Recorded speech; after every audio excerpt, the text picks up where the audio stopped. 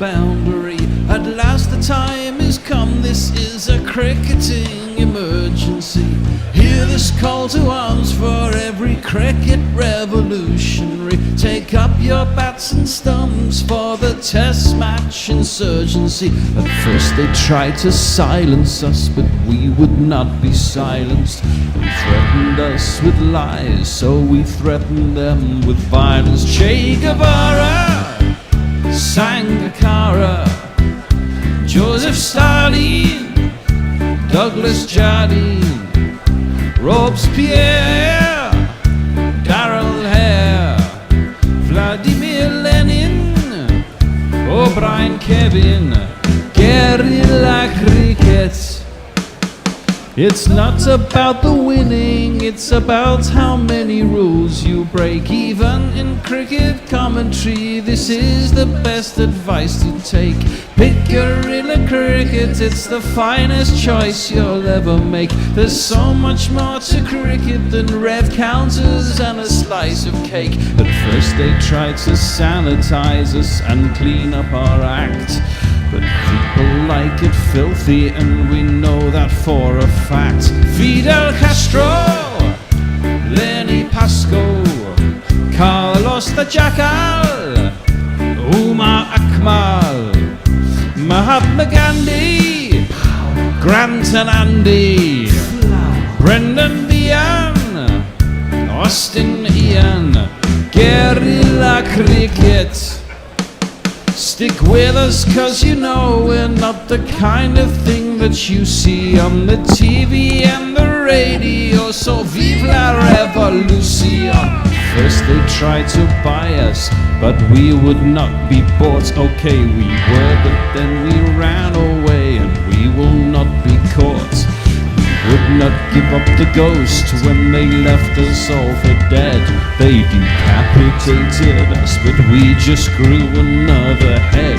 Chairman Mao, Jamie Howe, Ho Chi Minh, Asif Din, Václav Havel, Graham Saville, No Surrender, Percy Fender, Che Guevara, Sangakkara, Joseph Stalin, Douglas Jardine, Robespierre, Darrell Hare, Vladimir Lenin, O'Brien Kevin, guerrilla cricket. Good morning, good evening, good dawn, good dusk, wherever you are in the world. It's Guerilla Cricket, and it's day 2 of the Oval Test, the final test of the English summer, which is really boring because it's actually only the 1st of August.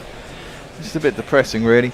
But hey-ho, such is life. And today is Graham Thorpe Day. We're remembering Thorpey. Well, everyone's remembering Thorpey because it's the Oval, it's his home team. Was he a career Surrey man? Yes, he was. Yes, he was in the youth set-up at Surrey. Went straight from school, no college. Didn't go to a public school. Went to a comprehensive. He was also a very talented footballer and could choose between the two. First played for Surrey under-19s when he was 16. So he's very much a Surrey man. Later an England man, and much missed. Today would have been his 56th birthday. Yeah. What a waste! What a waste! And he was a very classy batsman as well. Got England out of a lot of situations. Very nuggety. The Kayonas had to be seen to be believed. Exactly that. Well, I should introduce my compadres. Of course, you've just heard from Gary, and on from Perth, we've got Messages in his weather cave. He's got a blue sky outside his oval ground on his background. I'm not so sure it's so blue down here. It's a little bit cloudy, a little bit overcast, but it's not raining. No, it looks like the morning should be fine. We got a chance of some rain around lunchtime just after, and maybe a few showers after that, but we should get a lot of play in today. I anticipate we'll be going till 7 o'clock tonight. Yeah, because we reckon so. Added on an extra half hour. But yeah, I think we'll get a lot of play in today, and it will be a bit cloudy. I think the bowling conditions will still be quite juicy. I think they will. And England have India in a pretty good position at 204 for 6. Could have been more. Maybe should have been more. Do we actually know what Woke's situation is? Is he out for the test, or is he just badly injured and he's going to bowl? I think we'll soon hear from Tony, but the prognosis was not good. It didn't look good. It looked like he dislocated his shoulder. Well, it wasn't his bowling arm. It was his opposite arm. But yeah, it depends how badly it came out. It looked like it was painful. There was, to quote a 1960s song, there was a kind of hush all over the ground last night when he went down. I was in the pavilion yesterday, a very strange day of Test cricket, truth be told. But the denouement was not what we were looking for. Indeed, only about 10 minutes earlier, I'd said, it looks like we're going to get a whole day's play without anybody getting injured. And then you spoke too soon, Gary. Well, yeah, I mean, I was irritated when Jack Leach dived for the ball on the first day of the Ashes at Lord's, if you recall, in 2023, was it? Mm-hmm. And he was injured, put himself out for the series, and now Woakes has done the same thing. They're both obviously experienced players. They both want to show that they're willing to give everything for the team, but surely some circumspection is called for. Well, I think when you go down for a dive, you don't expect to land awkwardly, do you? But you do, because now twice in 2 summers we've lost key bowlers. Yeah, but how many dives you've done? I mean, personally, I don't think about, am I going to injure myself when I go for the dive? I go, I've got to stop the ball. Yeah, but you're not a professional sportsman. Yeah, I know. That's it. That's what I mean. I'm not even a professional sportsman. A professional sportsman's playing for his country. He's thinking, I've got to stop that ball. Well, I the same way they wear helmets, I think they should avoid diving. Oh, please. What would we ushering boundaries all the time? That'd be madness. Sorry, there's a report on Cricinfo from Matt Roller that Woakes will play no further part in the test. Oh, this is substitutes. We're back there again, eh? Oh, God. Don't let's waste our breath doing exactly the same thing we did last week. Well, this time it's never stopped. This time the boots on the other foot. Exactly, the boots on the other foot. We want to substitute this time. We don't want to let them have one. Well, we're going to have an opening bowling from I don't know which end it's. Oh, and the first ball is edged down through third. The vacant slip. It was aerial through the vacant fourth slip. Yeah, it's gone to the boundary for 4 runs. The protagonist was this guy. There's not one boy for me. I must have 2 or 3. I need 4. Give me a bow and naya, cool stylish naya, swinging, slashing, classy batting action. Gurun Karanaya, triple century holder. He'll maybe one day, maybe he'll play away from Indian naya. Against England, he spanked him. Second ball is a full bunner out through mid wicket. You got to love Josh Todd. He is very up and down. He's wayward and he doesn't have much control, but he bowls the absolute unplayable ball every once in a while. England's slip cordon was well stocked yesterday, but I think that's now the 3rd catchable height edge that's gone through the vacant sort of 4th slip. It's just a look at the draw. That you can't know where the edge is going to go. There was a couple that went past leg slip, which had he been a yard either side would have caught, and that I think played a part in India reaching 209 for 6, which is more than they ought to have got yesterday. Well, they got 30 extras. Yeah, I know the extras were ridiculous, often at the hands of Josh Tongue. Yeah. But if England just bowled at the top of the off stump, India would be all out and England will be batting now. I don't know if Josh Tongue can do that. No, I don't either. He's coming around the wicket to Washington Sundar. That's an absolute peach. It's come into the pads as half a peel, but it's done too much and it's going down. Here's a jingle for him. Hold on. Tongue love, Josh Tongue. Let's get together and lick 'em right. His bowling action. His bowling action reminds me a little bit of Steve Harmison. You know, both arms go up in the air, and there's a lot to go wrong. Yeah, there is a lot to go wrong. He also leans over. He comes from there, doesn't he? Yeah. That's left alone by Washington through to the keeper, and there is a no run. I should say some of the England players are wearing headbands today in honour of Graham Thorpe, which I love. I think it's a great thing. Did you Although see? it doesn't look great on all of them. Well, it doesn't, but that's part of it. I was recalling one of my favourite exhibitions I've been to in the last 2 or 3 years was Naomi Campbell exhibition at the V&A. Bear with me now. She was Yeah, I was known gonna as say. the best saleswoman on the runway because she really sold the clothes. Well, England are not selling these headbands. No. Oh, well, that's clipped down towards No. fine leg. There isn't any one down at fine leg, so that'll be 4 runs. There's another one. I mean, it's still swinging prodigiously, isn't it? Why? But why is there no one down there? No. Or a leg slip? Why is there no leg Well, slip would be one thing, but why is Josh Tongue bowling? Wouldn't you open up with Atkinson or Overton? You wouldn't go to Tongue, surely. I know that obviously they can't go to Wokes, but I mean, I think that's an error. I mean, already India are off to a flyer now. Well, from the man most likely to get them off to a flyer. It's a mistake. well, yeah, but then he could equally bowl an absolute corker next delivery. He needs to get the away swinger going. That's the ball he got the 2 wickets with yesterday. That's another ball. That's a decent ball, and it's left alone by Washington through the keeper. It's the end of the over. There is no run. I did notice we have We one of do these. have a super chat. Use your prime super chat. Jay Grover says, "Hey up," and sends us £2. Start off with thought. Good to see you there, Jay. We missed you a bit yesterday. Yeah. Sash DS says, HU, I don't know. Banana Brooks just said headbands. Morg says, when did the good dawn, good dust thing become the standard intro? Well, I've always liked it since Hendo started doing it, and then when Hendo was off because of its various things that happened to Hendo, I thought I would carry it on because I think it is a good little. You know, every show has a little opening line, and I think it's quite a good one. So I've taken it on. By the way, Tone, can you let whoever that is on? I can't. I think it's an Indo trying to get into the waiting room. It used to irritate me, but I quite like it now because it very much captures the whole thing. the reach and the Exactly, it's the worldwide. friendly sort of interactive approach that we want to do. I like it. I don't think anybody's critical of it. No, I know. I'm just history explaining. question. I'm just explaining why. Yeah, it's coming. Oh, look, there's an attempted run, but another nil. No, after you clawed and Washington gets sent back by Karen there. At the other end is opened up by Gus Atkinson. I think at Indo's. No. He's going to come in for I the see. second half hour because he was late at a meeting. Yeah, I thought Atkinson bowled absolutely beautifully yesterday, which shows the value of warming up with a match in Tooting because he played for Spencer a couple of weeks ago. Yeah, I mean, he was fantastic. Atkinson's. Oh, that's left alone. It's done Jeez. too much. It's darted back in. Hit Karen there on the pads. He's raised his arms. It's going down. It's going down. Don't bother. That one's going too far. Yeah. No. Way down. No. He's We going to need do it. He's going to do it. No, he's not. He's not. We need Elvis's "Way Down" song for that kind of delivery.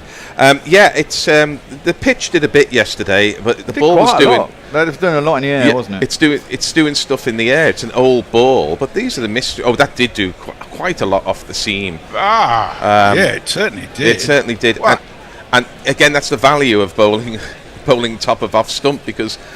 On its line, that would have hit the top of off stump, but it's jagged so far that it's missing leg.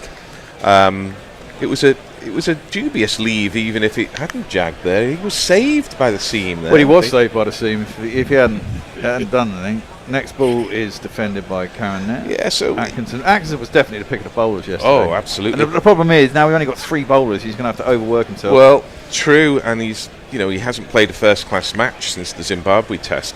India 213 for 6. Karen there has 57. He's really toughed it out, and Washington Sundar, who looks a very classy bat, I can tell you, is on 23. Yeah. England need to break this partnership. If these two are still batting at lunch, India are well ahead in this match. This is very true. England do need to get this partnership broken. That one is defended up to mid-on. There's no run. This is the crucial one because after this they've really got nothing, have they? So No, one end is genuinely open after this. Absolutely it is. And we talk so often. I was talking a little bit about this to friends yesterday in the pavilion. We talk so often about pitches and what the right line and the right length is for pitches. In England, certainly, and around most of the rest of the world, the right line, the right length is the top of off stump. It doesn't matter what the pitch is. The McGrath line. Yes, of course. Basically. That one comes back in again to Karen there of a length, and it's just dropped out on the offside. There is no run. I ought to say I'm talking about seamers now. I think spinners have got more options because of foot marks, and dragging people around the crease. I have to say, I think I'm batting a lone thing here. Everyone was, happy with Dawson in the last test. I was looking forward to seeing him, but he really didn't impress me. Well, spinners don't play at the Oval. Surrey have won, I think, 4 out of the last 5 championships without a specialist spinner. But not even that. I mean, But Lawson was very anodyne, wasn't he? Yeah, I just thought it's not going to get you anything in Australia. Oh, that one hits back. Yeah. Can't have missed the off-stop by much, and there's no run. I think there's a series to be won here, never mind Australia. Yeah, I know. Yeah. But I mean, just on that point, I just thought that all these people who bash Bashir, he looks more like to take wickets than Dawson ever did. For me. Bashir, more exciting to watch. Well, Bashir is a spinning version of Josh Tongue in that you get some garbage, but you also get some wicket-taking balls. Yeah, we have one of these. Another super chat. Yeah, super chat, yeah. Super chat game, super chat game. It's Jay Grover yet again. He sends us a $5 this time. Says, met me mum and dad this morning. Mary says, poor Wokesy, and this tongue doesn't look very good, does he? The Spaketh. Well, and I'll say hi to a few more people. I won't read all the things. Just say that we've got Farong with us, Nigel Henderson, whoever he may be, Jamie Wilson, Daz Reynolds, Leah, Sean Elliott, Bernard Murray, lots and lots of people. Farong. But just can't fit everything in unless you super chat it. Well, exactly. Oh, that's 4 more buys, for fuck's sake, we heard from Tony, exasperated over in the corner. It swung again viciously from the straight. Jamie Smith couldn't get it. It's 4 more buys down the leg side. Someone's taken around my 1, 2, 3, 4 jingle. This happens quite a lot when people are in here. Anyway, so we won't play a jingle for buys. I commented that the Guardian sound rather grand there, don't I? It's not intended to say that England's bowling yesterday was a bit like a kind of representation of Zach Crawley's career. Yeah. There was some good, very good, some bad and some ugly. Absolutely. That one's just dropped into the offside by Sundar, and he'll get a single out to the offside. And there's no one. I mean, this is it. Josh Tongue is very much a rough diamond. If someone could get him to bowl consistently and get the movement, although I suspect that wouldn't happen if you change his action. And if you change people's action, you generally break the person, so it's difficult. He's much better bowling to left-handers. He seems to have more control bowling to left-handers, and we're seeing his groupings here, and they do look rather better to the lefties than the righties, and he does have that priceless ability that, the flint off the Gilchrist ball that angles in towards the lefty and then goes away off the seam. Well, I suppose he's there to take wickets. That's off the toe end of the bat, and there's no run. And he got 7 in one test, didn't he? In one of the tests. I mean, if he gets wickets, I suppose the runs. He cleans up the tail because he does have a nasty bouncer, which those bowlers who deliver from 11 o'clock, so to speak, with the arm being past the perpendicular, often do. But the question is whether you can afford, the rubbish. And whether it's even fair to the keeper, because how can you stop this stuff? Well, you can't, but to be fair, at 218 for 6, if you got a wicket now, at 218 for 7, you'd say those 15 runs are probably worth it. That's defended in the offside and there's no run. Yeah, you would, but it's crucial at the moment where we are. We're a bowler down. In England, obviously emotional with the headbands and Thorpe, and we saw some of the players when they were walking down the steps. England needed a good start, and for some reason Pope's gone with Tongue, who was given what we expected, a good start to India. That can't be right. Yeah, well, maybe they thought he'd bowl one of these. That's got to be out! Surely, LBW! And there you go! Yeah, beats the inside edge of Karen Nair's bat. The man who got his 50 yesterday, he came back in. He's going to review it, but I think he's stone dead. He's hit in front and middle and off, and it's going on to hit middle stump. It didn't go nearly as much as Atkinson's ball the last over. It was pretty full, hit below the knee roll as far as I could see.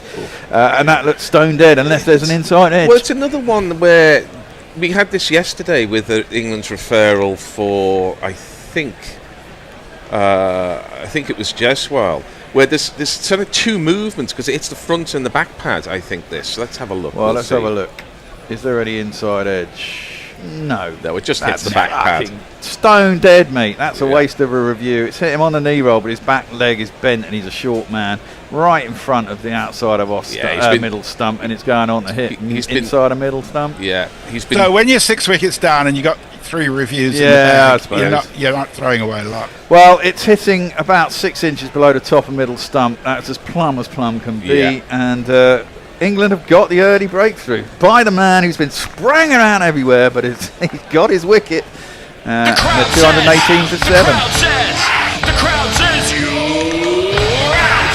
Well, he was beaten by a little bit of in movement, but he was also playing down the wrong line. It was not a good shot at all from Karen there. He's pretty slippery quick as well, Josh. Oh, he isn't is. he? He He's is genuinely quite quick. sharp. Yeah.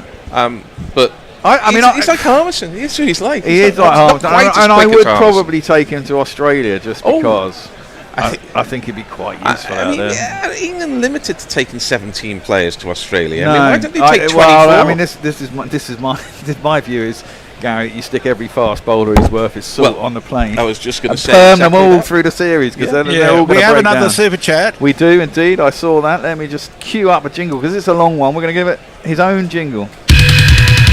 Super chat. A super chat from a huge YouTube hero. They're awesome and smart and they're playing their part. Super chat, super chat, super chat. It is from Mog in both a script and a language that means nothing to me. He sent us $10 and he says something along the lines of Egwet Fireldad Hais Eke Nebid, which means I'm fucked if I know. I was going to say. To which Jay Grover just says, Mog, piss off back to England. Well, Maybe Mog will enlighten us. Indeed, let's hope so. You can put it in Google Translate. That one swings away from the new man who is Akashdeep, who will get a jingle now because I've got to find him first. Though Akashdeep, here he is. I saw cash deep, but no one believed me. There's one of those spoof movies where there's something like that says, and who can argue with that? Oh, it's Gabby Johnson, isn't it, in Blazing Saddles? Yeah. Boom. Need to get this one up. Apparently it means everything grows old if it is not eternal. Wise words from the Mog. In what language was that? That's a really interesting question. It's under University of Oxford Medieval Matters, Week 8. What is the language? Come on, let's have a look. You can probably put Latin, English, proverbs. Doesn't look like Latin to me. I'm fucked if I It doesn't know. look Latin to me. Maybe it's some medieval language. Anyway, Atkinson's around the wicket to Washington Sundar, who leaves the first ball through to the keeper, and there's no run. Quotes like that always remind me of the Diane Keaton character in Sleeper before she joins the Resistance and looks absolutely fantastic in a headband. But before she does that, she's always saying things like, yeah, that's kind of deep, isn't it? Yeah. One of the few Woody Allen's. That's the one with the orgasmatron, isn't it? And all that nonsense. Yep. Yeah. Inspired by the writings of Wilhelm Reich. Atkinson around the wicket into Sundar, who plays that square on the offside. There's no one. How's he going to play now? And he wants to give him a jingle because he hasn't had one yet for the day. He's thankful he is granddad or something with like that. So it turns out that you are looking at Washington Sundar. One of the better biographies I've read was by, I think, Myron Sharaf, called Fury on Earth, which is a biography of Wilhelm Reich, who lived quite a life, I can promise you. Oh, probably did. He was a weirdo. He was, yeah. People are allowed to be weird. Well, Washington Sundar tried weird. to hook that one. That was very weird. It was well wide of off stump short. He tried to pull it around. It popped up in the air. He's fortunate that didn't go to mid-wicket, but it didn't. And he gets back for 2 runs. Yeah. My view on Reich... Sorry, just a question. Des Reynolds has asked, what's the bowling figures for today so far for the opening bowlers? Well, Josh Tongue's bowled 2 overs and gone for at least probably 16. Yeah, Gus Atkinson's probably gone for about 2. Yeah, he's got 3 for now. 3 for about 60, which isn't bad. Yeah, It's yeah. an average of 20. Atkinson's in, and that's pulled again. And he's he's out! caught. Brilliantly caught. Very, very good caught. He's gone for the short ball again. I thought he dropped it out in the deep for a minute there. But it's safe hands, the big hands, the big burly Jamie Overton is out at deep square leg. And Washington tried to pull again and again. He didn't have it under control and he's hit it out. He's been well caught from Jamie Overton, who's coming in from deep square leg. And now the 2 batsmen who were going to get them runs are out and the tail is truly exposed. And we have to send him off with this one. I won't Kind of threw that away. Didn't need to play that. By the time that I do, you'll be Well, gone. it was a clever delivery because the previous shot had shown that Washington Sundar has no faith in his 9-10 jack at the other end, that weird True. sort of scoop. So he's gone short, he's gone wider, and he's fetched it as Washington Sundar. There's a man out there, Jamie Overton, for exactly that shot. And he's got buckets for hands. What he did well, Overton, was to sight the ball early. No easy matter at the Oval, especially side on. And he ran in to give himself a chance and then judged the catch well. So that's a fine bit of bowling and some fine play by the 2 Surrey men. You could argue the 3 Surrey men, with Atkinson bowling, Overton catching, and Pope captaining on their home ground. A bit of home course knowledge there. But yeah, not a clever shot by Washington Sundar. He may not have much faith in Akashdeep, but Akashdeep is a number 9, and you shouldn't be playing shots like that with a 9 at the other end. Well, yeah, maybe so. But I mean, this is perfect for England with an injured Wokes. They might have to bowl very long this morning. Absolutely it is. And they'll save themselves up for the second innings when it can go full tilt. Well, this man comes out. I wondered what order they would come out, but this man's coming out. When you gotta fight your way from the streets, gotta find a way to land in your food. There's only one man who could save us now. His mama's Siraj. And he faces up to this man. I haven't played his jingle yet, so I'm going to play that. Gus, the hat-trick son, that's 3 wickets in a row. Gus, the hat-trick son, a bowling impresario. Yeah, see, I thought he might have put it down when he turned around and his hands splayed out. Oh no, but he kept it. Ooh, did he? Did he not do the Mitchell Stark thing? No, the fist was, I think, below it. What I saw quite a bit of Gus Atkinson when he was coming through at Surrey. Left alone outside the off stump, and there's no run. And it was really noticeable yesterday because you have the same kind of image in your mind, from 5, 6, 7 years ago or something that was coming through. It's just how much quicker he is.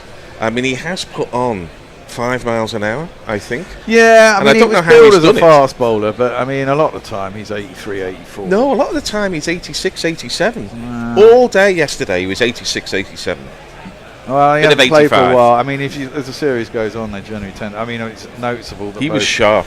Both Jofra, Jofra already played in his second test, was down by 3 or 4 miles an hour on average, and the same with Jasper Brummer in his third test. He was down averaging 82. I've got a few more greetings. Nick Cook is with us. Brave Sir Mick, John Tandyman, and there's some speculation. Who is it? Joss Tongue bowls at Akashdeep, bangs him on the pads. He's nowhere near it, but it's going down the arse, and there ain't no run. Jamie Wilson says, God knows why they haven't picked Ollie Robinson, the best seamer of his type in England that I've seen. I think he cooked his goose in India. I think he very much cooked his goose, and it's really annoying because he did have such a talent. Man. He is. Test match average of 22. I know. He was fantastic He was, when he got it right. yeah. He could nibble it both ways from an enormous height. He didn't like bowling in the second innings. He certainly didn't. He was a lazy fuck. And, this is your career you're talking about here. You should put some effort in. That's clipped to mid-on and there's no run. Jay says there is hope for him now that they've reversed the no dickheads policy. Yeah, yeah, possibly.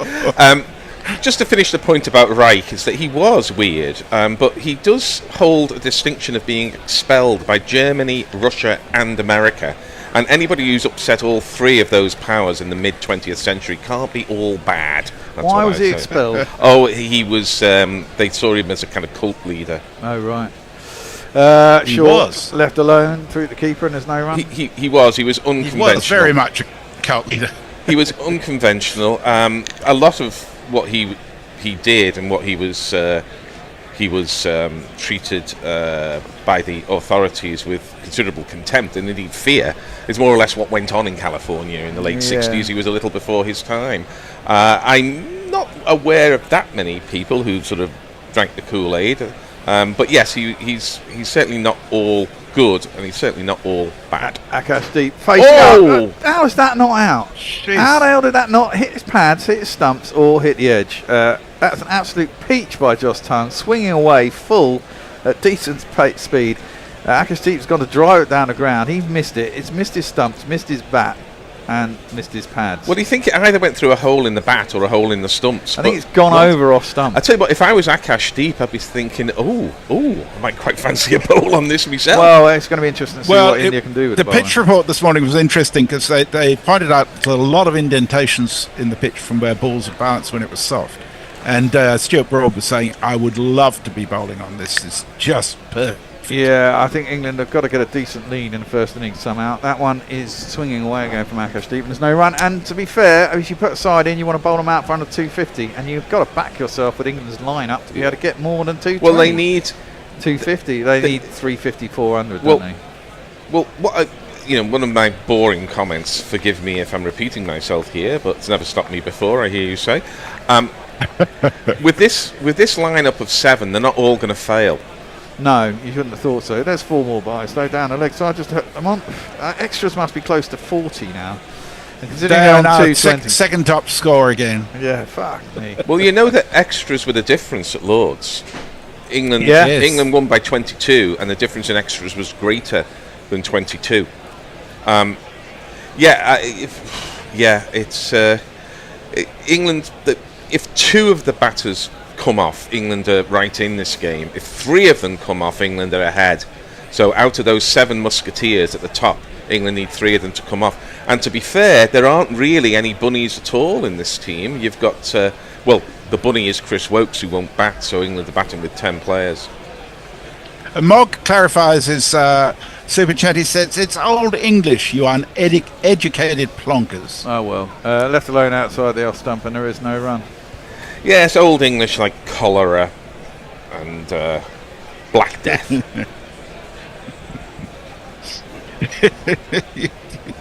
That's a cheerful reference. Well, it is. There's some elegance in things past, but really an awful lot of it is garbage, I promise you. I mean, who wants to read Gawain and the Green Knight, for Christ's sake? Yeah. Not me. Atkinson is in, bowled. Suraj didn't get anywhere near that, and his off stump's been pinged back. He's on for a 5-fer. That's his 4th wicket, 2 this morning. Suraj lasted 3 balls. And we have another one of these. Another one bites the dust. I think that is going to be out, Fred. Another one bites the dust. Top of off stump, I think you'll find. It was, funny enough. Jay Graver has just demonstrated the power of the super chat. Okay. He made a comment previously which I didn't read out. He's now paid £5, so I'm obliged to read it out. He says, Gary wanked over that cannibal lass in Goddard's Weekend. Paying and repeating because I found it funny. Goddard's Weekend? I haven't seen Goddard's Weekend, I'm afraid to say. I like Francois Truffaut, but I haven't seen much of Goddard's work, so maybe I need to investigate. And Martley says he's Wolf Morning Primates. I picked up a new pet snake this morning.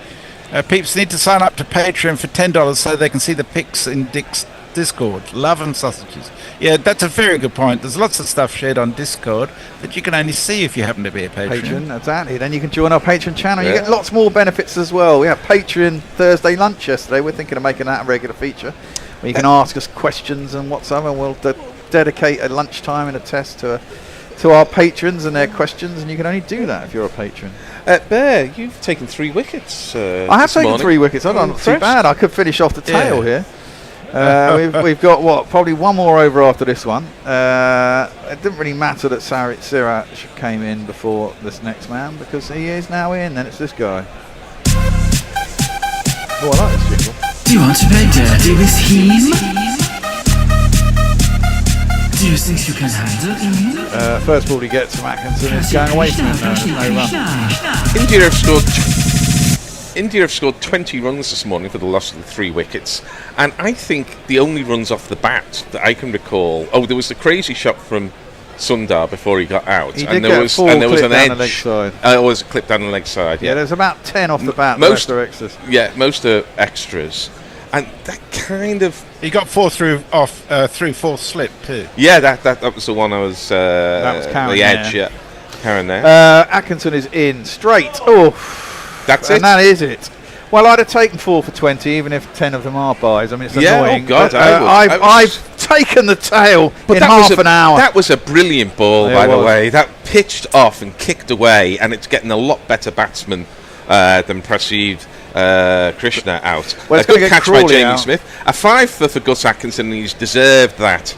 He really has bowled absolutely On superbly. his comeback test, he's bowled extraordinarily well. At his home ground. Head and shoulders above anybody else. And now England in prime spot here, 224 all out during their first innings. England will be very, very happy with that. All they got now, they need to just put on a decent score. That was a brilliant cracking ball. delivery. It's a bowler's paradise. If only for a change. Bumrah was playing. If only Bumrah was Well, he playing. hasn't bowled that well in the series, to be fair. He's had a couple of decent innings, Bumrah.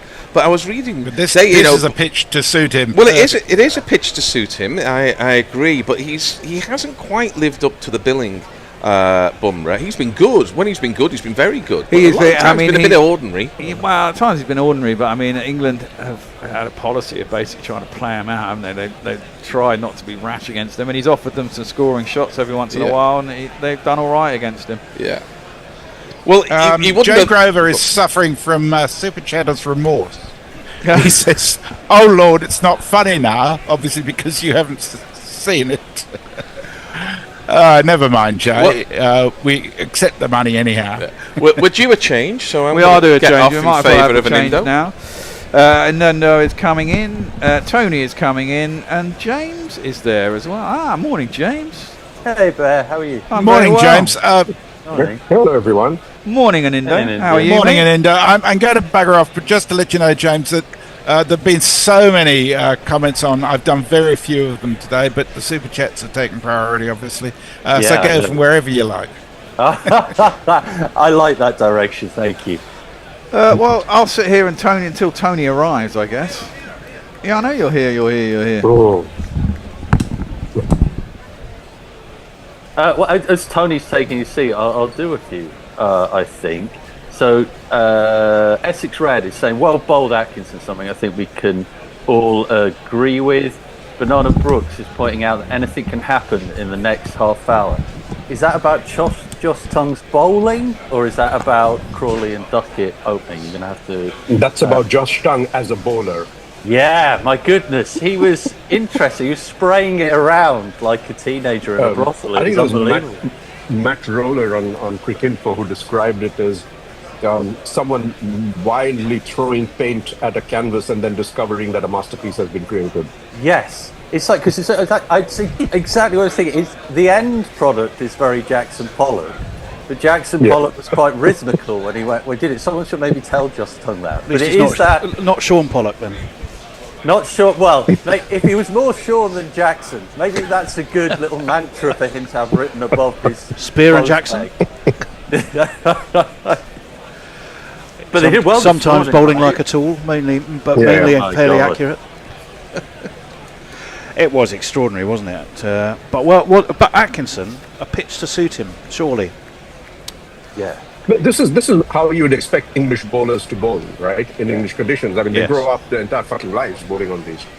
So, I mean, it's a real pity if they don't bowl well, and they bowled brilliantly this morning. So, well, Atkinson okay, so and Anindo, he absolutely did bowl brilliant, just accurately. I say brilliantly, but accurately. I mean, the one that nibbled away, which they could have done yesterday. India would have been all out below 150 if they'd not sprayed it all over the place. Well, you see, this is it. I mean, the Oval, although it has this reputation as being always a batsman's paradise. I mean, the fact is, if you look at, I had them down, so if you look at Surrey this season, and I'm going to remove one statistical outlier. In 4 games, the average first inning score is about 252. The reason I removed one was that they made 820 for 9 in the last of those games. Yeah, get rid of that. But that was with a Kookaburra ball. And it was in, and a concrete slab on the pitch, and an absolute concrete slab. Today we've got overcast conditions. We've got a green wicket. And even though since 1880 the average first inning score is about 345, the last 6 tests it's only been 255. So anything under 250 or 250 probably was about a reasonable par to expect. England have got them out for just under that. I think that, Indo, the question for you is, yes, it's not India's first choice attack, but you've still got Siraj. There are some decent operators there, and they've got a bit of help. They're not going to do too badly, and England will have to be on their mettle, won't they? Well, I would like to think so. I think the weak link is Prasidh Krishna, and as I was joking on the group yesterday, Josh Tongue bowls a whole lot of rubbish, and then he bowls some brilliant deliveries. And his counterpart, Prasidh Krishna, is going to do the same, except that he's not going to bowl brilliant deliveries. So unless Prasidh Krishna shows up as Josh Tongue in disguise, I think a lot of the responsibility, all the responsibility, if you like, rests on Siraj and Akashdeep. And that's a lot of responsibility for tier 2 bowlers. But having said that, Atkinson and Josh Tongue have really stepped up in the absence of Stokes and Wokes, not being around after a while. So there's no reason for them. And it's been 2 bowlers, right? Effectively. I mean, if you leave Wokes out of this. So India's got 2 pacers who should be bowling well in these conditions. Prasidh Krishna, if he shows up and gets a couple of wickets, I think you could have a nice game on your hands. Yeah, I go along with that. I've just looked at James in the on the Zoom picture. I genuinely think I'm commentating with one of the Bee Gees, aren't I? Sort of in the 1970s years. Why? Why is? Because I've got a beard. Well, no, the beard and the hair. I mean, it's very. I think it's Morris. Headphones. That was headphones. Right.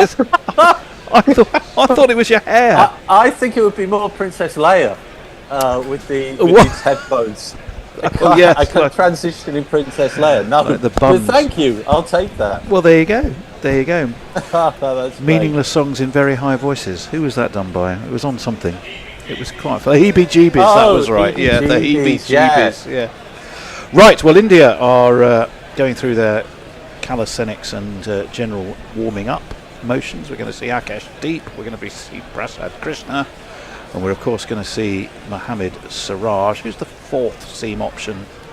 And Indo, who am I missing in that mix? India does not have a 4th seam option. No, there's 2 spinners. So obviously you've got Jadeja.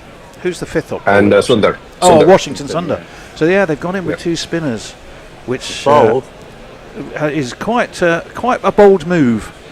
Can I super chat before we get going? Of course. Jay Grover, he says, if rain, James for the book game? ? Oh, that would be. Are you up for it though? What is the book game? You might have to enlighten me. You have to remember.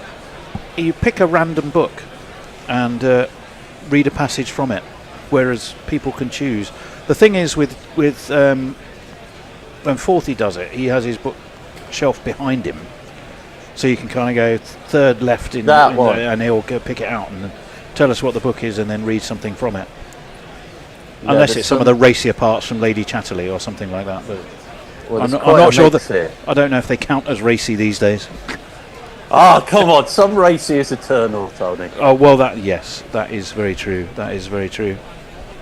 This season, the other interesting stat then for an Indo is this season 150 admittedly in county championship, 5 games, 150 wickets have been taken, 131 of them to seam. And India have gone in with those 2 spinners. Yeah, but I don't think, as I was just going to say before the super chat, I'm not so sure that India had a real choice here. Well, because the problem has been the lower half of the batting. If you take out Sundar and Jadeja below them, and it is a team of number 11s, the last 3 or 4 of them, whichever way you look at it. Yeah, it is a long tail, as we've just seen. So if you want to have Sundar in there as a batter, which India did put him in as, and it was a bonus how well he bowled in the last couple of tests. So then, where does that leave a place for a seamer to come in? Who are you going to drop for that? They wanted to bring Karun Nair in to strengthen the batting, which worked out fine. It did. So I think it was a difficult one, this one. Well, James, England are constantly doing their very best to kind of keep levelling things up by losing bowlers, rather carelessly all the time. Now it's Wokes who won't play any further part in this game. You're kind of losing a batsman there as well.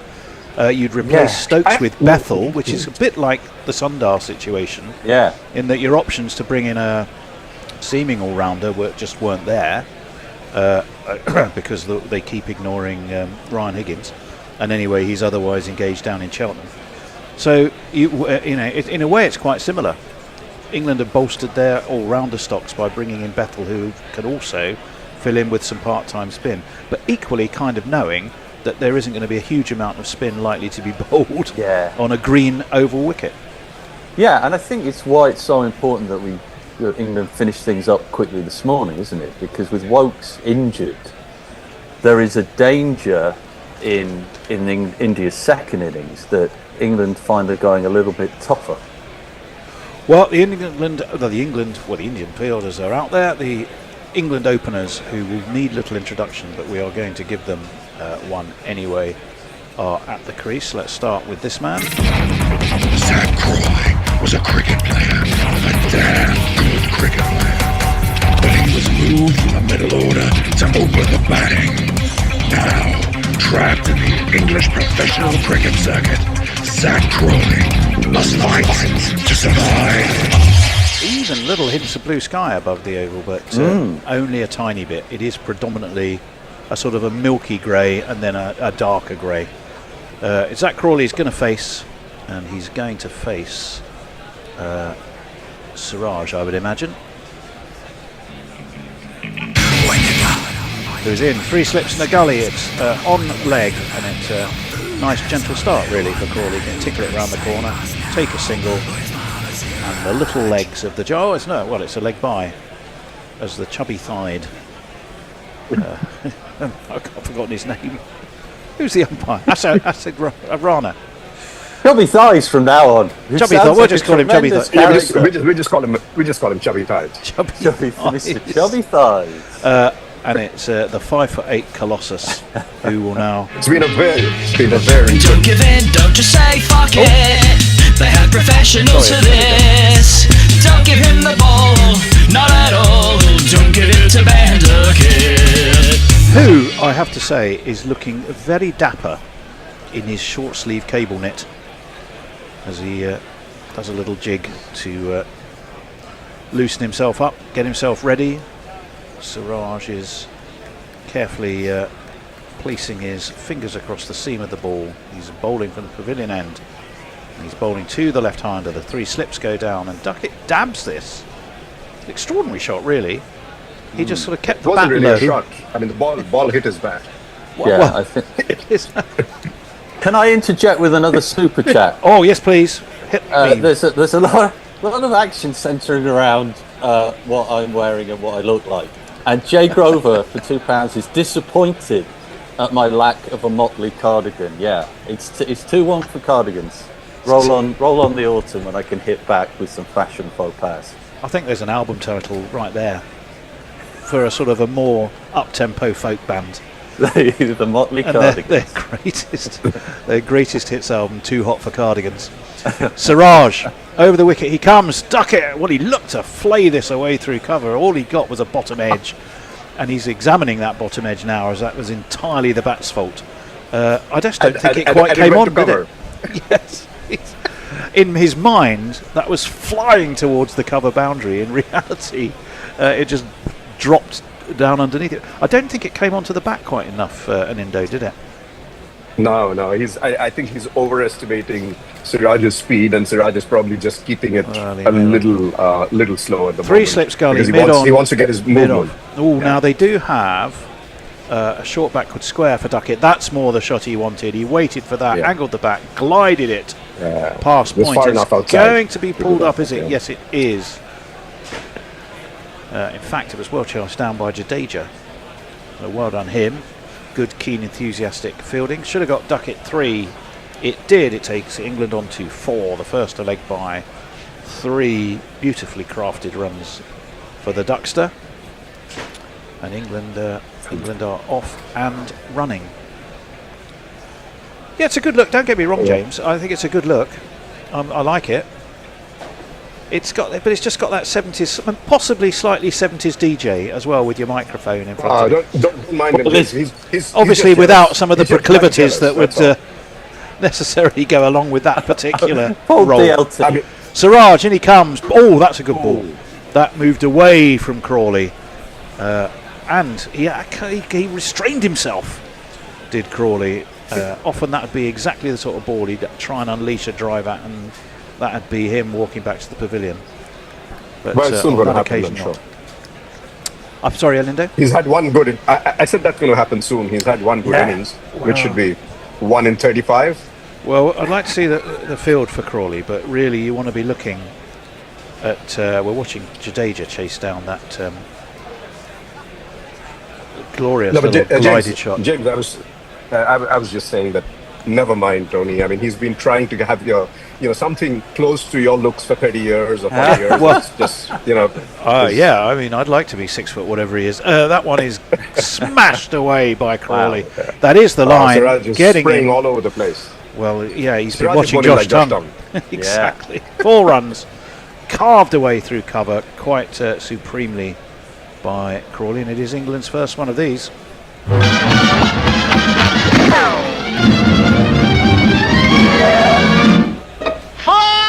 It's looking slightly short and cuttable. You want to pitch it up just that bit more and just that bit wider for Crawley. You want to get him reaching for that loose drive, don't you, that tends to end up at second slip. Should we head into socials? I think we should. 8 for none.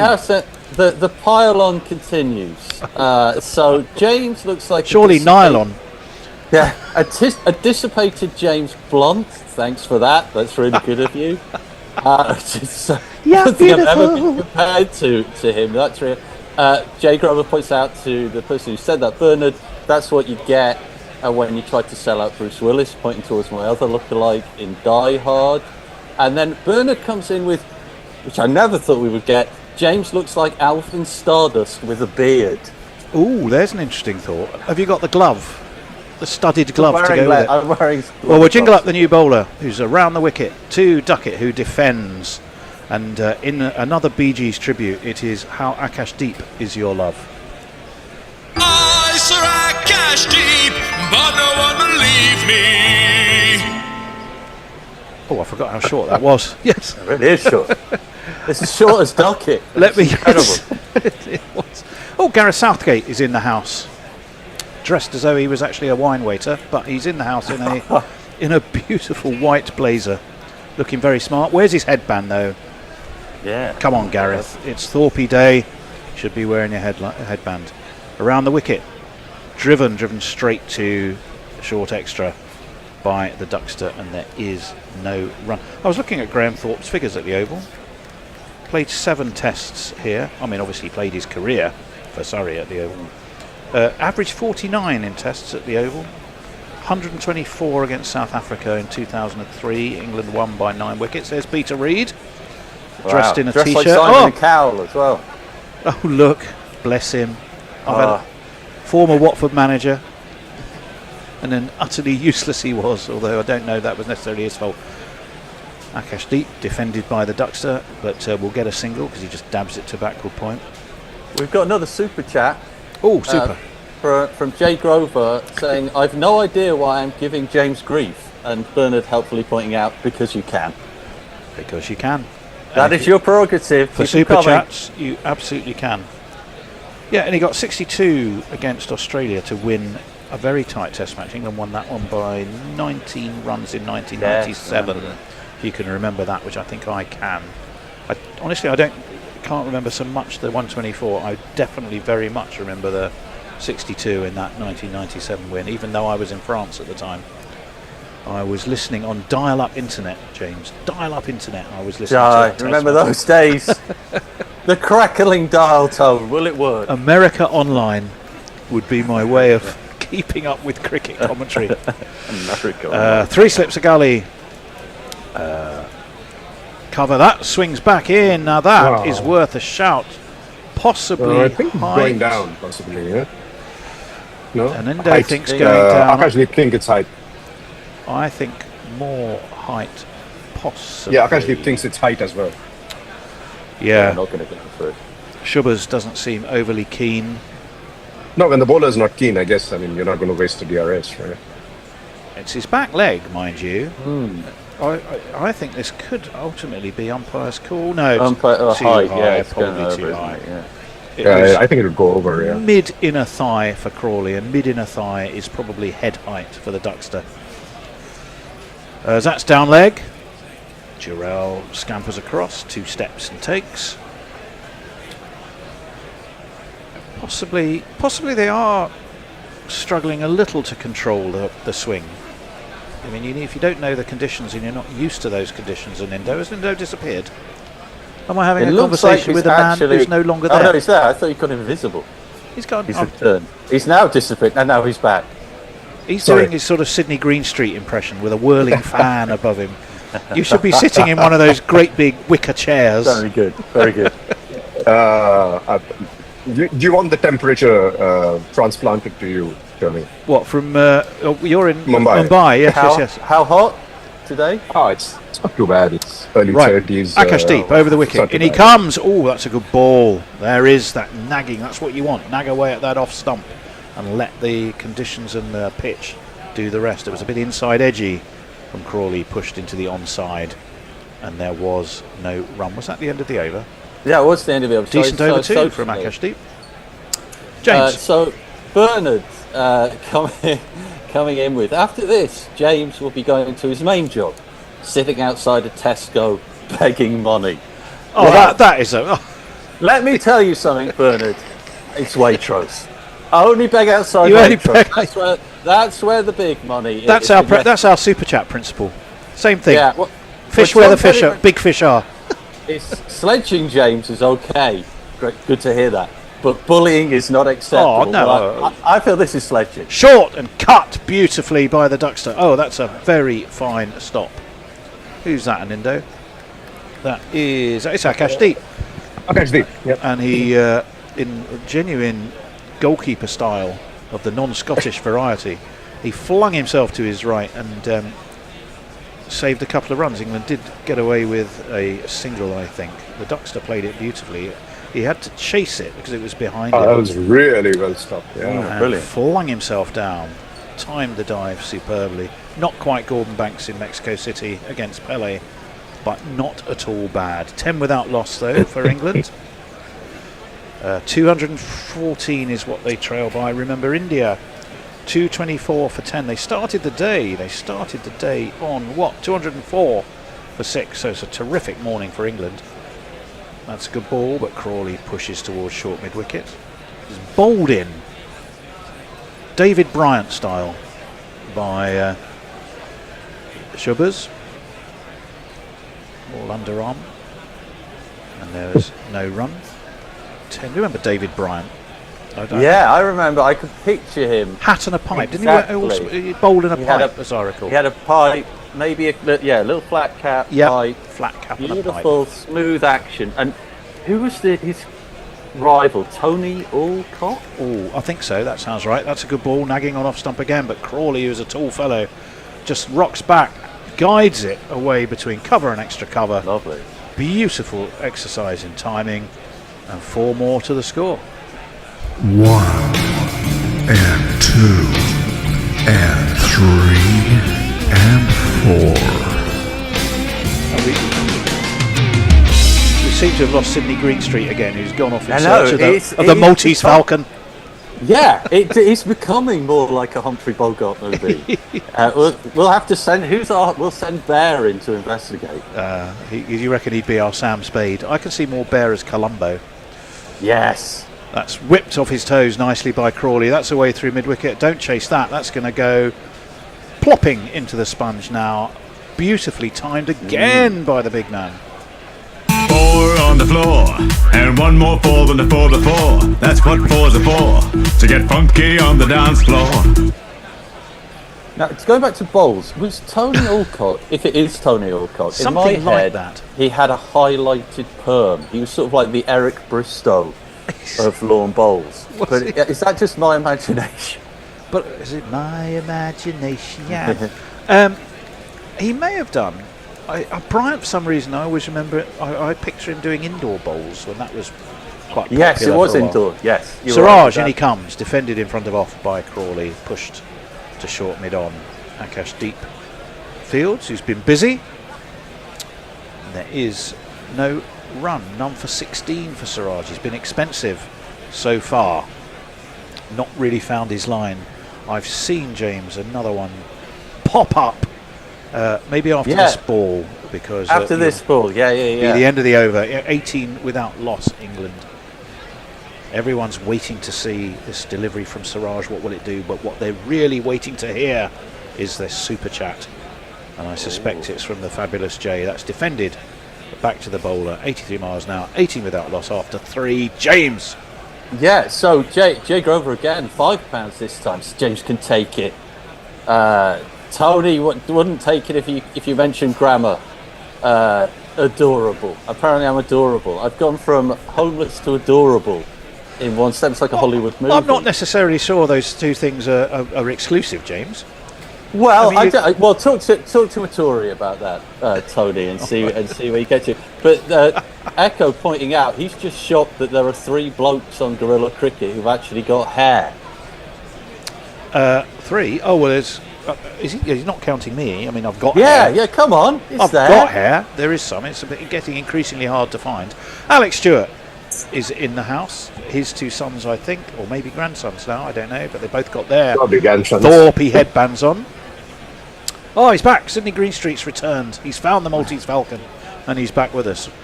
Akash, and he comes. That's a good ball. And I think he's caught the Duckster in the Golden Duckets. Yes, he has. And I'm afraid, I think we're crouched down. It's for the second time in 2 tests. Yeah, well, 1 strike for each, you might argue. Well, the last time you were talking about Duckett, you said short and cut, and I think he just has been. Well, he is doubled up. Gloves are off.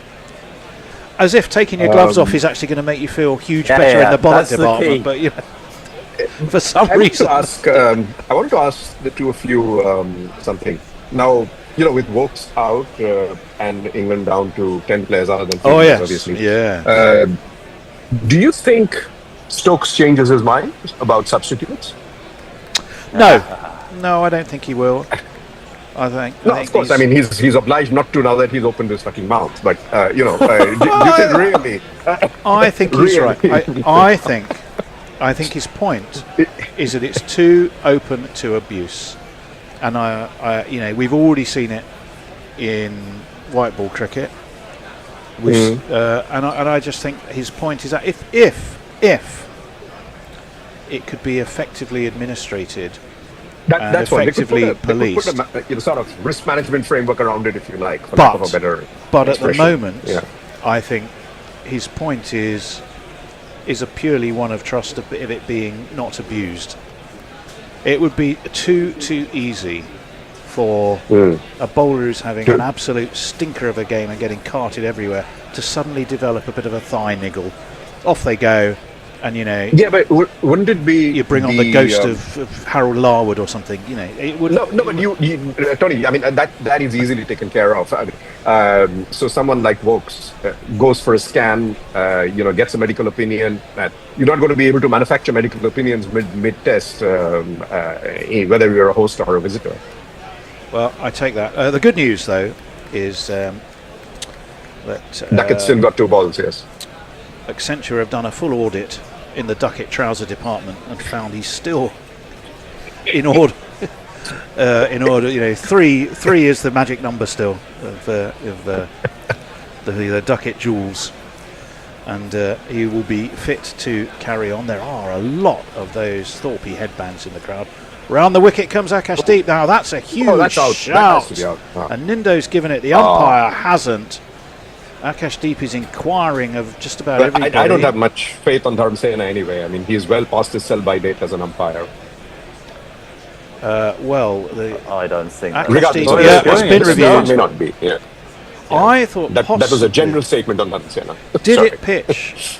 Let me see. Where did it hit him? Hit him just. It might have pitched outside the line of off and nipped back. I think they've gone for the DRS. Oh, they absolutely have. They have. They've gone for it. Yeah. With a couple of seconds to go. 18 without loss. We have a first real moment of drama. It's Duckett. It pitches. Well, you'd like to say high. It's actually his leg stump. It doesn't pitch outside of leg. There is no inside edge. Catches him above the knee roll, but we all know with the and you can't see the stumps. That's not so high. Pitched outside off, impact in line, missing on height, even with the Duckster. By a fair bit as well. There you are. And looking at Shubman Gill when he went for that review, I think he got talked into that by Akash Deep, and I don't think he himself was convinced. So the Duckster survives, all of him. After being struck amidships. He's off again. Is he gone again? He's gone. Someone nicked the Maltese Falcon again. He's only just got it back. What is happening? That's a good ball. That said, amidst all of that. Back in a minute.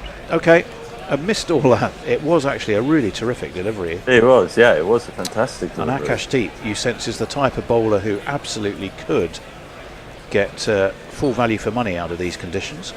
Yeah, if he's coming around the wickets to the left-handed Duckett, who's forward slightly, not a attractive defensive shot. James, it sort of got all a bit squared up, didn't he? Yeah, I think we're finding this is a difficult pitch, which is why I guess Crawley and Duckett are going to play their natural game and try and score quickly here. It's not a pitch you want to just stand around wondering, I think. Well, 18 without loss. It's been good from Akash Deep. Just the one run off his bowling, and he's bowled an over and a half so far, unlike Siraj, who's been spraying it around. Yeah. Akash Deep has figured out the line to bowl, and he's straight to it. A big swing and a miss from Duckett. Where did that come from? Why did that come? Is probably more the question. Can we get a super chat? You have to admit. The beginning of the innings, super chat? You can. I'll give you a musical introduction for this one. Thank you. The short one. Here it comes. YouTube super chat. Well, it's from Jay again, who possibly has no money anymore, and it says because of a ninja. He loves you getting shirty. Your umpire rating. It's been appreciated. Thank you, Jay. Gary is looming. I know. I'm always going to get appreciation from Jay, along with Super Chat. Thank you so much. This is interesting. We've got like a fourth slip and a short gully. It's up in the air and it's dropped short of the fourth slip and gully. That's why they're there. Akash Deep and the Duckett are deep in conversation. What are they discussing? It all seems very amicable. Akash Deep's got a big smile on his face. The Duckster seems chirpy enough. I'd like to see that again, James, because it popped up. You thought surely it's just going to drop into the hands. While, right? Let's see. It does pop up. Ball was up there for a while. It's off the glove. It's up. The glove, yeah. It's down. It's in the Rose and Crown, but it's short of Sai Sudarshan and whoever else it was. Sundar and Sai Sudarshan were both quite too far from it. So you had those two men short just for that very purpose and didn't quite reach them. That is very, very frustrating for India. Frustrating for what though was the conversation about? What is Akash Deep, do you think, saying to Duckett, who now reverse tugs him round the corner? Up go the umpire's arms. It is first one of these, and Duckett's come back to the little bit of chirp he got from Akash Deep is to although actually I'm not quite sure. Let me think. He's a left-hander, so it was a reverse. Yes, it was a reverse pull. Just a nonsense shot, but effective. It's got him 6 runs. Gary, you'll be on in a minute. What are you doing, Gary? I know you are. Well, I will fill with some social messages here at the moment. So Mark Donald is telling us that Google lists David Bryant as an athlete. Is that the end of the over? Which I think David Bryant would never have thought before. Yeah. Oh, right. Well, that is the end of the over. So we better do a switch. Gary is going to be here. It's 24 without loss after 4. And I shall see you anon. See you, Tony. And as we're... Message, shall I just finish these off or pass them over to you? Yeah, go for it, mate. Go. Yeah, Bernard pointing out that this... Wow, I've moved up in the world. I am now a pin-up for lonely women in prison. Oh, God. Leave it there. That bombshell.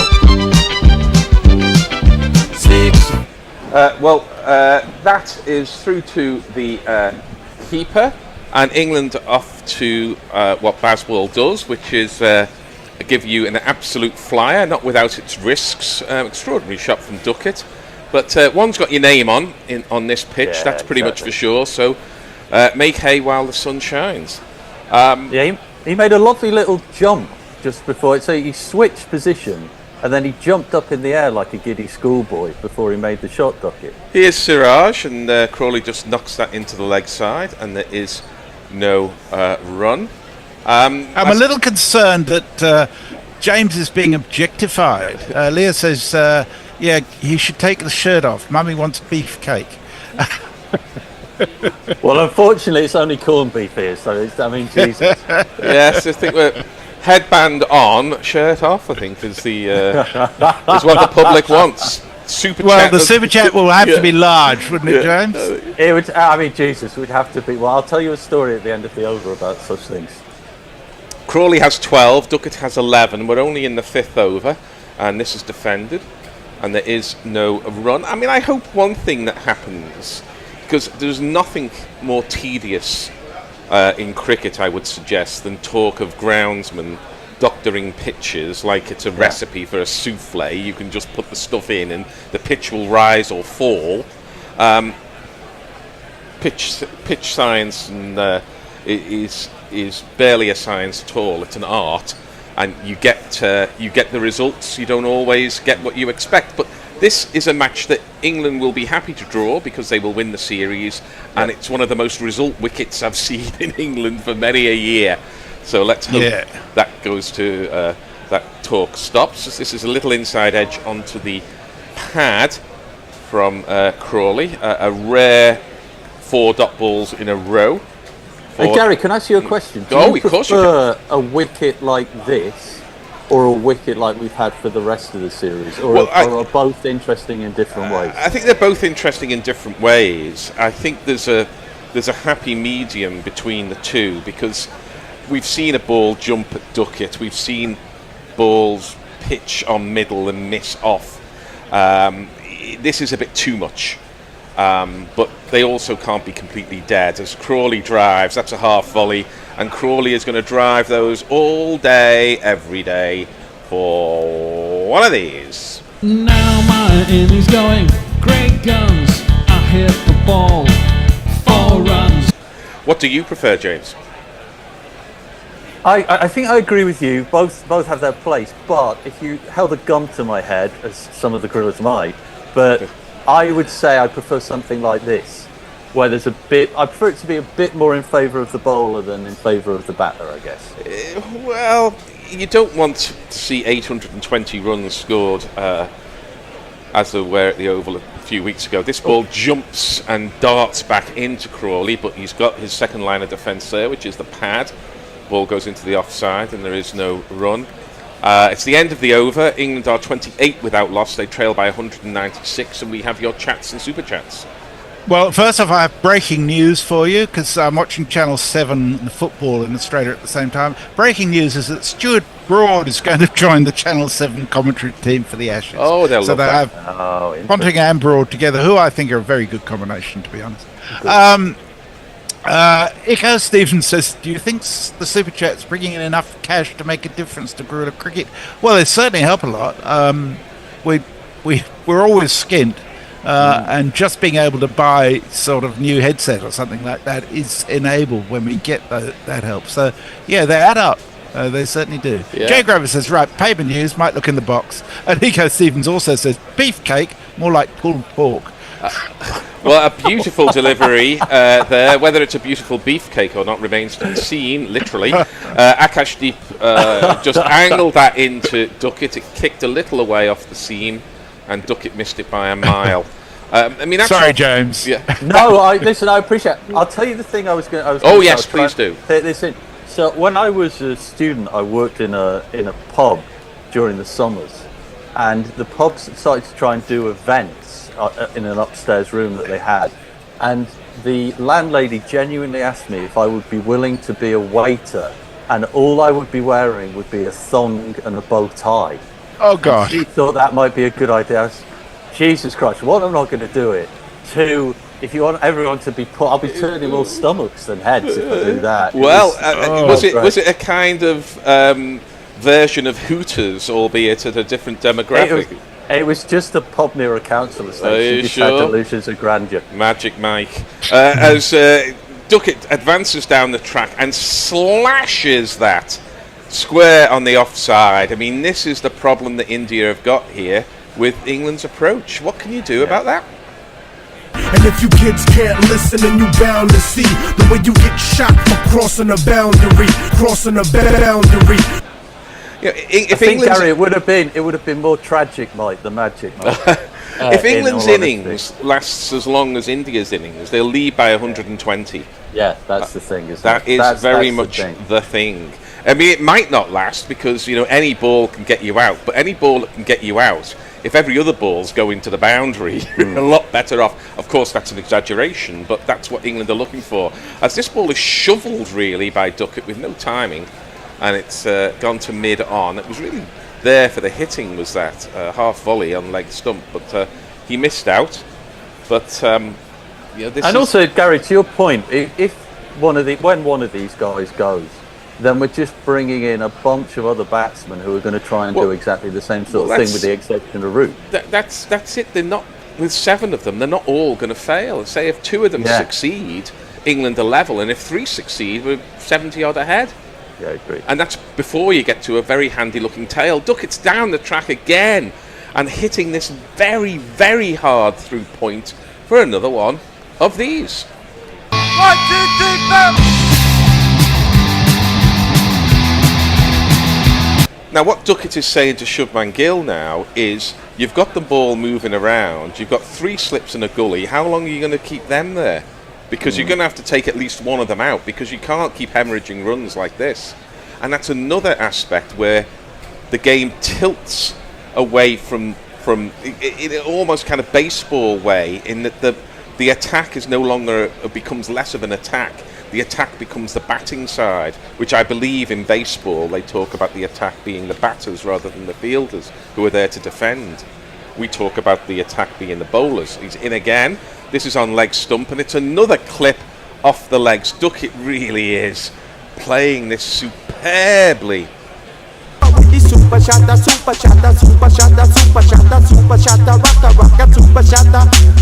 He has 23 off 18. England have 40 without loss. Akashdeep, who was surely the most likely of the Indian bowlers to make use of these conditions, is going to have to be taken off if he keeps going like this. It's a real problem, particularly with a 3-seamer attack, isn't it? And with such a low total, we're already into wobbly territory, aren't we? Yeah, the crowd will be in. Yeah, it's. I mean, those of us who've played cricket know what it's like when the batsmen really come at you. It's very hard to keep your thinking straight. He's down the track again and he misses this one, does Duckett, but instead of the ball being on the stumps, it's slightly wide of the stumps because of the amount of attacking that's been going on. So this is excellent cricket. It's not always excellent cricket shots, but it's excellent cricket. Let's hear your chats and super chats. Bernard Murray says, is Mr. Dutter shredding this cat? Who knows? Jay says, I love Gary on ball by ball. I'm sticking the timer on. Dr. Navitsa Dita Verma says, is it the largest height difference of any opening batsman pair in cricket history? Goodness knows, but come up with another one and challenge us. We have a super chat. from Jehan Ariratnam, who sent us $7.99 Australian, says, have England reverted to rolling the green top strategy after Bazball and dead pitches have failed so spectacularly? We'll have to bowl first in Perth. Well, yeah, I think Perth is a very good prospect for England seamers because there's a lot of pace and bounce in this wicket. Siraj is full and Crawley just leans on that. It's another tremendous shot. 2 + 2 is our The on-drive executed with perfect balance. Lovely to see. He's one of the best drivers of a cricket ball in world cricket, is Crawley. No, he absolutely is. And these two batsmen are feasting now. They really are.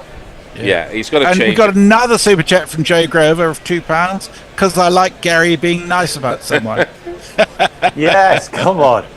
Well done. Often nice about someone. I thought if anything was going to get a super chat, it would be a kind of reverse Hooters that we were talking about earlier. And you'd be in the front of the queue, James, I tell you. This ball is hit to short mid-wicket and there is no run. Well, I come from Nottingham. And Hooters in Nottingham, yeah. Yeah, I was going to say, whenever I go to the City Ground, I walk past Hooters. And I'm not too sure what that says about Nottingham, that Hooters... It's the only city maybe in the UK that still has got a Hooters, and it's regularly packed out. Yeah, it's very famous. It's very famous. You would think all those students in Nottingham would be boycotting it or picketing it, but maybe the Wokarati haven't yet got into Nottingham University and Nottingham Trent University. Lovely city, Nottingham. I do very much enjoy it. As Siraj is in again, and Crawley just touches that into the leg side, and there is no run. Neither Crawley nor Duckett are in a mood to leave many deliveries, and that's probably wise counsel because we've seen some close LBW decisions and indeed LBW decisions from balls being left in this series. You're never quite sure where the ball's going to go, so if you're going to flash hard, but don't leave too many. That seems to be England's approach, and it's a good one. That could be good for our reverse Hooters. That could be their motto. If you're going to flash hard. It could be. Might get you in trouble. As Siraj is in again, he stands up, does Crawley, and a length ball gets hit on the offside for a single with a vertical bat. Not many players can do that. Greatest height differences between openers, I think Essex and Warwickshire opener, I think Will Jefferson, who's 6'10", opened with a relatively short partner. So if you go into Google Images and put Will Jefferson, you might get an opening partnership with a greater height difference. Nick Brown, he might have been opening with Nick Brown at Essex, I'm not quite sure. Muttley still loves you, James. He says you've got to love a bit of pulled pork. Exactly, I love pork, but I took that as a compliment. Was it not meant as one? Well, the man has gone out to deep square. We've lost the gully, so Ben Duckett has got one of his objectives in his assault on the bowling, and this time he defends, and there is no run. In fact, I think we've only got 2 slips in a gully now. With the man sweeping at deep square leg. He had to do something to Shubman Gill, and England will count that as, dare I say, a moral victory.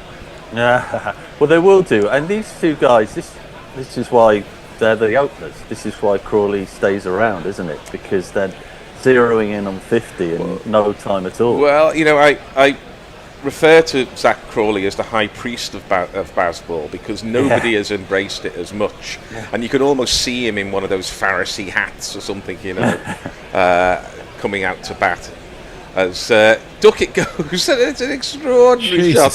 He steps well outside leg stump.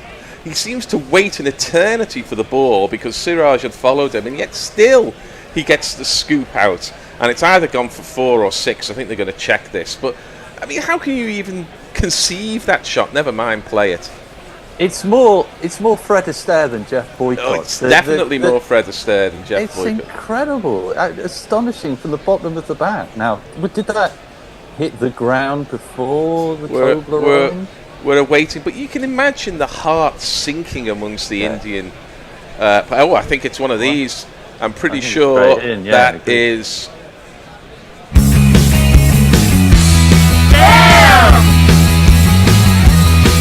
That 6 is on fire.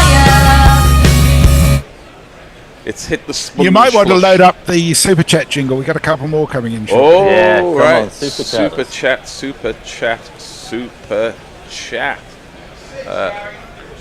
I did play 6. Here we go. YouTube Prime Super Chat. King's Gambit has sent us €10. Thank you very much. He says, because I've been freeloading so far this summer. Well, thank you very much. I hope everybody else who's in a similar position does the same. That would be great. And Jay Grover sent us another £2. Says, last one, because James made me spit whiskey. Oh, man, I now feel bad. So here's Praseed Krishna, and this is defended, and there is no run. 7 overs gone. England are 51 without loss. I mean, is Newton right? I mean, it seems a little late in the day to question Isaac Newton. Of course, he has already been questioned by in the early part of the 20th century. Yes. But there seemed to be no force whatsoever applied by Ben Duckett there. He just lay his back down, let the ball hit it, and it went for 6. I mean, are such things possible? Evidently they are. Timing, yeah. Brave Simic says, we Australians like Broad now that he's not tormenting us on the field. Oh, horrible inside edge from Zach Crawley. He does that. He played with his hands, not with his feet. Praseed Krishna will take that as a little bit of a victory, but in the end, it goes down in the book as, I'm afraid to say, yet another one of these.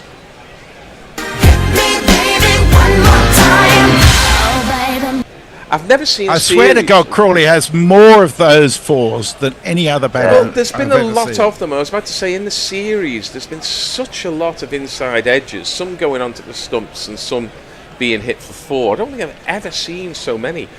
Krishna's in again, and Crawley has another hideous swipe. For a man who can drive so well, why does he play that shot there where the feet stay as if stuck in concrete and the arms swing at the ball and miss? Ben Duckett's coming down to have a word now, so just move your feet for God's sake, Zach. Yeah, sometimes his instincts aren't so good, are they, Crawley? Sometimes I feel like he needs just a split second to think, maybe not. Yeah. He has 25 to 24, so, you know, hard to criticise. We have a new nickname for you, James, from Bernard Murray. Just says you're Chippendale Jones. This is defended, and there is no run. Lancashire's Australian spin bowler, who's blossomed into an all-rounder quite late in his career, courtesy of the Kookaburra ball, Chris Green, he gets a lot of objectifying from straight men, actually. He is a handsome man. So maybe you're the next Chris Green, James. Who knows? Well, I think Chippendale is maybe more Chip and Dale. Yes. I think you're a cartoon squirrel then. Yeah, I think that's closer perhaps. England trail by 169, a deficit which is being clouted about here as Krishna is in, and he goes again with just the hands, Crawley, but he does actually middle this and extra cover. What is going on? And if you kids can't listen, then you bound to see the way you get shot for crossing a boundary. They've got to be really, really careful now, India. Well, they because have. By lunch, this game could have gone away from them. They're going to have to start posting sweepers, cutting off the boundaries. Yeah, and there's a real chance of taking wickets here because the ball is still moving. But the risk-reward now is already tilted towards defending rather than attacking. Absolutely. 3 slips, look down, and Crawley gets another inside edge, at least I think it was. It goes through to the keeper. It was more of a bottom edge than an inside edge. England 59 without loss after 8 overs. I would mention the GPL is open and it's going to be an interesting challenge today given what's going on. Farong says, I guess Gambia and the Indian tabloids are wondering how England changed the pitch during the interval. Leah says, hey now Gary, who does this A-OK with us Wokies? Probably the place where a lot of gay boys in rural America first found acceptance. Waitresses are basically underpaid therapists. Well, there's a bit of that. I think there is a bit of that for sure. sort of makes Nottingham the Kalgoorlie of England. Kalgoorlie is notorious for its skimpy bars. Well, once you sort of embrace transgression, you're never sure where it's going to go. And, that's one of the great things about transgression. It can be liberating. It does seem like a throwback to the 70s and the tight orange T-shirts and the cleavages and everything in Hooters. But, as Leah points out, it can also be empowering for those who have nowhere else to go. This is round the wicket, Akashdeep, and England are in a ludicrous situation where both openers were standing next to each other in the middle of the pitch, but India were busy appealing rather than fielding the ball. Pretty poor cricket, I would suggest. Yeah. I've got to tell you though, the last time I walked past Hooters, and I'm emphasising walked past Hooters in Nottingham, it seemed to be predominantly filled with middle-aged guys ogling loads of boobs. Yeah, there is. There's that to it as well. Yeah. If you get a boycott Hooters, you got to boycott every strip joint in the country, aren't you? There aren't that many, I don't think, in this country, to be honest. Here is Akashdeep round the wicket, and Duckett tucks it off his pads, and they get that single they're looking for, because that's another element of Bazball is there's always a single on available, because the fielders are deeper, even saving one, and Duckett gets that single there. Well, I suppose also, Gary, India are kind of between the rock and the hard place. They absolutely are. If they start pushing fielders out, they're going to start skimming the ones and the twos. Yeah. It's very hard. KL Rahul is in conversation here with Shubman Gill, and Shubman Gill is still a young and inexperienced captain. He needs his senior pros to help him out here, but can you find answers to this? If answers there were for Bazball, here we are 2 years into it, then answers would have come forth.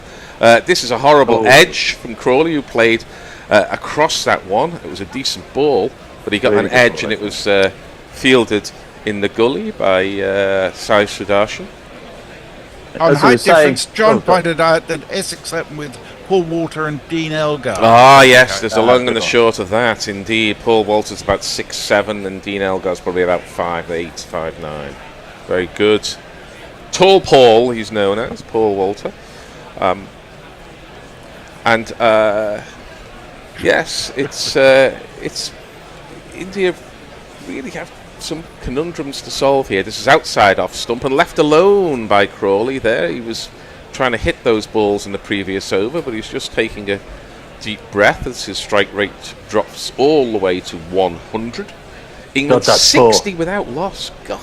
What are they going to do, Gary, in this final half hour? India, are they going to make a bowling change? They've got to do something. They've got to do something. If it continues, I think Jadeja will bowl. I think they need to change the rhythm of England's batters, because they've instantly got into a rhythm against the Pacers. So I think they've got to do. Jadeja will be bowling, I think, quite soon. As this is a short ball from Akashdeep, and Crawley just rocks back and lifts it over mid-wicket, goes to the fence for yet another.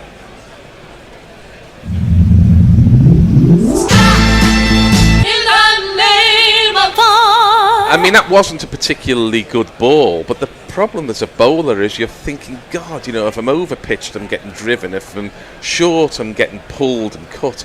You start to think not of where you want to put the ball, but where you do not want to put the ball.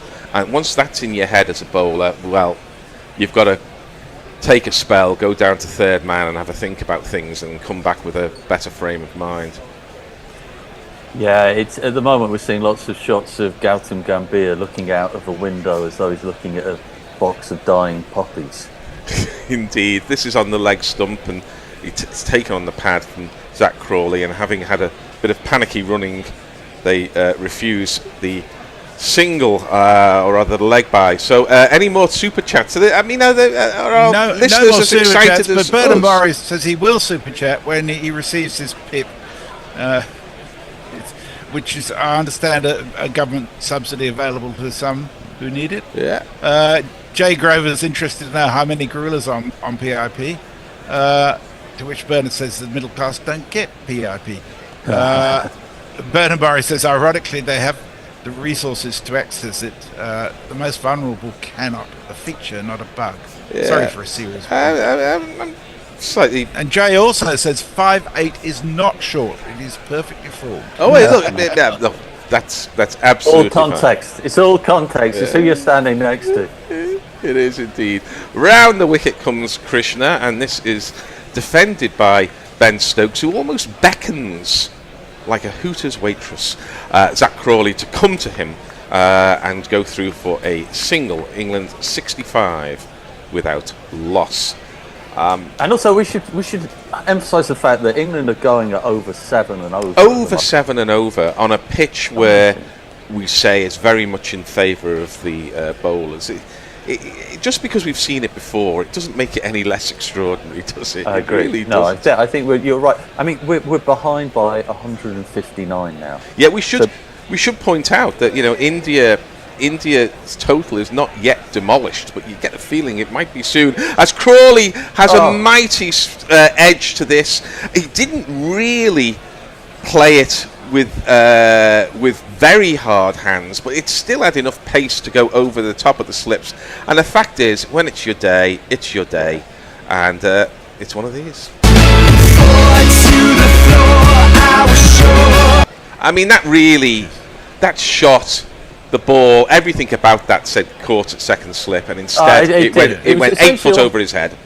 It was almost a French cricket shot. He seemed to move his feet together to play it. Yes. But as Gary says, I mean, this is 69 without loss now. This is not looking great. Yeah, I mean, there's flash hard. I don't think he flashed all that hard. No, but maybe it's just your perspective is so screwed up by what you're witnessing here. As he's in again is Krishna. That's a good shot though from Crawley, who stands high and punches it to deep backward point, and India get the respite of going away from Crawley to get Duckett. God help us. I know. God, thank God it's only Duckett now, they think.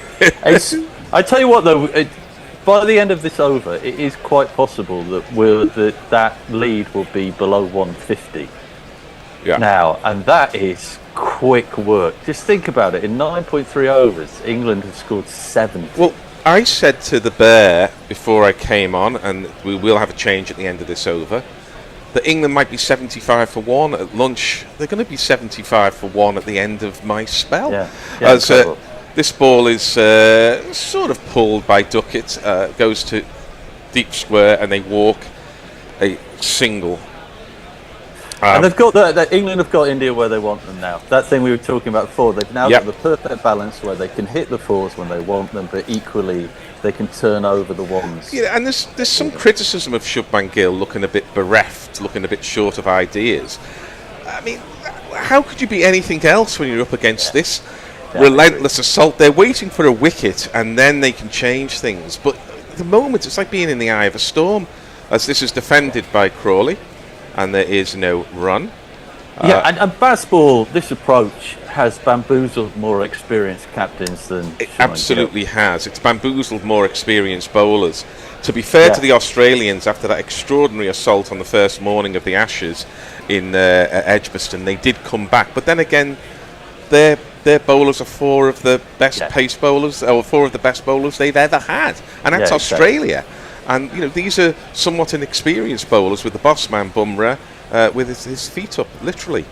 As Krishna's in again, he gets a little bit of in-duck there.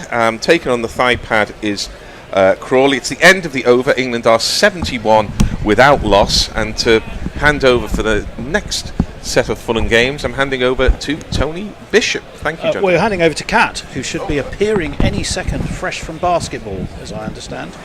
I'll do a couple of messages while we change. Leah says she'll send you a link to the article about the Hooters phenomenon on Blue Sky. Farong says Crawley this innings edges 80 to 85%. The remainder must have been luck, i.e. finding the face of the bear. And Kamla Ramchait says, just saying hello from Trinidad. Daniel. Welcome, Kamla. And I'll catch you after lunch. Oh, don't forget the GPL. Oh, absolutely.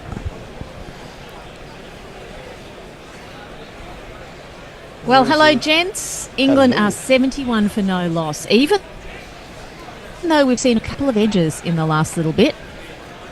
In any case, we have Duckett on strike. It's an expansive drive, and he's sending it all the way out to the deep cover boundary. That's 4 runs. Nice. It's Nissan She. It's Nissan She. Really spectacular shot. Is that shot of the day? I mean, it's the first one I've seen. Well, there's been a lot of shots of the day so far. You haven't seen the ramps by Duckett. He reversed, swept, pulled Akashdeep for 6 over what would have been third man, and then he went right across to Siraj and dinked him for another 6 actually down to final. There was one where he literally did sort of a ballet movement, a pas de deux. Incredible. It was nuts. Anyway, Duckett's on strike again. He's trying again to get it through the field on the offside. It doesn't breach the ring. He's on 36. So we've had 2 little edges through the slips, or way over the slips in one case. Was that Duckett or Crawley that was doing that? Crawley, the second one, I think. A classic Crawley shot that you expect to go down the throat of second slip, but it was just too high and well over them. Crawley's the one who, you really want to sort of aim it maybe 4th or 5th stump line, just on a slightly fuller length. And those are the ones who will tend to reach out. Tempting to go for edge, that. Yeah.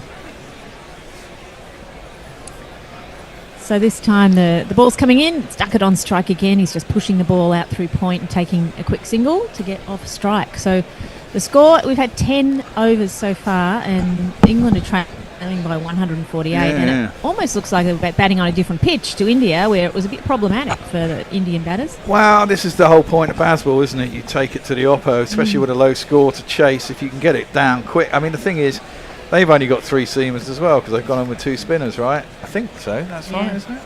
So if they can cause problems, I mean, look, Akashdeep's going at 6 and over. The others are going at 6 and over. Who do you turn to? There's no one to turn to. Yeah. Crawley's on strike, and this ball just beats his outside edge. He plays a straight bat, and in the end, safe and through to the keeper. And then there's nowhere to go. You either put the field out, in which case you're going to leak singles, and England rattle along at 5, 6 and over anyway, or you keep them in and they smash 2 4s and over. You've got to get wickets. Yeah, taking advantage of the new ball, they've certainly scored quickly. Yeah. Exactly that, and the ball stayed. It was moving around this morning still when it was a 70-over-old ball nearly by the end. Yeah. So it looks like the crowd is absolutely packed in there. Crawley throws the bat at this next ball, and it's aerial for a moment, heading out through the covers all the way to the boundary for another 4. 4 on the floor, and 1 more 4 than the 4 before. That's what 4s are for, to get funky on the dance floor. Bit toe-endy. Oh, it's very toe-endy. Yeah, not quite in control, but pretty safe. There's no fielder out there. So lofted over the field and boundary as a result. Now, do you think, I know we're in this game, do you think come Australia will think England won't be able to do this in England, or will they be really defensive in the first game like they were in the Ashes in England? Or will they go, it's our town, we're not being defensive and get smashed about, or take wickets? Yes, I think it could go either way. I really just think Australia will just take wickets, which is very boring. 2 slips in a gully, and this one, Crawley's throwing the bat at it again. There's a leap in the short cover position, not quite getting a hand to it, all the way to the boundary, and another 4. Oh dear, oh dear. Well, it's a 4 for a boundary, but here's a rope. The ball won't like it, but it has to go. Now, 84 of 11 overs, nearly 8 and over. Your luck's got to run out at some point. Well, your luck does have to run out at some point, but you've nearly wiped half the runs off in 11 overs. Oh, that's right. Well, we got Super Chat coming Super up. Chat time. Yeah. It is the end of the over. It is the end of the over. Do you want to jingle it? Oh, lovely. Super Chat game. It's from Jay. Super Chat game. Super Chat game. The excellent Jay. It's a retainer for Batman and Bobbin. Batman and Bobbin. Right, of course. Any other beasts? They will be coming on shortly. Not necessarily excluding or including Dan in his jammies. Well, there you go. No, Dan's out at the moment. When he comes home, he won't be in his jammies, but we'll see. We might be able to get a picture of him if he's home in the next... I don't think he'll be home in the next... Well, we look forward to that. Half hour. Definitely. Let me see. Interesting question from Sagnik Dutta. Okay. Okay. Describe the first ball, though. All right. Anyway, Krishna is resuming here, and the first ball is hitting Duckett on the body somewhere and just dropping to the ground. So just another dot. You go with the social. Well, no, it wasn't really a question, but it was an interesting statement from Sagnick, who says England used the heavy roller, so the effects of that should be reducing right now. About an hour they last for, so yeah, that should be about right. But that's okay. We've got 80 odd on the board.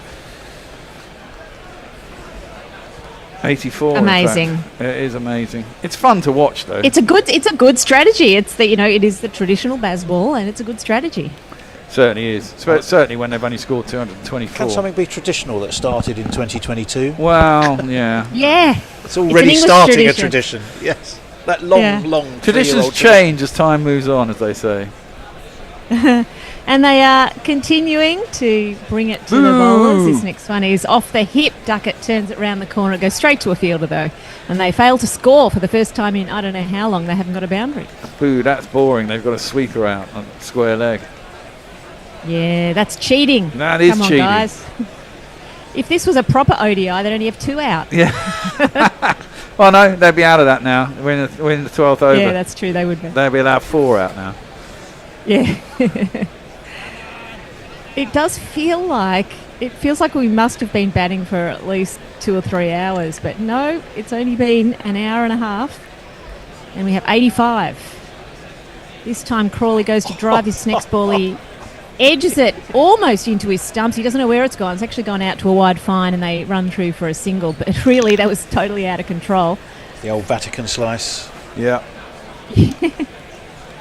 He's on 47. Is that what it's called? The Vatican Well, slice? that's what we named it, yes. Harrow cut, Vatican slice. Used to be called a more racist term, didn't it? So we pretend not to use that one. Yeah. Oh, is it a racist term, is it? Well, I don't know. I mean, Chinese cut was the original thing, wasn't it? But wasn't it because the person who first played it? No, it was. I don't think I've ever heard it called a Chinese cut either. As this next one's defended to the onside by Duckett. It was some English dude playing. Yeah. No, you're thinking of Ellis Chong. Yes. Yeah. And is it to describe the wrong un? Isn't it a French cut? Can be a French cut. I mean, basically, you can call it what you like. I mean, they're all racist, presumably. Well, that's why we chose with a Vatican slice. It sounds like a slice of cake, right? Kind of. It kind of does. It sounds like a really not very delicious cake. Well, that's true. This one's short from Krishna. It's pulled by Duckett. It's going all the way to the boundary. Of course it's going to the boundary for another 4. I'm loving this. This is entertainment. It's Nissan This is what basketball's all about. It's Nissan And it's a no ball. Oh, Lord. Of course, it would be particularly relevant for Ollie Pope when he's batting. Of course. Being the Vatican slice. Absolutely. Big no ball. Quite a big no ball. Quite a big no ball. Deary me, he's over too much effort. He's just so we've got 20 minutes left. That's What do you the last thing they need. England 130 in 20 minutes. Oh, we're on 90 now. It's another 40 runs in probably 5 or 6 overs. That's about right, actually, isn't it? 8 and over. You're going to score 400 or 500 just today. Well, with a bit of luck. Yeah. That'll put the series to bed. Anyway, Krishna's around the wicket, and Duckett's working with the angle of the ball and turning it out behind square, getting another run. So the 50 watch is on, of course. Crawley is on 47 and Duckett on 43. They could, probably, this one ball to come, they could both get to 50 in this over somehow. No ball 3. Followed by no ball 6. Yeah. You never know. It's possible. Crawley's on strike. He's just as likely to edge it, of course, to second slip. But we'll wait and see. We don't want to wish that on him. 92 for none is the score, and instead it's awkwardly defended. Crawley feels like he's getting an edge on nearly every delivery. Still managing to get plenty of boundaries. That's the end of Krishna's over.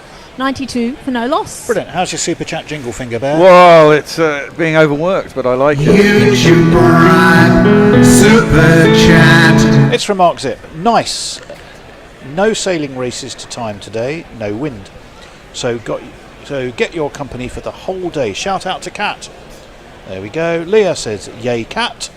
Bernard Hello, Murray. everyone. I've had to get the dog treats in order to entice Batman, by the way. Oh. He's coming.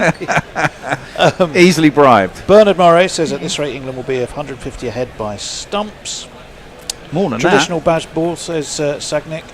Sounds like an oxymoron. That's not quite an oxymoron. I thought an oxymoron was use of two words that mean the same thing.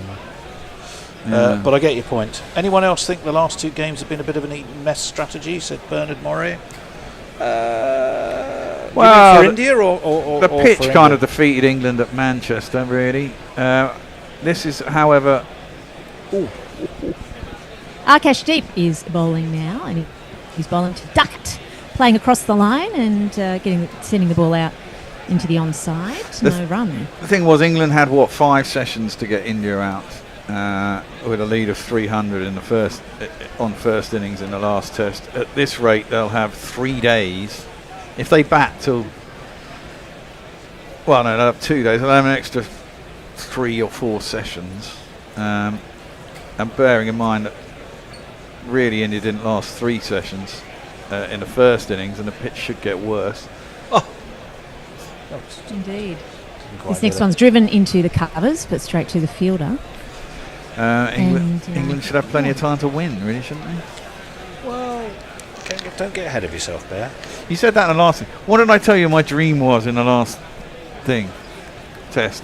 With England's run side. I said it'd be great if England can get 300 runs ahead. You said, don't get me ahead of yourself. And what happened in the end? We got 300 runs ahead. We just didn't wipe them out, but we got into the position we wanted to be in. Yeah, you are.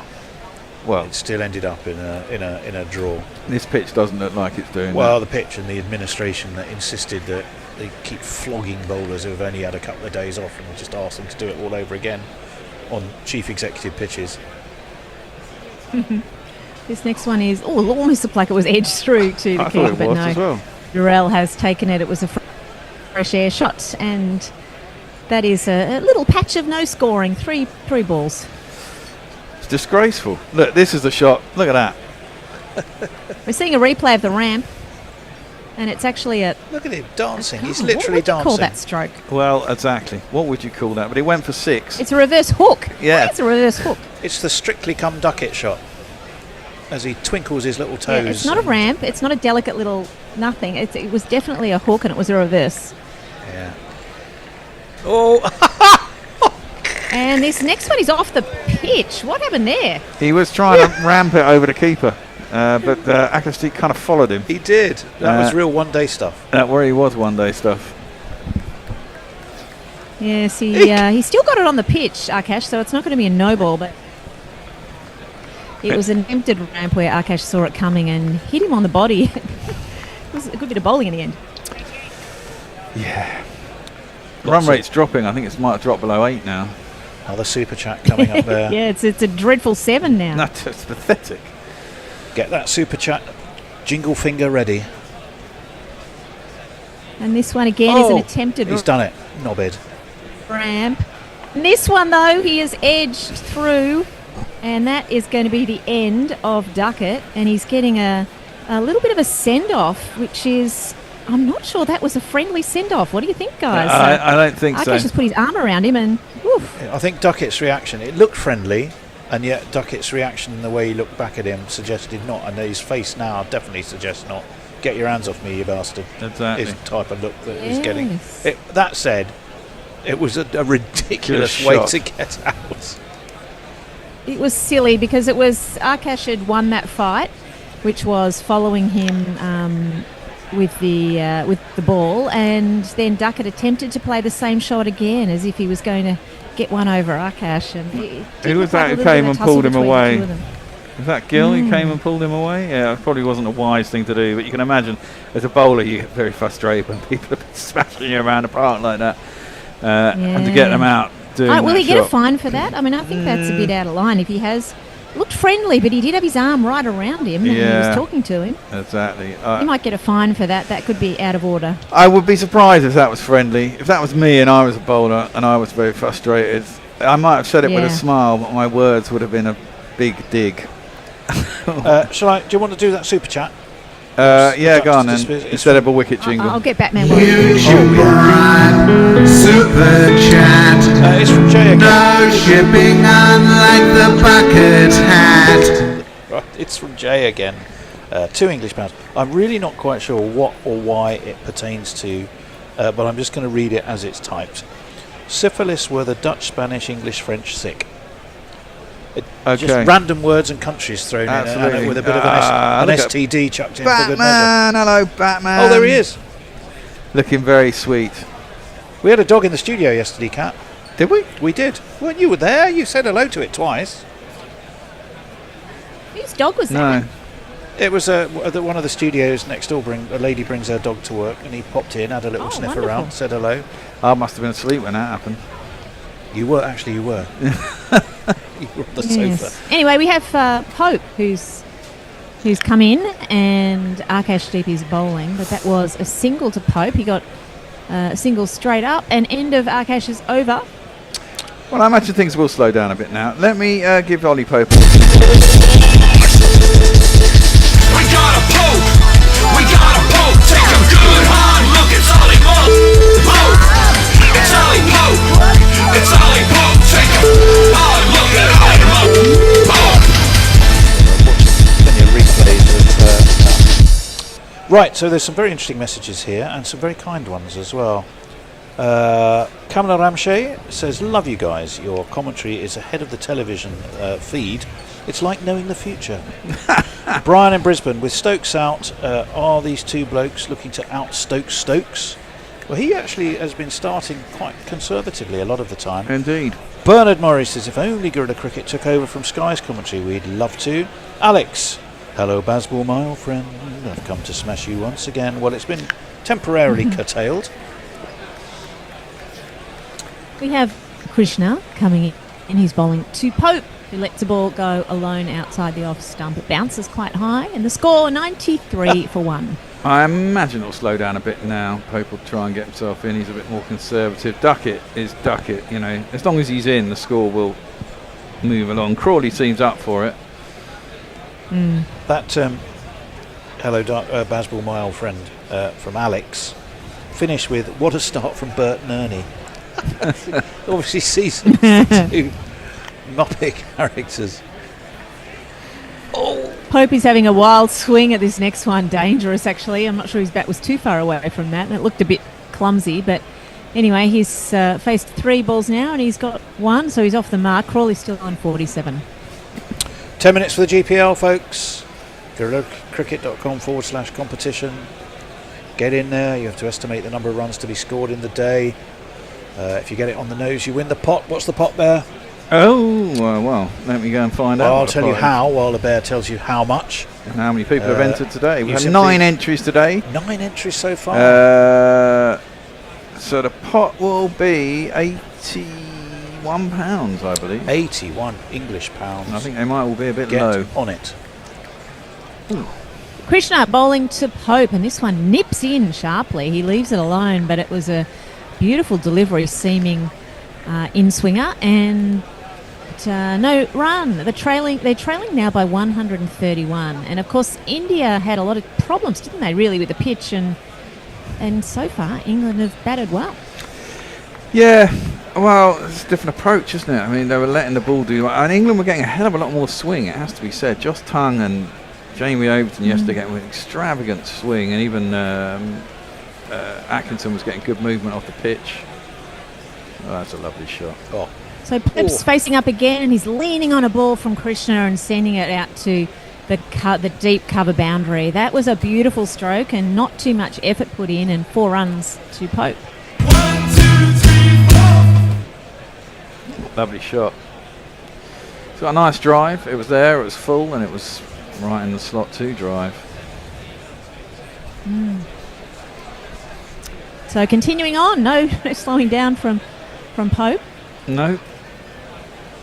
Well, we've got 10 so that minutes previous left. delivery that Duckett was out, it was like a reverse scoop.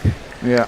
That he gloved on the way through to the keeper. And this one is straight through Pope, very close to the edge of his bat.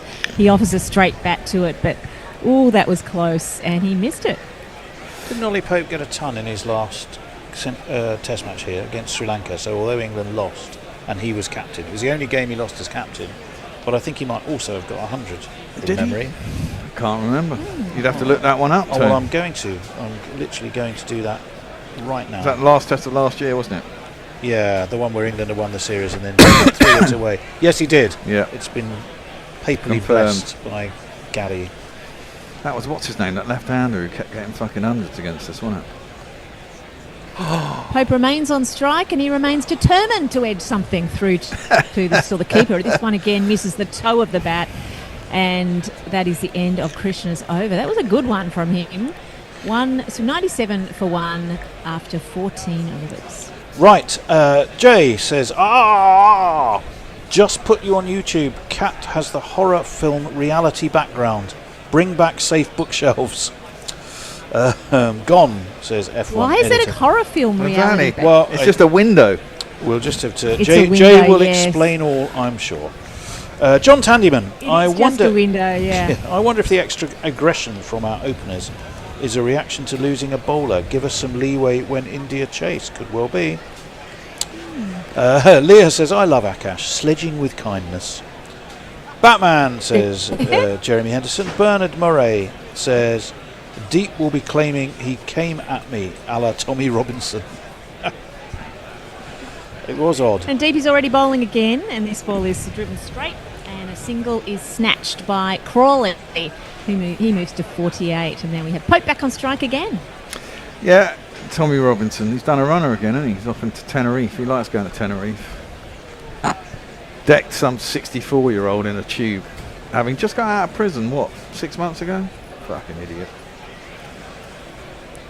Well, yes, generally. That's not a conversation we want to particularly get into, I don't think. Oh, there is Ben Duckett sat up there. Trying to He's worked entice up a Bobbin sweat, up hasn't he? here onto the... Yeah.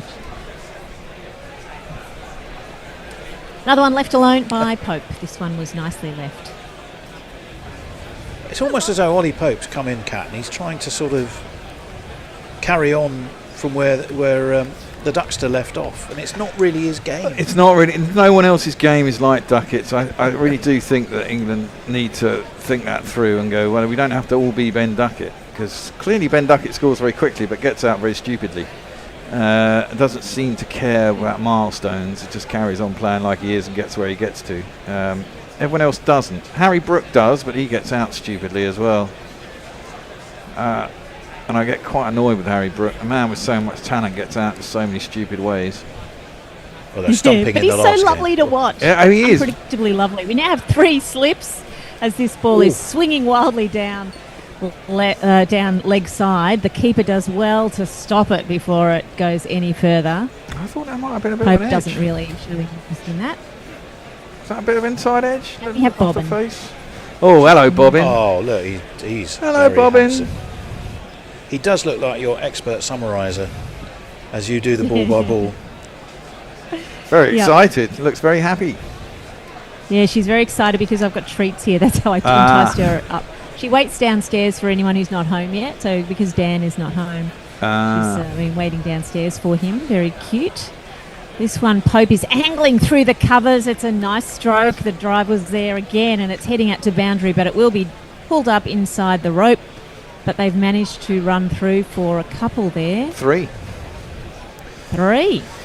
Pope is on 8. Now Crawley back on strike on 48. 100 is up for England, 101 for 1 wicket.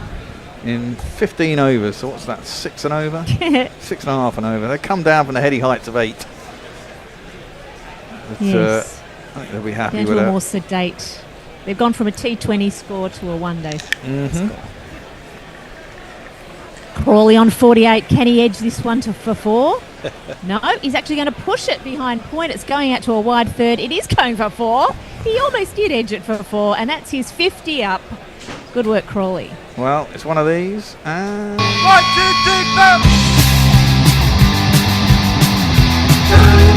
Stop, just cause you got to 50.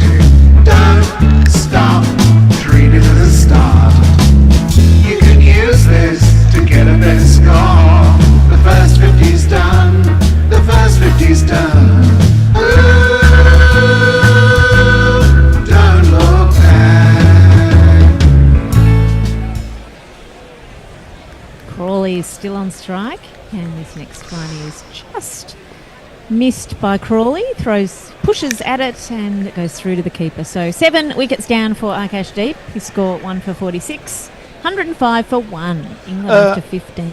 Sorry, Cap. Yes. Sangnik Dutta, what's Root's record like at the Oval. Well, I'm glad you asked that, Sagnick, because I can tell you exactly. He's played 11, average is 42, got 2 centuries both against India, 149 not out in 2014 and 125 in 2018. Bowling wise, he's taken 5 wickets at 34, best of 2 for 20. In the Ashes last year, he got Carey and Cummins. Good lad. So there you go. Oh, having sat back in the glory of being able Put to your answer that mic up question. nearer your mouth, don't you? I keep doing that. Yeah, you do. Is that live? So Pope's on strike and Krishna's bowling to him, and it's another 4. It's happening so often that I think it's a replay almost every time. That's what I was Incredibly thinking good. it was. 2 plus 2 is on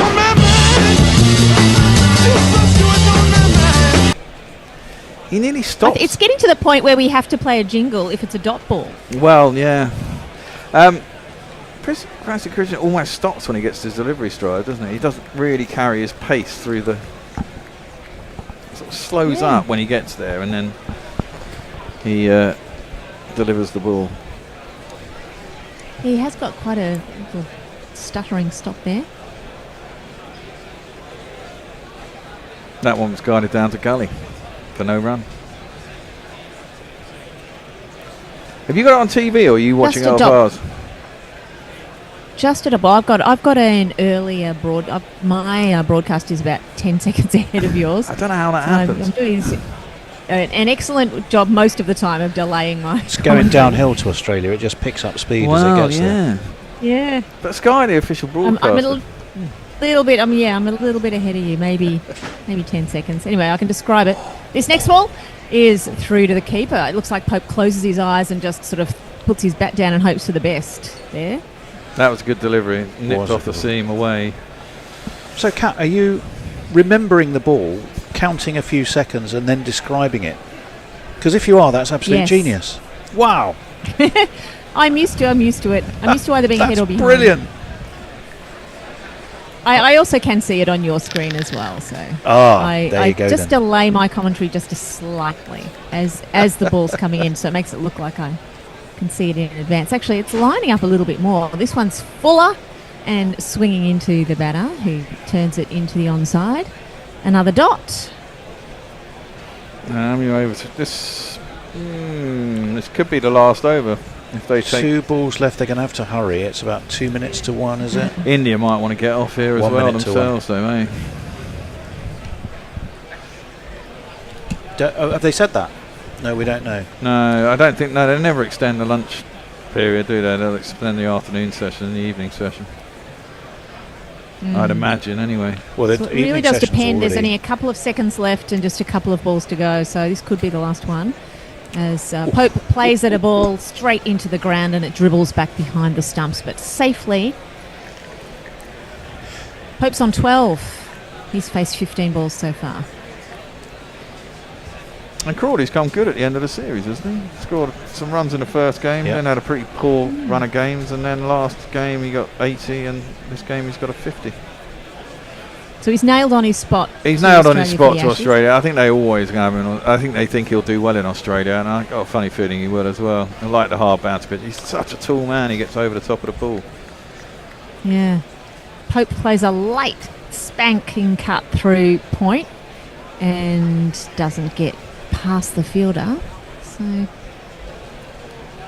that's the end of Krishna's over, and we're just about to see if it is the end of it. Looks like it's the end of the session. Everyone's standing up. Yeah, I think that's it. Yeah, that is it. Drinks are coming on, people are coming on. End of the session. 109 for 1. We've had 16 overs, and England are trailing by 115. It feels like they'll make that up today. Easy. Assuming the weather stays with them. Well, that's true. There are some showers coming in this afternoon, apparently. 129 runs in that session. 5 wickets, of which 4 were the Indians. Very good for England. Only 21. I suppose they lost 2, so that would only be 23.5 overs. Another session of cricket where they don't bowl enough overs. But hey. I'm not sure we've had an over yet without a 4. I think there's been at least 1 4 in every over. I think so. Someone going to talk us through the morning there? So you're going to do that, Kat? Are you going to do that? Talk us through the morning? Yeah, I can get the scorecard up. Let me have a Go look. for it. So we resumed today. Was it 6 for 210, something like that? About there, yeah. It was 204 for 6. 204 for 6. Or 6 for 204. For 6 after 64 overs. At that stage in the morning, it was Nair and Sundar who were in. And day 2, we've had some wickets falling. So who have we had falling? Let me double check here. So Karen Nair went for 57 LBW to Tong. We had Jadeja and Guerilla going last night. Sundar caught by Overton, bowled Atkinson. Siraj was just bowled by Atkinson for a duck. And Krishna also caught by Smith, bowled Atkinson for a duck. Akashdeep, the not-out batsman, not out on nil. We had 38 extras altogether, and India made 224, which felt a bit underdone. They should have probably added a little bit more. But anyway, the wickets, Atkinson. Yes, a big contribution. That's incredible in 224 to get 38. Of those, byes were 12, leg byes 6, no balls 4, and wide 16, which is not great. But anyway. Mostly from tongue. Gus Atkinson, a 5-fer, we need to mention. Yep. 5 wickets for 33. Good on him. And Tong, 3. Wokes 1, and also a serious injury for Wokes. Yeah. That was yesterday though, wasn't it? Yeah, that was He's out of the game. And then we had, basically, we just had Bazball. We had Crawley and Duckett come out with a Crawley and Duckett show. I like the Bert Nooney show is a great way of describing it. Whoever provided that metaphor was brilliant. So that is the score, really just the 1 wicket. Foolishly, Ben Duckett trying to scoop one for a boundary and getting talked to very nicely by Akash as he walked into the shed. Anyway, he was 43. The moment Zach Crawley is 52, not out. Ollie Pope has come out and Bazballed it, and he's 12. And that is, we've had a couple of, we had some, you've had 1 no ball, 1 leg by, and at the end of 16 overs, we'll be resuming after lunch. We'll see everyone then. What are you playing at lunchtime? Don't know yet. Let me do some messages. Have you got a new quickly. podcast we can play? Our podcast is a bit old. We're doing one at the end of the series. You can play our last one. We did that after, I think, the 3rd test or something. It's only about a week old, so you could play that. Yeah, we might try and find that, yeah. We'll play that for you. Let me do a final few messages. One for Cat to start with. John Tandyman, great ball bubble commentary. I'm definitely a cat person. There you are. Oh, excellent. If England win this game, says Bernard Moray, Ollie Pope will order a Pope-mobile. Probably won't go to that's true. Do you think this English side of the 4th test with Atkinson can win the Ashes? I think it's doable. Largely more because of the state of flux, perhaps that Australia's batting is in. Yes. More than the power of the England bowling. Yeah. Let me see. Bernard Murray. Is it legitimate to do? If this is legitimate to do, Guerilla should do a daily lottery. £2 a ticket. Winner gets 2/3 of the prize money, and the third that goes to help Guerilla Cricket. That's essentially what the GPL is. Great idea, but because there are serious restrictions on anything to do with gambling, we do the GPL, which is a game of skill, but effectively does the same thing. So that's the value of the GPL. What was the pot in the end there? The pot in the end would have worked out as, I don't think it went up, did it? No, it remained at 9 entries, so £81. 81 English pounds to be won. Sundries will equal second top scorer. Yep. Says Farong, and he's quite right there. I think we'll leave it there. There was others. Thank you for your company. Now, what are we're going to listen? What's the name of your podcast again? I've got Can't Bowl, Can't Throw. Can't Bowl, Can't Throw. I'm going to go find Bear's going to find that. Cat's going to find the latest head off for her evening. And we're going to be back in 40 minutes' time. See you later.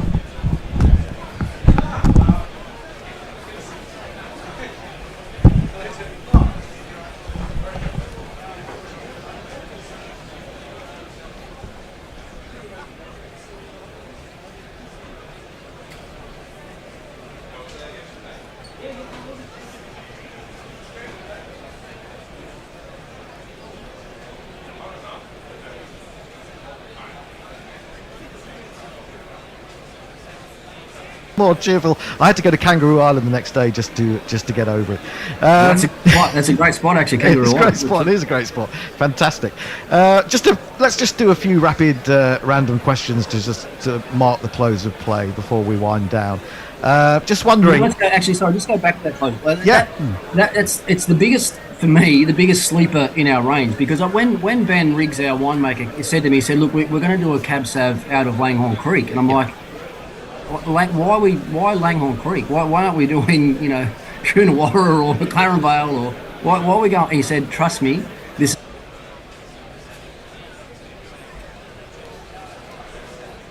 Ready to launch your business? Get started with the commerce platform made for entrepreneurs. Shopify is specially designed to help you start, run, and grow your business with easy customizable themes that let you build your brand, marketing tools that get your products out there, integrated shipping solutions that actually save you time, from startups to scale-ups, online, in person, and on the go. Shopify is made for entrepreneurs like you. Sign up for your $1 a month trial at shopify.com/setup.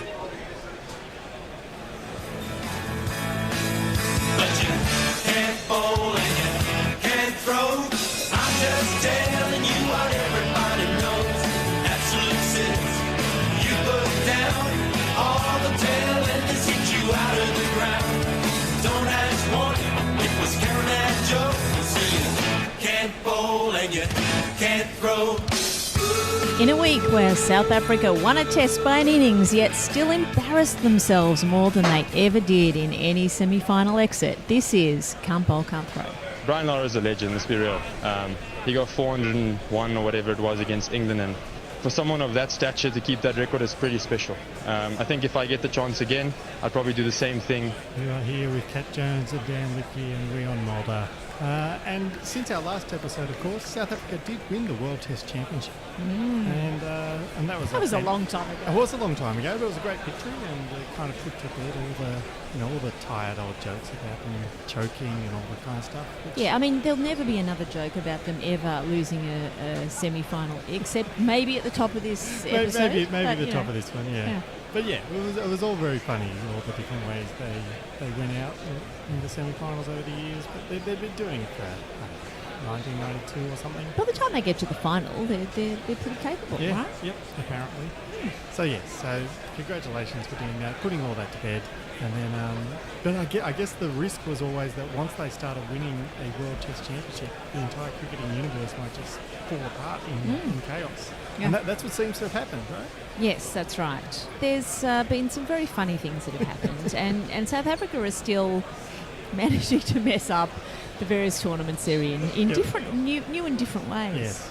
Yes. So this is, I mean, what was Rian Mulder referring to in that clip? So Rian Mulder was referring to the fact that in the second test against Zimbabwe, he raced along to 367 not out in South Africa's first innings, better than a run of ball, which meant he was, of course, just 33 runs short of Brian Lara's test record of 400, or maybe 34 runs short of his test record of 401. We don't really know what it is. No one really knows. He certainly doesn't.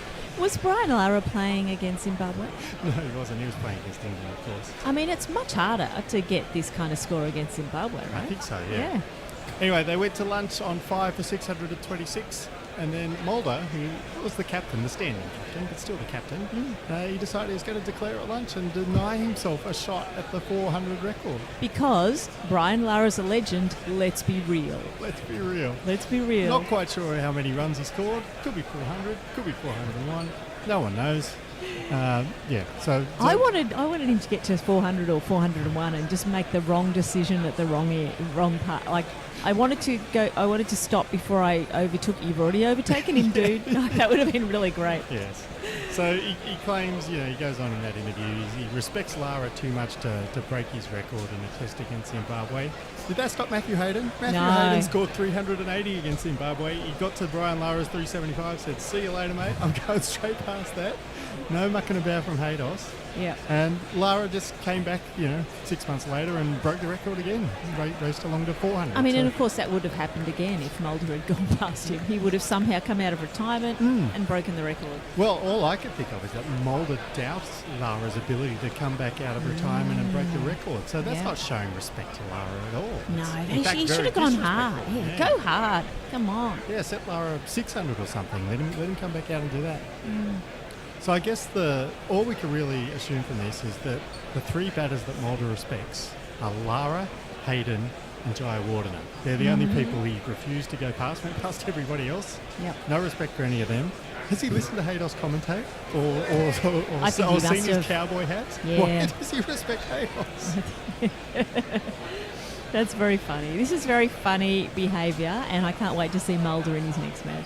Well, I like the idea that he says, if I got the chance to do it again, I'd probably declare. How many chances do you get to break the world record? Who do you think you are, Brian Lara?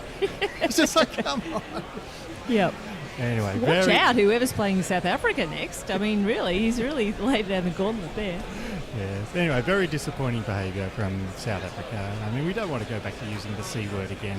But, No, chivalrous. Chivalrous, yes. but you get that close to a world record and then you fail to go on with it. No worry. Anyway, time to get into the show properly. Before we do, we'll cover off our previous Can't Bowl, Can't Throw poll, which was, should a six off the final ball win you the match, regardless of the total number of runs scored? Had a lot of people voting on this one. 22% voted yes, keep it interesting. 78% people voted no, you're an idiot. So that was the result. Just want the traditional laws of cricket to prevail? Yeah. Okay. So this week's poll, should Brian Lara record a version of Aretha Franklin's R-E-S-P-E-C-T? Options are, yes, that would be awesome, or B, no, show some respect. This is the part of the show where we discuss the cricket news of the week. Lots of stuff going on. Lots of tests going on in the world of cricket, and we just have time to cover the test series between England and India, which is the only one in our reasonable time zone. Yeah, all the others are in bad time zones. Oh, except for the Zimbabwe-South Africa one, but it's not much of a competition. No. Yeah. The England-India series is 1-1 so far, and we just thought we'd go over a few of the highlights. We're not going to get too bogged down in scores or runs or anything like that. That's a little bit dull. It has been fun. It has been good fun. In Australia, in some of our time zones in Australia, we can watch this match from about 8 p.m. to however late we can be bothered staying up. Yeah. And it's been great. And we've been doing a bit of commentary with Guerilla Cricket as well, so that's been really good fun. So we know the teams are competing for the Anderson Tendulkar Trophy, the newly christened trophy. We've forgotten the previous name, of course. Yeah, no one knows. Nobody. Ravi Shastri explained why no one knows. It's very important to discard history as often as you can. He said, who was it named after before? And he only says that, of course, because it wasn't named after him. Exactly. It wasn't the Shastri Cook Award or whatever.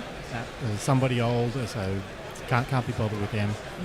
I'm mostly annoyed that the Anderson Tendulkar Trophy has too many syllables. Like, that's a lot of syllables you've got to get through. Eight if you count trophy.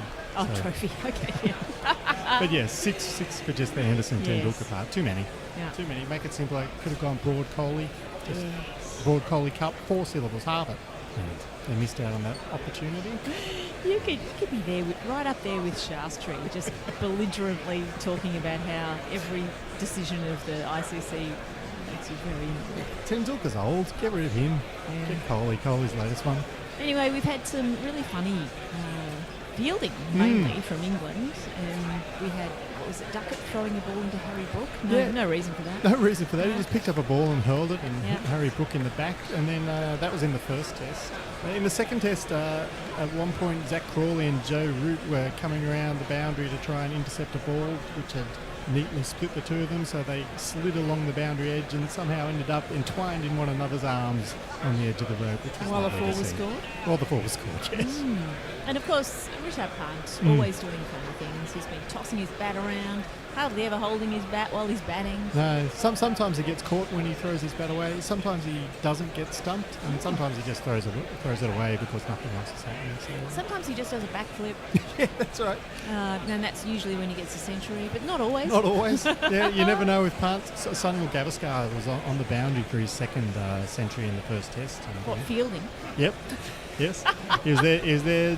I think he was a substitute fielder, trying to get his name on the trophy. Mm-hmm. So he was trying, punt, do a back foot. No good. And of course, heading into the second test, India started playing a rather adorable little game of what I was calling Pika Boomerang. Yeah, well, it's annoying because I just want Boomerang to be bowling.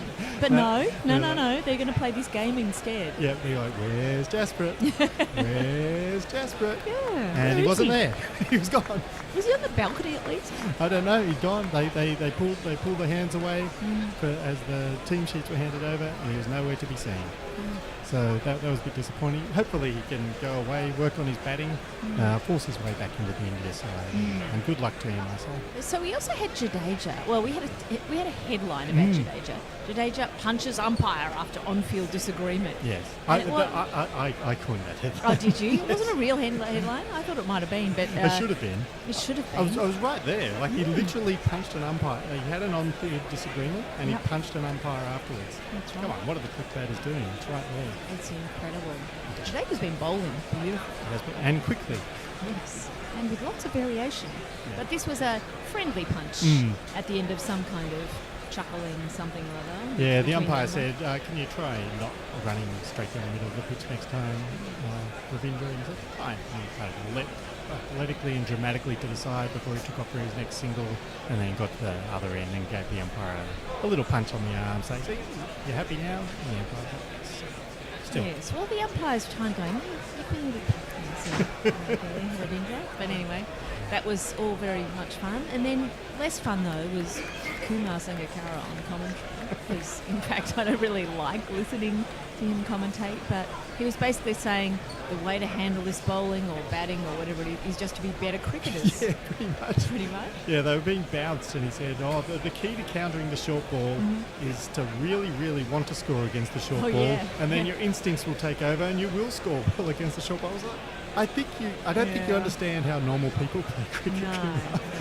But it has been a lot of fun, and there's lots more tests to come. I don't know, at least 4 or 5 more tests to come. Thousands more. Please support capitalism by checking out these sponsors. Of course, if you don't want to wait for sporadic episodes of this podcast to drop into your feed, you can still get daily coverage of each of those India and England tests by signing up to my newsletter. That's over at newsletter.danvipke.com. So I do daily report cards over there. I also write about all kinds of other stuff. I ask the all-important niche question of whether Ben Stokes is Alan Moore. And that's so niche that lots of you won't even understand what the question is. Yeah, I've got my hand up. Yep, so you feel free to skip it if you don't. But if you do actually understand the question, then you definitely want to read the answer. So lots of other cricket stuff there, lots of non-cricket stuff as well. But we will surge through the northern summer as I cover it all. So sign up for that by going to newsletter.danlipke.com. Get my daily report cards delivered straight to your email inbox. And just a reminder that if you can't spell Liebke, that's Liebke, you can also go to funnyisbetterthangood.com. There's a lot we're told about bladder leaks. We're told it's something to be feared, that it means you can't wear the clothes you want, that it means weakness. Really? Tena Discreet Ultra Pads are our thinnest yet, shaped to fit your body so you can wear what you want. And they give you Tena triple protection against odour, leaks and moisture. It's time to rethink bladder leaks. Visit tena.co.uk/women. Always seek medical advice from your GP or a pelvic health specialist. At Gala Bingo, we take time to think very seriously. Fancy joining us? Imagine the sand between your toes and the calm of the ocean breeze. Ah, see? Doesn't it feel good to take time to think?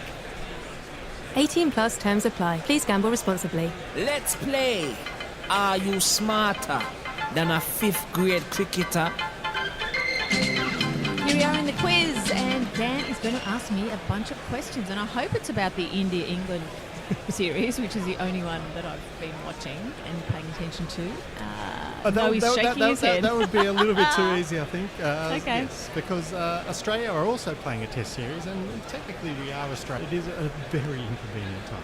Well, thank goodness you're not going to be asking me about the South Africa versus Zimbabwe series, and I only really know one fact about that, and we've already covered it. Yes. No, it's definitely Australia-West Indies, which is taking place between midnight and 7:30 a.m. Yeah. And we'll sleep for all of it. Yep, pretty much.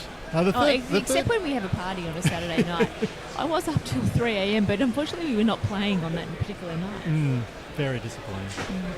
The third test, however, is scheduled to be a day-nighter, so maybe a bit more of a chance to watch that if you get up early enough in the morning. Yeah, if their lights work. If their lights work, yes. I think that's still an open question at the moment, whether the lights at the ground will be functioning. We'll see. It's very exciting. Australia are 2-0 up in the series so far, so they've retained the Super Rank Royal Trophy, but we haven't seen So that's not a question. No. Well, I would have known the answer to that. But we haven't seen much at all, so I will be asking you some questions, and you'll just have to vibe them out based upon anything you might have gleaned from general media coverage for people silly enough to stay up and watch it. I know a little bit. I've seen a few replays. Yeah. Let's get this. So here we go. Multiple choice. How many quiz. questions? Five questions. I'm going to get three to be smarter. 3 out of 5, you'll be smarter than 50. Right. So question number 1.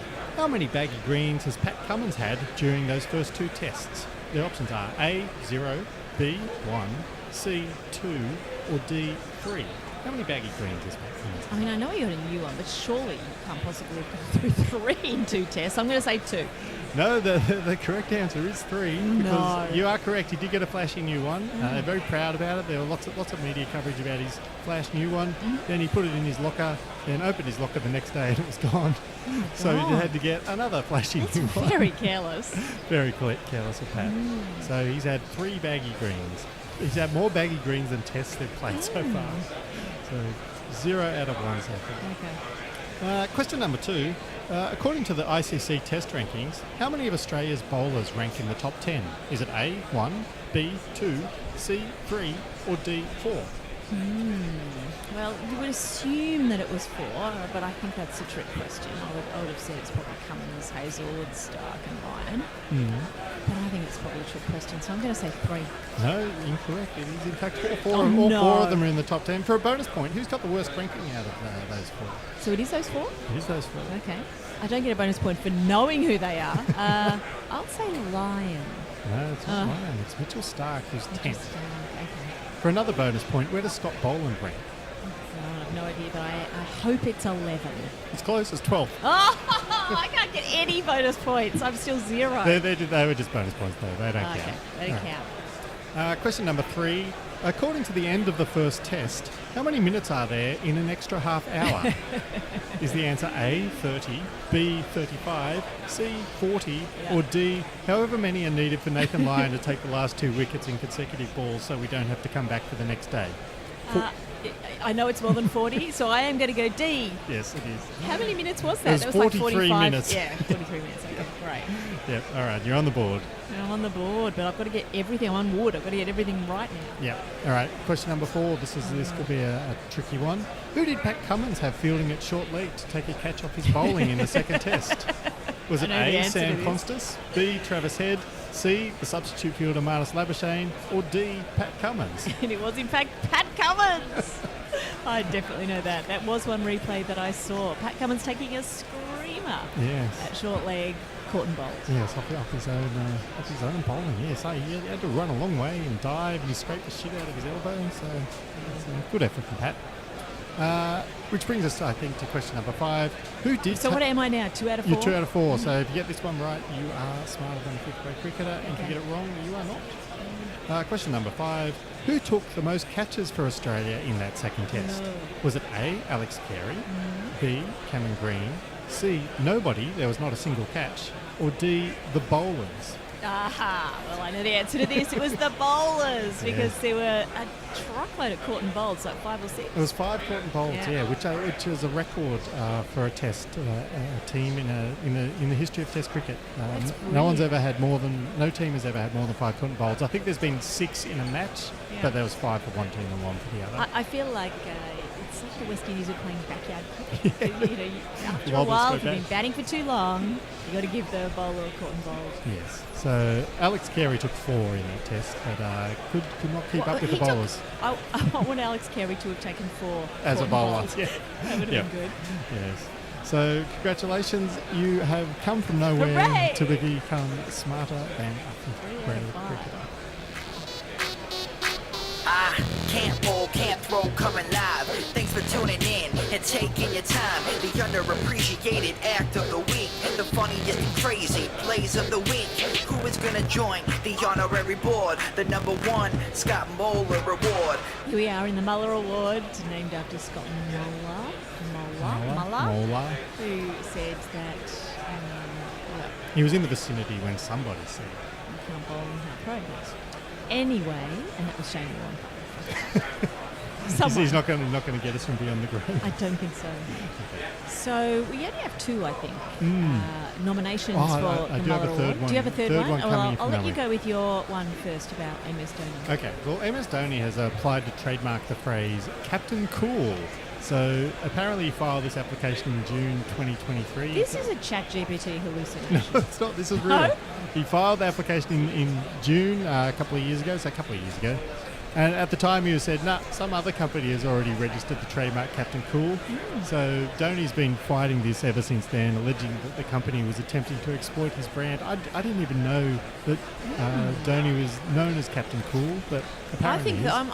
I'm going into bat for the company being entitled to this, whatever they're selling. I think if you're willing to take out legal action over a brand as silly as Captain Cool, then by definition you are not cool enough to have the brand Captain Cool. Definitely not. So Dhoni said this is a case of bad faith registration on the part of the company aimed at deceiving the public and unlawfully enriching themselves by trading on the name of a well-known individual. And this application was accepted. So that's just the application to get the trademark. He still has to get it approved. But, I mean, I hope it's something like, let's say it's a donut company trading on Captain Cool. What they should do is immediately give Dhoni this trademark, and they should say, instead we're going to be calling our company Dhoni's Donuts. Yes. Yep. And just see what he does then. Yeah, and they should make a logo, somebody that looks a little bit like Dhoni, but not enough to be sued. Yeah, so that's our strong. first nomination, MS Dhoni, aka Captain Cool. And imagine I guess it's still going through the courts, right? Yes. Anyway, I have a nomination here. And it's apparently something called the Vitality Blast is taking place in the UK in the summer. They have all these competitions. They've got thousands, they've got millions of them. Yeah. Anyway, a game between Hampshire and Somerset. One of the commentators revealed that he'd never seen Elise Perry play. Is she any good? But we don't know if he asked that, but I presume imagine he did, yeah. Anyway, he's in for a treat, They're right? making an awful lot of fuss about her. Who is this Elise Perry? And have we heard about her? Is she from the colonies? Are they using skilled commentators for this tournament? I don't know. I imagine not. I don't know. Anyway, he's in for a treat once he gets to see her play. It'll Yeah, be that's true.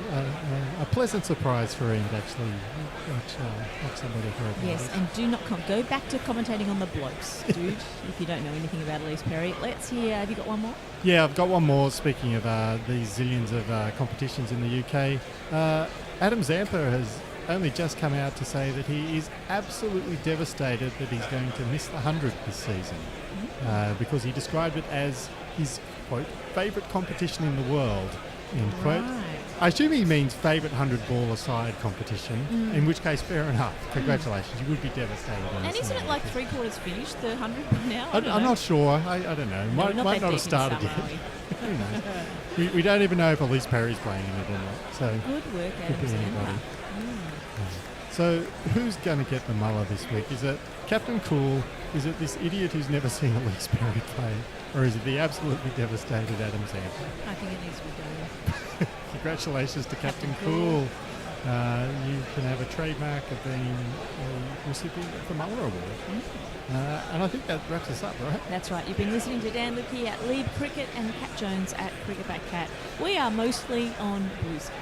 Almost entirely on Blue Sky. And not on the other thing, anymore. Anyway, don't forget our poll. Should Brian Lara record a version of Aretha Franklin's R-E-S-P-U-C-T?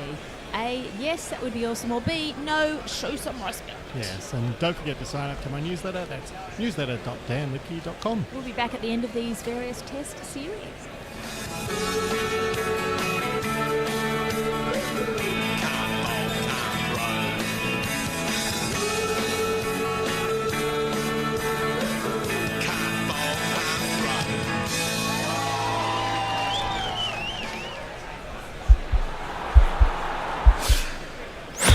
This podcast is part of the Sports Social Podcast Network.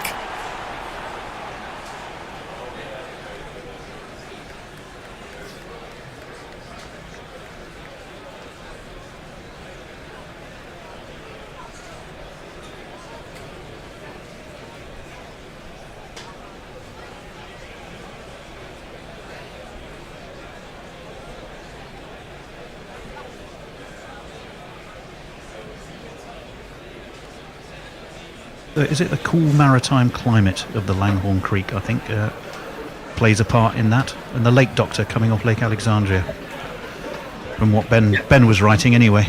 Yeah, that's what Ben's put on the back of the bottle for sure, yeah. Yeah, he knows. Well, I was actually reading it off the tasting notes, but yeah, it's probably on the back of the bottle as well. Yeah.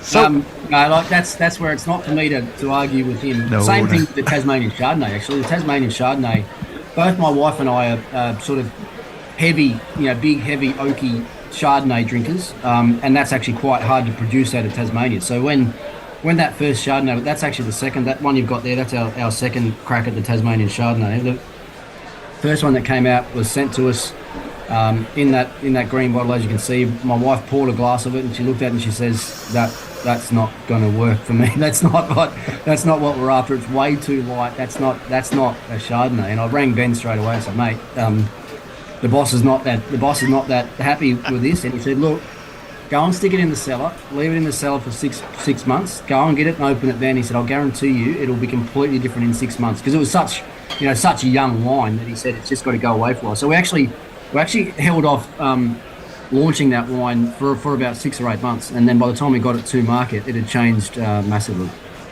Let's just you mentioned that it was how good it was to be in the box with Michael Atherton and Nasser Hussain.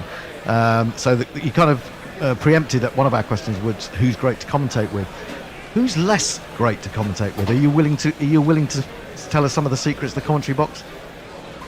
Oh, I don't think there's no one less great to commentate with. I mean, we all have our strengths and weaknesses, and I'm as well. I don't do any of the lead commentating roles. I'm not sure if you guys have ever picked up on that, but it's always Nas or Athers or Mel Jones or someone like that. The more, I mean, I say the more experienced commentators. I've probably been doing it for a while now, but I don't necessarily enjoy the lead stuff. I don't like talking a lot, and then when you're in the lead, you have to talk a lot. So I'd rather sit in the expert chair and sit back and analyse, what's happening, give myself a few minutes between things that I say to think about what's just happened or what's about to happen, or analyse or critique, technique and what's happening in the game. So I'll tell one funny thing. I turned up at the ground on day 5, and I did the lunch break on day 4 with Kevin Peterson, and he was talking about how good Joe Root was and how dominant he was, and England were on top of the game, and I just and completely without even thinking about it, I said, oh yeah, okay, yeah, good. Joe's out. He got 40. Let's move on, sort of thing. And it got like the way that social media took it. It was like it was the biggest shutdown of anyone in the history of commentary. I basically but it wasn't like that at all. Kevin and I are great mates, and I stayed with him all week. We stayed out at the Belfry all last week and take off after every day's play. He drove me back to London after the game the other night. But the way it came across and the way you can sort of trim things up to suit what you like in the media, it made it look like it was a pretty personal thing, but it was far from that. Yeah, I think you were described as the sharpest tongue in the commentary box when you said that too, which is quite entertaining. Talking about humorous things that go on in the, who's the funniest player that you've played with? Funniest player you played with? Probably Simo. Oh, really? Yeah, like just a great bloke to have around. I mean, once again, I said God bless Warney before. I mean, God bless Simo as well. I mean, I had a lot to do with getting him back into the team on that 2003 tour. John Buchanan and I had to work overtime with the selectors to actually pick him on that tour as one of the 15. We thought he'd be an extra, probably wouldn't play many games, and then we had a few blokes injured at the start, and he came in and we gave him some pretty clear direction of what we wanted him to do and how we wanted him to play, and he went away and did it. Like he was. You said I've got the sharpest tongue in the commentary box. Simo probably wasn't the sharpest tool in the shed, but but if you gave him some pretty simple and clear direction, he'd go and do it for you, or he'd bloody near die trying to do it for you, and that's why we loved him so much. And I T20 cricket, one day cricket, test cricket. If I can pick a team, then Andrew Simons is in my team every day of the week. Brilliant, great to know. It's just a left field one for you. I mean, the fact that you've been talking to Brendan McCullum and you've been, was it you said played golf with him the other day? If England ever ask, would you coach them? I actually got asked before Brendan took the job. There you go. Did you? Oh wow! You've just given us a fantastic story. What a scoop! Thank you very much, scoop from Ponto. Thank you very much, or Punter, shall I say? Yeah. I'm not sure if anyone. You might be the first guys that ever found that out, but I did take some calls from Robert Key as soon as he took over that job. I got some calls from him. I'm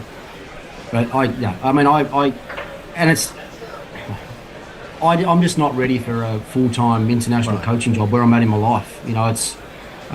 I'm really content with what I'm doing with the commentary work I do with Channel 7 in Australia. That's sort of most of the summer months. My IPL coaching is about 3 months away in India, sort of April, May, June. And having travelled as much as I have while I was playing with young kids now, I just don't want to be away as much as I was before. And even talking to Brendan yesterday, he's been away about a month now. His family are actually arriving today, so they haven't been here the whole time that he's been coach of England. So that's difficult when you've got kids that are in school. Moving them around in and out. That's not what I wanted to do, and I'm happy doing what I'm doing now. But on a technical level, would you have any objection to coaching England? Because you're so you would. Because I think there was also talk about Justin Langer, I think, as well around the time of Brendan's appointment. Yeah, look, I love coaching. I mean, cricket's in my blood. It's it's what I talk about. It's what I've done. I love coaching, but I don't think I could coach another international team. Brilliant. Oh, that's really interesting to say. I was going to say, would you take on another team? Now we've had up in front of us the Women's Ashes that has just started this morning. Final question, really, for you. Are you going to take any of this series in? Are you going to get a chance to see the women and how they're progressing? Yeah, we definitely will. I mean, we've been talking about it a lot through the Ashes coverage last week. It's obviously a huge series for women's cricket. I think it's vitally important that these two women's teams put on a great show over the next few weeks. And what Brendan's trying to do with the England team is trying to grow the Test game, and it's also vitally important that at every opportunity we try and grow the women's game in different countries as well. I mean, we need a strong India, we need a strong Pakistan, we need the West Indies to keep getting better. New Zealand have also they've always been a strong women's team, but there's more and more talk about more women's Test cricket, which I'd absolutely love to see, but it's getting the teams to the point where they're going to be good enough to play Test match cricket, and the only way they can do that is by promoting it more, and I think these two teams here have got a great opportunity. Well, welcome back after a truly extraordinary morning in which the bare bones will tell you there was 129 runs scored for the loss of 5 wickets, but the balance of the match is that England took 4 wickets in the first half hour to wrap up the Indian innings, and then simply charged, absolutely careered after that total, and have knocked almost half of it down already. Ben Duckett and Zach Crawley as ever leading from the front, and then Ollie Pope coming in after the somewhat controversial dismissal of Ben Duckett, and carrying on exactly where he left off. So India have got some thinking to do here, Steve. Indeed, yes. That was England going ballistic, as I pointed out to a number of my ex-colleagues. I mean, it's a rare instance where ballistic is used correctly, because I think ballistic means in the air, doesn't it? And And there were missiles flying through the air, the missile certainly being were. the cricket ball. And I was also thinking about Josh Tongue's bowling as well. Yes, that was scattergun. Scattergun. Spraying, I think, is the official term. It was a curate's egg in that when it was good, it was very, very good, and when it was bad, it was awful. But we're also joined by Jez down there in the weather cave in Western Australia. Hello. Hello again. And speaking of weather, we Go on. may have the occasional shower this afternoon. Well. It's a bit north of London at the moment, but there's a possibility. Well, I'm not sure what the collective noun for Indian seamers is, but shower is a rather appropriate one for... That's not bad, yes. I mean, to be fair, it's very hard to bowl well when you're coming under the kind of psychological and physical pressure that they were obliged to sustain by England. But we're already looking here at Akash Deep, whose approach to dealing with Ben Duckett after his dismissal will perhaps cause some discussion. But he has just 2 slips and a gully, and he's in, and Zach Crawley gets a little inside edge. He gets a good use of that inside edge. It goes down to long leg, and they're through for a single. 110 for 1, England. They trail by 114. Crawley has 53. Pope has 12. Can you even begin to throw this forward, Steve? I mean, it's... I'm worried about day 5 already. So I've got the only tickets I have in this series before this started was day 5 at the Oval, which I was hoping would be... That was optimistic. Well, all the other games have gone to day 5, so it sounds like it could have been a bit of a banker, but it's in trouble now. It is. I dare you to wear that T-shirt on day 5. Oh, I definitely wear this. He's in again as Akash Deep. He's on off stump and is met with the full face of the Ollie Pope bat. No run. I mean, the weather may come to your Might rescue. help, yeah. I did feel some spots as I came into the studio, actually, so I was thinking, maybe. How far are we away from the Oval here? Probably about 6 miles? A few miles, yeah. Not very far at all. Yeah. We're southeast London, whereas the Oval is more southwest London. But as ever with cities, the weather can be very localised. The crowds were scudding past Pimlico yesterday that we could see. Some dropped rain on us. Akash Deep is in. This is a attempted Yorker that Pope digs out, but would have missed the off stump anyway, and it is no run. Yeah, we're seeing the clouds now, and they look a bit glowering, but we're quite high up, so you're probably looking 30 miles or more into the distance there. So yeah, there's some rain over Cambridgeshire and bit north of St Albans, so it's a little further. It's coming down slowly. Yeah, okay. One of the problems with the Oval, and we had it yesterday, is they do tend to have longer rain breaks than a lot of grounds with better drainage and better cover facilities. As he drives this one, does Ollie Pope, as Akash Deep appears to have decided to go for a much fuller length after lunch, and so far he's been rewarded, just 1 from 4 balls, which counts as a success these days. And they're having a talk about the ball. It's certainly come under a bit of pressure from England bats, but out come the manacles, and nothing much happens.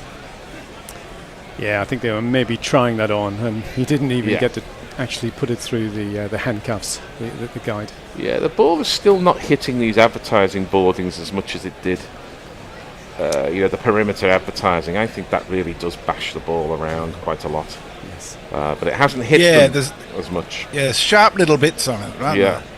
As Akash Deep is in, that's flashed hard by Ollie Pope, but there's no gully because India are defending, so it was a deep, backward point, saves 1, but misses the catch. Yes. You might want to tee up the Super Chat jingle for when this over is over. Here we go. Yeah, I mean, that's a pretty easy catch at gully, but Jadeja's at backward point? I don't know. I kind of understand because India couldn't be leaking runs to the extent they did, but when people say baseball is just mindless slogging, well, I don't agree with that. That's no, right. I don't. It's all about attitude. Yeah. This is defended by Ollie Pope. A decent ball on off stump by Akash Deep. It's the end of the over. England 110 for 1, and we're going to have one of these. Super Chat cash, Super Chat cash, Super Chat cash. Richard Milgate very kindly sends us €5 and says, I agree, you do need intermittent showers. Winky face. Thanks for all your hard work. Thank you, Richard. Makes it all worthwhile. William Presley says, good start. Jay Graver says, hooray, Steve. Enjoyed the Ponding interview again. I learned. I did enjoy listening to that again. He's very good to listen to, isn't he? Oh, he is, yeah. Yes, he was talking at lunchtime as well. Yeah. Bernard Murray says, be lucky to get a day 4. And Jake Rever says, the clouds were scudding past Pimlico. Mint. Bernard says, this is punched square on the leg side by Zach Crawley. It was a full ball from Prasib Krishna, and they're through for a single. So Crawley's taken 1 off the first ball of the first over after tea, 1 off the first ball of the second over after tea. Lots of singles on offer here, wasn't there? Lunch, yes. Wasn't it? Yes, it was. Yeah. It was lunch. Yes. But the field's quite well spread out as well. There's lots of singles on offer here. Yeah, well, that's what happens, isn't it, when you're hitting the boundaries? Yes. So we've got a short-ish extra cover and a short-ish mid-wicket, but they probably won't stop the single if they just drop and run. So that was a kind of looping short ball that Pope missed in an attempt to pull. Looks slightly sort of his timing is off after lunch here, this Pope. Still getting his eye in, I think. Yeah, might still be getting his eye in. The reason I got confused between tea and lunch, by the way, is I had a rather heavy lunch for me. The mashed potato I made this morning, because it's a long day here in the studio. It's a long day. So sustenance was required. But if I'm asleep in an hour's time, you'll know it's the too much food too early in the day. At least I made it myself. That's impressive. As Pope is in and he drives here, but he picks out that man. Can he be a deepish short extra? Because he is short extra. He's not full on extra cover, but he's quite deepish. He is deep. He is deeper than regular. Short extra. Absolutely. Yeah. He did save the single, but because it was pinged straight at him. Yeah.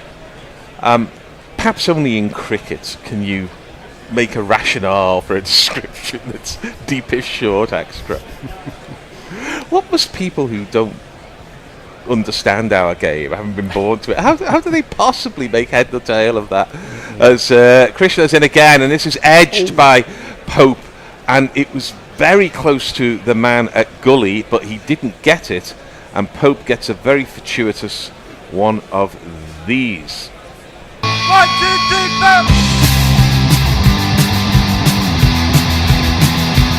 It looks like Sar Sudarshan. Do you think that was a chance there, Steve? Definitely. Oh, it was. It was a big chance. It did carry. He was diving full length. I think it is Sai Sudarshan. And just out of his reach? It just got under his hands. It would have been a fantastic catch. It would have been a fine catch. Bottom left corner. But he did see it the whole way. That's what Gully's for, though. I tend to agree with you. They're really easy. It goes through. That's why people like Green are so good in the Gully. Goes through to the keeper. It was Sai Sudarshan. It didn't flash off the blade, and it was kind of slightly looping towards him. I tend to agree with you there, Jez. Is that I do think that would have been caught by a really top-class gully, perhaps 7-8 times out of 10. He does look disappointed. Yeah. So maybe it was a better chance. It's a very specialist position. It is. Krishna through to the keeper. It's the end of the over. A skittish Pope has 16. England have 115 for 1. And we have your chats and super chats. Bernard Murray says if England get to 350 today, they should declare. It sounds stupid, but given India looked inept against Atkinson and possible poor weather, I'd still support the idea. To which Jay said respectfully no. He also says, my word, but Gary does leak. And he says, Gary, that is what my mum feels every day, still asking who's winning, mind. Ah, yes. Indeed. Indeed. Yes, it's a strange kind of language we speak. I mean, all kind of esoteric pursuits have their jargon, don't they? I guess, yes. Language. We do have a particularly opaque kind in cricket. Crawley on 54. Akashdeep is in. Does he get a single off the first ball of the over? No, he doesn't. But he does defend the ball back. And there is no run. What's your view on the less than friendly arm round the shoulder that Akashdeep escorting Ben Duckett from the... Yeah, it's totally unacceptable. Contact with other players, just not on. Even if it was in, jest. You just shouldn't be there. Yeah, I mean, I can understand why he was wound up by Duckett's attempting to, do these reverse scoops, and then he got him doing a reverse scoop. So yes, the odd face, no problem, but that was physical contact, not on at all. This ball is inside edge, and it goes to that man at short mid-wicket, who is an authentic short mid-wicket. They're not a deep short mid-wicket. They're an authentic short mid-wicket. And, I mean, what I don't like about it is the batsman is disappointed. They're obviously... an element of emotion, even in Ben Duckett, who does seem unflappable when he gets out. But he's got a bat in his hand. You've got your arms all over him. You're towering over him. He can taste your breath in his face. How tempted is he to get the bat and just shove it in your chest and say, "Leave me alone, mate"? Get off me, yeah. He would have been within his rights to do so. Well, Akashdeep is relying on Duckett not to react, and I don't think that's acceptable. Yes. What is acceptable is that half volley, which... beautifully driven by Zach Crawley. It was absolutely there for the shot, and it absolutely got the treatment.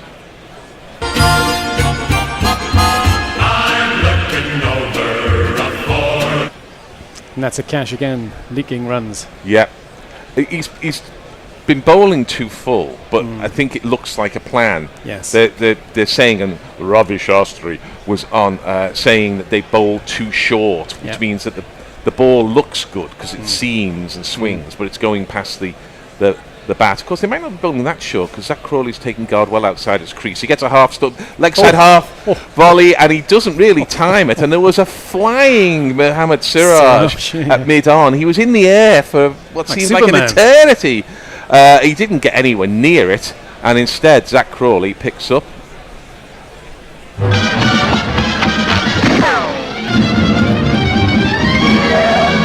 There was a moment there when time stood still. The ball seemed to not be getting anywhere. Yes. Siraj was in horizontal in mid-air.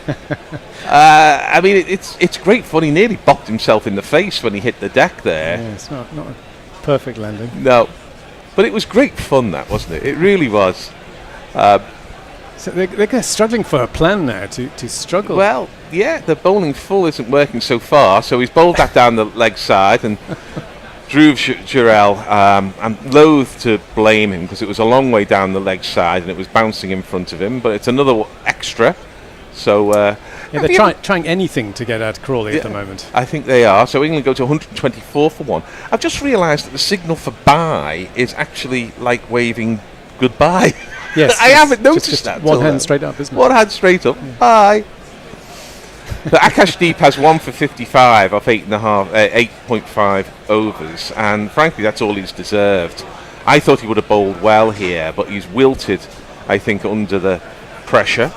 You can't bowl better than that. You see, there's the commentator's curse, because that ball was homing in onto middle and off, and then kicked off the seam, missed Ollie Pope's bat, missed the stumps. It's the end of the over, 124 for one. England are on the cusp of the deficit going into two figures. Jez.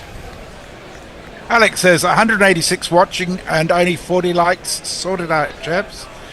Easy Ollie says Crawley's going to score 1,000 runs against Australia's Dead's Army.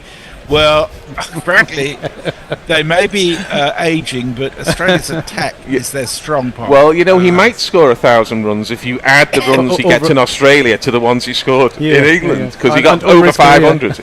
Maybe over his career. Or maybe over the career. Yeah. I think he was top scorer in the Ashes in England. He was, of course, yes. 504, I think. Yeah, he's halfway there then. Krishna's in, he's on leg stump, and Crawley drives, but he's got no timing, and it's yet another inside edge. I'll tell you what Zach Crawley paid for. The whole of his bat, because boy does he use it. Sorry, Jez, you got one or two more? No, that's it. We're up to date. Do the edges cost more, do they? Because they get a lot of use, don't they? They do get a lot of use. I think they may need replacing more.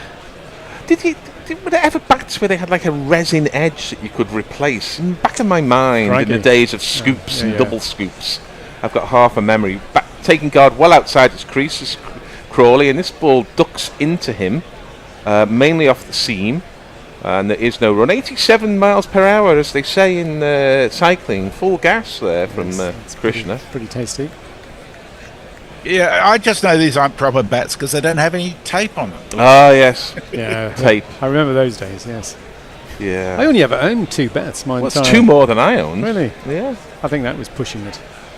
Which brands? There's a Grey Nichols, and then I fell for the Kookaburra. So Oh, yeah, 2005, the Kookaburra. I went for a Kookaburra. Ah. That's, here's Krishna again, an immaculate forward defensive from Crawley, and in a county championship you will get a demerit point for that because Crawley he has been batting outside his crease, but he hadn't left his crease, and Krishna threw the ball quite hard, and it hit the bat of Zach Crawley, who, to his credit, didn't react at all. And the umpire is giving him a good telling off. Yeah, in a county championship, you get told off for that because you've thrown the ball at the batter with no possibility of a run out.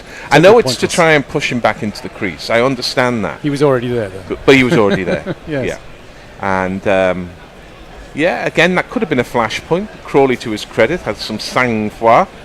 And this is an inside edge, would you believe? And they get another single as the ball dribbles to the vacant leg slip.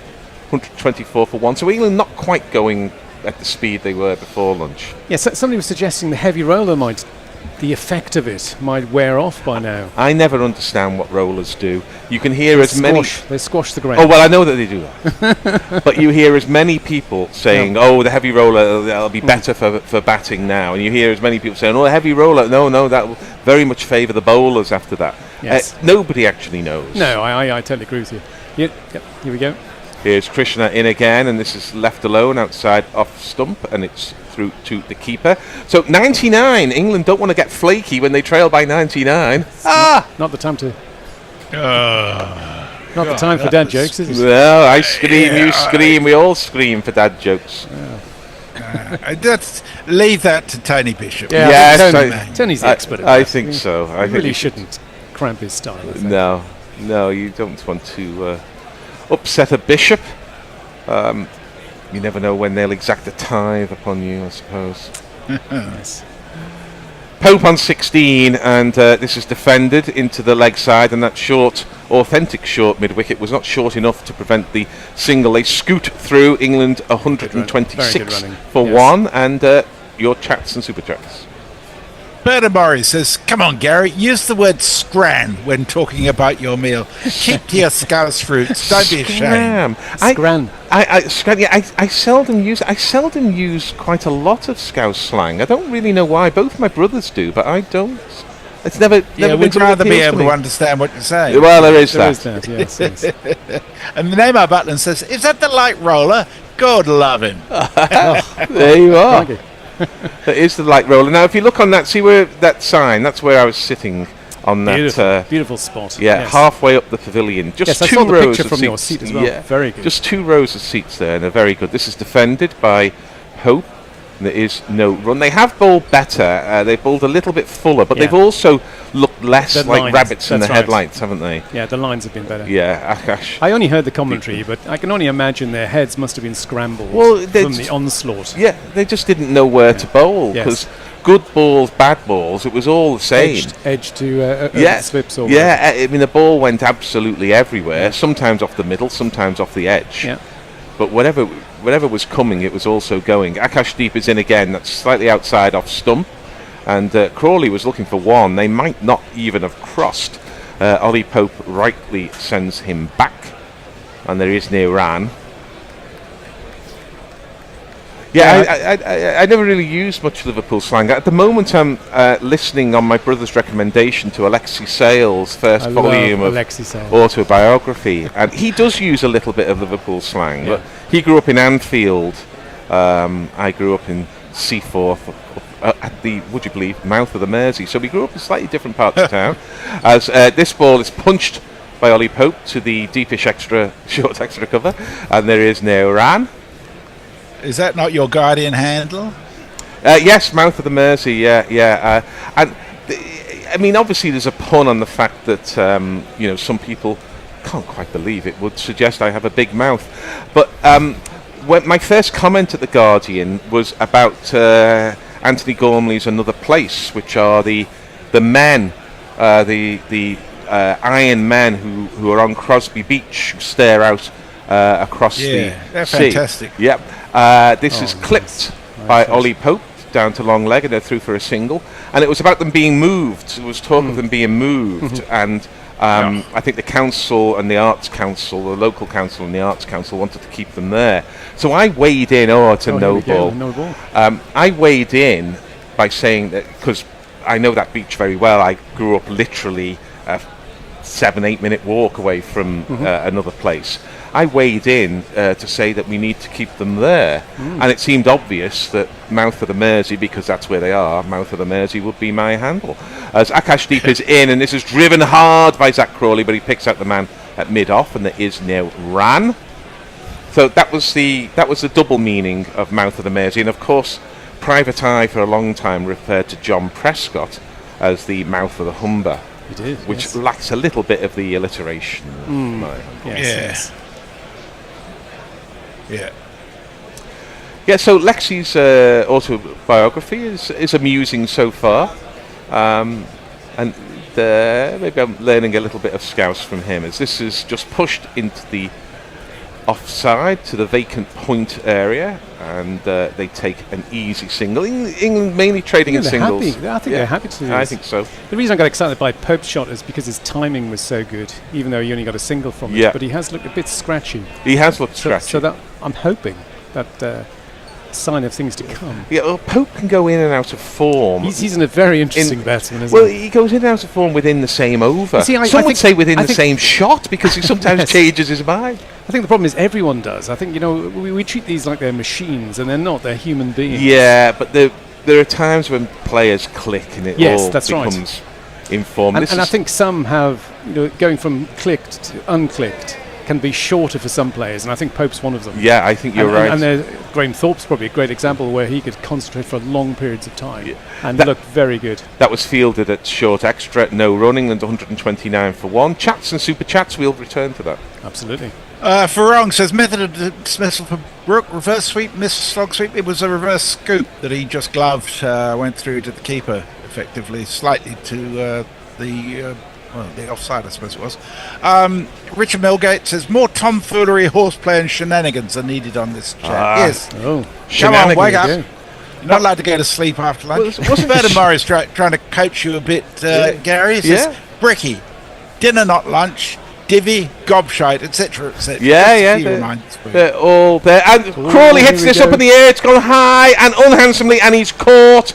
He's caught as Crawley. Well, that, I think, is just reward for the Indian bowling after lunch. They've tied England up. Crawley went for a big yahoo over square leg, and running back was Jadeja. He was channeling the spirit of Kapil Dev in 1983, running back, taking a catch that was slightly over his shoulder. Although it was not Viv Richards who was out, it was Zach Crawley. I think India have deserved that. Mistimed by Crawley. If you can have a scratchy 60-odd, that's what Crawley got, and he not for the first time is out. So what are we going to do? I was thinking about playing this jingle. No, I won't. I'll play this one. The crowd says, the crowd says, the crowd says you're out. So it was a very black and white innings from Crawley. 64 runs.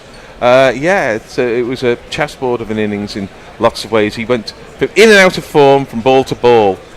He can look $1 million, and he can also look like a that was Sunday not a player. great shot at No, all. it was And not he a had great better shot. options. He did have better options. It came up on him, but there was space for a single. His strength is in vertical bat shots. Usually he would stand up on his toes and he'd punch that through the covers.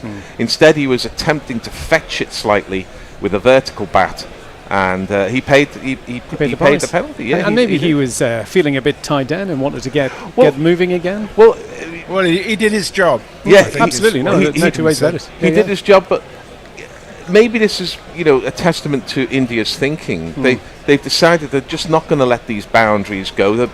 They probably want to post 3 slips in the gully, but they've posted 2. They've blocked some of the singles. They've blocked the boundaries. They've frustrated England, and they've got their rewards. So fair play to them. But you don't really want to see one batsman walking off and this man walking in. His voice is high-pitched and ginger hair like a pict, but massive runs he has hit, so there's that. Introduce yourself. Joe Root. Introduce yourself. Joe Root. Introduce yourself. Joe Root, actually. Slightly uncomfortable start, taken on the thigh pad. England 129 for 2 now. There's only one man in the infield on the leg side, a lot of space, but there was the ball was in the air for a long time, so Jadeja's quick over the ground was able to cover quite a lot of it. And I'm sure a lot of Indian fans will be recalling Kapil's catch. I know I am. Yes. With that one. So is ever a bad time to bring in Joe Root? Nope, there's never a bad time to bring in Joe Root. A very compact as Root there, just getting the ball on his hip that he pushes into the leg side. I mean, he does irritate me a little bit. That's a no ball. Yes. He does irritate me a bit, Joe Root, because he does this thing where he takes 2 or 3 steps down the wicket and then holds his bat up in the air. And I'm never sure whether he's saying come one for a run or he's saying go back or whatever. It seems to be yes and no at the same time, or yes and wait at the same time. Yeah, I think it's a waiting. Yeah. His legs are saying come for the run and his bat is saying stay where you are. But he's done it for a long enough time, and he doesn't do it in that time because he just pushes that backward of point and holds the bat up without taking his scurrying steps. No run. Krishna is bowling quickly this time. Yeah. Got up to 89 miles an hour. Yeah. Well, he is quite sharp. I saw him at, I'm pretty sure I saw him at Edgbaston.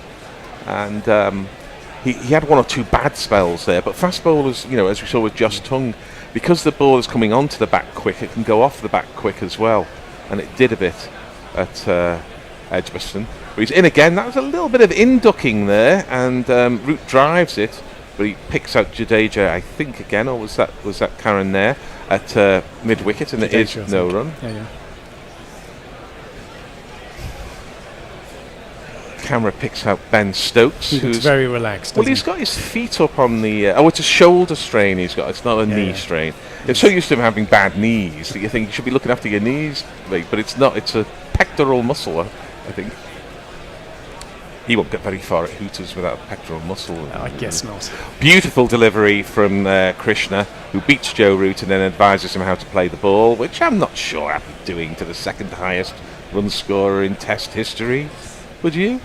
I don't think he cares, to be honest. No, I don't think he cares. 90 miles an hour, though. It's a good ball. And India have bowled much, much better after luncheon. It's a good delivery. Yeah, Prasad's getting into him there, isn't he? Yeah, it's a bit of a waste of energy. They've got a lot of bowling to do, these 3 seamers. I think I'd reserve the energy for the deliveries. But he's got good gas, between 87 and 90 miles an hour. This is outside, off stump, and a little bit edgy. You're saying that's beautiful? A little bit edgy through gully region for one of these. Oh, now my innings going, great guns, I hit the ball, 4 runs, I hit the ball and it went for 4 runs. Look, Kumar Dharmasina's getting into him a little bit here, isn't he? No, there was a lot of afters there. Joe Root looked very unhappy. Yes. Yeah. Bernard Morris says gobshite is the greatest descriptive word ever. It is an excellent word, isn't it? It's shithousery. I think it's a great word. Shithousery is great. Well, there's a bit of that going on at the moment, and Kumar Dharmasina is as animated as I've ever seen him here. He's now talking to KL Rahul.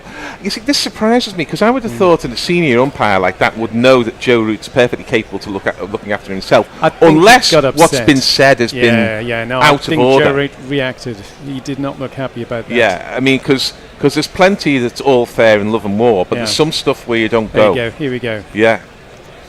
Joe Root is unhappy. To put a lid on it before it gets any worse. That's right. Really important. That had to be. The umpire had to intervene in this situation. Yeah.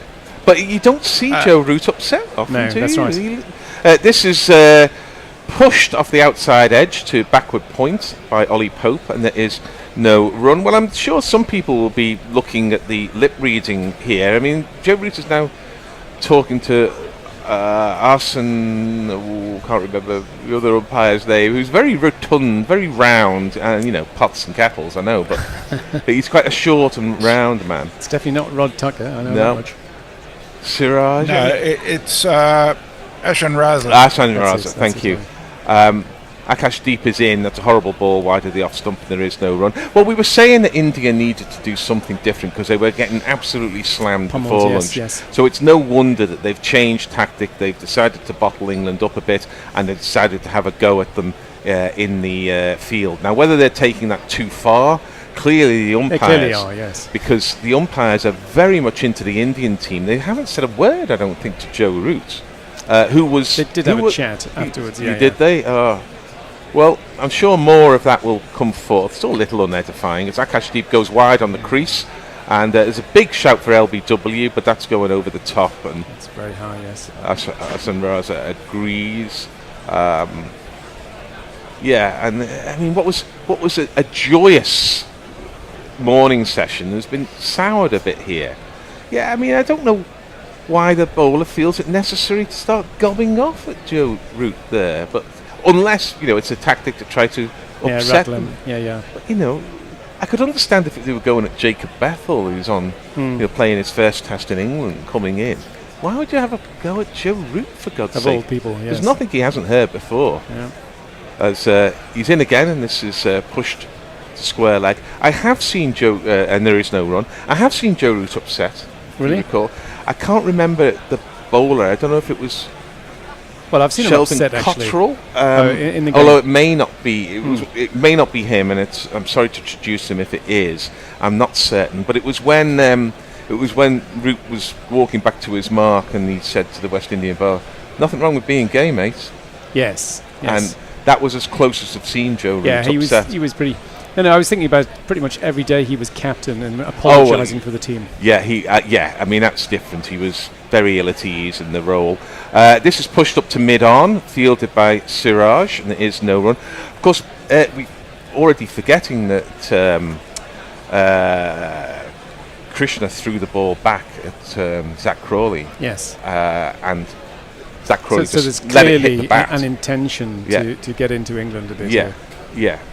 And you've got to have a little bit of that in cricket, in sport. But there, it's the umpires whose job it is to keep that in check. And to their credit, they did intervene. Yes. As this ball is edged yet again by Ollie Pope through the vacant third slip this time. We've seen a lot of edges through vacant parts of the cordon, and he goes for one of these. Just four. It is just four. Is that the end of the over? Is that the end of our spell here? It is. That's jolly good. Well, that was a bit feisty, wasn't it? It was indeed. Yeah. I'll do a couple of messages while we're changing over. Thank you, Messi. Abhinav Bansal says, again, 600 plus score to India bowlers if this situation keeps on going. Leah says, hey, one of the 1 in 5 innings in which Crawley makes 50 plus. He makes single digits 41% of the time as well. Drop the fucker. It's not going to happen. No, it's not going to. And Bernard Murray says, if you looked up gobshite in the dictionary, it should read most politicians, DJs, online influencers, Sun journalists, and Jeff Boycott. Well, there is a case for that. Father Jack, when he saw Father Ted on the television, if you remember, it was an excellent use of that.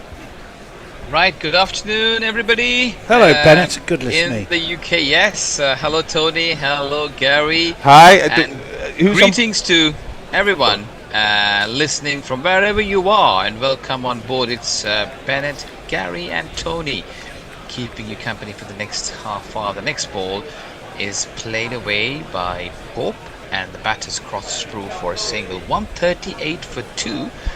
Pope living rather dangerously, sort of edging a few balls here and there. He was lucky to be dropped by Sai Sudarshan in the gully. Krishna with his tail up after taking the wicket of Crawley. This one's driven into the deep cover area. Nice looking shot by Joe Root. He beats the fielder there, and that is a boundary to him, to taking him up to 8. And here's an appropriate jingle because there's been some devilment out there. The number of the day. Who could ask for more? The number of the day is 4. There has been some drama, hasn't there been, Gary? What's going on? Are they trying to get into the teeth of the Well, I think India had nothing going in their favour at all before lunch, so they have changed the game a little. It seems that way, and this one's outside the off stump on a better line and length.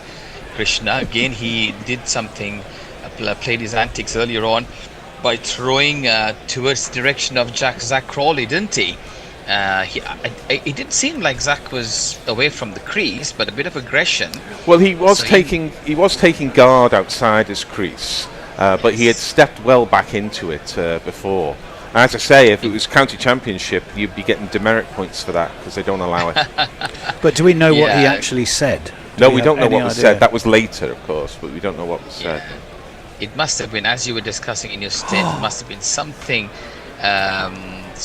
for the umpires to be worried outside the leg stump and trying to glance it. Looks like there was some movement there. Skipper Gill is interested. The fielders looking for some support from the skipper and the others. Gill turns away, and there may have been a possible deviation because of the swing, Gary. Yeah, the ball has been swinging significantly when it's past the bat, and I think that was the case there. No, we often complain about the umpires being rather supine and reluctant to intervene, and then when they do intervene, they're like a supply teacher saying, "Oh, come on, can you sort yourselves out?" Where he was much more forceful was Kumar Dharmasena. He went from kind of 0 to 100 miles an hour. So something must have been said. We haven't seen him that way, have we? Like over the years, as Krishna comes to this one's on a good length, and it climbs up on him.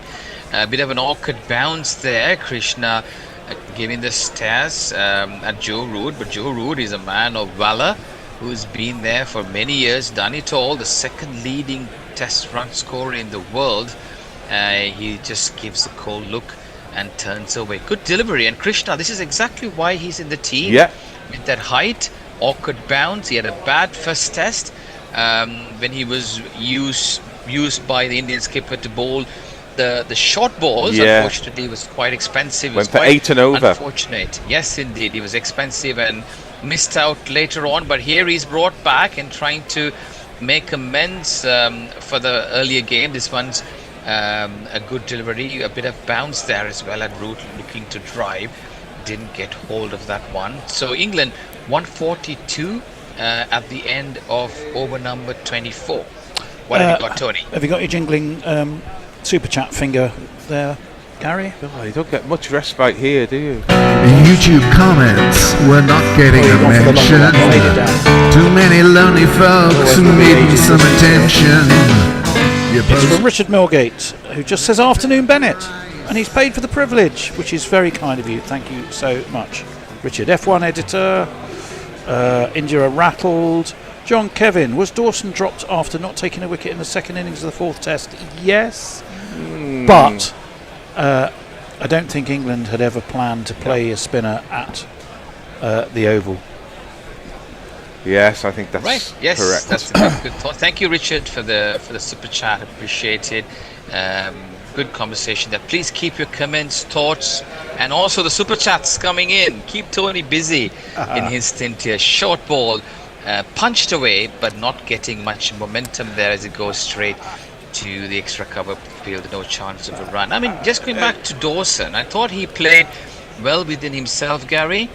But clearly, England not looking to play the frontline spinner. But Jacob Bethel, I thought was a good kind of a inclusion. He bowled better in the little cameo at the end of last night than I've seen him bowl before. But I don't think there was ever going to be a spinner played here, the Oval. Indeed, as Siraj comes steaming in, the only bowler from either side, the only one of two bowlers from either side is playing in all 5 tests, along with Chris Wokes, who's been injured this morning. This one's played away, no chance of a run. I mean, just going back to the couple of overs that Jacob Bethel bowled, it looked like he could take a wicket compared to all the overs that Dawson bowled on the last day. It's very different when you're coming in to bowl in the last 20 minutes of a match, knowing you've only got 2 overs to bowl. As Siraj comes in, steaming in, and this one's fluently played by Ollie Pope towards mid-off area, no chance of a run. What is this man, Mohammad Siraj, and his fitness levels, Gary? Well, it's plays good. all 3 formats, all 5 tests. It looks like he's not really looking so at all.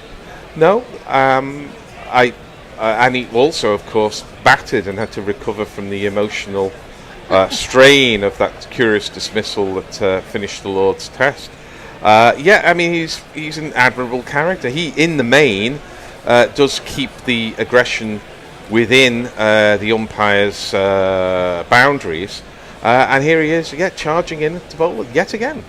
He's a man of steel, isn't he? This was, that's a good delivery on Midland off, and I think it came in a little bit. Mohammad Siraj, as always, interested, trying to convince the skipper, and it caught Joe Root by surprise as the ball hit him on the pad.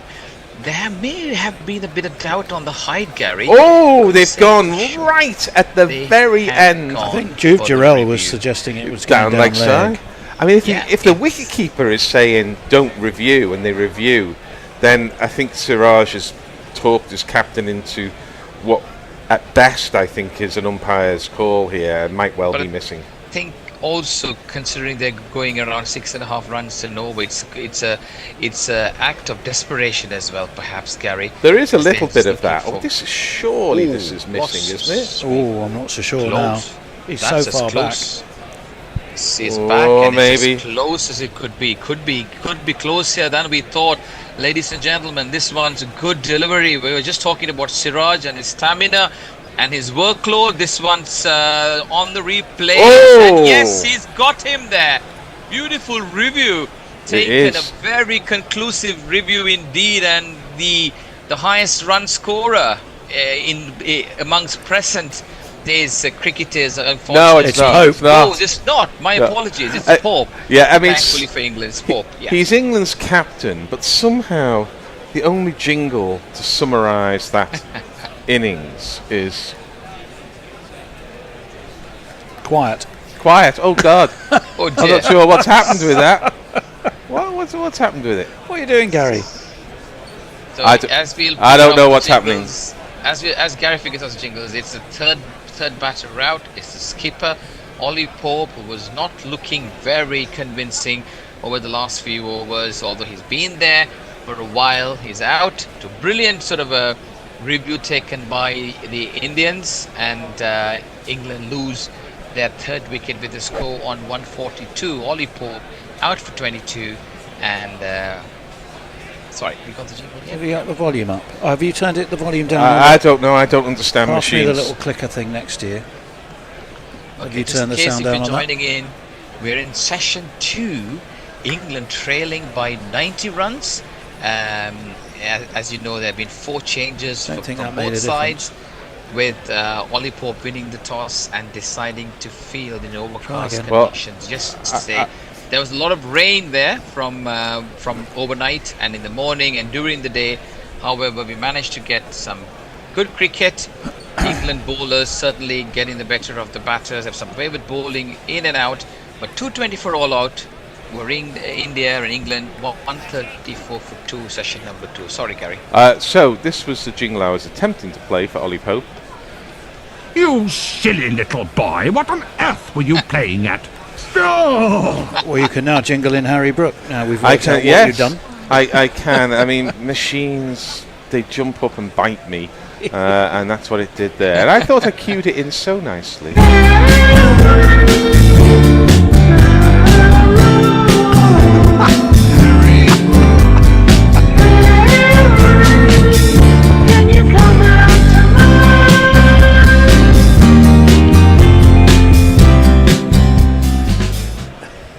Welcome back, and as you come along, it's Harry Brook, the new batter in. Mohammad Siraj being rewarded for sheer hard work and dedication.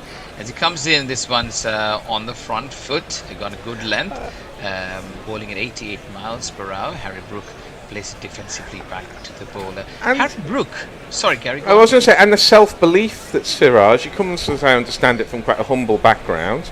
He's raised himself to the heights of the Indian team in 3 formats, and it was his self-belief that really drove that review.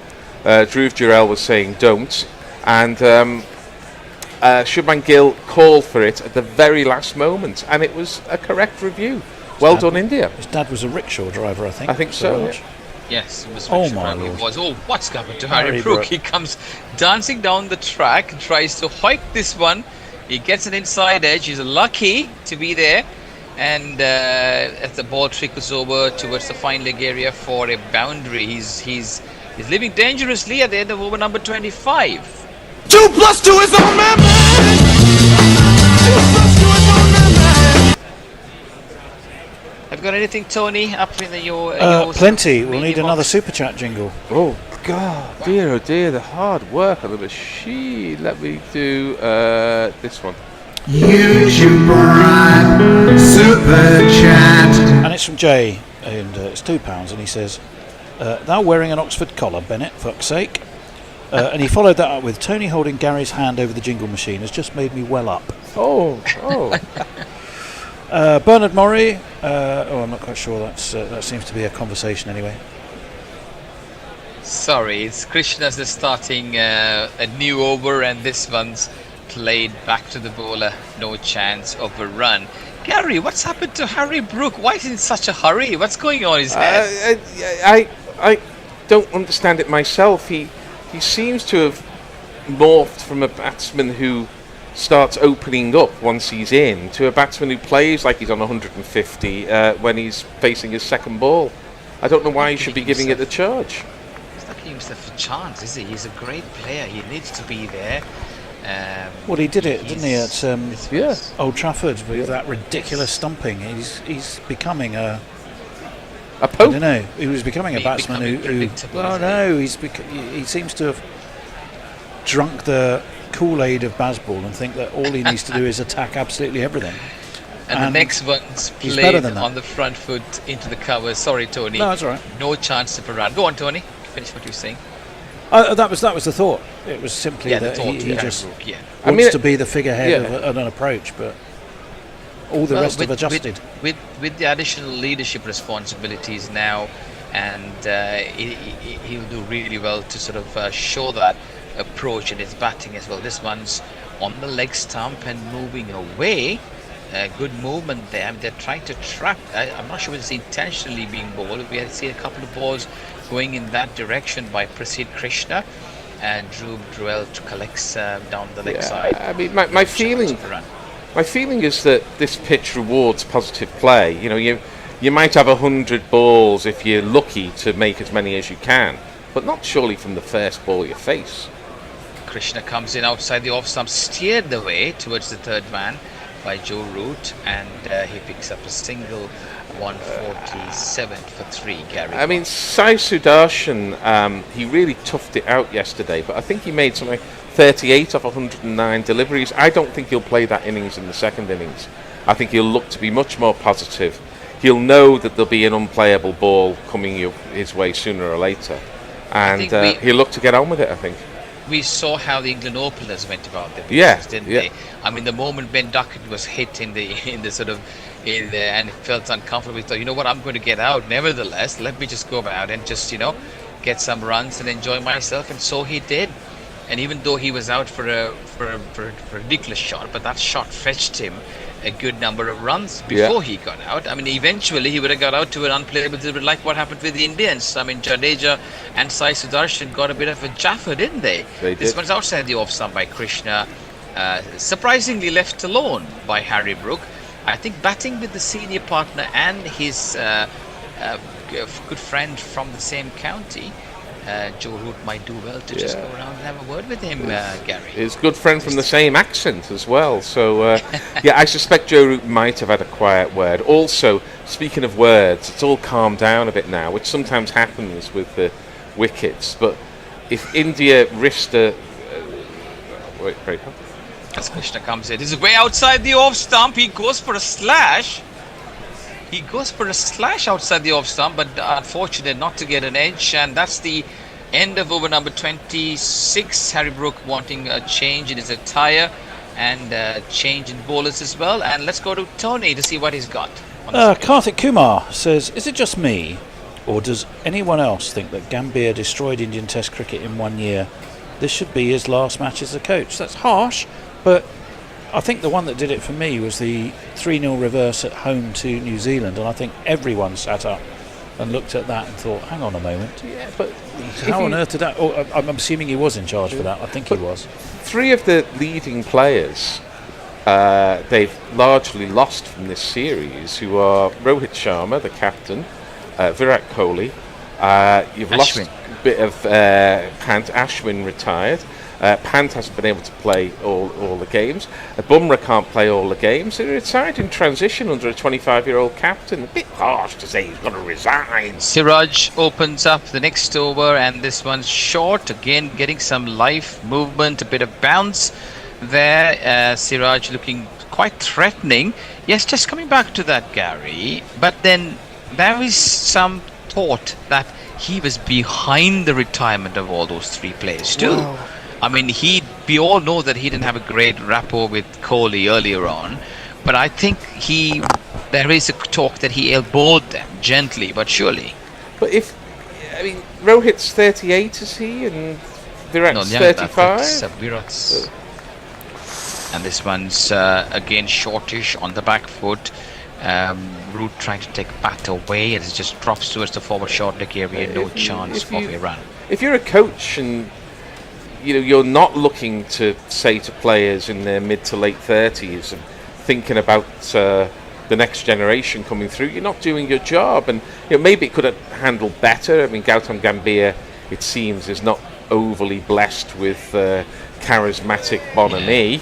But I certainly don't blame him for saying, look, we need to make a new start. We're going to have a new captain, and you guys, you're going to be going sooner or later. So as Siraj comes in, bowls outside the off stump again, a bit of movement coming in, and he lets it go through on this occasion. No chance of run. Yeah, point taken, Gary. But the irony is the way it's done, and I think all of these players, especially a place like India, they deserve to go out in a little bit of in a fashion that they can say goodbye properly, isn't it? I mean, Rohit Sharma was going around saying, I'm getting prepared for the series in England. And the next moment, he was actually saying, I'm actually retiring. Sport is a ruthless profession. The best managers have always been ruthless. This one's over-pitched on the front foot. Shows the full face of the bat as he plays it into the covers. No chance of a run. I think we've got used to a kind of Netflix come celebrity approach to sports stars, where they go out like Frank Sinatra on a tour. Steve Waugh had this goodbye tour, and sport's not like that. Sport is absolutely brutal. Yeah, but we're talking India here, Gary. Well, I mean that may be a difference. That may be a difference, but you don't get rewarded for sentimentality in sport. You usually get killed. Usually get slaughtered. I agree fully, but these two men were like gods in Indian cricket, and the followers, they had worshippers literally driven into the covers. No chance of a run. One more ball to go, and that's the irony of that. Yeah, I do take that point. We do things differently in this country. You saw Stuart Broad say he was retiring in the middle of the test at the Oval, and off he went. And Anderson again retired after one test. And he was crying, wasn't he? He wanted to continue to play, but look, he was told gently, but he was given the opportunity to play at home before he retired. He was told he was not going to get picked. He was given the opportunity. We'll hold the thought as Siraj comes steaming in again. Last ball of this over. Short again, getting some life out of this, but Root equal to the task on the back foot, gently nudges it towards the square leg area, and the batters swiftly go through for one more run, and that's the end of the over. And we'll hand it over to Tony for some updates. Yeah, Jay Graver says, Brook, for fuck's sake, send the Yorkshire lad to a public school. Karthik Kumar says, Hyderabad biryani is the secret reason of Siraj's fitness, which Harry Brook hates most. F1 editor says, I get it's Bazball, but Brook plays like it's a T20 all the time. And he didn't, but now he does. And as I say, I think he's got a bit of a desire to be like the enforcer, as it were, and I don't think it suits him or his game. No, he's got to push the beans back, don't they? They used to shout out when batters were getting a bit skittish. Beans, beans! Kartik Kumar, by the way, says VVS Laxman should have become coach, as he had been working in the NCA since 2022. VVS Laxman. Karthik Kumar and others, thank you for keeping us engaged, keeping us interactive, keeping Tony busy as well. So thank you. comments coming in as Akashdeep bowls. This one's a good delivery outside the off stump. A bit of movement as the slip Gordon and the keeper interested, but no harm done as it goes harmlessly through to the wicket keeper. Just going back to even the send-off that Akashdeep gave Ben Duckett, I'm not sure whether that was needed, Gary. Oh, it definitely wasn't needed. And if you lay hands on an opponent and the opponent is carrying a bat, you're asking for trouble. And I'm not one to invite penalties for all kinds of behaviour. It's men against men, but I would think that should attract a penalty. Akashdeep comes, this one's all slightly over-pitched and driven towards mid-off. No chance of a run. The ball earlier that Akashdeep bowled, and where the fielders were interested in that, was a good delivery. It was coming in, it clipped the top of the pad as it sort of went into the slip Gordon area, but it was quite high for the liking, I guess. The Indians have not got the same amount of movement in the air or off the seam as particularly Gus Atkinson and occasionally Josh Tongue got. But they are getting some movement here. Batting conditions are still, as the big book of positive motivation says, challenging. Otherwise you would say difficult. But England are getting through. Akashdeep comes. This is again the wicketkeeper standing up. Drewell standing up outside the off stump.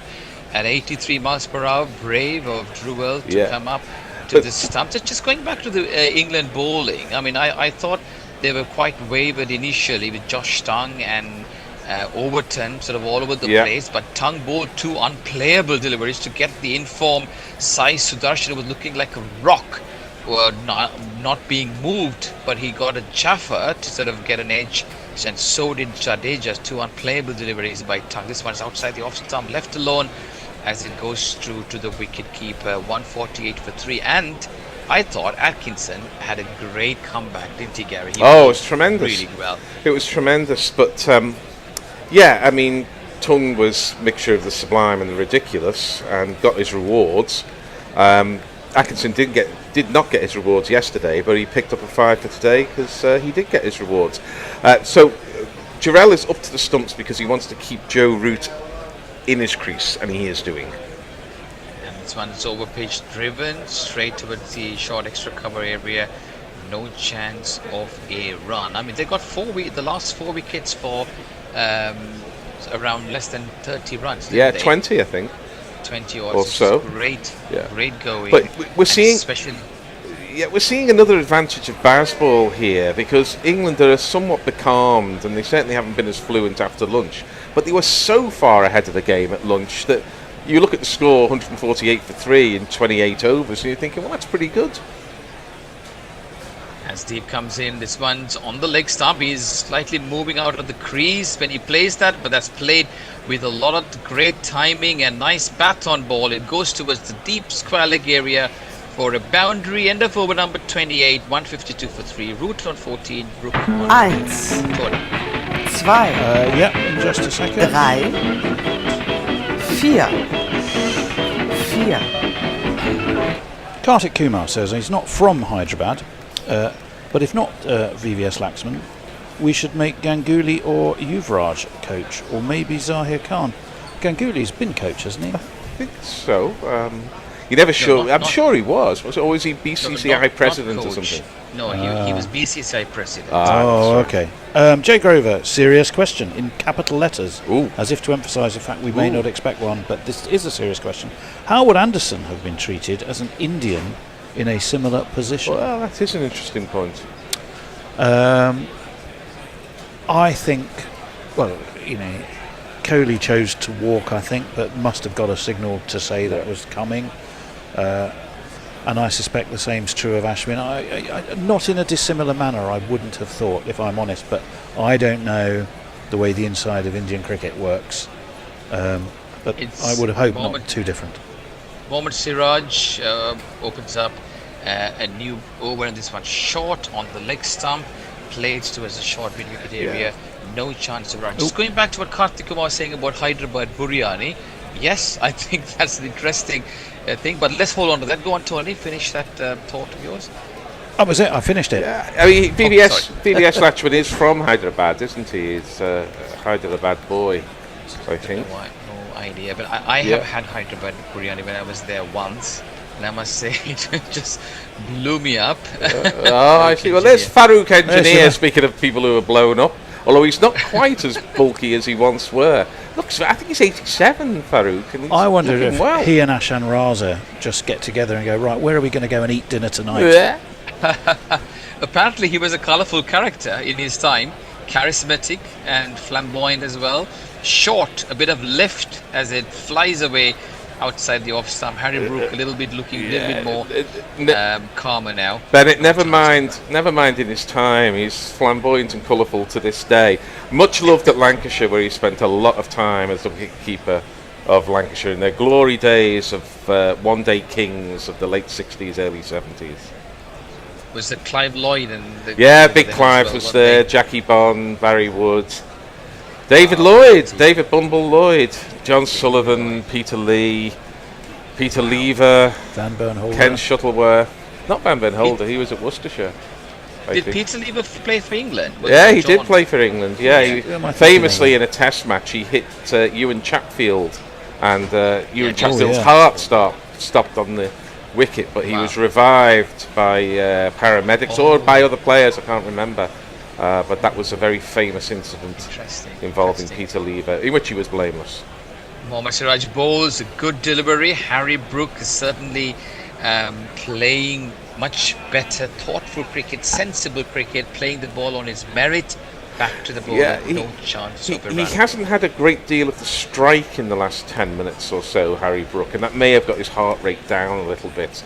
He may have had opportunity to consider his career choices, and now appears to be batting in a much more lower heart rate way, shall we say.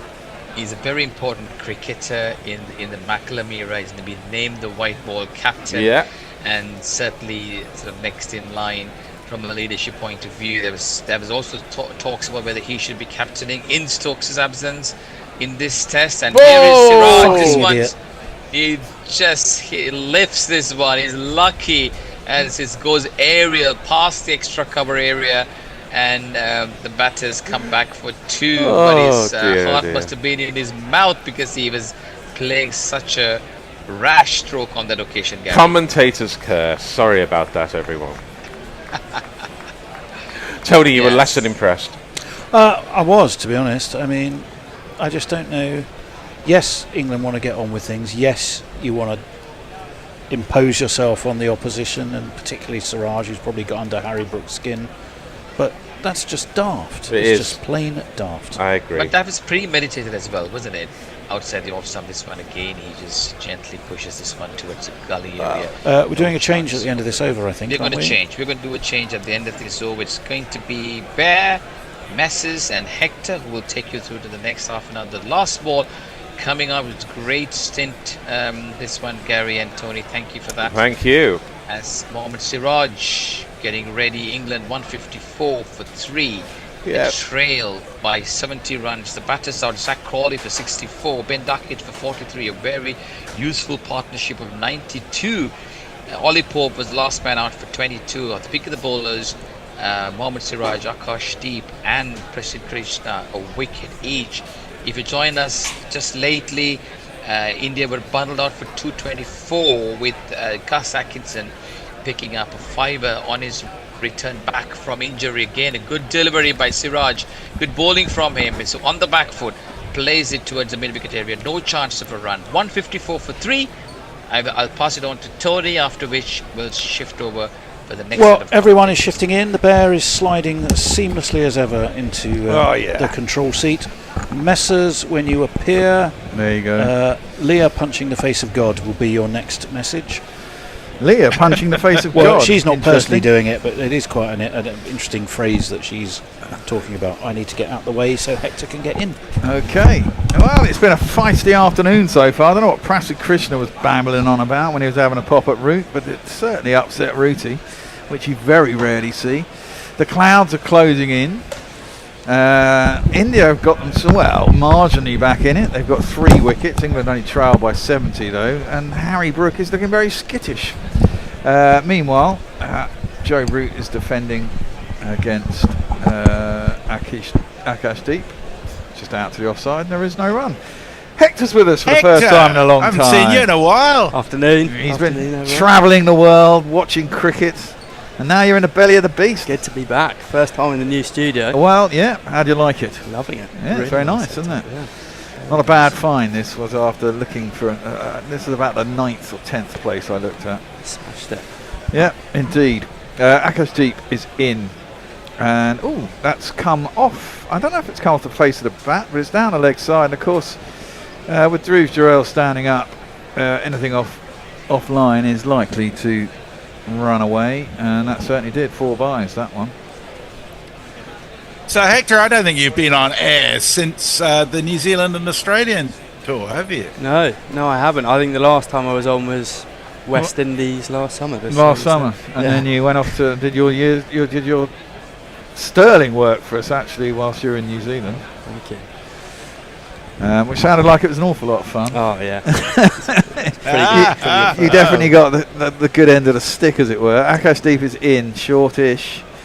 Root can just work it off his hip down to a long leg, and there's no. It's a bit of a sticky period here for England, isn't it? They've got to sort of hang in it. I mean, not that they're far, but they're not behind in the game. They're ahead in the game, I'd say. But India's certainly got their tails up at the moment. Yeah, it's all started to heat up all of a sudden. I mean, England in cruise control this morning with those 4 early wickets, and then Duckett and Crawley to start. But India would just feel conditions are actually quite good to bowl here. Yeah, Brook they are. looking a little bit erratic. India will feel if they can get a couple now, they're right back in this game. Well, they could, potentially. I think we've got certainly a better tail than they have.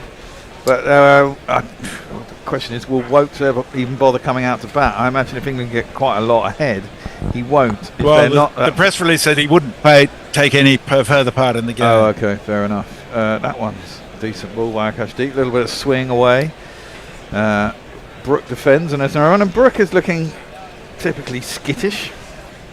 I think Brook's a bit of an anomaly in the England side, in that this series, this summer, we've sort of seen them tamper themselves down a bit, as Vaughan said at the beginning of the summer. They're baseball with brains, but Brook seems to be the one player that's not got his brains. Well, he's sort of stuck in his way, but I think England are fine with that. I think they are, but as a watcher and a fan, it fucking frustrates me because he is so damn good and he just gives it away. That's short and wide. He cuts that out to the man in the deep. He looks like Washington Sundar out there. It'll be a single. If you look at the batters he's got around him, he's got Root at 4, Stokes normally at 6, now Bethel. He does have more licence than anyone. He does have licence, but I mean, it's so frustrating. I mean, the shot he got out in the second innings at not Edgbaston, third test that we won, Lords. The stumping. The sweep. The stumping was the last test. That was equally fucking brainless. It's been 2 in a row because it was the second innings at Lords and then the first innings at Old Trafford. 2 in a row was just fucking dumb. Akashdeep is in, and Root, who looks pretty solid, has clipped that down a long leg and get himself a single. Ends the 30th over. England 160 for 3, Root 16, Brooks 7. Over to you, Matty. Leah says here, it's a very motivational quote for you all. Climb the highest mountain, punch the face of God. Jay Grover replies, the Buddha replies, do not punch the air. Leah says Dada was involved in coaching capacity at Calcutta Knight Riders and Delhi Daredevils, wasn't he? Who? And she says punching the air is just a fighting equivalent of playing the air guitar. Brook engineer for India coach. No. Yeah, I'm not too sure that it'd be too much. Jay Grover just says bears repeating. I'm not. No, yeah. All right. Kartik Kumar says to Jay, didn't get your words. My comment was related to Harry Brook reviewing the Hyderabad dishes during his time at SRH. Hooray, Hector! Not seen you for ages, says Jay. And Michael Ogle says, how many spates did he drink? I got no idea what that's about. What's a spate? Spate. S-P-E-I-G-H-T. Now, I think we're on a drinks break because I think we are, yes. This session is 2.25 hours long, so this would be about the middle of it. So we're up to date. We've got another one from Matthew Cullen saying 163 at the end of the 30th, on pace for 320, which would be a great score on this day. Oh, wait, this isn't an ODI. Yes. Well, exactly that. I mean, it is. Presume, I've got a funny feeling we might get a little shower this afternoon, looking at the skies above. It wouldn't surprise me. The radar's showing the block of clouds moving gradually south. The Met Office is now saying 4 or 5 o'clock are the biggest risk time, so it may be around tea time that we're looking at some interruptions. What's it looking like for the remainder of the match, Messi? Well, tomorrow's looking reasonably good, and Sunday at this stage, chance of some rain, but who knows. Monday's looking reasonably good, but it's England. Anything can change in 2 days. We all know that. We're looking at the wickets. Well, Duckett was stupid. Crawley mishit one, and Pope got a ball that was a very good ball. I don't think he really could have done much about that, to be honest. It jagged back. Krishna and Siraj have been bowling beautifully in this past half an hour or so. It just does feel that, ever since Lords, of course, the series has gotten a lot more feisty. But today, it seems that India are trying to match the levels that England have put out. They haven't really been. They certainly haven't backed down, have they? No. I mean, I guess the thing is they've only got 3 seamers, haven't they? So if we can tire them out, it's 2.25 hour session. Spin's not going to be the most useful. Spin is definitely not going to be the most useful, and they've got 2 spinners. And you'd imagine that England would attack the spinners. Certainly Brookie will, won't he? That's the one thing I think that Gill has gotten slightly wrong in this series, is how he's deployed his spinners. I think, Lords, Washington Sundar bowled fantastically well, and then you get to Old Trafford and he gets brought on in 67 overs. Yeah, something like that. They're already 280 down pretty much. So. And now he's got 2 spinners on a green seamer when he doesn't need them, so he's got himself in a bit of a pickle. But I think that's as much to do with personnel, isn't it? Yeah. I mean, I don't think England rate Thacker, and he hasn't done particularly well when he's been in the side, has he? So Cambodge isn't going to come back. No, Cambodge isn't coming back. He was pretty fucking useless. The only other one would be Nitish Kumar Reddy, but he's injured, isn't he? So he's out of the picture. I think he got injured. Well, Arshdeep Singh. Arshdeep, yeah. Is he injured though as well? He's a player. Well, we're back on. Siraj is bowling at Joe Root. The first ball he leaves alone outside his off stump. There is no run. Arshdeep seems fine. You'd think that a bit of left arm seam. He's a quick bowler as well. Yeah, interesting, isn't it? Really useful variation, but again, I guess that lengthens their tail. And then they've got 4 useless rabbits, pretty much. And their tail has. That was their problem in the first test, essentially in that first game. I mean, they were well ahead of the game, and then lost 6 for 71 in over the 2. Same today, 4 wickets for 20. Yeah, exactly that. We almost bat till 11. Yeah, exactly. Root defends that stoutly, square on the offside. There's a fielder there though, and it's no run.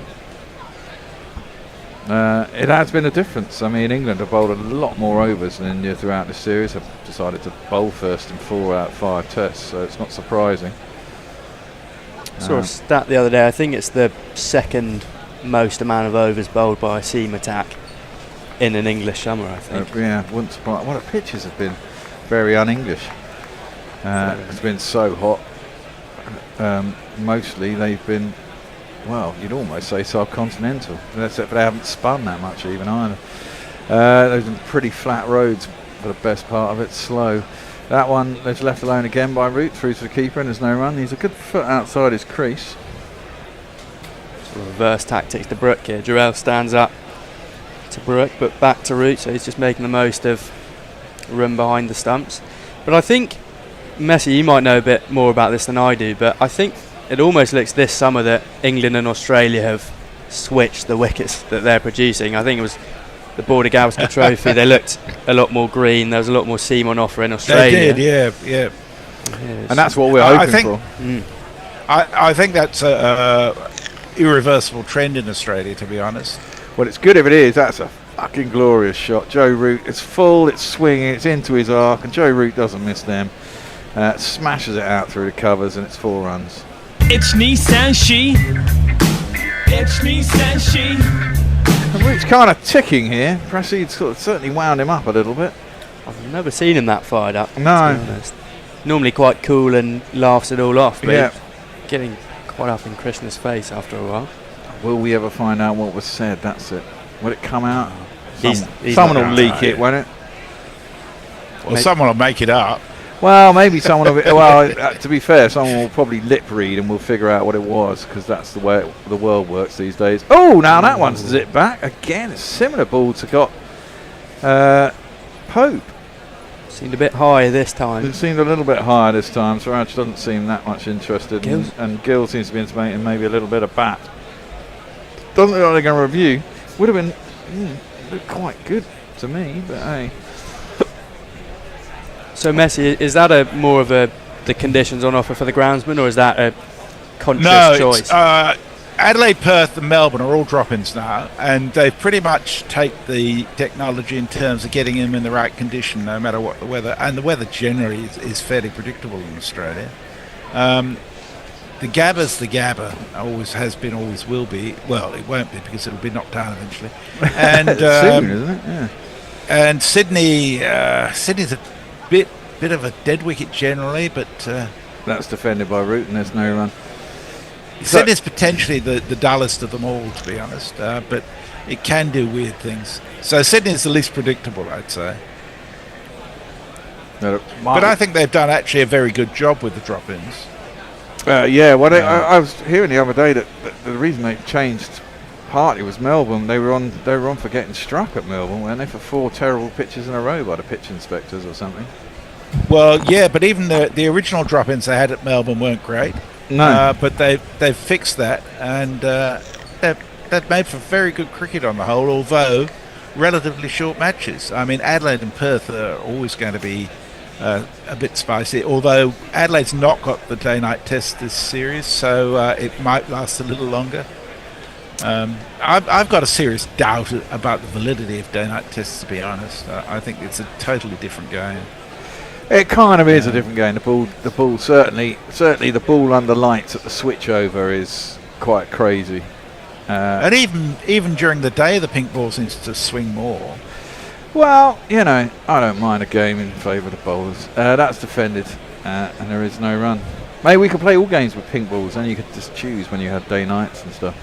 Well, is that West Indies Australia series that sort of nullified? I mean, when Stark was at his most lethal was during the day session, not the night session, interestingly. But even Stark said it was just a bit ridiculous how much that ball was doing. He was loving it, wasn't he? Yeah. Deep down, he's going, yeah, this is great. That's too wide. What good take by Dhruv Jurel, though, because he had to move quite a lot to actually take that. How you stand up to 84 to 89 miles an hour is beyond me. It is. Incredible skill. One thing I've seen with Brook a lot in the past is he plays the ball so late beneath his eyes, and more often than not with actually quite soft hands when he defends, that you do see the ball rolling back or getting dangerously close to stumps a lot more than you do with other batsmen. Root gets really far forward and very but Root gets far forward with his head far forward, doesn't he? He still plays it late but under his eyes. Yes. I mean, that's the thing about these two. I mean, Harry Brook is a fantastic batsman. He sees the ball. He's got so much time. He's just a bit brainless at times. Drops that in the offside though, and he'll get himself a quick single. Well, I mean, had a charge down a wicket and a big heave hurt another one. He seems to have calmed down a little bit. Yeah. Just a bit of a slower patch now after the whole Root Krishna. Yeah, well, you've got to realise the game will come back to them, won't it? They'll have a good spell. Bowlers are allowed to have a good spell, but if they don't take a wicket, they'll get tired, and then they'll offer you some bad balls, and then you can start speeding up again. And you've got your eye in at that point. Got to think of something soon before they have to turn to spin to give their quick ones a rest. Well, exactly that. Root just knocks that out. Can't quite beat the man at backward point, but they will get a single. That's his gully. Sai Siddharthan. Siddharthan, formerly a Surrey player. Yeah, last season. Yeah, he loved it. Apparently, he wasn't that good at the Oval then. I think he got some runs away from the Oval. Apparently, loved his time there though. Bethel, what do you think of the new Bethel haircut? Well, gone I from the think bleach. it looks better than the bleach blonde. Really? Yeah. Absolutely. Really? Way better. He looks a real person, though. Yeah, exactly. Looked a bit of a maverick though when he had his bleach on. He looked like a puppet before. Something out of Thunderbirds. Yeah, that's harsh. That is harsh. Yeah, a little bit. Akashdeep is in, full, driven back to him hard by Brook. Hit him on the shoulder there. I think it did hit him on the shoulder, burst through his hands and hit him on the shoulder. Give him some chat. Well, who was it that threw the ball back at Crawley, and was that Krishna again? I think it might have been, yeah. Oh, it might have caught him on the side of the head, actually. Burst through his hands. Then gives him a bit of side eye. Well, you should stop it with your arms, I think. Loving about it. We were talking about this before, how a player like Siraj, you may hate him, but deep down he's so good for the game because he just adds that extra level. I think I think everyone's got a little bit of admiration for Siraj. Besides that, because he is a feisty player, and I like to have a bit of fight. I've not very. I mean, we haven't spoken because I haven't seen you, but defending in your side and there's no run. All this yap, and all this back and forth in this series, I enjoyed it, and I don't. The press seems to over-egged it all. I don't think the players really, it's done and dusted at the end of the day, or at least at the end of the test. I think that has been a pretty common trend, how everything's sort of been blown up this series just because we're trying to almost get mentally prepared for the Ashes, and how toxic that will be. Well, it's always toxic down there. Although, Pat's a nice man. Yeah. I mean, I think it's very different to what it used to be. I think there's much more mutual respect inherent. But it's mainly tough. Yeah, it is tough. Not necessarily nasty. Well, I'm sure the crowds will be nasty. Can't imagine Bay 13 at the MCG being too happy on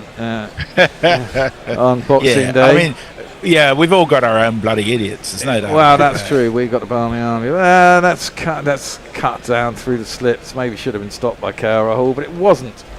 It was all on the ground though. Root will get himself another 4. 4. Well, it's a 4 for a boundary where here's the rope. The bowler won't like it, but it has to go.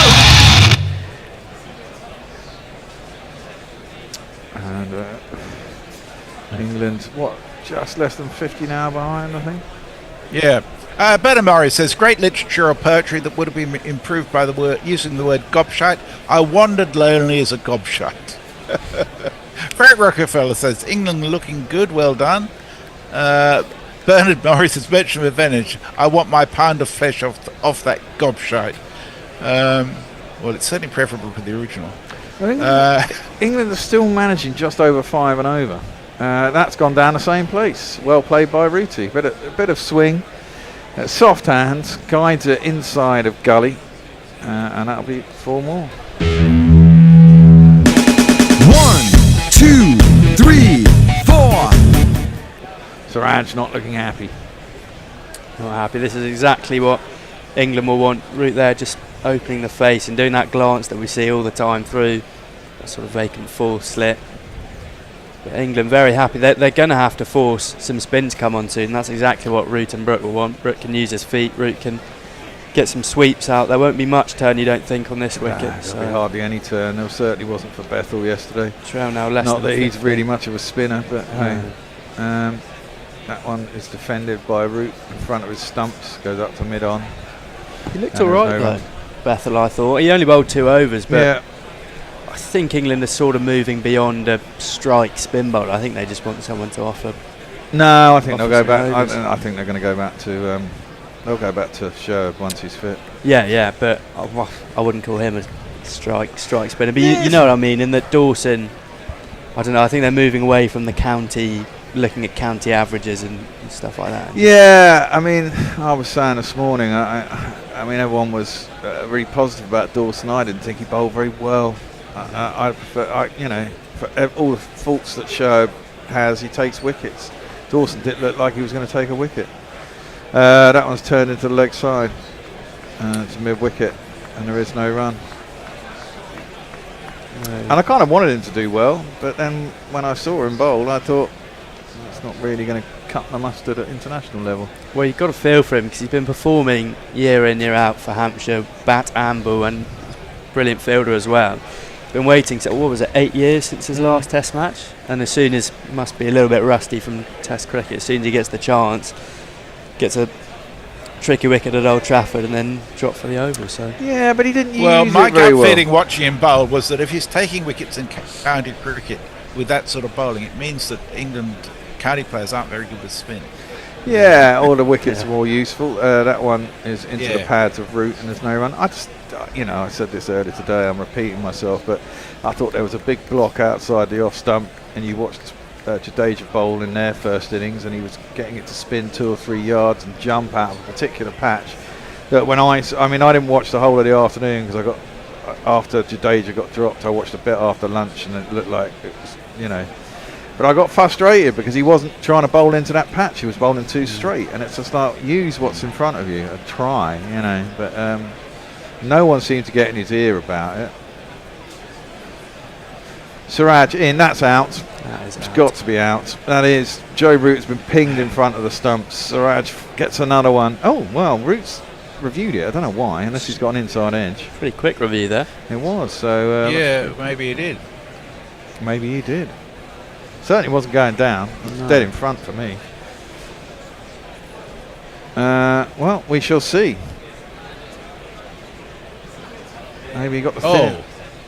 I don't think he got it. It didn't look like anywhere near it. I just saw the live thing here. No, he didn't get anywhere near it. Maybe, actually. It's more leg-sided than I thought, but... Umpire's cool. I can't see it completely missing the stumps here. No. Sort of hits him on the knee row, Yeah. front pad, on sort of a leg stump line. This wicket is good for the bowlers, I'll give it that. Well, we're going to have a look here. That's out. Yeah, hitting leg stump. England lose the review. Yeah. Siraj gets the 4th, and England 175 for 4, 49 runs behind. And we have to say goodbye to Joe Root.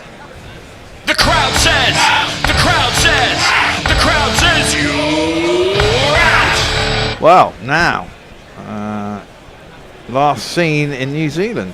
Well, he had a pretty good series, and he got a 90 odd, didn't he, and failed to get 100. Couple 50s. Had a couple of 50s. Someone Hendo likes a lot.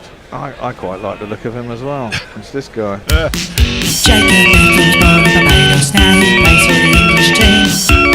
They say that he is an all-rounder, but that remains to be seen. Exactly the situation that Bethel want to be coming into. Trail by 49, 6 wickets in hand. Yeah. Although there is, as you were saying, this wicket is good for seeing plenty of moisture in it. Yeah, I mean, even a lead of 100 here would be very useful, wouldn't it? Yeah. You get the feeling that, if England can get to, I'll revise my score down for 400, but 330.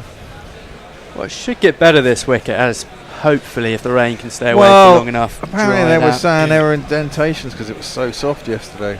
And if they harden up, then it won't get easier. It would just because there will be so much inconsistency. We have a super chat from Jay Grover. Ah, well, we'll give him a jingle because he's Jay. Super chat, yeah. Super chat, yeah. Super chat game. Super chat game. He sends us £2 to say, how dare you? No Muppet Egypts at Headingley. Yeah, they're everywhere else, but not at Headingley. Yeah. Although I'm not entirely sure you've always been complimentary about Yorkshiremen. Yeah, very true. That one is left alone by Brook. Swings a long way from Akash Deep, and there's no run. That was a good ball from Siraj.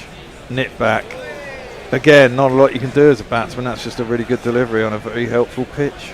The in-swinger for Siraj seems to be his friend this series. I think he's bowled really well. He doesn't often get the appreciation that he sort of deserves with Bimmer in the side, but he's always there. He's always offering overs, and he's always geeing up the rest of his team. So he's such a valuable player for them.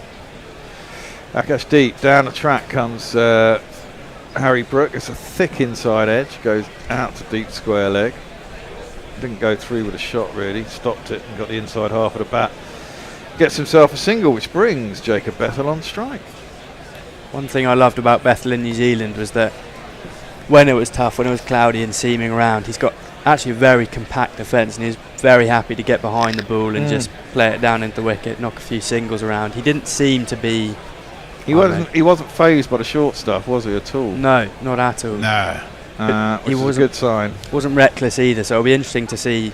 He's been away for a while. It'll be interesting to see whether he tries to catch up. I don't know what cricket he's been playing. Well, he's been in this squad for a while, hasn't he? So I haven't played much anywhere else. Played one first-class game for Warwickshire, I believe. I don't know how he did. I don't think he did particularly well. Well, we shall find out. Bethel facing up Akash Deep.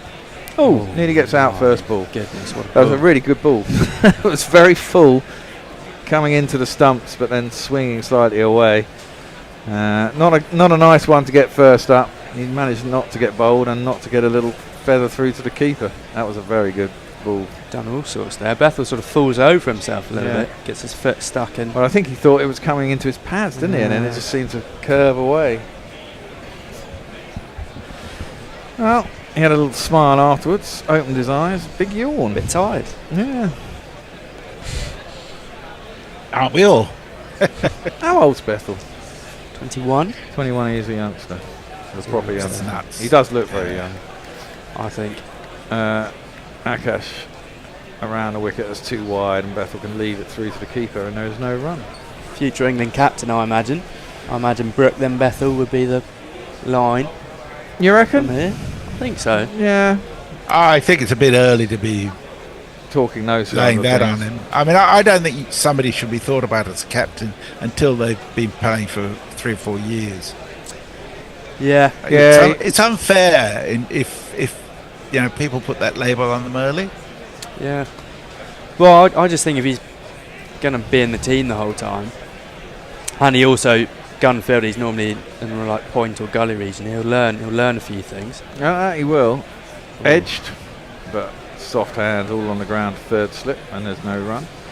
End of this over. You're going to take over from me. Wow, we're there already. Yeah, Goodness gracious. we are. Frank Rockefeller says, watching the highlights and seeing the batsman hanging around after being given out, so vain. It's a pet peeve. Even the Aussies used to positively take a walk. Well, not Stephen Smith or minus Labuschagne. It will take about 3 days to get it back. Well, I'm hoping he's back. Kartik Kumar says if they ever make a movie on the Indian cricket team, Joe Root would be the vengeful spirit that haunts them in every match. Well, maybe. Left alone outside the off stump. That is no run. Hector will take you through. What's the change here? I don't even know what the change is. Okay, we've got 2 more super chats here, so we'll deal with those first. Go on, I'll go jingle. Chris Gray has sent us 10 Aussie dollars. Thank you, Chris. I don't know that I've seen you here before. Welcome. And Jay Grove has sent us another £2. Just to clarify my position, we're all bobbins in Yorkshire, I presume. We're all bobbins as, actually says. Okay, well, okay, I'll catch you later. Okay, well, David B is supposed to be here and he hasn't turned up. So, I don't know why that is. Someone want to jump in for David, please? We've got here England 176 for 4 now after just the 34 overs, trail by 48. Do you want to do that? Siraj has been the pick of the bowlers so far. He's got 2 for 50 in 9 overs, so he's had a bit of tap today. Brook will face up to Siraj. He has 9 so far off 19. Streaky start for him. Yeah, I just hope he stays there. You're going to get beers out the fridge? Oh, right, okay. And in comes Siraj from the pavilion end, and Brook edges, or flashes through 4 slip again. Less control than Root tends to have, but that'll be 4 more runs. Oh, that's quite a productive area for England, isn't it? One of the hazy shades for me.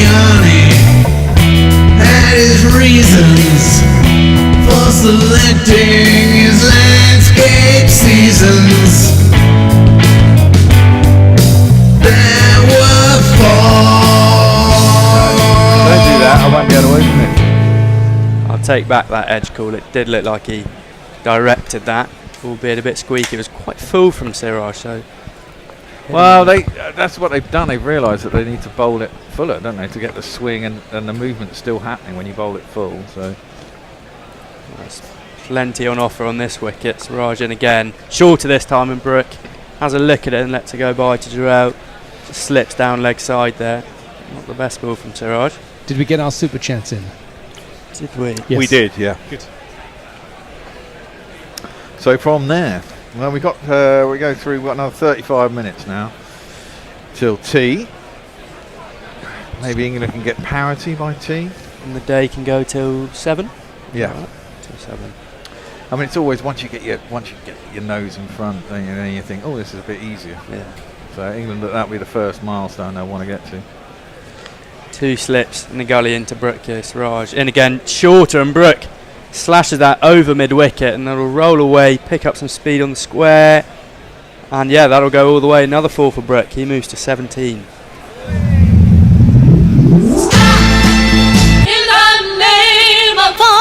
get that fully, did he? No, we got enough of it, clearly. No, he didn't. I think he thought it was going to be a bit shorter than it was in the end, but yeah, sort of hoisted over mid wicket, and in the end just trickled over. Couldn't get back in time. Mirror's only one man out there. Well, only one man in the infield, so would have been unlucky to get caught. Don't know what Siraj was thinking bowling there with that field. Seems like you got men deep on the offside. Well, they do know that Hook is a little bit of a compulsive hooker. Siraj again, defended this time into the onside by Brook. Drops it down and calls Bethel through for the single. Bethel yet to get off the mark. Not from his 4 balls. And that being the case, I'm sure they'll try him out with a short ball. To Brook or Brook, yeah. It seems like any sort of delivery, he can take anything and clear the boundary with it. Short ball, has he gotten out to the short ball? Yeah, he got out quite a few times for short ball. A few times.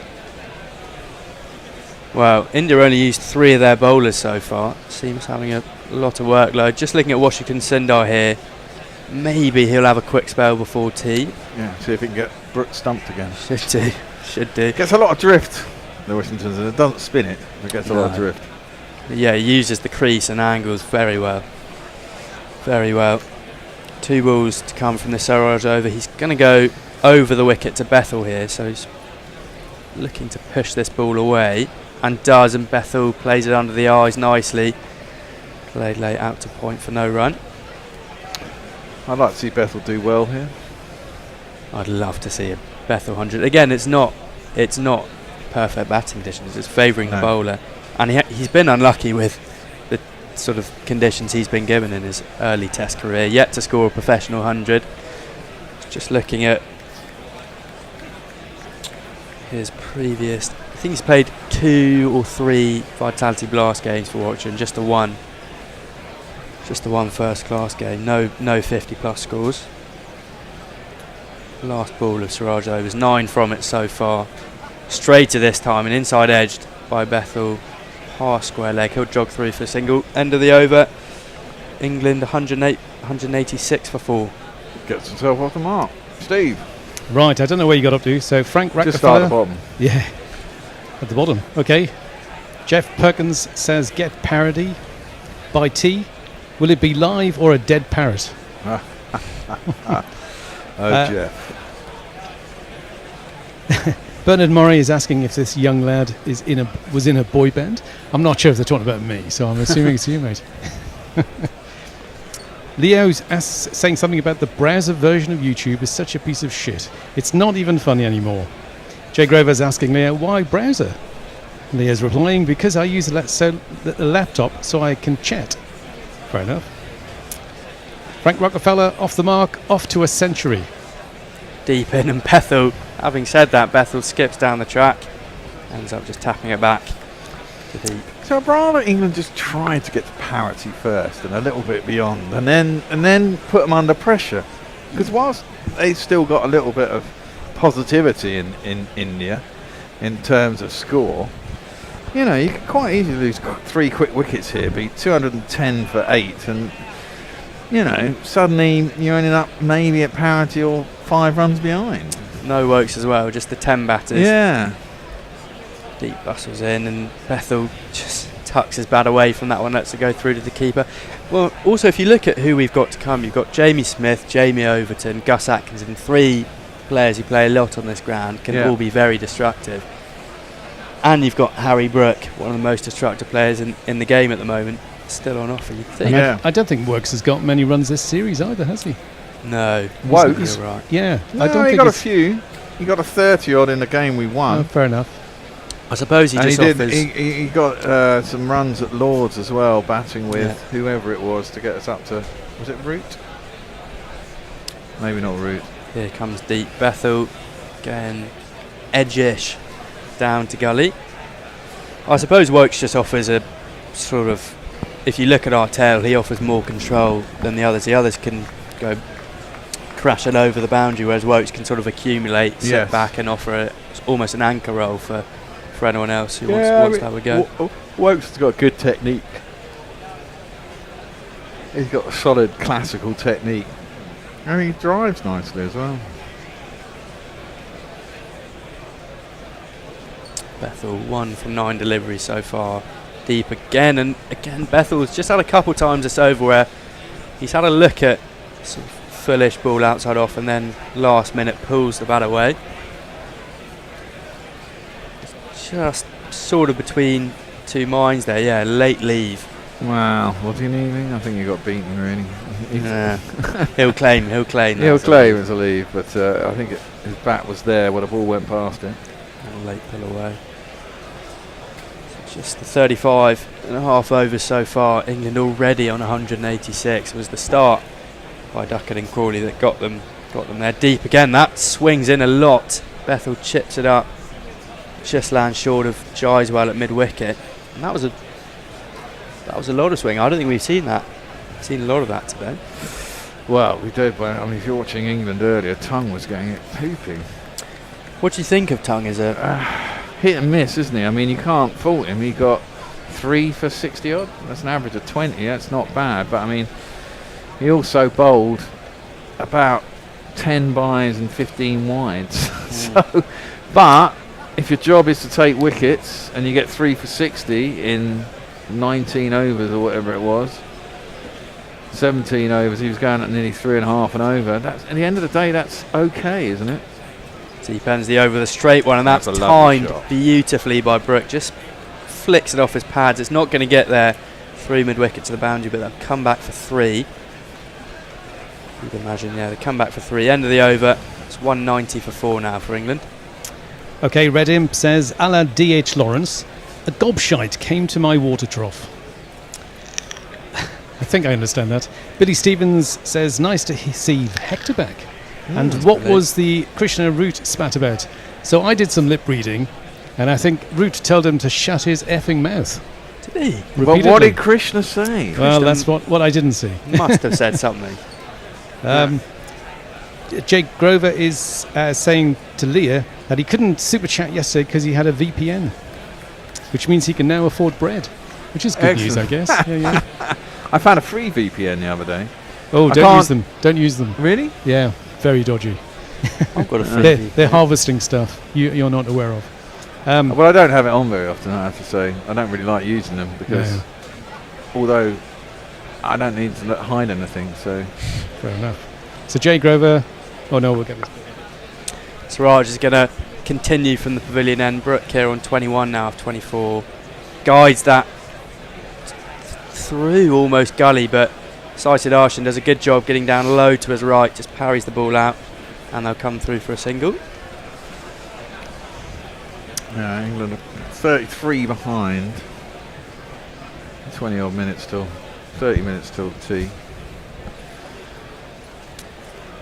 So from this series, if you're putting a bowling attack for the plane, how many seats are there for bowlers on the plane? Oh, I'm extending my squad to about 25. 25. And I've already said this many a time, I'm putting every single fast bowler that I can, who I think will be any use, on that plane. Ollie Stone. Yeah. Any fucker who's fit. Because they all break down. Dan Worrell. Siraj, over the wicket to Bethel, who again just sort of plays and misses in your eyes. Again, he'll say just drag that bat away. No run. Yeah, I mean, you're taking Jofra. Woody's hopefully going to be wrapped up in cotton wool and he'll be fit. Obviously, Stokes bowls for most of the series. You're probably looking at Tongue. You probably take him. Yeah, I think Atkinson's on the plane as well, isn't he? Cars is on the plane. Cars in the team. Yeah, I don't think he's bowled very well this series. I've been a bit disappointed because he bowled really well last summer. And he bowled really well, I thought, in Pakistan before eventually his toe got blistered up or whatever it was. Bethel here advancing down the track to Siraj and slashes that through point. That races to the boundary for 4.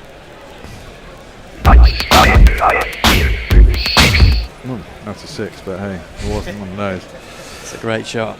That is a great shot. Just uses his feet perfectly, opens the bat, and yeah, slash that behind point actually. It was aerial for a while, but he knew no one was there. Yeah. Clever batting that. So you've got your sort of the quick bowlers. You want every quick bowler, I agree. Yes. And then you've sort of got a bit of a patch where you've got your slow sort of bustlers. You've got your Worrell, your Cook, your Potts. Well, I'd probably take Potts. Potts isn't as slow as everyone says. A lot of people don't like Potts. I quite like him. I think he's a bit of a workhorse. Oh, and trapped on the pad. Siraj, celeb appeal, runs away. That'll be Bethel. That is plum. Shouldn't review it. It's almost a Yorker length.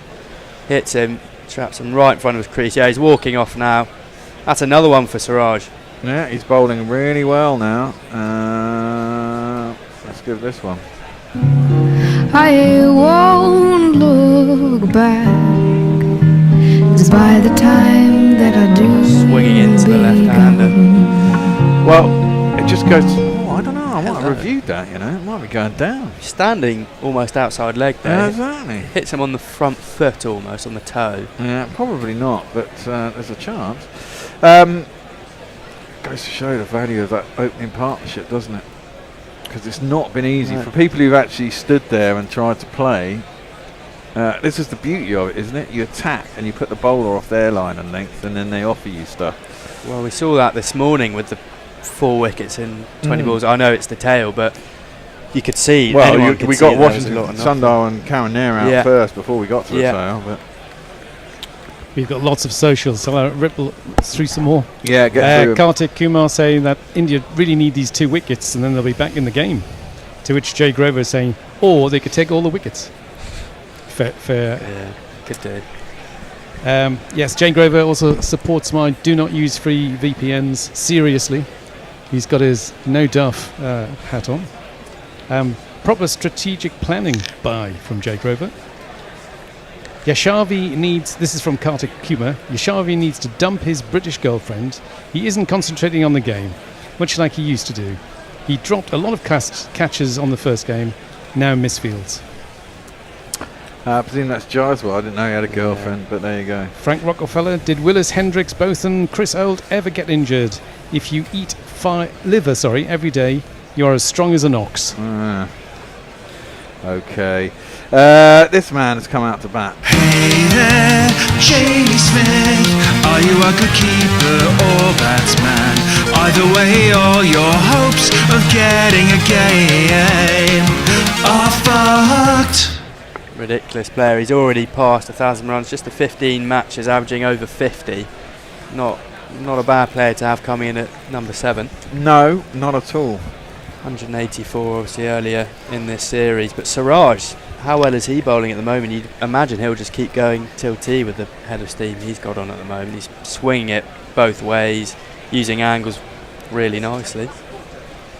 He must be really loving life at the Oval after the shit that they've had to bowl on for the whole series. Well, defended by Smith.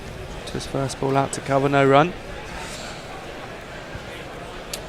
So you're a Potts fan, are you? I'm not a massive Potts fan, but I think people give him. I think he's been a bit unlucky at times when he's bowled for England. You know, he hasn't got wickets where maybe he should have got them. Okay, that was dead plum. That was plum. It was definitely plum. Yeah, good thing we're not captain. His leg was not inside. Yeah. Would you prefer him over Sam Cook? Yeah, Sam Cook's too slow. He won't get nothing. Well, I mean, shot from Smith, just flicked off his pads down to a wide, fine leg through off the mark. Well, it all depends, doesn't it? I mean, I'm assuming I watched the India-Australia series, and they've got this new Kookaburra ball that's got a slightly prouder seam and is a bit harder, and the pitches seem to be a little more favourable to seam bowling. So you do wonder whether, with those changes in conditions, actually someone like Wokes or Sam Cook. But I mean, everyone was talking about Sam Cook, and I saw him in the game against Zimbabwe, and he looked pretty innocuous and just too slow at this level. I mean, you can't be bowling really at 78 miles an hour as a stop delivery in first-class cricket, and certainly not in Australia. Frankie Worrell was the other sort of Sam Cook-esque player in the mix, but he hasn't had a great he hasn't done anything special to be knocking down the doors. He said he would be open to playing for England against Australia. I think he played a test match for Australia back in the day. He's quite old now. Akash deep here. In from the Vauxhall end, 1 for 76, left alone by Smith. England trail now by 28. Leah is saying, haha, get fucked, Bethel. Bit harsh. Harsh. Jay Grover, Mark Arnold, slow down, Joyce. Did I miss an end of an over? Yeah, it's alright, don't worry about it. 196 for 5 into the 38th over here. Just looking at that scorecard. Start for everyone really, 20s for Pope and Roots, 40 for Duckett, 64 for Crawley. Bethel didn't make the most of it, but deep in here, Smith just defends that down for no run. Just takes 2 people to get scores, doesn't it, from now on, and a couple of 20s and a lead of 120, 130, which I'd have liked more, but I think that might prove good enough. It should be a low-scoring game. It should be a low-scoring game, looking at the wicket, indeed. So we'll be very happy. Yeah, I think anything sort of 50 to 100 plus we'll be happy with. Well, ideally, you haven't bowled them out for 220. You want at least 100, don't you? Yeah. Ideally. Jamie Smith, very tall, faces up to deep and defends that. The thing is, these bowlers are going to get tired at some point. If you can take it deeper into the day. I mean, they've done well to get 38 overs between their 3 frontline bowlers. So that was England. Everyone would be sort of whining and moaning and wanting a rest. Well, apart from Stokes, of course. Well, Siraj is the only one who's played all 5 tests, isn't he, in their attack as well. Akash Deep and Prasid didn't play in the last test, so they've both had a break. So it should be reasonably fresh. Deep again, and Smith, that is a beautiful shot, just creams it through cover really, and now we'll race away for another 4. It's Nissan She. It's Nissan She. And that's 200 up. England 200 for 5. Just an outswinger there from deep, a bit too full, and Smith just throws his hands at it. Doesn't even move his feet at all, but as soon as he hit it, that was it going to one place. That's a great shot. Such a useful player for England, and I'm really enjoying seeing him open the batting in white ball. I think it's exactly what he needs there. Straighter ball, sort of bit of reverse swing almost there from deep, and Smith outside edge tries to flick it through mid wicket, has a look at it on the follow through, but no run. And again, he'd have bowled here a lot of times when he'll know the wicket. Well, he tends to bat quite high up for Surrey. They like him at 4 or 5. Well, Folkes 5, Smith 4, Pope 3. It's not the worst. So yeah, he's had a lot of time to bat on this wicket.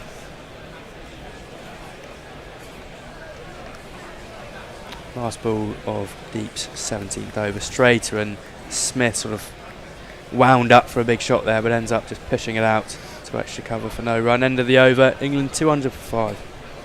Right, we'll catch up with socials.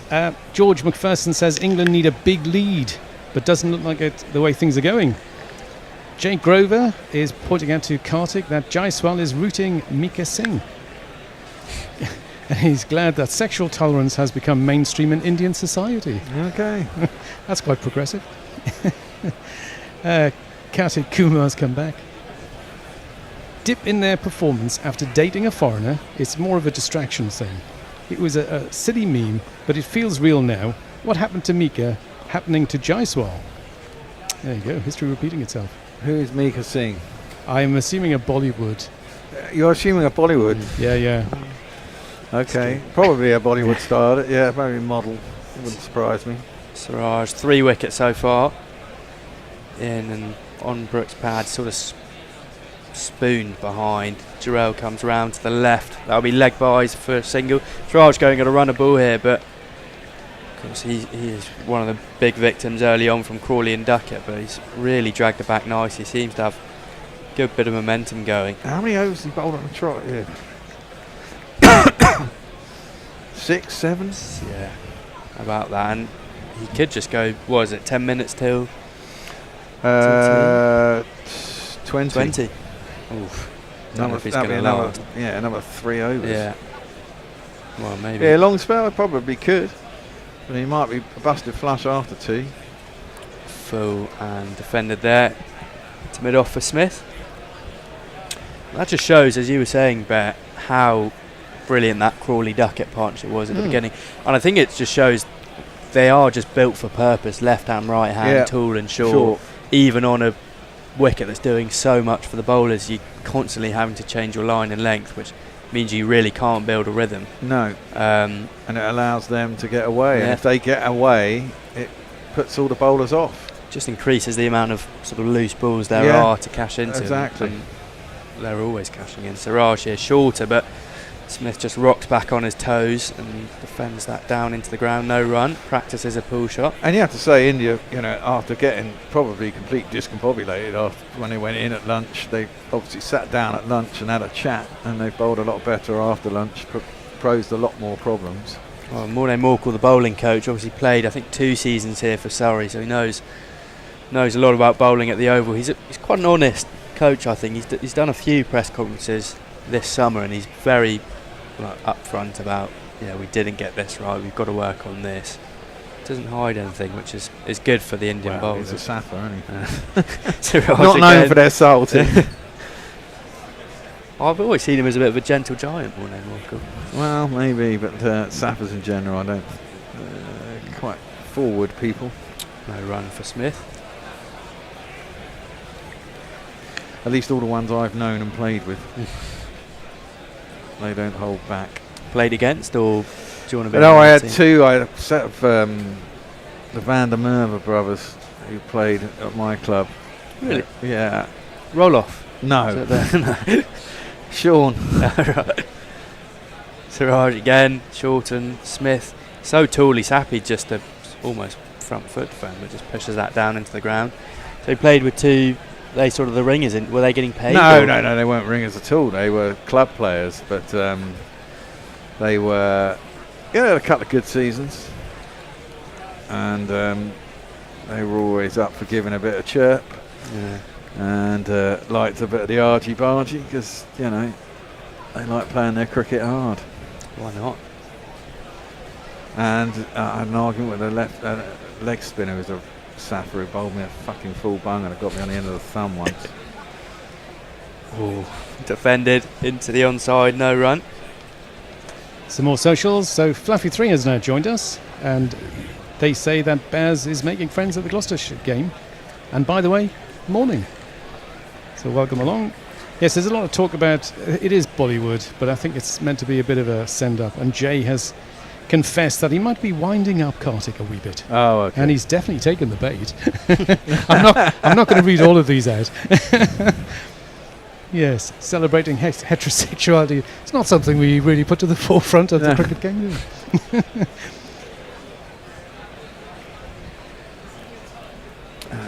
40th over here. Looks like we're going to have a bit of spin. Looks like that's Ravi Jadeja from the Vauxhall end, marking out his run-up. Well, now, does Brookie run past a straight one here and get stumped? If he does, I'm going to throw this microphone across the room and have a fit.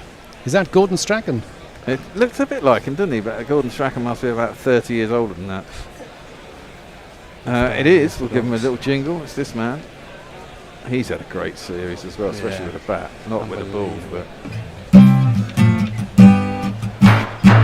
They need more control. And he is here to Brook. He just steps forward and defends that into the offside. Just having a little look at it. Not going to charge down from the very first ball. I really want to come back to this story about the spinner, but maybe after the Jadeja. Oh no, it was just in a club game, and he was a leg spinner. I thought, give it all that. Were you giving it back? Oh, here it is. That's the scoop from Brook. Paddled through as outside off stump from Jadeja, and he just works it round down to fine leg, and that'll be 4. Lovely shot. Super shatter, super shatter, super shatter, super shatter, super shatter, rocker, super shatter. You know, he fancied himself. I don't know if he was a ringer for the Oppo, but he bowled quite sharp leg spin. You know, he got it through the air very quickly. Yeah. And then he bowled one really quickly, but it was basically a beamer, and I kind of went like that, got me on in the thumb. And he didn't apologise. And I kind of lost it a bit. It was fucking painful. That's outrageous. Did you march down the wicket? Yeah, I did a bit, and he got giving it there. I was like, you fucking just bowled a you know. Just pushed down to long off, wide-ish long off there, Brook. That'll be a single. Smith will take the strike. Do you bat without a helmet, or are you safety first? Towards the end, I batted all the time with a helmet. Because that beam, or were you trying to sort of defend the face, or? No, I had a helmet on. It's just you know, surprise ball, but because he was quick through the air, it was, you know, probably 60, 65 miles an hour. Jadeja in again round the wicket, and Smith will be the first to walk down the track, but ends up just turning it down to wide fine leg again. Might come back for 2. No, we'll just take the single.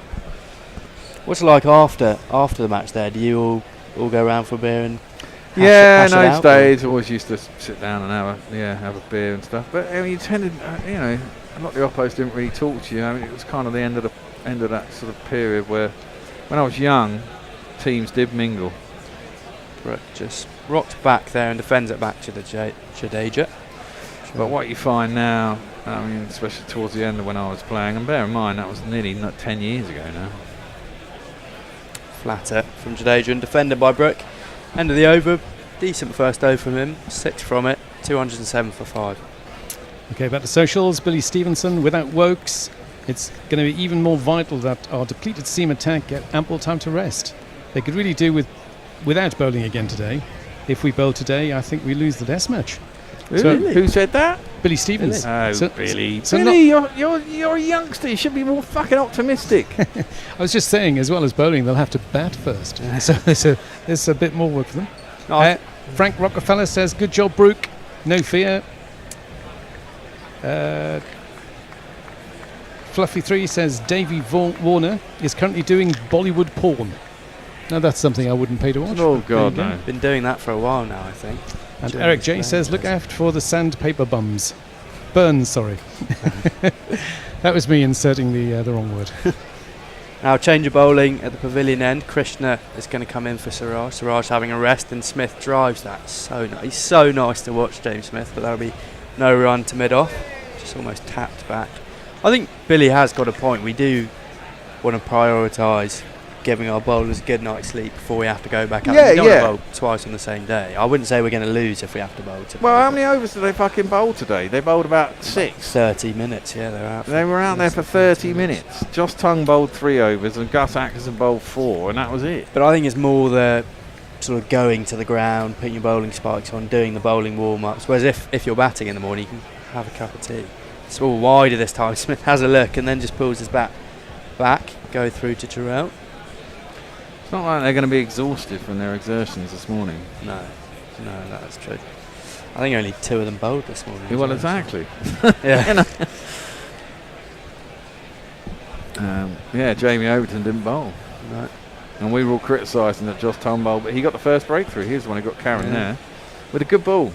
He bowled, I think, 8 byes by then, but you know. There's 2 last night were incredible, like for like deliveries. Krishna again, Smith just drops it down into the offside, no run. Yeah, and I think that's what you get from him now, isn't it? It is quite frustrating to watch, but you do think he's got the pace and the ability that you can kind of forgive it. As long as you've got a decent bowling attack about him, you can kind of put him on for 5 overs and go, okay, this might cost me 40 runs, but if I get a couple of wickets here, it's all well and good, you know. I know this is quite generic and you can apply it to every bowler, but Tongue, with his best balls and his best deliveries, could actually be one of our best bowlers, but he's just so inconsistent. He's so inconsistent, it. yeah. If he actually uses the winter driven by Smith, great stop there from Jai as well. in the cover, no run. If he uses the winter just to find how can I sort of minimise the. Well, I think worst it's as delivery. much to do with his action. I mean, you look at it, it's all over the fucking shop. I mean, he's bowling from over his head. Not his rhythmic. body's kind of going the other way. I mean, it isn't a very stable action. No, it's Jofra Archer's just so rhythmic. Yeah, I mean, comes in, exactly. makes it I so mean, easy. he's smooth as, isn't he, Yeah. Jofra? I mean, even Mark Wood, he's done a lot of work on his action, and I know he's quite frenetic, but at least he's consistent with his deliveries. Like delivery points. Krishna again, shorter this time. Smith just rocks back and pushes it. Misfield from Jai as well at cover. Thinking of around Mika. 3 for 1. Yeah, that must be it.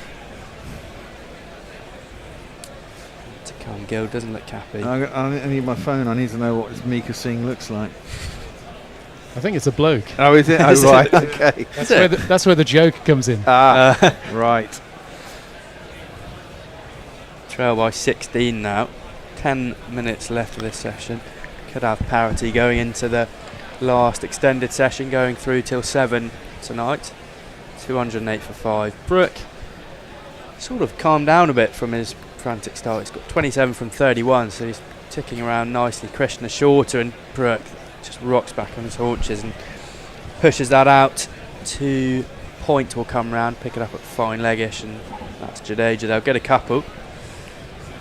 29, that's the end of the over. 210 for 5 now. 10 minutes till tea. Yes, lots of discussion about Bollywood porn, which we won't go into. Lovely. And Red Imp has challenged me here. He says, comments on discombobulation make me all discombobulated. Okay. And Fluffy 3 is aphoristic. Bernard Murray, I know nothing of Bollywood, hence I would less about South Indian movies. Yes, more of that stuff. That's good. What do you think of Stuart Broad? We're just seeing now he's gone to 7 for the Ashes. He's commentating for the Aussies. Oh, is he? Yeah. Evil fucker. Well, presumably it'll be TNT doing it over here, won't it? I think so, yeah. I think that, they're doing it from mostly remote. No. TNT will probably... Well, they might take the Australian feed, which is... Yeah. Jadeja now to Smith. Just pushes that to mid-off for no run. Probably get a few more overs in today. Trail by... This session out, trail by 14. Smith 7 from 20. Unusually quiet start from him. Happy just to push that one out. Too long on. Well, England need to just be smart here. They're only 5 wickets down. They've got 2 classy batsmen in who scored, they had a partnership of 300 in a game gone by. They're both capable of getting big scores. They basically need to get a reasonable score each, and they put England in a box position. Basball with brains from Smith. Shorter this time, just flatter from Jadeja. Pushes it through, and Brook just has a little poke at it. Finds backward point, no run. I might have a little search at tea and find out if anyone's lit read what Prasid Krishna said to Ruti. I'm sure someone will. I'll have a look on TikTok. It normally pops up there. Yeah, of course. You're a young person. Jadeja wide of the crease this time and straight. Defended nicely by Brook. I'm presuming it was in English, because otherwise Root wouldn't have understood it. Yeah. Maybe he was just shouting, "What do you mean? Yeah. Can't hear you, don't understand." I've never seen him that raw before, Jadeja, and again, just drops the length a bit, but Brook lunges forward, defends that one. Good pace this from Jadeja, pushing 60. Well, you've got to, really. There's nothing in the wicket for him. On this one, just floated up a bit more, driven nicely by Brook. Oh, past extra cover and that's a beats lovely deep shot. cover. Perfect timing, that'll be another 4. That's a gorgeous shot. There's not one boy for me, I must have 2 or 3, I need 4. Chat. We got a super chat as well. Oh, we got a super chat. YouTube super chat. I'm going to mispronounce this, but he says, "Faux yay, Steve, embrace the Tollywood supremacy." That was, that was what it was all about, wasn't it? Yes. Mark Arnold says, Prasid Krishna is bowling well. He's under 5 per over. It's a test match, can I remind you? That was classic. They've run out of reviews. Kartik Kumar says Deepak Chahar was bowling in the nets at the Oval. Thinks he can bring something to this team and get some runs. Yeah, he did the same at Lords. He's not in the squad. He just rocked up and said, "I'll have a bowl." Fair enough. Grafting. Oh, and that's edged by Smith, and that's caught by Rahul. Second slip, full ball, and Smith, no footwork at all. Guides it to Rahul, takes a nice catch above his head. Oh, Second slip. Smithy, you muppet. Smith goes for 8. That's silly. This is very silly. This is going to be close, isn't it now?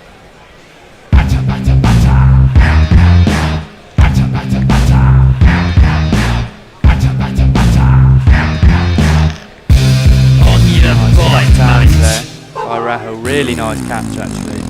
I think that stung a little bit by the way he took his hands away. There's no foot movement. No, that's the one thing he often gets caught. Yeah. He's so good. He's so good on the short ball. He's a really nice driver for the ball, but occasionally, I don't know if it's a focus thing or just a technique, but he'll just leave his feet and follow the ball with his hands as he did there. But a lot of players do. Not going to criticise him too much. No. So who comes out now then? I think it will be Jamie Overton. He bats above Atkinson. Sorry, they don't play much together, but it should be Overton. But they do really rate Atkinson, rightly so, after his 100 last summer. So one of the two. Unless they're not going to play Wokes, are they? He's not going to come. No. Well, I mean, this is it. If England, if it's very close, then he might feel he has to come out one-armed or something. I mean, if Harry Brook's still there at the end. I get a bit annoyed by stuff like the pants when Nathan Lyon went out in the Ashes. They're just trying to be a hero when you could injure yourself further and then in the end damage the team for the Ashes. Well, not that we need Wokes for the Ashes, but exactly. Do you know what I mean? With the whole pant thing coming out, he really didn't need to, and he's just putting his body under more strain. And it'll be Overton, the big man. It will be Jamie Overton. 97 average. Just the 2 matches though. Who's his 97 against India? Krishna into him. Oh, and he's left it onto the pads. They're having an appeal because he didn't offer a shot, so impact's not an issue.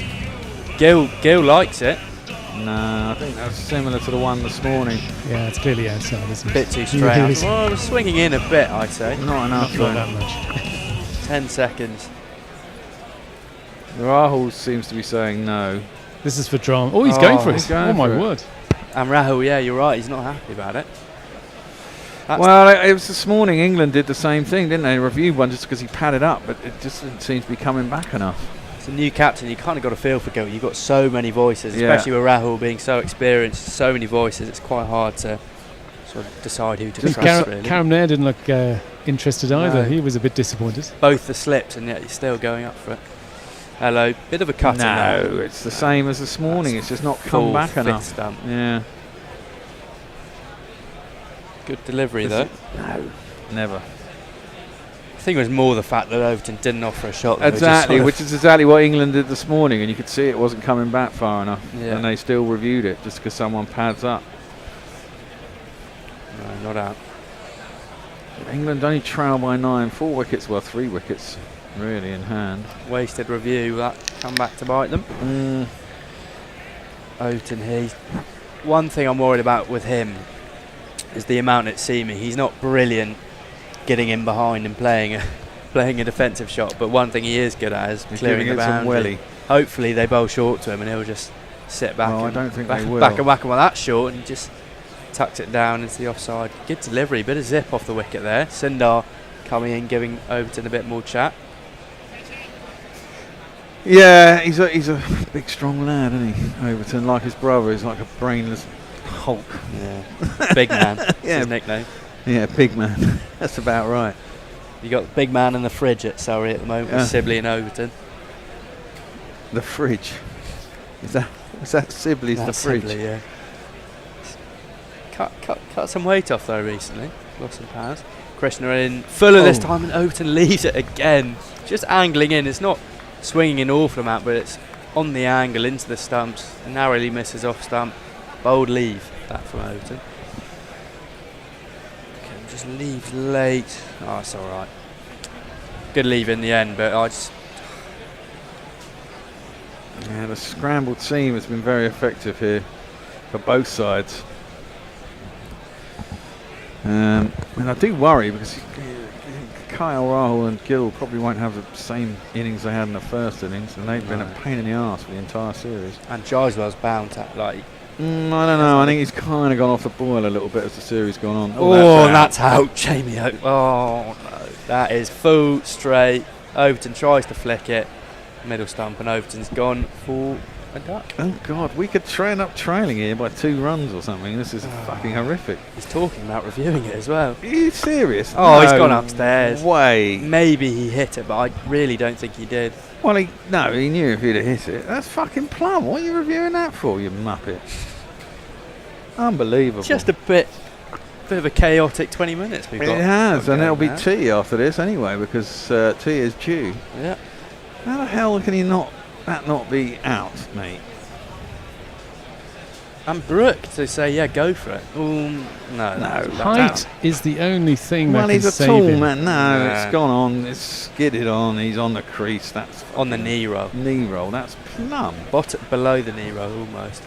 That is absolutely plum. I mean, India just wasted a review, and that's just doing wasted. there? What are you doing? Oh, No. He was under the bails as well, so Yeah. height was definitely not a problem. Oh, for fuck's sake. Don't know what is going on now, but all of a sudden England 215 for 7. Reminder, Wokes won't bat. So we've only got 2 more wickets in hand, still trail by 9, and we'll go in for tea. Krishna will have 1 more from the pavilion end to start the evening session, but Jamie Overton. There is some complaint about your commentary, I'm afraid. Yeah, I'm sorry. Seemingly we've lost a lot of wickets since you started Yeah. commentating. Yes. To which someone is pointing out that only pensioners should commentate. I'm not a fucking pensioner. Yeah, me neither, Bear. Jesus Christ. As the elder statesman here, that's a bit harsh. Well, that is tea, and England have rather. What were we? 120 for 1? 97 for 1. Yeah. Don't know how we've 120 odd for 2, and now we're 215 for 7. We've gone from Root and Pope being at the crease and looking at a 150 lead to only 2 wickets and hands still trailing by 9. Really well bowled from India, just getting it up there, asking the right questions. Well, asking the right questions with the ball. The ball is still talking and doing stuff, and England will need to get their heads together at tea and figure out a strategy where they can get, they still need a lead of some description. Well, Harry Brook's still there, 33 not out off the 36 balls. Jacob Bethel caught LBW by Siraj for 6. Jamie Smith caught, nice catch from Rahul at second slip. He only got 8. And Jamie Overton, a duck on his return to the test side. Would not like to look at that review again. No. Total waste of a review. And this game's opened up now. Well, it has, and it's getting very cloudy and overcast conditions. It's a good wicket to bowl on. And England will hope that they can scratch out a lead, even if it's 40 or 50. It might prove pivotal if you can get a couple of early wickets and put the cat amongst the pigeons. The problem is you've got to adjust and allow for an extra 30 runs from Josh Tongue, just in extras. Yeah, that's true. Which you might give away early. Armisen-esque. We're going to go up at tea, and we're going to put on a podcast from Gary about Grand Thorpe that he did with Rob Smythe and stuff. Shall I finish off some socials? Yeah, before you do go that. into You do that while I was going lining up. Sounds like a good plan. So there's a lot gone by. Sorry I haven't read them all out. There's been so much action, so many wickets going. So afternoon everyone, this is from Nick Vickers. Time to get the fridge back in there. I don't think he put a foot wrong on the last tour of Oz. I've no idea who the fridge is. That's Sibley. Well, he's been on fine form this summer. Yes, okay. It's not quick enough. Fluffy 3 says gone, spud before wicket. Eric J says Overton was useless either in or out of India, mainly out. Nick Vickers thinks everyone should have review training and it should be mandatory and a good test team setup. Yeah, that's a good point. We'd need that as well, to be fair. Yes. Yes. The youth of the commentary is getting a few comments. I'll let you read them, mate. Kate Eleanor is saying, I think the thinking of a low-scoring pitch is accurate. It's interesting because actually the batsmen have got on top at times, haven't they? Well, I think what we were talking about earlier is it was purely that Crawley and Duckett the fact that the Indian bowlers weren't allowed to settle. But I agree, this wicket is very much a low-scoring pitch. There's a lot of moisture in the surface, so we were quite lucky the fact that we had Crawley and Duckett was so dominant early on. Yes. But shouldn't expect much of the same for the rest of the game. And finally, John Kevin's message is: have both sides just had enough and want this series over? I think that is probably true. And 2 talking months. about being over, I think that's enough for you and I, mate. Yeah.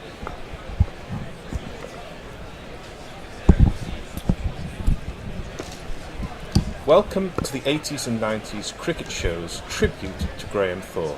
With me, Gary Naylor, are Simon Wilde, who ghosted his autobiography. Hello, Simon. Hello. And journalists Rob Smythe. Hello. And Rob Bagchi. Hello, Gary.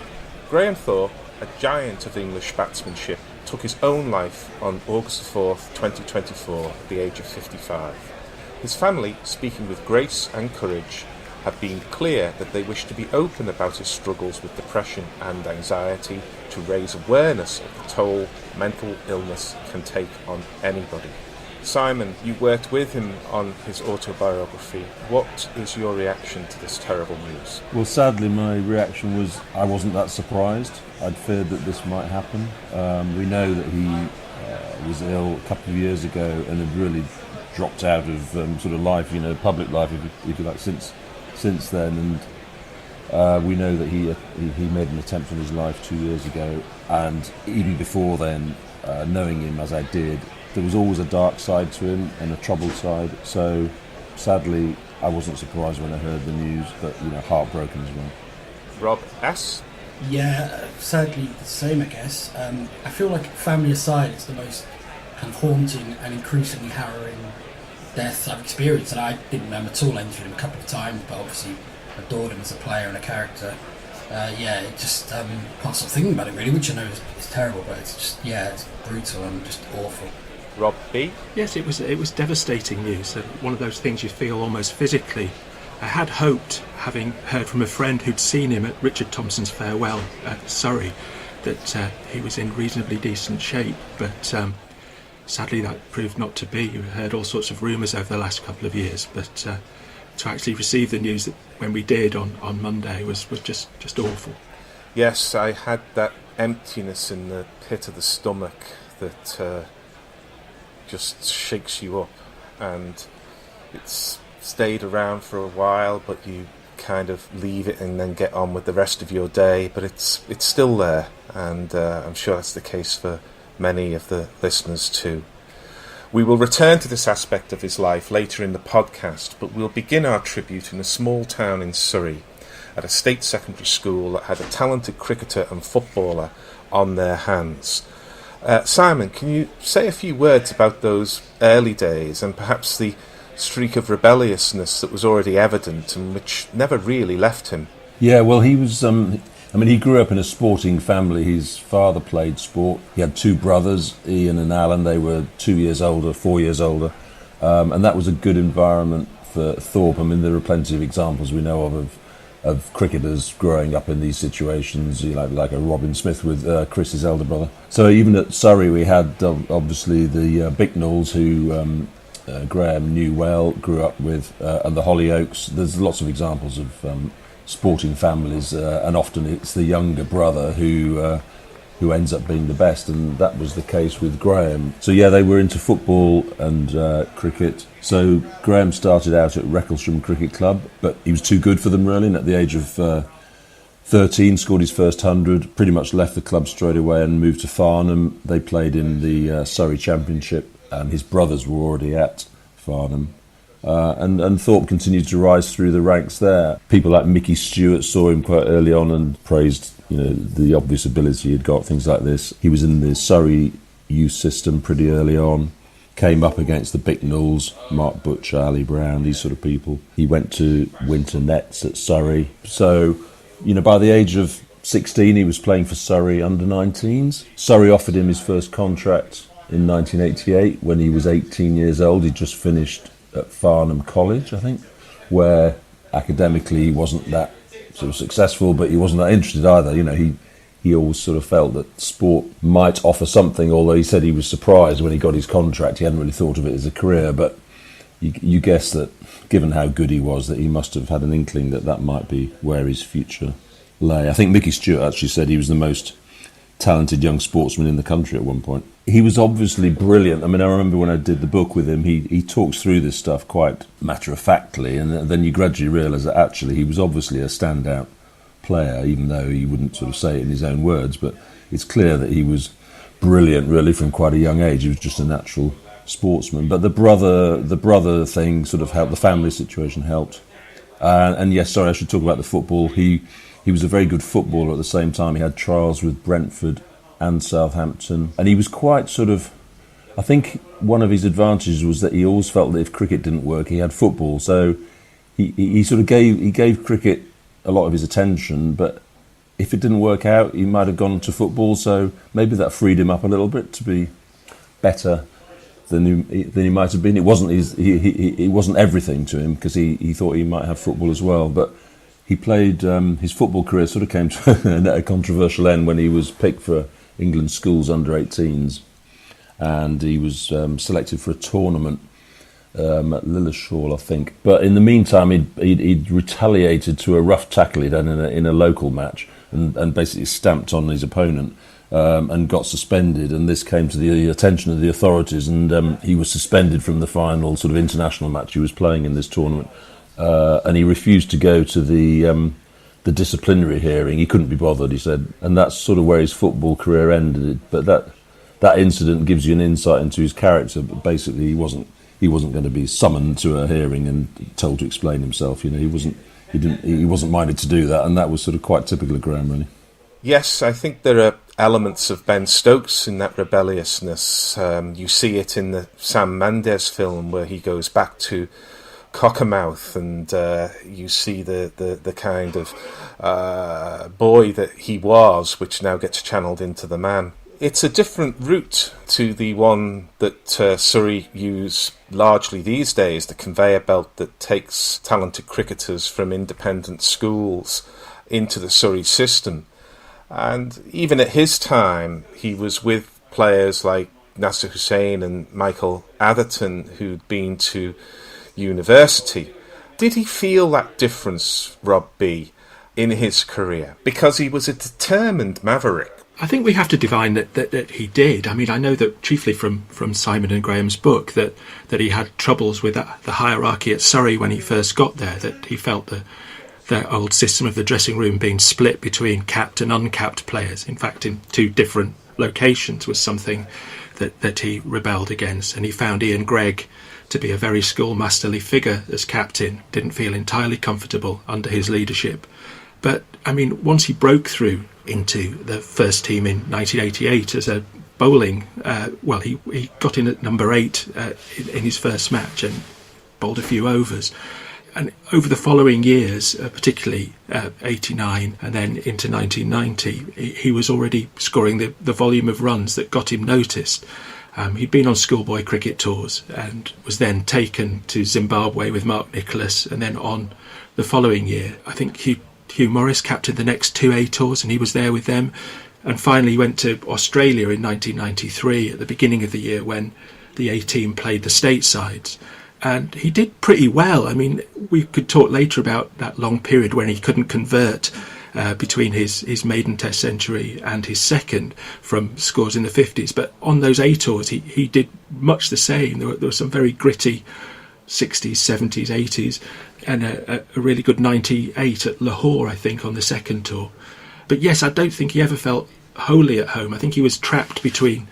I think it's very unreported, actually, that period of between the end of the amateur and professional divide and the central contract period. And I think what's really interesting about the autobiography is that, I think some southern players lack a champion. They don't have a Cardus, they don't have a Kilburn, or like West Country players don't have a Keating. And I thought was really great about the autobiography is it put him in his place, in a place I don't really know too well, coming through the Surrey grade system as a working lower middle class boy, and I thought that was really fascinating. Well, let's move to his debut, which I recall watching in the Coach and Horses pub round the back of the Guardian building. It was somewhat controversial because he was not in the greatest of form, but he certainly seized his chance when it came. Rob B, tell us more about that startling debut. Yes, well, he played in the one-dayers, which England lost 3-0, but he'd put on a really good stand with Robin Smith when Robin Smith scored that record-breaking, I think 167 at Old Trafford. But he wasn't picked for the first test. Selectors went for Mike Gatting, put him back into the middle order. When they lost the first 2 tests, there was a bit of a shake-up, wasn't there? And they brought in Nasser, they brought in, I believe, Mark Lathwell, Mark Eilert, and Graham Thorpe. And it was controversial because Gower had a wonderful season. I think he scored 4 centuries that summer and, had one of his last great hurrahs in county cricket. So there was some clamour for him to come in, but I think he'd been injured only a couple of weeks before, between the second and third test. So the idea of getting a left-hander in was something that was, it was the right idea, but Thorpe wasn't in great form. And it sort of showed in the first innings when he gloved Merv Hughes, who sort of bowled one of those balls from round the wicket towards his Adam's apple, and he sort of fended it off towards Gully and trooped off. But in the second innings, he was magnificent. England sent a night watchman in, so he didn't actually come in till number 7, but he put on 150 with Graham Gooch. Both of them have said that, they kept each other going, but not really with saying a great deal. But looking back at the innings or the highlights of the innings, it's notable how much those trademark shots, the clips, the pulls, a lot of work on the leg side off the spinners. And, it was lovely to see him batting in a cap against Tim May and Shane Warne and holding his own. I can't remember where I was when I watched the innings, but I remember, following it ball by ball on the TV and just thinking, yeah, we've got someone here. What was striking about that debut 100 was actually that he found Tim May the harder of the 2 spinners to face rather than Shane Warne. He said that Tim May was on a different level to the sort of off-spinner he faced in English county cricket. He had such control of flight and line that he said he was something completely different. And Thorpe in county cricket, if he faced an off-spinner, his tactic was to skip down the wicket and smack him over his head. He said he couldn't do that with May, he was too good. Whilst with Warne obviously spun the ball miles, but actually into a left-hander like Thorpe had been picked partly to counter Warne. He found that he was turning it too much, and he learned as the innings went on that he could actually leave a lot of these deliveries that were coming into him. They were doing too much. But he also said his googly wasn't that good, which I think is true. But he also said that he managed to pick his flipper over time, perhaps not in this debut innings, but he worked out that there was more daylight between his hand, the ball in his hand, as the arm reached its height, and he managed to work out how to play his flipper. So I think that is a degree of sophistication that I think was beyond a lot of English players, actually. But Thorpe could do this, and he did it quite quickly. He made quite a few runs against Australia. He got 100 against Australia in the 94-5 series, the next one. So he was very good very early. For a guy who was only in his early to mid-20s, Thorpe worked all this stuff out against a bowler as good as Warne. But it was interesting that I think he found Tim May harder in that debut innings. We've often talked about the alchemy that converts a successful domestic player into a successful international player. All sports have examples where this does and doesn't happen, and it's almost impossible to divine the mix that goes into success in these transitions. His century on debut was the first in 20 years. Did you feel, watching that we've got one? Yeah, but before I answer that, I think it's worth just quickly dwelling on the influence of Keith Fletcher on his career. So he was Thorpe's first England A coach in 89-90. The following year, do you remember when there were flat pitches and no seam on the balls and teams were scoring 800? Thorpe only averaged something like 28, but Fletcher insisted he go on the A tour. And of course, by 93, Fletcher was the England coach. So I think that was a factor in him coming in when he did. And also, I quite like the fact that Fletcher improved Thorpe's a player of spin, and Thorpe did the same for Joe Root and also kind of advocated for him in a way Fletcher had Thorpe. I think he saw him at a very young age and kind of pushed them to fast track him to England A. As for the numbers, so I would have been 17 and looked at things quite simplistically, so looked at the numbers all the time, and it's easy to forget what a revelation it was for an England player to get 50 on debut, never mind a century. So in the 1990s, I looked at this, all top 6 batsmen, apart from Thorpe's 114 not out, the highest score was 33 on debut. across the whole decade. And if you take Thorpe out, the average score for a top 6 batsman on debut was 11. So it was a complete revelation to do it at all. Never mind when 2-0 down to Australia, when you had quite a meek first innings dismissal and you looked like just another pom to the slaughter. So yeah, immediately it just felt like, and in those days it also, I think we often were quite simplistically jumped on. It was almost like putting a living room together. You kind of do, right, we've got that piece now, that can stay there. And sometimes we were wrong, you know. I remember thinking about certain players that they would be there for 5 years and they were barely there for 5 months. But with Thorpe, the first impression was an accurate one. And I think by the time he came back in '94 and played all those kind of blistering counter-attacks against South Africa, I think he knew that he was a level above most, if not all, of our batsmen. There was a sense that he was kind of Alan Border-like, you know. He was a gritty left-hander who would score runs square of the wicket. But there was also an indefinable resistance, a presence at the crease with the ability to push back against opponents. I mean, that kind of innings defined the first half of his career in many ways, insofar as one can find definitions for Graham Thorpe. Rob S., you've split his career into 2 halves. Can you talk about the first half? Yeah, so I mean, with someone like Thorpe, he was very consistent when he played, but because of all the ups and downs he had off the field, it's slightly simplistic to break his career down, but I do think, broadly speaking, you can. The first period would be about 7 years, so up to the end of the summer 2000, and then after that, from his great wins in Pakistan and Sri Lanka. So actually it was the other way around, I think. After the West Indies tour of 93-4, when he struggled, he watched Lara with his high backlift, you know, taking on good balls, and he basically decided, I want some of this. And he also very quickly realised he had to, basically couldn't just kind of be fairly rigid and accumulate, he had to counter-attack more. And so for the first, particularly from about 93 to 96, when he had the conversion rate problems, but he would play these brilliant counter-attacks of between, you know, anything from 40 to about 80. And you look at most of England's victories around then, there's a Thorpe counter-attack somewhere involved.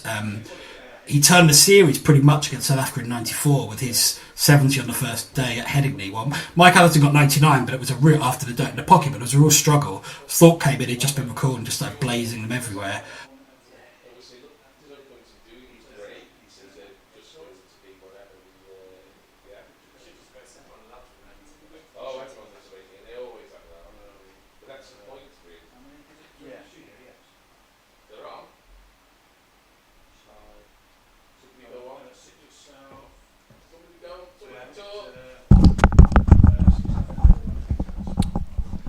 Welcome back, everyone. England resume on 215 for 7, and Krishna's just finished off his over to the new man at the crease, Gus Atkinson, who taps that into the offside for no run. So England 215 for 7, still trailed by 9. Harry Brook is there, he has 33 from 36. Gus Atkinson just faced his first ball yet to get off the mark, and all of a sudden England have found themselves in, not on the back foot, but a much trickier position than they were in earlier. They were looking to get a big lead, 100 to 150, and now, especially with Chris Woakes out, they only have 2 wickets in hand. And Siraj will start off from the pavilion end. Back on, had a little rest before tea. Had a couple. I thought there was 1 ball left in the last over. Let me go and put the crowd back on. Yeah. Looking here at the Overton dismissal, pretty plump. Tony, what do you think about Overton's batting as a whole?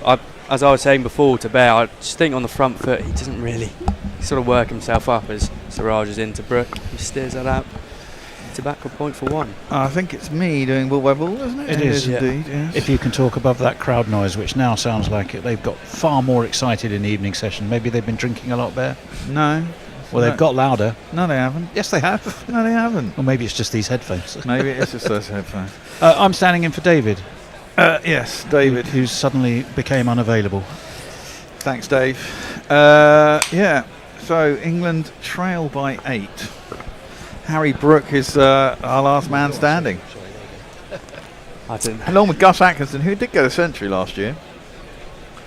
And you never know. Siraj is going to continue and beats the outside edge of Atkinson's bat, who again doesn't move his feet, and there is no run.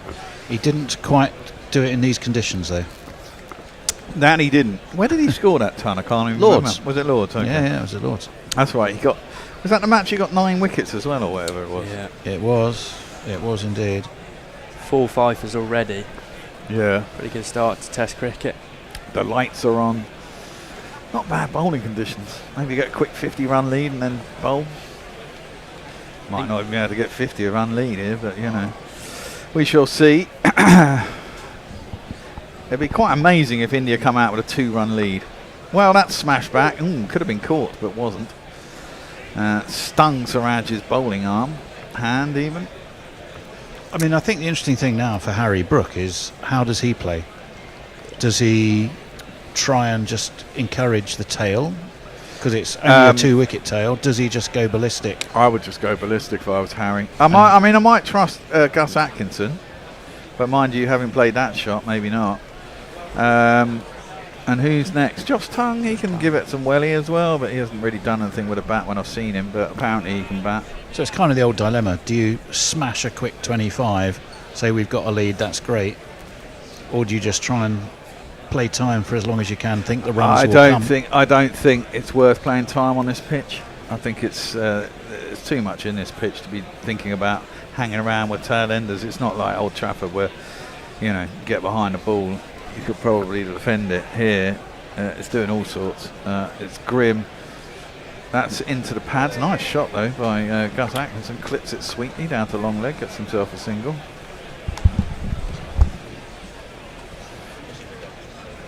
And Brook will be back on strike.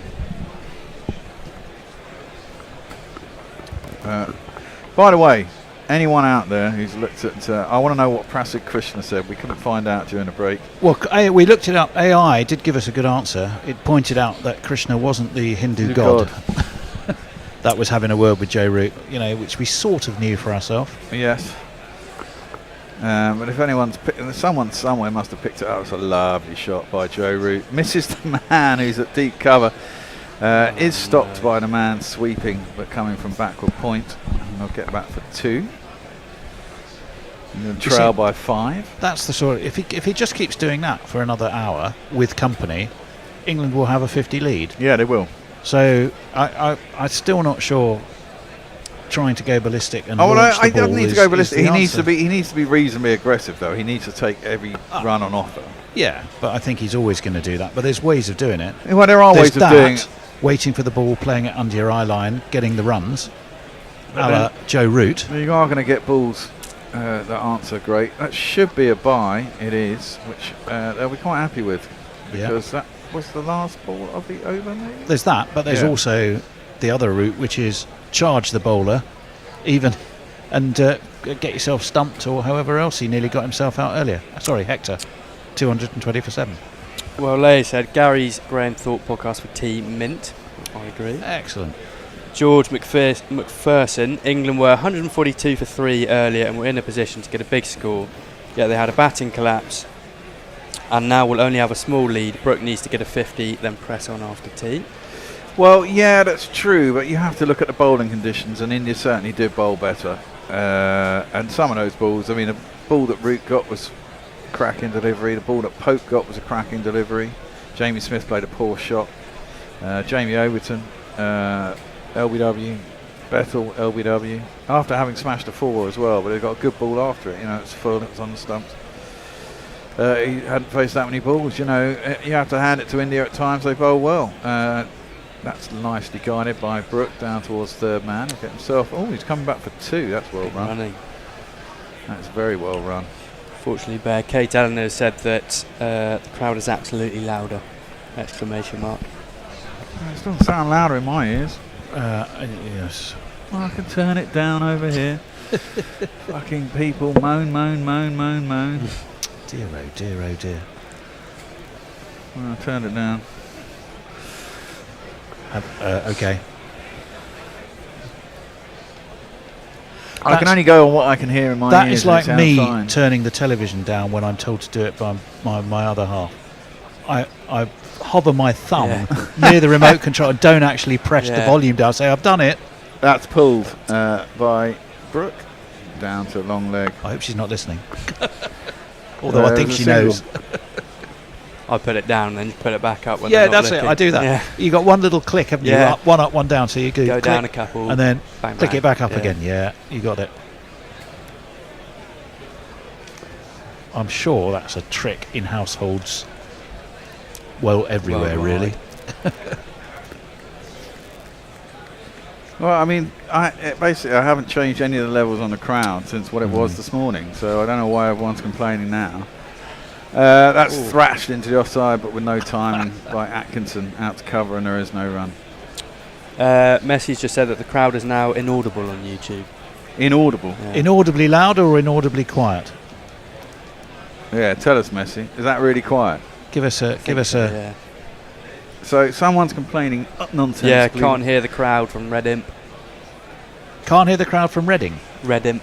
Oh, I thought you said from Reading. You wouldn't do, would you? Really? Be a heck of a crowd. There you go. I'll turn it back up again. Fuck you all. Well, actually, and that's no different in my headphones now. Yeah, I can't hear. Bizarre. Really bizarre. The crowds have the crowds have rolled in. The clouds are rolling in. The crowds have rolled in because they're so noisy. Yes. Messi, the crowd is louder on the website feed, but Leia says she can hear the crowd. So She's in Germany and she can hear it. Is that with or without headphones, Leia?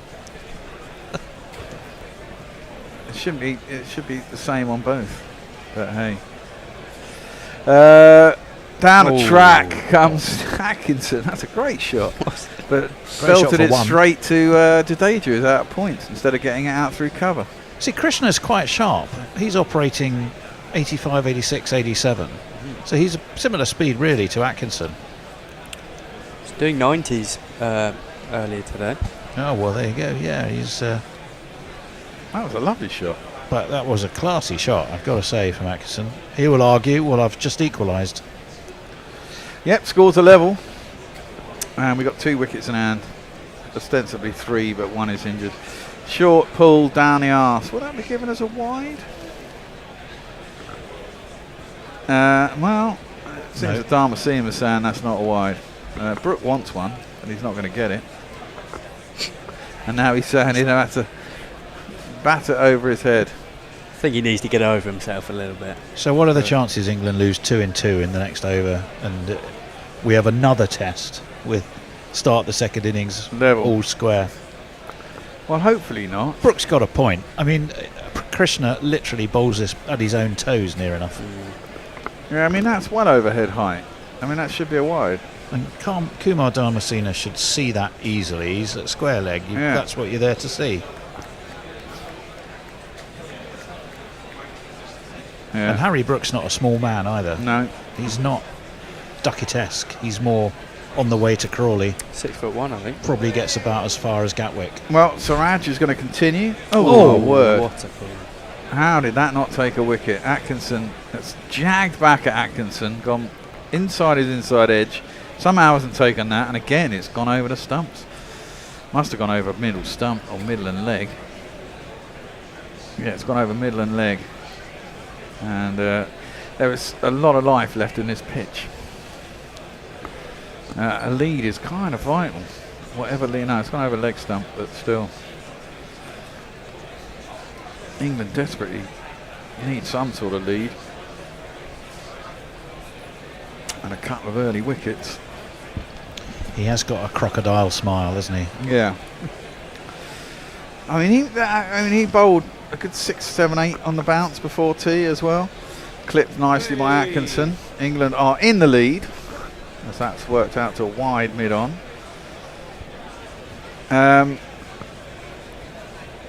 You know, Siraj must be coming to... I know he's had a 20-minute break, but it's not a lot really. How many more can he keep bowling?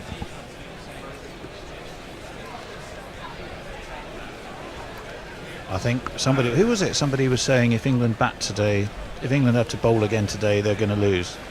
Someone that was Hector. Was you Hector? No, someone on YouTube before. I think that was Billy. It was Billy. That's right. Billy, the pessimist. Sound like fucking Hendo. Worked out to mid-on by Brook, and he'll get a single. Speaking of Hendo, I am sitting on Samantha. Yeah. Oh dear. Careful. Well, she's. I don't know. I mean, I'm not sure she makes a necessarily more comfortable commentating experience. No, I'm completely I don't. honest. Well, exactly. I don't like pillows. I mean, Samantha's lovely and all, but she doesn't do it for me. That's interesting, isn't it? Oh, wow. Mohamed Siraj's average is 10 less when Bumrah is not in the side. Defended by Atkinson. And there is no run. Is that psychological? Is it just practical that he just gets somewhat less of the ball to bowl with? That wouldn't necessarily affect his average, though. Yeah. Maybe Bumrah gets all the wickets and he sees his role slightly differently when Bumrah's in the side. Maybe he's the man. He's Bumrah's fluffer. Yeah, he has exactly. only he's softening up the opposition as opposed to the opposite. And now when he's not there, he's the main man, basically, isn't he? He's the foot soldier, the Buffalo Soldier. Has to go in and take the bullets, and then Bumrah gets the glory. Well, he's coming in. 2 balls left in this over. It's full and it's driven square, and I don't think there's anyone out there. And that's 4 runs, and England lead by 6. Oh, what joy! What riches we have as England moves further ahead. I'm looking over a 4. That was a nice shot. Atkinson's been batting pretty well out here, it has to be said. Enjoys his batting, as we all know. As we said, he's got Test ton, got it last summer. I think he's got a 50. Was he got a 50 as well, or a 40 something somewhere? Was it New Zealand or something? I seem to remember him getting some runs somewhere else as well. He looked pretty good. Atkinson facing up Siraj. Last ball of the over. Defends out to the offside to cover. There is no run. He looks pretty organised as a batsman, that has to be said. I've forgotten about that. England are 230 for 7 after 46. Over to you, Hector. Well, Abhinav has said that the lead should not be more than 10. 4 runs away. Hopefully they'll push further, closer to 50. Bernard Murray, a joint snacks, Boz Skaggs playing in the background, and Guerilla cricket. Best time of the day. Boz Skaggs? What Boz Skaggs are you playing? Everyone remembers Lido Shuffle, of course, but there's more to him than that. What is Boz Skaggs? A musician. Oh. Matthew Cullen, when do we start describing these runs as useful? Probably pretty soon. Yeah, well, any runs ahead are useful. Jeff Perkins is after a break, probably louder due to the crowd sourcing. Oh, well, that's a nice drive by Brook. They're only going to get a single though. Mid-off is a long way back, considering that Prasad Krishna is a pacer. He was 3/4 of the way to the boundary, and it was only a single. Bernard Murray down 2, then left album. Does that ring any bells? Okay, good to know. Yes, I've heard it. No, I've never heard of this Boz Skaggs person. Boz Skaggs. Skaggs. You must have heard Lido Shuffle. No, don't think so. Lido, whoa. Maybe if we got it as a jingle. That we one, do, actually. Oh, okay. Well, maybe then. Atkinson attempts a pull, but kind of stops on the shot. Or it may works its way out to mid-wicket. And there's no we run. may have had it. It may have not survived the cull. It may have not survived the cull. It might not have done. Lots of things have been culled, annoyingly. Jingles? Yeah, you have to cull them because they click off YouTube and basically you can't monetize your. That's a lovely shot. Atkinson gets a full one from Krishna, drills it straight back down the ground like a top order batsman. Arthur Atkinson, where's my washboard? What it's a shot! 4 runs.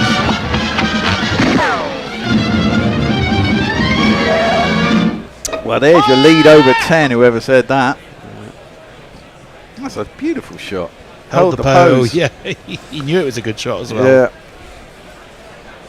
It's looking quite like Brook with the same helmet, playing similar shots. Well, yeah, exactly. He's quite expansive as a batsman, isn't he? That one he guides down. Can't beat the man at gully, though. He was trying to guide it down to third man. It's a skipper, shouldn't go. Again, it was very well played. It Nice was. soft hands, angled the bat, guided it. Well, theoretically, the ball is 46 overs old. You should be losing some of it. But maybe not enough. Damn, I haven't got my vape. Gary, can you pass my vape? It's on the arm of that chair, please. Thank you. Can't do without been out that for about more than 5 seconds. Thank you very much. Krishna. Pulled! Oh, that's spooned up and out. Atkinson goes. He tried to pull it. That is the 9th wicket. 8th wicket. Well, as good as 9th wicket. And England only have a lead of 11. This is going to flip the Brooks pitch because he's not going to hang around with Tongue. You wouldn't have Jamie thought. Tongue. Oh dear. Pardon me. Tongue in, tongue out. England have rather fucked this up. Well, you have to say it's a good bowling by India. I mean, I suppose it was there for the pull. He just got it wrong. It just came onto him too quickly, I think. And it's very well taken as well. It was. I mean, it was straight to him. It was Karen there, wasn't it? Down there? I thought it was Siraj. I might have been dreaming. Maybe. Don't know. It was Akash. There we go. We were both wrong. Well. Atkinson looked good for a little while there and then sort of threw it away. We'll give him a jingle to get send him off. I'm going to send him off with this one. All of the dreams that I dreamed were mine are going. Well, considering the last day of the last test produced an entirety of 4 wickets in a day. Yeah, it's all a bit different. It's all a bit different, isn't it? Today has produced so far 13. Oh no. Ostensibly we've got 2 left, haven't we? But we've actually only got 1. We've got a super chat. Super chats. Jay We like Guerilla. super chats. Jay. We love Jay. Come on. YouTube Prime Super Chat. Jay sent £2 and said, no Dane Piet jingle. Dane Pete. Equals tragedy of Yeah, ages. that one unfortunately got cold because of YouTube strikes. Which completely baffles me because it has no discernible tune, even though I know what it's based on. Well, I actually nicked off an a cappella version of that, or one without the music. Oh, that's coming to the pads, a bit high, just Tongue defending. Well, if presumably if Tongue survives this ball, Brooks goes Burko. Then I think the interesting thing is, what field do you set? Do you just put everybody back and encourage him to take a single? He's either going to clear the rope or someone will field it. Just Tongue, I believe, has a first-class 50, doesn't he? I mean, he's not a muppet with a bat. I've got a feeling he might have, yeah. I mean, everyone said when he first came into the side he could bat. I mean, I haven't seen any evidence of it when I've watched him, I have to say. But India feel quite cock-a-hoop about this, considering what was going on at lunchtime. Leia has said, is the lad afraid to read my comments because he has respect for my username? Just say Leia, everyone will know what you mean. Sorry, no, I do know that. I was just a bit confused with the whole Dale Steyn conversation. I sort of lost it. Sometimes if it's just a conversation that's going on intergroup, as it were, it's quite hard to Siraj into Brook, unpick it. Who doesn't take the single. Okay, so this is interesting. We're going to have a bit of cat and mouse here then, are we? See what Harry Brook can get away with before the last wicket falls. He's got a 50. He's not going to want to give up a 50, having tried to get himself out so many times. Having got this far, he'll want to stay there. You'd have thought so. So, if I wish they'd show us the field, because I'm intrigued to know. I'm assuming they put loads of people back. There's Vincent van Gogh. Oh, well, wow. I don't know what he's... Where's the ball gone? 6. Has it? Yeah. It has! He's That is Rishabh Panted outrageous! it. I didn't know where the ball had gone. He's slipped over. He's done a kind of Rishabh Pant. That's a pant, yeah. It's the Beatle sweep, as I've called it, because he goes down on his back and rolls like a beetle. And somehow he's swept it for 6 over deep backward square leg. That is out fucking outrageous. I didn't see where the ball had gone. I assumed he missed it, to be fair.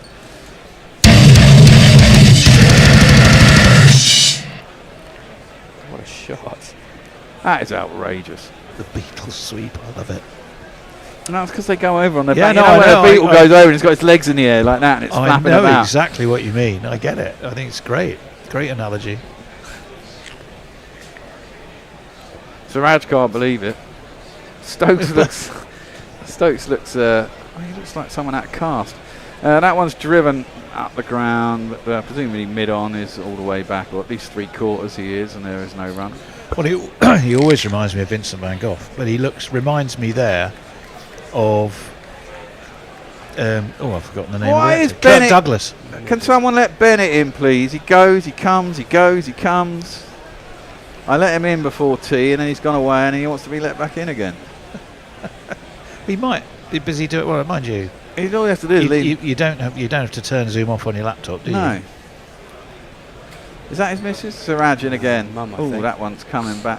Do you think it's his mum? I think so. Mum looks quite young. That's defended. Well, it's not. Well, she Come probably back in. is, Bear. Well, she Yeah. probably is, actually. He's only 25. Well, she should be my age. Maybe. Maybe not. No way. Why? Not necessarily. My eldest kid is 20. Yes. And I'm 54. Yes.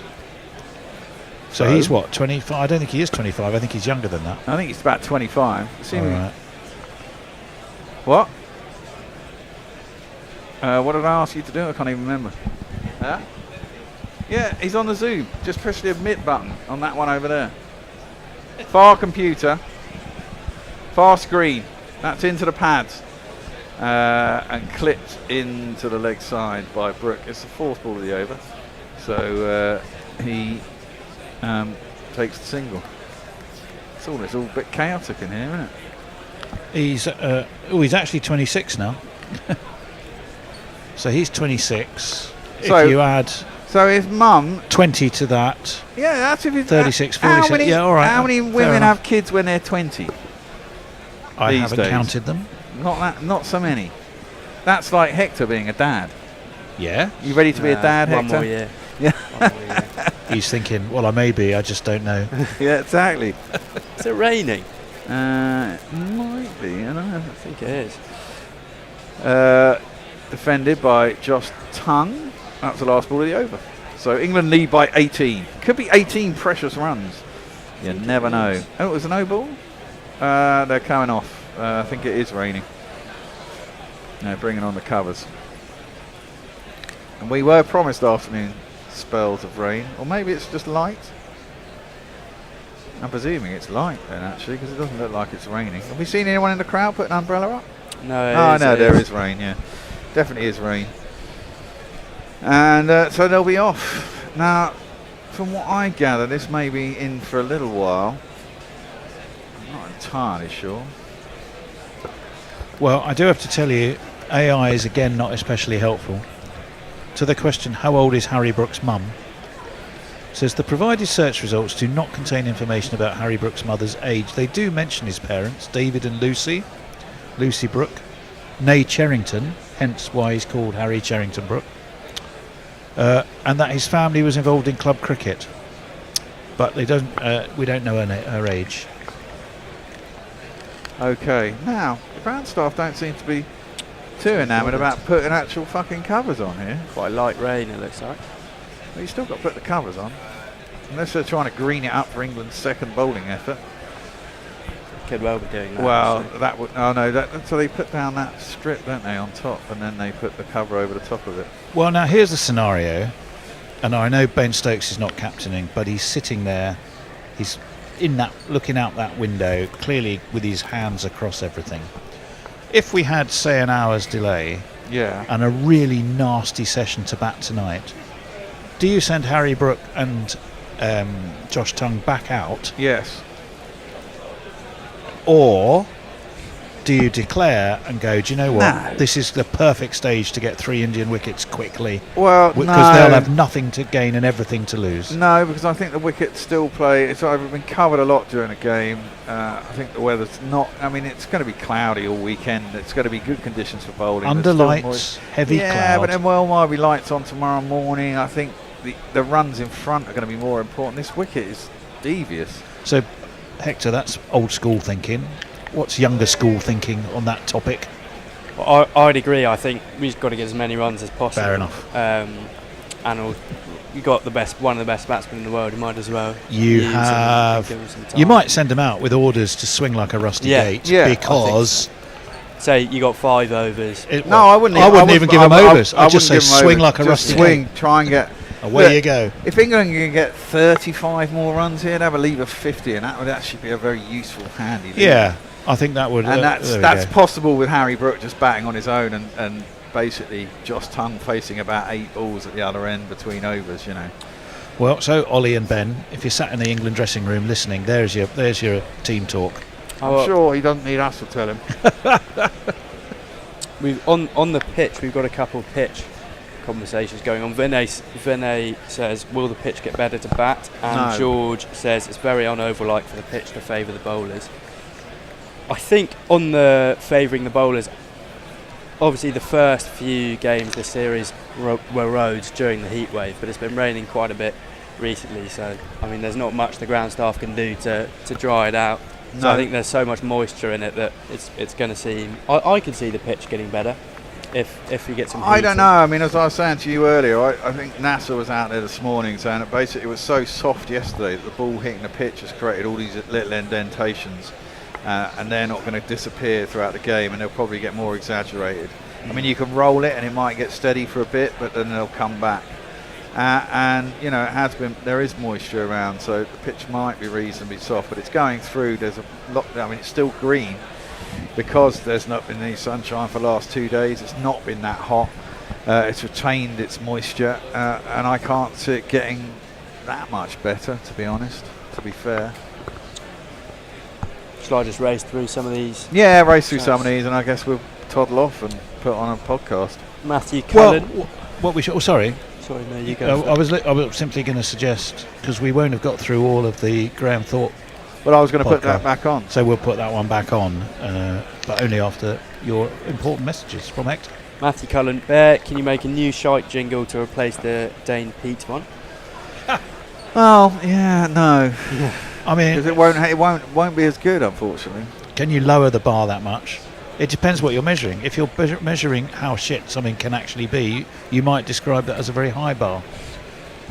George McPherson, Job to know. Come on, Brook, we need you to get 50. Agreed. Well, he's nearly there. Leia, come on, Staines' face in full Hulk mode on the body of one of the Ernets would be sick. Again, I feel like I missed a bit of that conversation. Jay Grover, shit, thinking of the band, getting weird.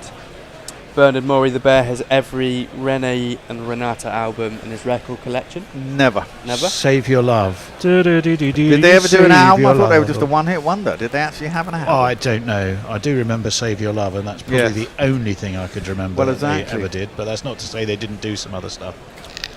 Leia, once knew a guy who was a granddad at 32. How does that work? How do you manage that? Fucking hell. How does that work? That's nuts. 16. I suppose. Basically. Yeah. Yeah. I'm intrigued to know where they're from. Yeah. I'm guessing the deep south. Yeah. I could name a couple of places in UK, but I'd alienate someone, so I'm not going to even suggest it. And Vinay says, thanks for your inputs. Indian vlogger, can England chase down 250 on this pitch in the fourth innings? I wouldn't want to put money on it. I don't know. I don't think they'll have to, though. Well, it just depends. Well, the thing is, India will be very buoyed by the fact that they, having been in the situation they were at lunch, that they have managed to get England into this situation, and therefore you can see a point where they might get some positivity out of it. Whether they play positive, I don't know. And the problem is, I think if you stick around, you're going to get one with your name on it. And the question is how quickly will Well, that the one come? thing India has done brilliantly, more than once in this series, is seize back initiative when everything looked lost. Don't forget, was it Old Trafford they were 0 for 2? Was it Old Trafford? They were 0 for 2. Yeah. Game over. Yeah. Game over. And then an Indo tweets, well done England. And suddenly back they come. And he's just today tweeted the same thing when at lunchtime when Harry Brook and Crawley had motored England to Duckett, you mean? Yeah, Duckett, sorry. So you've got two factors going on there. One, a big England comeback, but two, you've India comeback, but you've got an Indo jinxing England in every way he knows how to. Well, also, just to say, it's not heavy rain, just the light rain. Plenty of the crowd still out in their open seats. Only 2 covers on in the run-ups covered, but the rest of the square Well, you is should open. know that outfield pretty well, don't you? You've just been mowing it until about a week ago, Yeah. or whatever Pretty you have been. much, yeah. Were you mowing actually the ground? Yeah, the ground. I haven't done it for a while. I wasn't involved in this wicket. Right. No. But you have been groundsmaning at the Oval. Yes, I have. Started in February. Wow. Very So you know Big Lee? I know Big Lee. Yeah, very. Oh well. Now this is a good. Now we really want to know. Tell us about Big Lee. Big Lee. Well, is he a man of few he's words? A lovely man. He is a lovely man.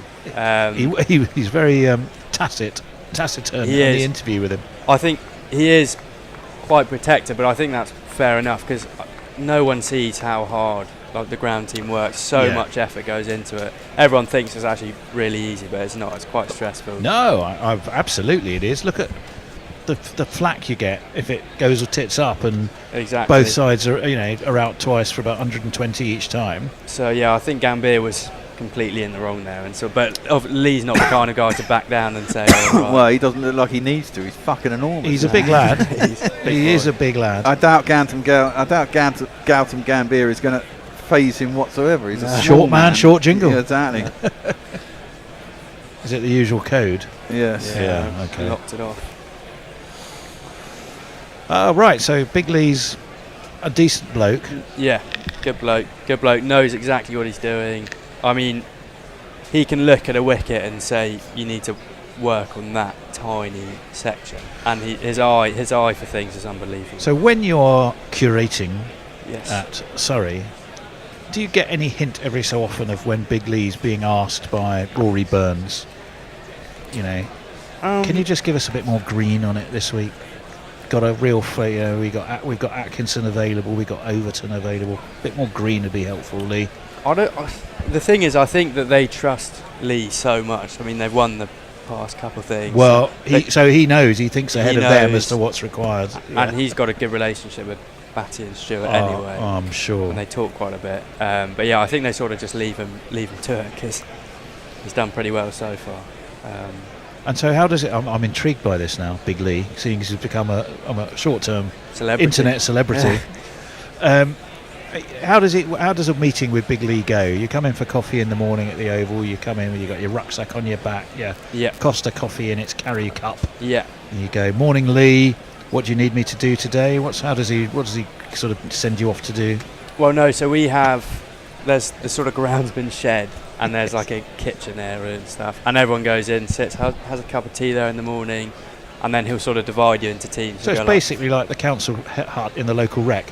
Pretty much. No one's ever doing anything. They're basically sitting having tea in the shed. No, we always start at 8, so you get there for like 7:30. Does someone come and book the tennis courts there every so often as well? That's outrageous. No, we're by 8 we're off, and we all know what we're doing, and he'll sort of split you into different groups, and then you'll go do your thing, then you'll have lunch, and he'll tell you some more things you need to do. This is seriously interesting.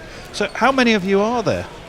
It sort of depends. On a non-match day it could be 5 or 6, but then on a test match there'll be probably 12 people just for covers, but on a regular match day it could be 9 or 10 people. Okay. So his whole team, what's his whole team of full-time team at somewhere like Surrey for ground maintenance? I think he's got about 8 full-timers. A full-time team of 8? Wow. Maybe 5 or 6, but then there are seasonals, so people that come in just for the season. Well, obviously during the summer season, I suppose. That would make sense. And then casuals who are sort of like 0 hours. Is that right. Is that where you were at? I was a casual, and there are loads of casuals. So that's sort of a rota that he sends out at the beginning of the Are they? Because traditionally ground staff was also sort of young players in the academy and stuff. Are any of them like that, or are they all? No, not really. No. No. We haven't had any of them, I don't think. But they're all amazing. So here's a question for you then. What was Big Lee doing before? What's Big Lee's background? Have you got to know him a bit? I'm not sure. He's been here for at least 20 years, I think. He was a full-timer, but he didn't go straight into being the head groundsman. Oh, okay. So he was under Bill. I don't know. Bill was the old Bill groundsman here. I can't remember his surname, but he was sort of like the legendary. I know he had an assistant, yes. Ben. I remember the two of them worked together. Yeah, Bill and Ben. So he worked under Bill, and then I think he's been head for 15 years or so. Okay. But yeah, I'm not too sure about. I could see that go flying over your head. Yeah. the Bill and Ben reference, but there we go. Oh no, I didn't get it. I've missed a few. They're utterly wasted. Flobberdob. No, Never mind. Flobberdob. The Bill and Ben, the Flower Pot Men. Exactly. Go and look it up. So In black okay, and white. So he's a long-time curator. Yes. Okay. Do you think you could persuade him to come into the Bishop and Bear for a beer? Potentially. Ooh. Potentially. Well, That'd I'll be have to fun. see. I've got a few matches at the Oval, so I'll see him and Tell him what nice guys we are. Yeah. That'd be interesting. Jay Grover's given us 2 lots of £2. Oh, okay. Go for it. We'll give him a jingle. Super chat game, super chat game. Super chat game, super chat game. One of them, I'm not a physical coward. I would not fuck with Lee. No, Fair exactly. enough. I don't think anyone would. No. And because Hector's being fascinating. Thank you very much. Very nice. that was 2. Yeah. That was the 2 of them. Yeah. That's £4. £4. Whoa, Hector. Raking it in. Glad you came. Thank you. Well, glad you finally found the studio. We had to go downstairs to find him, poor lad. Yeah, I was wondering, and he sent me a picture, and I'm thinking, well, whoever that is absolutely not. I thought it was the an entrance alley. to the studio. Yeah, I got the wrong Wherever alleyway. you were stuck down the wrong alleyway. You Yeah. don't want to be doing that in Lewisham, mate. No. Not after dark. Let me tell you. Indian vlogger, another question. Go on then. What do you guys think? Did today's pitch behave differently compared to yesterday? If yes, was it because England used a heavy roller before the second day? England was scoring easily. Ooh, that's a good question. No, I don't think so. As me and Gary have pointed out, I think the whole point of Bazball is if you take the attack like Duckett, Duckett is the key to Bazball for me, because he is almost so selfish with his wicket. I mean, he didn't need to play the shot that he got out to. But if Duckett gets in, he plays so attackingly that it's very difficult to bowl to him, and therefore it puts the bowlers off their lines and lengths, because suddenly they're getting smashed around the park, and it allows England to score quickly.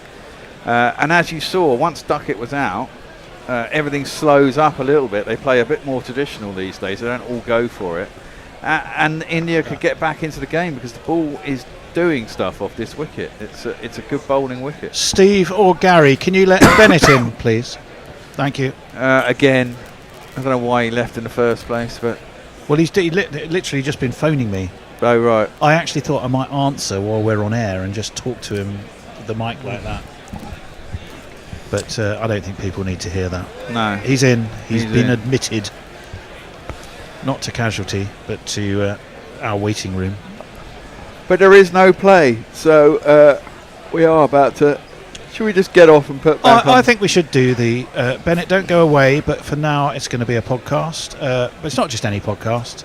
It's Gary on what's it called? 80s and 90s cricket show. Yeah. And after Graham Thorpe sadly passed away in such awful, terrible circumstances, it's a show he did. Well, it is Graham Thorpe Day for Thorpe at the Oval. Everyone's wearing those headbands. Even Mick Jagger's been promoting it. Yep. If Gary's on later, actually, I'll tell you what. I've got enough. So, hopefully everyone's still listening. Gary in the car, and he did it when he arrived here as well today, has got a pretty damn good impression of Mick Jagger, trying to sell Thorpe headbands. And I didn't know Gary was an impressionist, but maybe he's not. Maybe he's just got the one and that was it. But it is a really, really good Mick Jagger talking about the headbands. So for a few donations, and I'll let Gary be the judge of exactly what his impression is worth. You could hear Gary doing Mick Jagger when he's on, and it's not bad. Don't get him to do the moves like Jagger, though. I'm not sure the building is built for it. Anyway, with that, are we going to go, Bear? Yeah, we're going to go. We'll be back. We'll be back when the rain eases. Sorry, Bennett. It's raining. Yeah, it is indeed. We shall be back when we know what's going on. But until then, we'll give you the show about Graham Thorpe, as it's Thorpe Day. We'll see you shortly.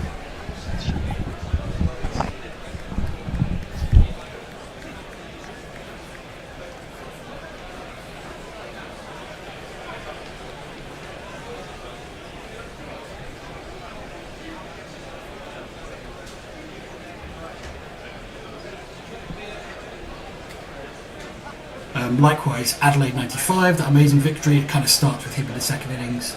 So I think that was kind of his identity broadly for that period. And you can see that in his conversion rate. I mean, basically up to the end of West Indies 2000, he averages 38, conversion rate of 20%. For the rest of his career, from 2000 onwards, or winter 2000, averages 55 across 40 tests and doubles his conversion rate. I mean, this is one thing I loved about him, is that he was kind of a chameleon. He could do anything. There were elements of Border, there were elements of Lara, which even Lara acknowledged last week. There were elements of Root in the way he could unobtrusively get to 30 or 40. You can remember a shot. Towards the end, I think there were elements of Gooch in how efficient he was. It's not how, it's how many. Yeah, and I think that's what made him such a great batsman. Yeah, there was, of course, the famous century that in which he scored just the one boundary. Yeah, Lahore, correct. Yeah, Lahore, that's right. The golden boy was supposed to be Mark Ramprakash, but his struggles are well known. He was pitched into the West Indies series, got a run of scores, but he had problems with conversion of those starts into major innings that he never really solved across his Test career. So, Simon, what was the difference between the two London boys, the Middlesex lad who went to Surrey and the Surrey lad who stayed at Surrey? I think Graham was just more comfortable at the highest level. He didn't ever feel that he didn't belong there. He might have had some doubts after taking so long to convert a 50 into a second Test 100. He went quite a while before he did it again. I think he knew he was good enough, and I guess that Ramprakash was never quite that sure. Go back to Ramprakash's performance in that NatWest final, I think, when he was 18 or so. He was a teenager, played brilliantly. You know, the world was at his feet then. Everyone said this is a great batsman in the making. Thorpe didn't quite have that. He was obviously rated at Surrey, and he went on England A tours and the rest of it. But he never quite had that big label on his back that said he's going to be great. Ramps looked great as a youngster, whilst Thorpe was perhaps a bit more functional, a little bit more functional in terms of the way he scored his runs. And I don't think that did Ramps any favour. And of course, Ramps as a personality just put a lot of pressure on himself to succeed. He expected to succeed, and he was frustrated when he couldn't do it. I don't think Thorpe, like as I was saying earlier about the having the football and the cricket running in parallel, he could sort of approach cricket in a slightly more relaxed way. To Ramprakash, it was everything, and so it was as much a personality thing as a technical thing. I think Ramps just wanted it too much, and it became increasingly hard to achieve what he wanted. Rob B, Thorpe was a chameleon of a batsman who could play all kinds of different innings, sometimes even within the same innings. I mean, how would you characterise him as a player? He didn't have the kind of signature shot that Kevin Peterson had with his bottom hand punch through extra cover, nor did he have the kind of broad bat of Graham Gooch punching the ball past the bowler. So how would you pin him down? I think he's a model of efficiency as a batsman, and certainly before the back issues started to affect his ability to duck, he was excellent off the back foot. I was struck by how Nasser or Michael Atherton always referred to his size as diminutive in stature, and I think smaller players do have that ability to play fast bowling well, but to actually pin him down for a particular style, I would say that it just lent towards well-coached pragmatism, really. He could play some gorgeously sweetly timed shots, but, more than anything, it was a business of accumulation. But, among my most favourite innings are some of his, particularly through those early years when those blistering counter-attacks kept us interested in a team that you could fall in and out of love with on a daily basis. Yes, I think that's the emotional impact on fans that, we had a champion walking to the crease. We're 20 for 2, but we're back in it because Thorpe's there squirting a single to get off the mark. I think that has played a part in the grief that's been shared amongst so many followers of the game. Rob S., he scored his runs quickly for the time, and he was a match winner. We have this image of him coming in at 20 for 2, firefighting. But actually, you think of all his great innings, and they all contributed to England victories. 1-3-8 against Australia in the first Ashes Test. in 97, which it's interesting, that is rightly overshadowed because NASA made 207, but it's Thorpe who starts the counter-attack from 50 for 3. Australia had been bowled out for 118.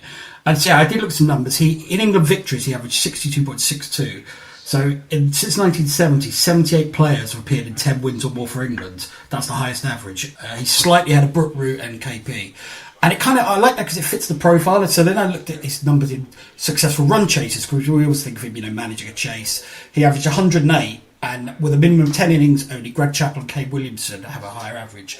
But in the second half of his career, in successful run chases, he averaged 359, which is absurd. You think there was the one at was it Trent Bridge against New Zealand when they chased about 280. I think he's really underrated as a match winner, not just in terms of numbers, but also the way he could do both, really. So in the first innings, particularly in the first half of his career, he could change momentum with a counter-attack. And the second half of his career, he became a lot better at just getting the job done, essentially, getting the team over the line, as people say nowadays. And I wonder if we underestimate just how big a match winner he was, probably because of that, because we associate with it. Even Duncan Fletcher says in his book, when they were considering 2005, the team, Peterson v Thorpe, but he said Thorpe's forte is crisis management, which by that stage it probably was, actually, because it changed as a batsman. But he was also still a match winner, which he proved in 2004 against West Indies and against New Zealand. So, yeah, I think that's an important part of his game that he didn't always get enough credit for. Do you think some of that is linked to a shy personality? He wasn't one for doing the press conferences, giving television interviews, producing the golden quotes for journalists. In that sense, he was very different to his successor in the middle order, Kevin Peterson. But did that work for him to some extent? I guess so. And I think the other thing it's worth mentioning, I found it really interesting in the Simon and Graham's book, is that he talked about how growing up when he was playing football, his dad would say, or football or cricket, his dad would say to him, no matter how well you do, the beer will always taste sour if you lose.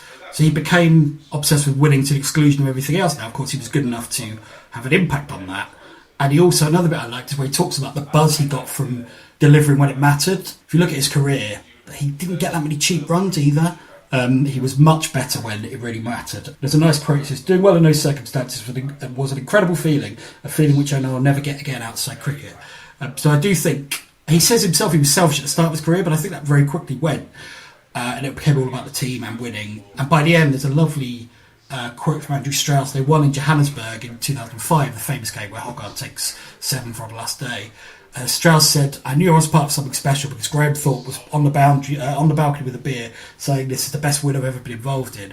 Thorpe had got 1-0 in that game, and I really liked the fact that it meant that much to him, because I think that was his main motivation, really. He, even as early in his career, 94 twice, I remember him throwing his wicket away when, on the rare occasions England were looking for a declaration. So possibly he wasn't, I mean, he talked about this a lot, doesn't he? He wasn't interested in publicity in particular. He didn't like people talking about him as a person. He just wanted to play cricket and play it really well and be judged for that.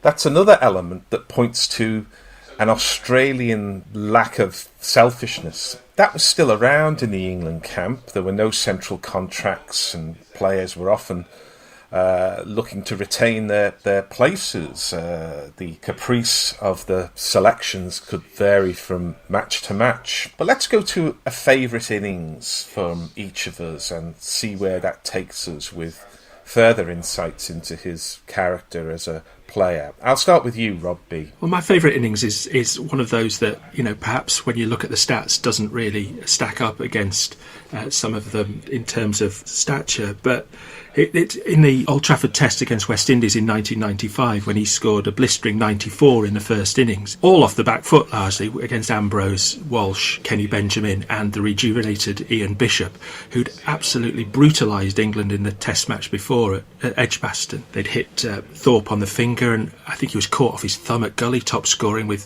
46 in that Test.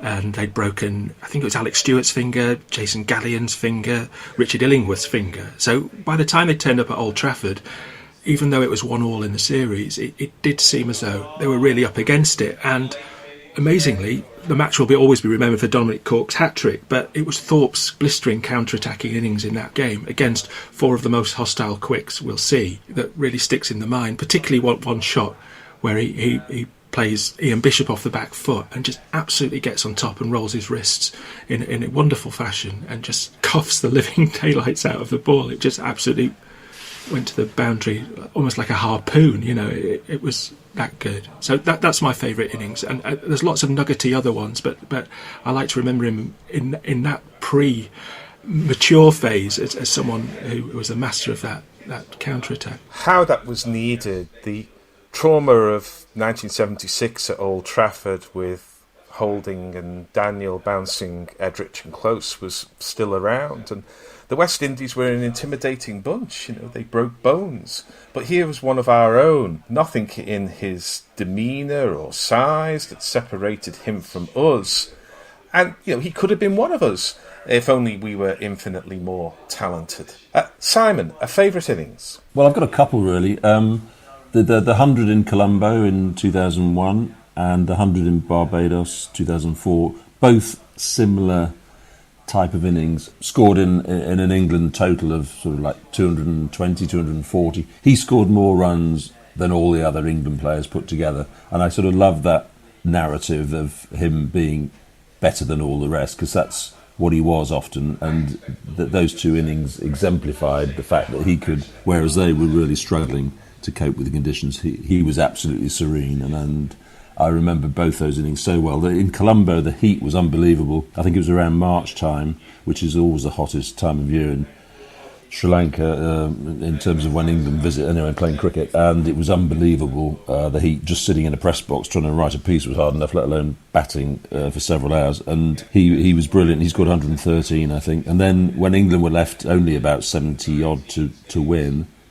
he scored 32 not out, I think, and England lost 6 wickets. So he was the dominant batsman in both innings of that game. And then Barbados, a similar thing. West Indies pace attack actually pretty good in that series. It wasn't Ambrose and Walsh, but they still had some good bowlers, Edwards, Best, people like this. And it was a difficult pitch at Bridgetown, and yet he managed to ride the bounce and all the vagaries of the pitch and the rest of it, and scored a brilliant 100. And then Hoggard's hat-trick came in later in the day, and England ran out easy winners. But those two innings I loved because that was thought, really, just head and shoulders above the rest. Yes, ironically, a small batsman like Lara and Tendulkar, two contemporary giants of the game. The field is more limited for you, Rob S., but have you got one for us? Well, that's the beautiful thing. It kind of isn't, because he played so many contrastingly brilliant innings. I could pick easily kind of 10 or 15. You get the kind of personal choices. Like, I agree, Colombo would be mine, but in the innings test before that, he made a brilliant, very quick 46 to kind of break the back of a nervy run chase. And that summed up how clever he was in a red situation, because he hit Murali for 20 of his first 2 overs, basically before Murali could settle. And the rest of the innings, Murali conceded 30 off 25. I think without those 2 overs, England don't win. They got over the line by about 3 wickets. Thought made a very quick 46. But the one I'll pick is, because of how much it meant to him, and because it was the closest he had to a day in the sun, it would be his comeback 100 at the Oval. Just rereading the book this week, obviously you know how important it was, but just where he used phrases like the total resurrection of my life, cricket had given me my dignity back. And obviously he had the most awful couple of years. Most people thought he would never play for England again. He certainly thought, and indeed didn't want to play for England again at one stage. So I think I would pick that. Yeah, and also I quite like, there were even that innings, there were 2 elements. So the first second evening of the game, he struggles quite a lot. I think he ends 26 not out. There were a couple of very adjacent LBW shouts early on. And he was very nervous, obviously. And I think the next day, he said basically because he got to 26, kind of, even if he got out, it wasn't a failure, and he just relaxed and played brilliantly in that huge partnership with Marcus Tresckovic. Because it was almost like a second debut, I feel like he's almost the only England player to twice score a century on debut, because that's how it felt. His career was over, and his previous test had been Lords in 2002, which felt pretty horrible to watch at the time, but when you read the account of it in the book, you realise the extent to which he was, as he said, having a mental breakdown essentially on the field. So for someone who was that, and also the one thing I love about that is is the reception he got when he came out to bat. I know there's been some talk since he died about whether he knew how loved he was. I think he did. I hope he did, and I think days like that would have made him realise that cricket fans in England adored him as a player, but also as a character. Well, my favourite innings is about context. It's the famous Karachi in the dark stand. Steve Buckner had decided to keep the players out there, which irritated Moeen Khan, but he said that there'd been time wasting and he was going to play to a finish. And it was extraordinary drama. I was with my elder boy, who was in a buggy in the shopping mall at Wimbledon, doing that thing that us children of the 60s did, which is watch sport through the shop window of a TV store. It was dark on the field, but Nasser and Thorpe got us over the line, and it produced some fantastic photographs, the two of them arm in arm, Nasser beaming, Thorpe with his feeler headband on. And I remember looking and thinking, well, you know, this is my London, this is my England. There was the lad who was born in Madras and made his life in Essex, captain of England, and there was the comprehensive boy from Surrey who had made the most of his talent playing for England. Rob S., you've identified great swathes of Test matches that he didn't play in for a variety of reasons. Yeah, well, this thing, his overall average 44.66 is really good for England in that era. I think it's the highest of any player between Boycott and Peterson. But he actually, in his, what potentially would have been his peak years, from his 29th birthday to his 34th birthday, he played only 25 out of 61 tests. Now, the main reason that was obviously the protracted divorce he had, but it was also recurring back injury. He took a winter off, which again was kind of, he was ahead of his time in that, really. He had a mysterious calf injury ahead of the 2001 Ashes when he was in the form of his life. Then when he came back, Brett Lee broke his hand. Yeah, he would have missed 36 out of 61 in peak years. So, and I think not only in terms of volume of runs, but also, I mean, we'll never know obviously, but I'd love to know what average he would have had he played those years, because by then he had become the kind of best version of himself, as we saw when he eventually did come back in 2004. He averaged something like 78. He's one of the few England greats whose average was still going up when he played his last test. He played 100 Test matches, but so easily could have played many, many more, which is extraordinary, really, in the context of the approach to selection that England used at the time. There are many misconceptions about the end of his career. So, Simon, can you say a few words about his leaving of the Test stage just before the Ashes of 2005? His ambition was to retire after the Ashes against Australia that summer. That would have been in his plan. I mean, the very fact we were working on his autobiography, sort of 2004, 2005, tells you that this is a bloke who's thinking of giving the game up. He's coming to the end, and he's writing the book is part of the process of wrapping it all up. And the South Africa tour the previous winter, which England, where England won 2-1, he'd struggled. He got 100 in Durban, which was very good. But if you look at the rest of the scores in that series of his, they were pretty thin, really. It was pretty thin. And he had some strange difficulties against Graham Smith, who brought himself on as a sort of a very much part-time off spinner. And caused Thorpe quite a lot of trouble, which was a bit embarrassing for him, but sort of hinted at a vulnerability that was growing in his game. But the guy he found really difficult was Sean Pollock, and I remember him saying to me as we were doing the book that he sort of admitted this towards the end once it was clear he wasn't going to play in the Ashes, was that Pollock was a very similar bowler to Glenn McGrath, and he was worried about what Glenn McGrath could do to him. He found that sort of very straight wicket-to-wicket line, a bit of high bounce, difficult at that point, and Pollock did it, and McGrath would have done it, I think, if he'd played. So he sort of knew he was hanging on a little bit, but he thought he should have played, nonetheless, against Australia. And although Peterson's sort of sudden emergence was unarguable, really, he had to play. Thorpe felt that he should have been picked ahead of Ian Bell, and that was the thing that got him. And of course, Bell didn't actually do that well in that series. He got a couple of 50s at Old Trafford, but did very little else. So I guess in hindsight, you could say, was that the right call? I can't believe Thorpe would have done any worse than Bell, but clearly Bell was the future, and Bell went on to do great things. So clearly it was disappointing to him. He would have loved to have played, and it's interesting to speculate on how he would be remembered had he played in that series and then signed off at the Oval as an Ashes winner. It would have been quite a different story in a way. He would have been, all that team were lauded, weren't they? And I think that would have enhanced his reputation had he played that series. He did get his MBE though, like the 2005 Ashes squad, so he has that. Amongst England fans, there was certainly disappointment that they couldn't find a place for him, but he was in his mid-30s by this time, and there were, as you mentioned, Simon, reports that Glenn McGrath was giving him sleepless nights So maybe the time was right. I think Duncan Fletcher had decided, rightly or wrongly, that Thorpe, at that stage of their careers, Thorpe and Peterson couldn't bat higher than 5. Peterson because of his technique and Thorpe because of his back, essentially. I agree with Simon. In hindsight, clearly Thorpe would have scored more runs than Bell at number 4, but I can understand the logic at the time. The other thing, and it shouldn't matter, but it sometimes does, Bell had an average of about 290 at that point in Test cricket, albeit mainly against Bangladesh.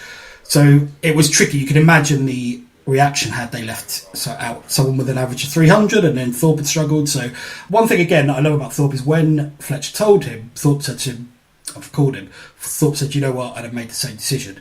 Even if he didn't necessarily think that, but certainly he felt that way about him v Peterson. And I thought he did respond to it with a hell of a lot of dignity, I thought, in the circumstances. He quite quickly announced that he'd got a coaching deal with New South Wales almost immediately. So again, that's an indication that he was thinking about the future, planning for the future beyond cricket. He was going to retire as a player and move into coaching, which of course he was very good at and did for a long time. That plan was pretty much in place before even I knew that he was going to quit, sort of thing. So, but yeah, he ended up working in New South Wales, where he came across people like David Warner and Steve Smith in the following years, and then obviously he came back into the English coaching system. One thing I hadn't thought of, so for the last Test, obviously Simon Jones was injured, Paul Collingwood comes in. By this stage, Thorpe had announced his retirement. He probably would have played, wouldn't he? I hadn't thought about that until now. Had he not retired? Because England, essentially, I suppose Collingwood could bowl a bit, so maybe not. But I had never thought about that until now. So maybe that would have been him and Peterson on the final afternoon rather than Peterson and Gilo. I don't know. I just want to say a few words about the coaching aspect of Thorpe's work before we wrap up the cricket element of this podcast. There's a temptation to think that teaching, which is of course quite closely aligned with coaching, is all about knowledge, but it's not. It's about communication. It's about finding something that works for groups and for individuals. There were lots of stories that we've heard in the last few days that say that he didn't talk much in team meetings, but was very good one-to-one. Rob B, where does that fit into a 21st century approach to coaching, if one contrasts that with the more kind of sergeant major barking at the players approach that one might have found more often in the 20th century? Yeah, there's a really empathetic side to Thorpe's coaching, and I think, you know, one of the things that come across in the autobiographies of him and his teammates is that pivotal session that Geoffrey Boycott had in the nets at Headingley before they went to the West Indies in 1990, and that was sergeant major-ish, but it was also, you know, detailed, it was comprehensive, and he gave them a way of playing. But I think what Thorpe brought into his own career was an ability, certainly in the nets, to focus on one shot. You know, the others would go in sometimes, they say, and, you know, try and bat as if they were trying to build an innings, whereas he would just, you know, practice sweeps, practice pulls, practice drives on different days in different circumstances. And I think that's what he brought, and you could see it in the transformation of Joe Root's batting. You could see it in the transformation of Ben Stokes' batting, and I think that sort of social reticence that you may have of not being able to dominate a room, but being the confidant of these elite players and being the man who they turn to, you know, that speaks volumes for his empathetic qualities. Yeah, and also the originality of thought, which I think is really important. I mean, if you think of the most influential people in English cricket in the last 30 odd years, they're generally outsiders. Owen Morgan, Ben Stokes up to a point, Brendan McCullum, Andy Flower, Duncan Fletcher. Thorpe wasn't an outsider, but he kind of approached it in that way. He would always challenge things, and I know he's seen as rebellious, and clearly he was, but I think also he kind of had an inquisitive mind. He wanted to do things better. He taught himself to change his technique when he saw Lara. He was very self-sufficient. He was ahead of his time with certain things. Even just, I remember him saying how when he came back from the West Indies in '94, he knew he had to get better against high pace and quality spin if he wanted to play at Test level. Now that may seem like the most obvious thing in the world, but it's only really 30 odd years later that the England team have cottoned onto it and are shaping the way they build their bowling attack around it. And even, I remember something he said in 2003 when T20 had just started, and he said, basically, you have to now play yourself in with singles. And again, that looks really obvious now, but at the time, it wasn't at all. It was just and he was full of little insights like that. He always challenged received wisdom, and I think that's probably what made him such a good coach, along with the clarity with which he could bring that across. There's a really good, I found an old interview he did with Scott Oliver in about 2017, and it's just full of really simple explanations of things that feel complicated. I want to find one quote from that which I really like, which I think sums it up. It says, people talk about technique and ask, how do you play spinners? Well, is it day 1 in Brisbane or day 5 in Mumbai? Is it Old Trafford or Colombo? And I feel like that kind of that adaptability and that constantly kind of worrying mind about making little adjustments, and obviously we know all about the way he was constantly fiddling with his grip as well. I think that's what made him such a good player, and from what everyone says, such a good coach as well.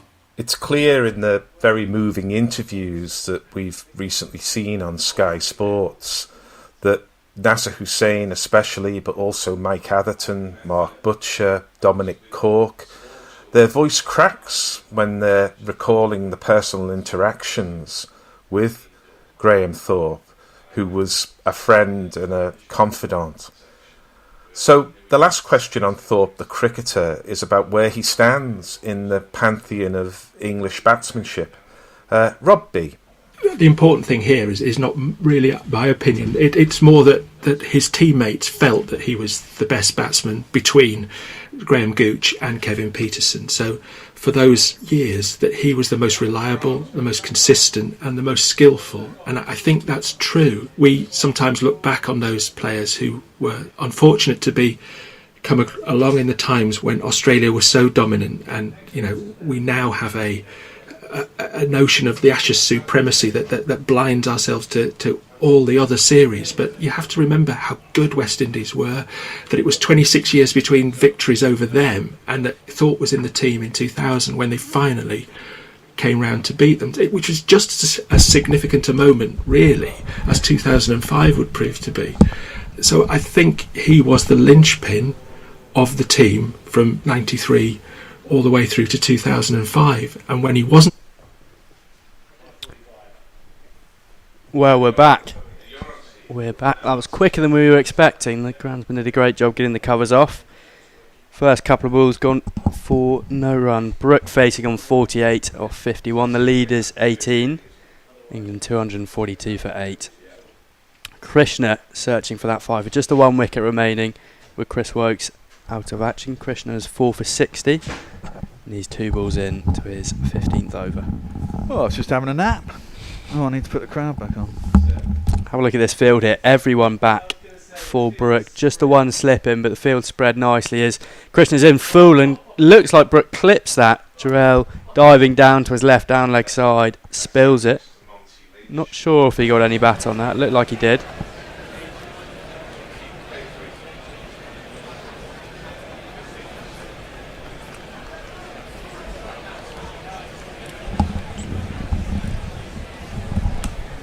Having a look at the replay here. Might have just grazed his thigh pad, but anyway, Jarrell spills one diving down to his left. Brook declines the run. As I said, the field is spread here. Krishna in, Fuller and driven nicely by Brook, but no run out to deep cover. No short ball plan for Brook there, or just keep it full and restrict him? I think you're better off bowling full on. There's no need to bowl short on this pitch. It's doing enough off the right lengths. Oh, look, I like to see that. Siraj has got a Graham Thorpe headband on. Good for you, mate. We love Siraj. Yeah. Oh, dear. There's a demand for you to continue with stories of Lee as well. Hector, I've got to say. I think we've covered it as Brook times that perfectly down the ground. Not going to get forward, just get a single there. 4th delivery of the over, so he's happy to give Tongue a couple of balls against Krishna. Just the 1. That's just the 1 ball. That's the 5th ball. Brook 49. Tongue has 1 to survive here. Be interesting to see how Tongue's just going to get in behind this, but with the field spread for Brook, do they do what Jadeja sort of did at Lords and actually just tick around at 1 or 2 and over, or will Brook start using his feet maybe? Depends what he can get, doesn't it, really? I mean, he wants to be getting boundaries, clearly. You don't want to hang around too long. It's good bowling conditions as well. Krishna, last ball of his over. Oh, and Fuller, Tongue just gets a bit of bat on it. Thought it hit his pad, but well dug out The Yorker in the end by Tongue. End of the over, England 243 for 8. So, Jay Grover says, still wanted to hear more Hector Groundstaff stories, and Siraj is mint. Muttley has sent us a super chat. £2. Says, would you rather Keir Starmer as PM or gonorrhea? Just a slightly weird question. I'm not going to answer that. But thank you for your super chat, anyhow. And that's it at the moment. Everybody's still shocked that we're back on, I suspect.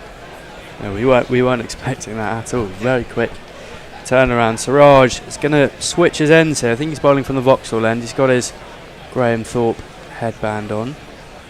Good to see. He has 3 for 83 in his 15 overs. Ball just looks starting to wear away in his hand. He'll bustle in from the Vauxhall end to Brook on 49. Brook deep in his crease, chips it up in the air, but everyone's out on the boundary, so finds the captain Gill. Deep extra cover, no run.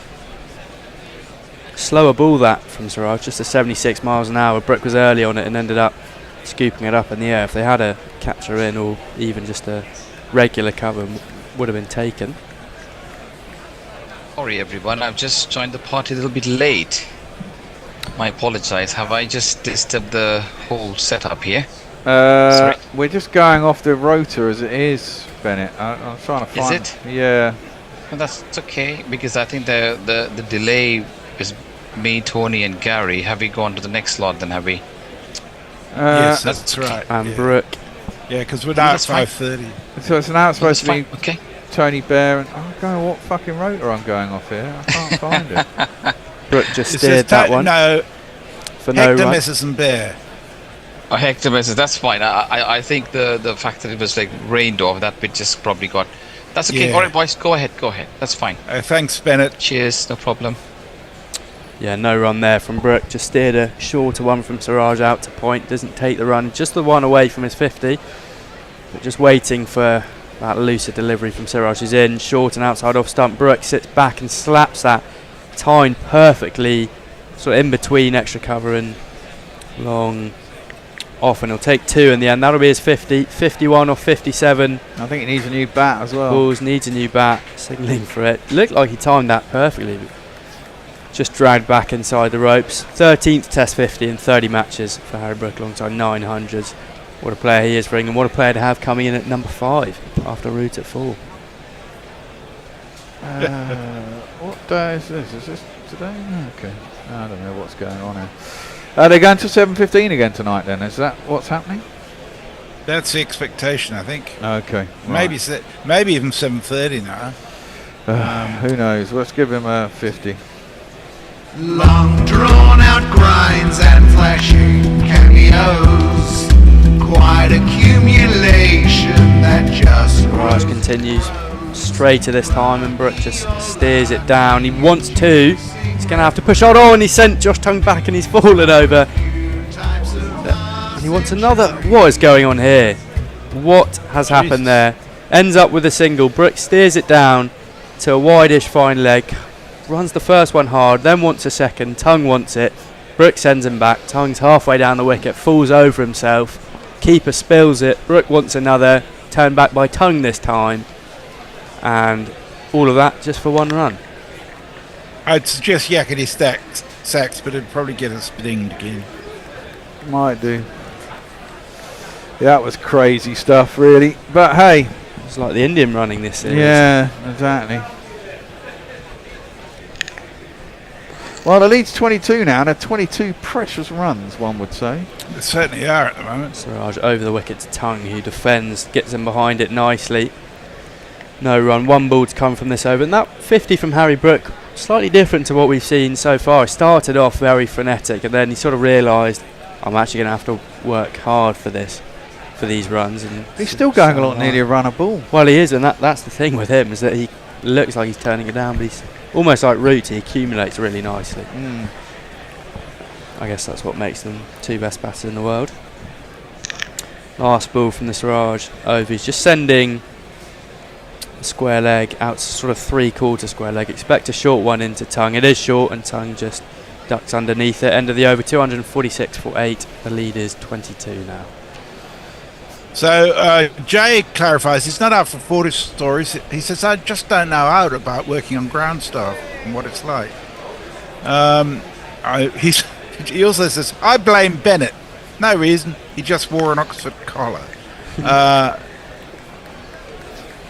And he also says, which I don't believe, my political disagreements with Keir Starmer will definitely make me vote reform now, for fuck's sake. Oh, yeah, piss off. Who said that? Jay. Jay, don't fucking vote bloody reform. No matter what's going on, you don't fucking vote reform. He knows that. He's just pulling you. You're easily sucked in there. Okay. Josh Tung's highest score in first class is 55. Average of 15. 15, not bad. Leah said that's worse than the Indians. This reaches Pakistani levels of slapstick running. Well, it did, but they didn't get out, so I guess you have to hand it to them. It's one of those runs you see on Village Cricket YouTube channels. People reviewing them, get pros reviewing them. Anyway, Krishna in from the pavilion end, full toss. Brook sort of backs off to sort of minus third stump back down leg side. Krishna looking for the Yorker, misses it, full toss, and Brook ends up just spooning it down to Jadeja, wide, third man, backward pointish, no run. It's all going on now. England still 55% on the win viz. India back to 44 though. They were pretty much done and dusted this morning. Yeah, they were. 1%. I think it draws out the window unless there's some crazy weather. Yeah. 5 balls to come from Krishna. Steve's day 5 tickets are looking dubious, I've got to say. Well, yeah, very much so. Brook again just pokes one out to points, sort of goes for the no run, then says, oh wait, I might take it, and then calms himself down. No run, just a bit frantic from him. It'll be interesting to see if he starts using his feet to Krishna charge down like he did early on. Yeah, he might look to try and get another 18-20 runs, get a lead of 40 or approaching 50. If he can get to that, then he might try and be a bit more expansive, because you kind of feel that 20's nowhere, but 40 or 50, you can get a couple of wickets even if they're, don't reach parity. Oh, Krishna full of ball, and there's an appeal from slip. Looked like a bit of an inside edge on, so Krishna doesn't go up for it, but Rahul was pretty adamant. Anyway, no review, no run. Yeah, he's had the umpires looking around to see if he's going to review it, but no, that's definitely appeared to be an inside edge. Otherwise, they'd have gone up, because that would have been plumb, wouldn't it? Would have been plumb. Oh, well, hold on. I don't think he's hit that. Yeah, I don't think he has, but it's hit high on the back leg. So maybe. Yeah, it is. Krishna in, jumper on, and there it is. There's the advance from Brook, hits it out to backward point. He's run 1 and he wants 2, but Tung says no again.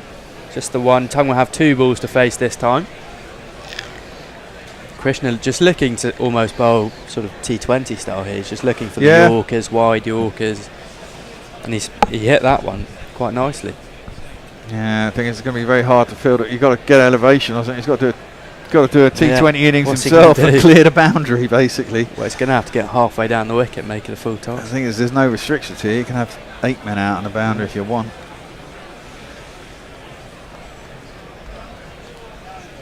But Tung isn't a rabbit. Well, we don't think he's a rabbit. 2 balls for him to face, 2 slips, a gully, a leg slip's just been brought in, and sort of a catching mid-wicket, cover mid-off from what we can see. Tung squares up, Krishna 4 for 62, in over the wicket, and Tung plays that really nice. He sort of steers it to Gully, who spills it, but lets it through him. Sai Siddharthan there at Gully lets it go through, but Harry Brook's fine to 7 his bat at the other end. Doesn't want to take that run, and rightly so. Tung 0 from 6. That looked quite compact there. Quite compact, yeah.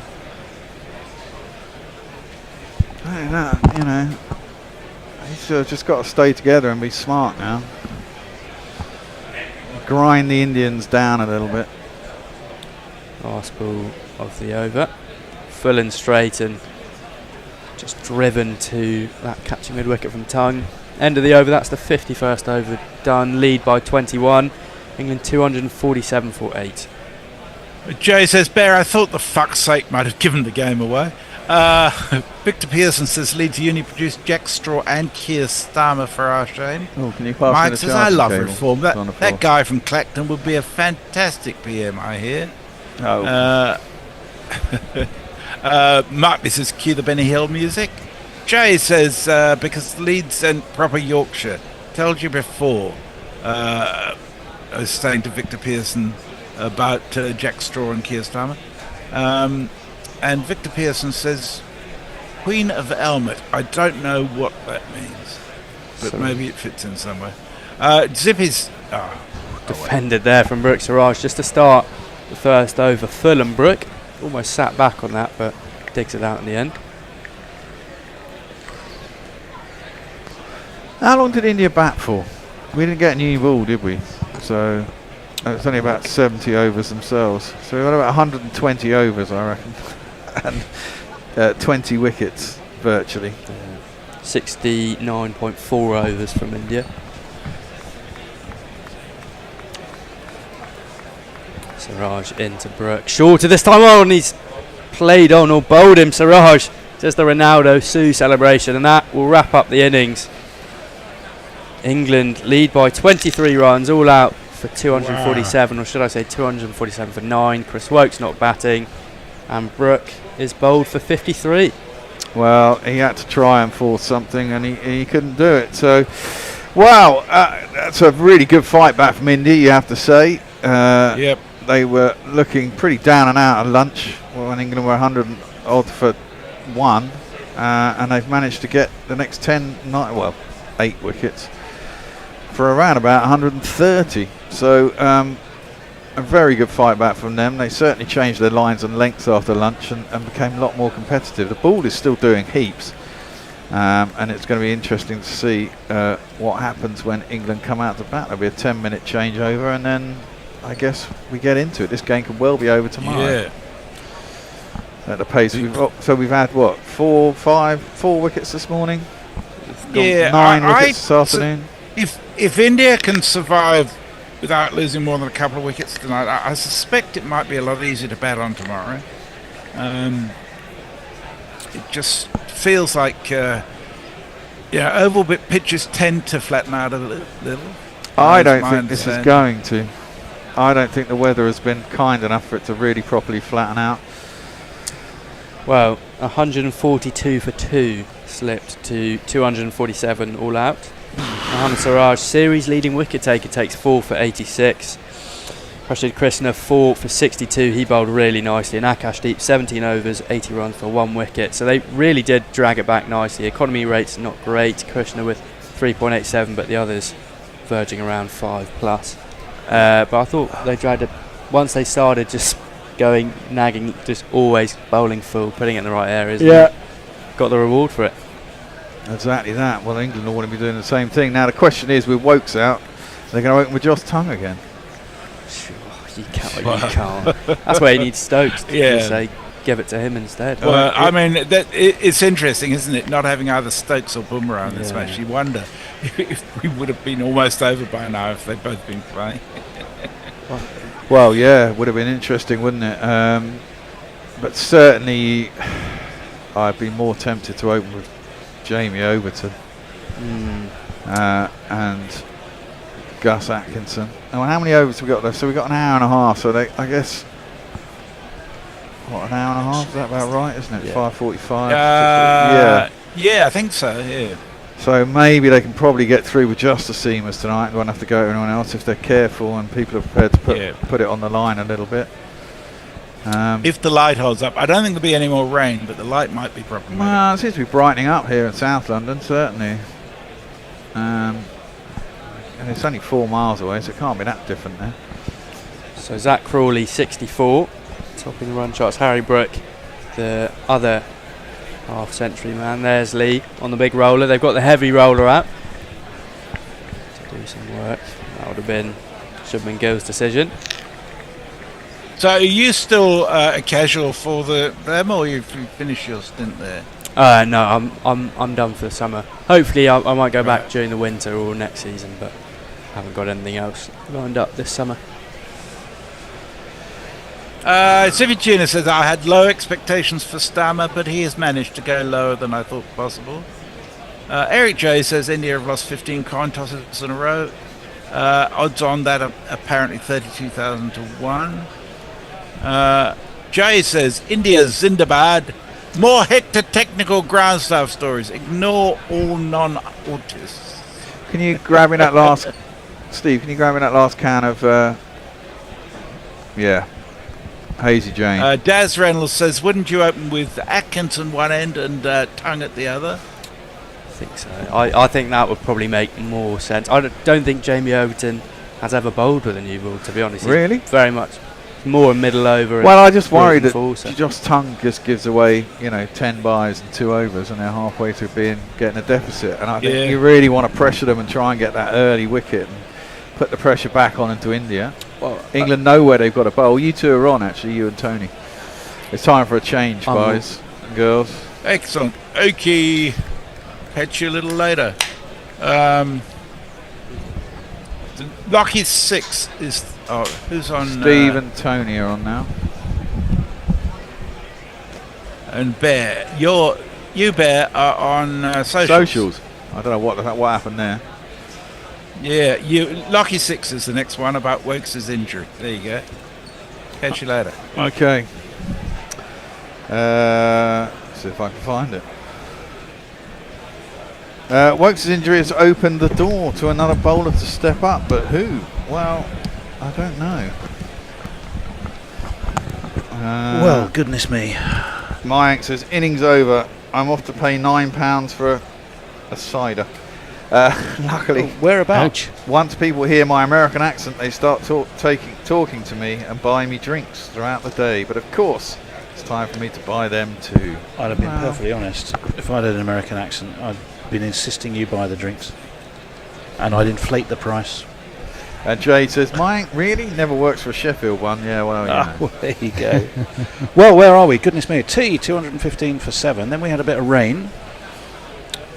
And 247 all out. We've had comedy, yes, no, maybe, run-out scenarios between Tongue and Harry Brook, who Brook did get to his 50. But it does mean that from 109 for 1, which was where England were just after lunch, they lost 138 for 9. They weren't 10 to lose because of Chris Wokes. So that, when you look at it like that, Steve, is shocking, really. Well, is that all the fact that you've got overhead conditions, a greenish wicket, and it's hard to bat? I think losing Wokes. Losing Wokes will have lost. I said earlier that he didn't score many runs in the series, but you would expect him to get to maybe 20, which with somebody like Brook, he would have pushed on. I think this is where you do lose a wicket. The fact that England are ahead is an advantage, of course, numerically, and the fact that they're down a wicket as well. And if you're India, do you want to? I mean, obviously you want to wipe that off as quickly as possible. But do you mentally, Bear, think you've got that on your mind? Are you going right as soon as we get back to parity? Then the what's the word? The momentum. Momentum, yes. They're back in this game. The pressure is with us. Well, they are back in the game, aren't they? England need to get early wickets, and if India are watching this, they'll be thinking, shit, for exactly the same reasons. It's not easy to bat out here. And from an England batting perspective, how many players do we think lost their wicket due to daft shots?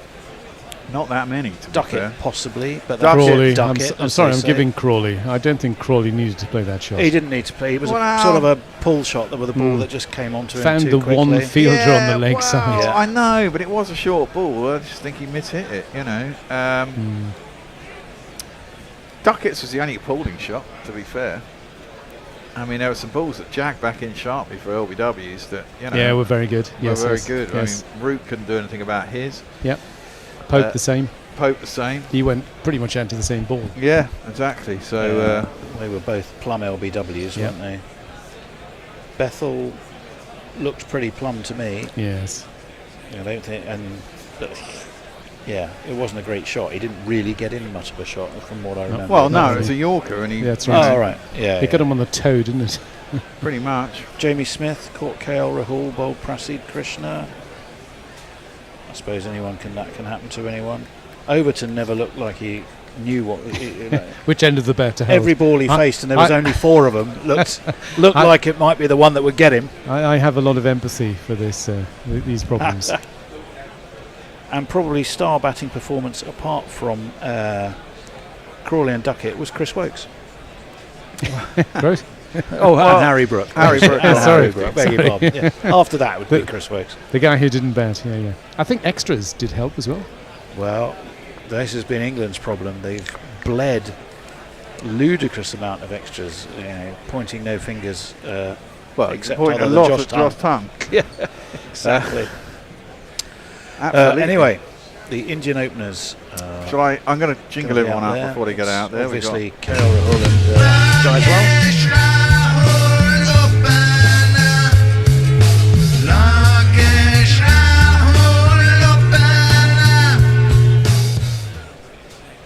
There's that one. And it should be the Jazz Whale.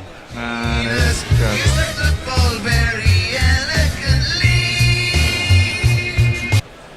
and the Jazz Whale.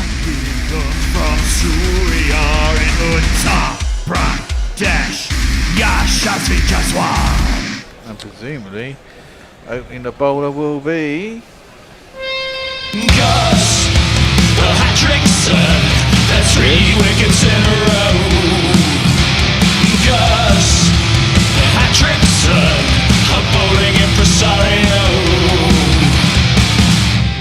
Well, what England wouldn't give for a quick hat-trick now, looks like he's going to be bowling from the Vauxhall end, or the JM Finn stand end, if you know your oval geography. Towards the old pavilion, anyway, is where he's going to be bowling. We've had one of these before they get going.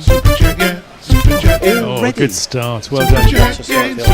It's Jay Grover, and he says he's just noticed the pillow. Mint. Yep, it's Samantha the pillow. Samantha the pillow. Right, 3 slips and I think 2 gullies.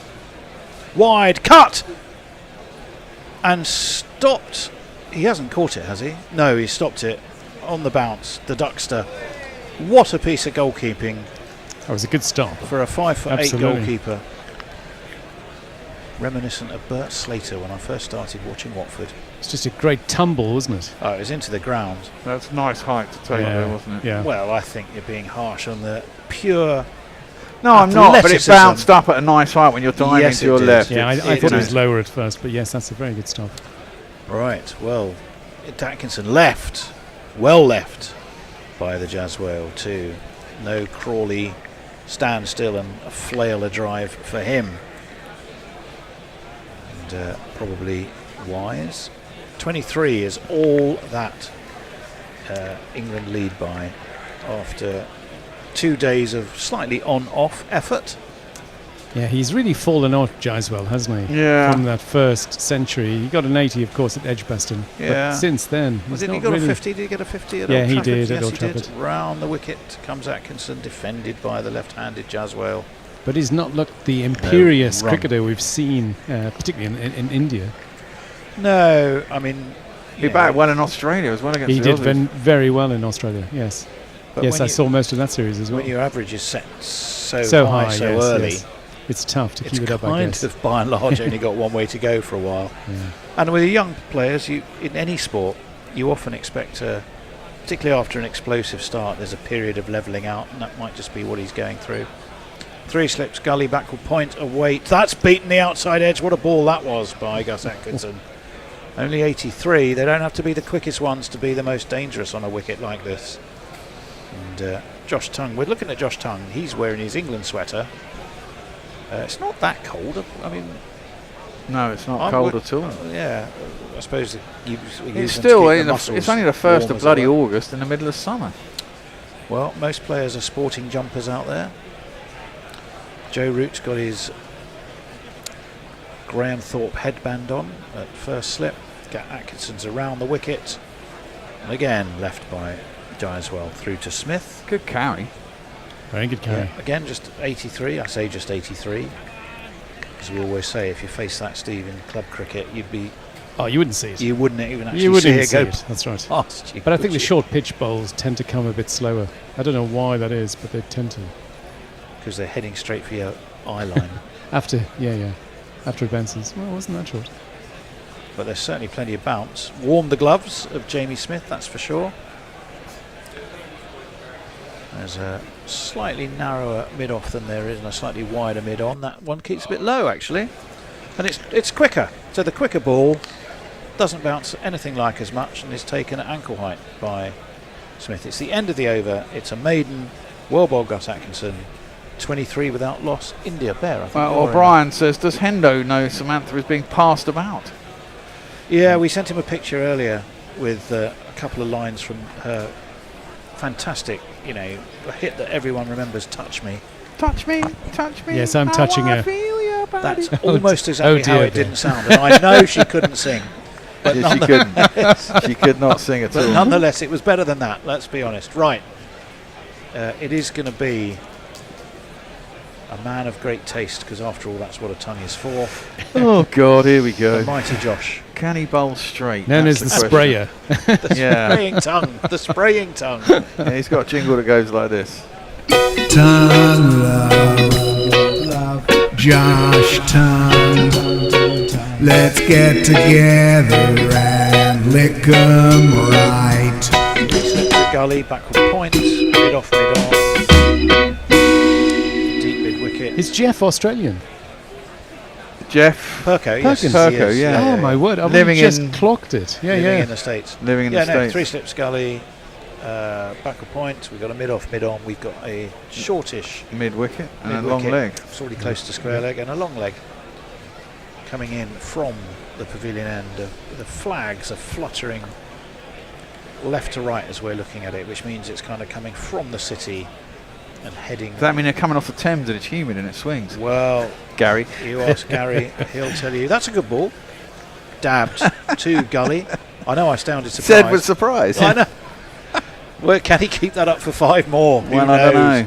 Do you remember was it the spitting image of Roy Hattersley? Oh, yes. When he said spraying. Gobbing literally everywhere. Everything he said. But it wasn't even gobbing. It was like a torrent of spit every time he opened his mouth. Not so much his tongue, though. That was more that kind of... No, it was definitely the floppy lower lip, protrudery wasn't gland overactive. Floppy lower lip. Right, tongue to KL Rahul. Wide. I think he cut his fingers across that. Didn't really do much. Was left alone outside of off stump. 86 miles an hour. And 2, Bear. Without extras. You could happily put your name against as a bowler and go, they were all right. Yeah, no early swing from England. Maybe it takes the lacquer to come off. Could be. Nothing. Well, Atkinson might be reasonably encouraged, but nothing else that has suggested England are going to make early breakthroughs. But it is just that early. That though, what a ball that was, and what a brave leave that was by Rahul. I think he left it on length, but it jagged back at him, and Jamie Smith had to tumble away to his left. I'd like to see that as a replay, just to see how close it is, and indeed we're going to see it now. From the bowler's point of view, it was a long way very good, probably about 8-9 inches over middle and off. It swung afterwards, though. But or was that yes. seam? Might have been seam, actually. It jagged in. So Josh Tongue, I wonder what he had for his tea today, because something, and that's cut on the bounce to Duckett, who is on fire in that gully position. He's already taken off like Superman for a piece of fielding. There again, he was right on it. His fan club. Actually, we haven't heard much from his fan club today, have we? Whose? Put your bloody mic by your mouth. I don't move the mic there. It must move you have itself. to. No. When you put the headphones on, just check that it's by your mouth. Well, okay. Don't just put them on and assume it's there. In comes Josh Tongue. Can he keep this up? That's a good ball. Well defended by KL Rahul. Just dribbles its way to his bowling partner Atkinson, who fields at short mid-on. Still no extras. Still no extras. He's got one more ball to bowl. Maybe that's the trick. Tongue should bowl 20 overs before he comes out. Yeah. One more ball to bowl. Can Josh Tongue start with a maiden? Surely there'd be a market on that, Bear. There probably is. For gambling types. Here he comes anyway. 3 sips and the gully go down. It's a good ball. It's left. Ooh. And Josh Tongue has bowled a maiden over. He must have been listening to all of the complaints and issues and general grumblings. But he's done very well there. It's 4-0 after 2 bare. Well, Bernard Murray reckons 23 for 3 at stumps. Well, England to take that. That would be a lead of 1. What is the actual lead now? 22 or 23? I think it's 23. I think it's 23. Yeah, England lead by 23. So level score. Level score, 3 down. That'd be handy. 24 needed to make England bat again. They should give us 2 wickets, as Chris Woakes can't bat. Yeah, well, exactly. Lockie 6 says Hendo said he would leave her in the studio so others could use her. Good lord. Atkinson, full, driven. There'll be runs there. That's a glorious shot from Drysdale. It's that beautiful check on drive, and it's gone for 4 runs. 2 full. 1, 2, 3,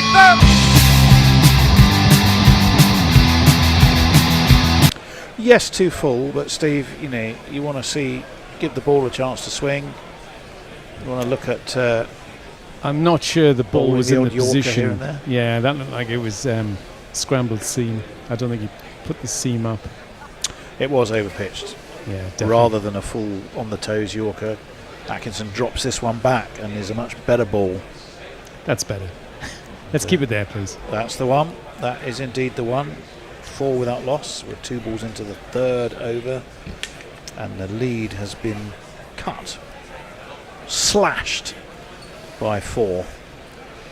It now is just 19 for England.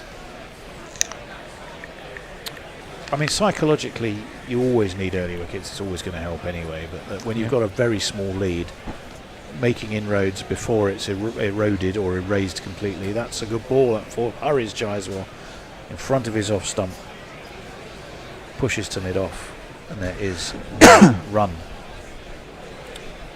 Yes, early wickets would even help. One before the parity is achieved absolutely. by India would put a spring in England's step, I think. But there is the Chris Woakes, lack of 2 wickets for England, which they will be thinking about.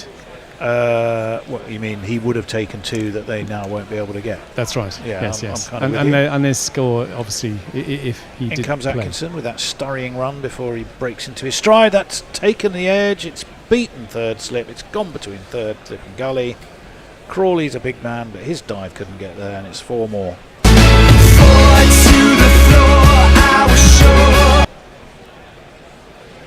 Gus Atkinson, fairly implacable sort of fella, and he just turns around, wanders back to his mark. And Crawley, wasn't far away from it. Crawley, it wasn't a chance because it was had hit the deck, but he was probably about a fingernail away from stopping that 4, but didn't quite do it. Atkinson in. What's he got this time? Short, cut, beaten, backward point, all the way for 4 more. And the Jaiswal wants to eradicate this lead very quickly. You wonder if Jaiswal's going to Bazball. Yeah. He's probably been listening to That'd be the Jazzball for the Jazzwale. Jazzwale, yeah. It'd be Jazzball from the Jazzwale. 2 short. And excellently judged by the Jazzwale.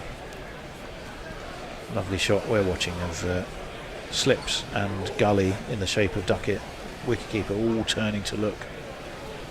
But all they saw was it going to the boundary. That's left by Jazzwale outside of off. It's not the end. It should be the end. Yes, it's the end of the 3rd over. It's 12 without loss. So they are going at 4 and over, but they've all been scored by the Jazzwale. 11 is what India trail by Bear. It's me. Oh, yeah, it's you. Well, on that note, Brian says to get socials from Bear, we need an electrical prod on his smartwatch. Yeah, the other thing is you can do is send in some super chats, and you might get something out of me. You could actually up the voltage for a super chat just to make That's the comment of the day, by the way. Can we nominate a comment of the day? Current of the day, did you say? Comment. Oh, God. They are YouTube comments. You call them tubes, but they're YouTube comments. I must have had electricity on the mine. That's the current of the day. I don't know. The current of the day. Jay Grove says Hattersley was replaced by a Tollard on Have I Got News for You. Tongue. In he comes. Yes, he was. In he comes. Swings late, but it was well past the bat. Kept low, Rahul can leave, and there's no run. But who'd have thought? No extras that, after well, not only that, balls. who'd have thought that Gus Atkinson would be the man bleeding runs and Josh Tongue. You know, that's okay. That's okay. They're still got to find their line. As a bowlers, you still have to find your line, just like the batsman. Yeah. Well, he hasn't bowled badly. No, Atkinson indeed. at all. He's if the Jazz Wales in form, he's a sight to watch. That's a good ball by Tongue, but Rahul just reaches forward. There's Duckett in action again. Obviously looking to keep his legion of fans entertained. The lad's always in the game. Tongue very much attacking by and large that 5th, 6th stump line really. As we're looking at a little pitch map. We can see blue sky here amidst the clouds. Looks a tad greyer perhaps at the oval. That's full. It's driven, but it's driven straight to short extra. Ollie Pope's the fielder there. Again, there's no run. He's going well, Josh Tongue. Tongues look very good, yes, 9 indeed. balls, no Indeed. runs, Josh Tongue. What's going on? No What is- extras. What is going on, Josh Tongue? Where have you learnt this frugality? That's what we want to know. Now, can he add, though, a wicket to that meanness? We shall find out. KL Rahul, his hair cascading from behind his helmet. Worked Ooh. off his legs, that might be runs, it's down to fine leg. It was off the hip, wasn't it? In lollops. I think that's Liam Dawson, actually, who will be Oh, on yeah. for Wokes. Leg buys. Leg buys. Leg buys count against the bowler there. No. Yeah. Don't know that's Josh right. Tongue, no runs off the bat. Josh Tongue, he's still going. She's got quite a nice action. Nah. His head falls down. Yeah. His head falls That's down, the his thing arm I'd comes worry over the about. perpendicular. It's all a bit. There is a lot going on there. A lot to go wrong. There's a lot Yeah. to go wrong. Well, that's what they say about a lot of bowling actions. But then Jimmy Anderson had that problem earlier on in his career. His head used to fall down. Yeah. I mean, I was always told to look at where you're pitching the ball and keep your eyes on it. But I wasn't that good a bowler, really. Well- So I didn't make it to international Right. level, obviously. In comes Tongue. Full. Driven again, driven straight much- to mid-on. Atkinson does much the better fielding ball. for his bowling partner, Tongue. 88 miles per hour. Again, there's no run. Yeah, he's cranking up. He's bowling quicker than Atkinson at the moment, is Josh Tongue. Maybe it's that extra yard he has to go to get round Ashan Raza that gathers that little bit of extra pace for him. 13 without loss, India 10. They lead that the old gas holder over his shoulder. Cut. Oh, it's gone through slip and gully. He has conceded runs. It's going to be 4 of them. It's Jaswale again. A crestfallen Duckett. I think somebody should have got that, shouldn't they, Steve? Who would do? It seemed to. Was that a yes, no, yours, mine, and somehow it went No, I between think them? it bounced too high. Bounced, that's right. It went clear. Well, we'll clearly have over. a quick look and then some social. There's not Let's have one a look. more Yeah, for well me. over. I must have 2 or 3. I Oh, need it bounced between- and goes over. Oh, Yeah. now this is the angle that will tell us. Yeah, Played it's- down it's into the ground, bounces up. between third. Yeah, it's and between gully. third slip and Yeah, gully. yeah. And possibly they did rather slightly leave it, but that might be a bit harsh. Well, we Josh don't- Tongue's doing a double teapot though, because he's been so mean with his runs. He's Well, it's a good job pissed I'm off to give here them away. because YouTube Prime Super Chat. Zippy Tuna sends $2. He says, Blair, please do not read this comment. But I have to because you sent us $2. And Jay Grover sends £2. Says, Bear, set fire to ye beard, thou czarist loken frumpt. Whatever that means. You don't have to ask. Atkinson, in he comes. Up goes KL Rahul, plays this out into the offside and gets an easy, easy enough single. Is Messi up with his Babel fish? As in Hitchhiker's Guide. Yeah, baby yeah. fish. Translating. Just stick the fish in your ear. Could speak any language. any indeed. language in the universe as well, or the galaxy. In fact. Yes, Messi discovered the Old English that Mog gave us earlier. Did he, by Jove? He That's did. quite impressive. How did it roughly translate? What was it? I can't remember. It was so long ago. It was at the beginning of the Messi, day. Messi did all that work. Messi did so much work. Right, Atkinson round the wicket to the left-handed Jaiswal. Drives beautifully. Oh, what a shot that is.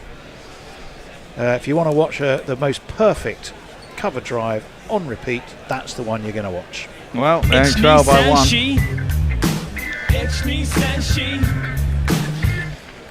What a gorgeous shot that was. Too full, wasn't it? Too full. Again, he held the pose. We saw Gus Atkinson actually earlier, a little bit earlier this afternoon, do the same thing, didn't we?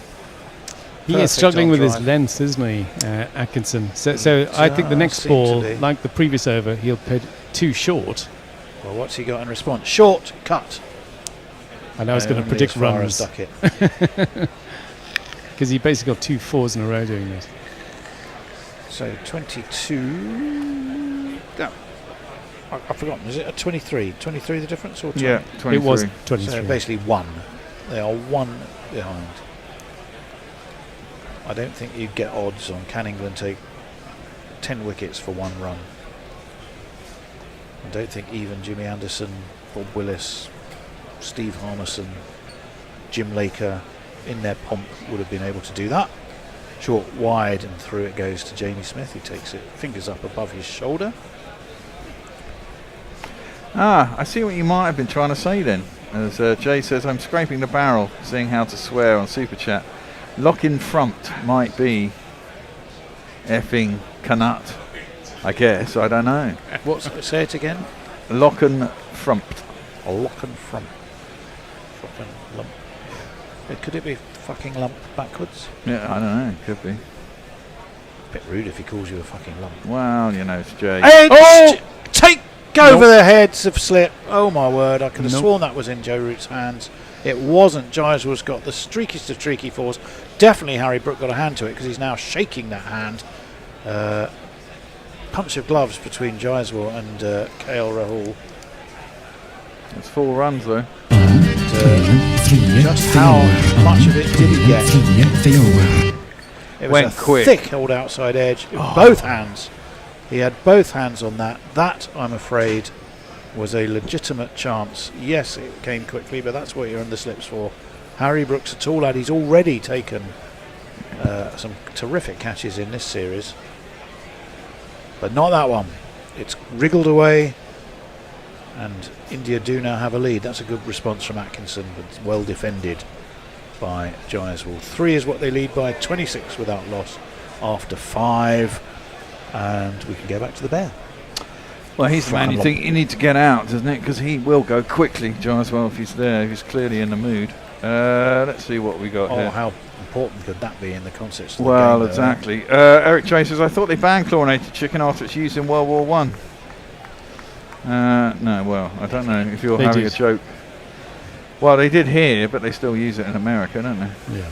Yeah, well, they don't care about the health of their nation. That's why they put the bloke in charge who's in charge. Well, that's nice. Latif Bat says, I see match on TV and heard your commentary. Good commentary. Thank you. That's very kind. We're delighted to have you with us. And hope you stay, of course. Bernard Moray says, chlorinated chicken and a mushroom cream sauce. Josh Tongue. Oh, that's beaten the outside edge of KL Rahul. That's a terrific ball. Just held its line.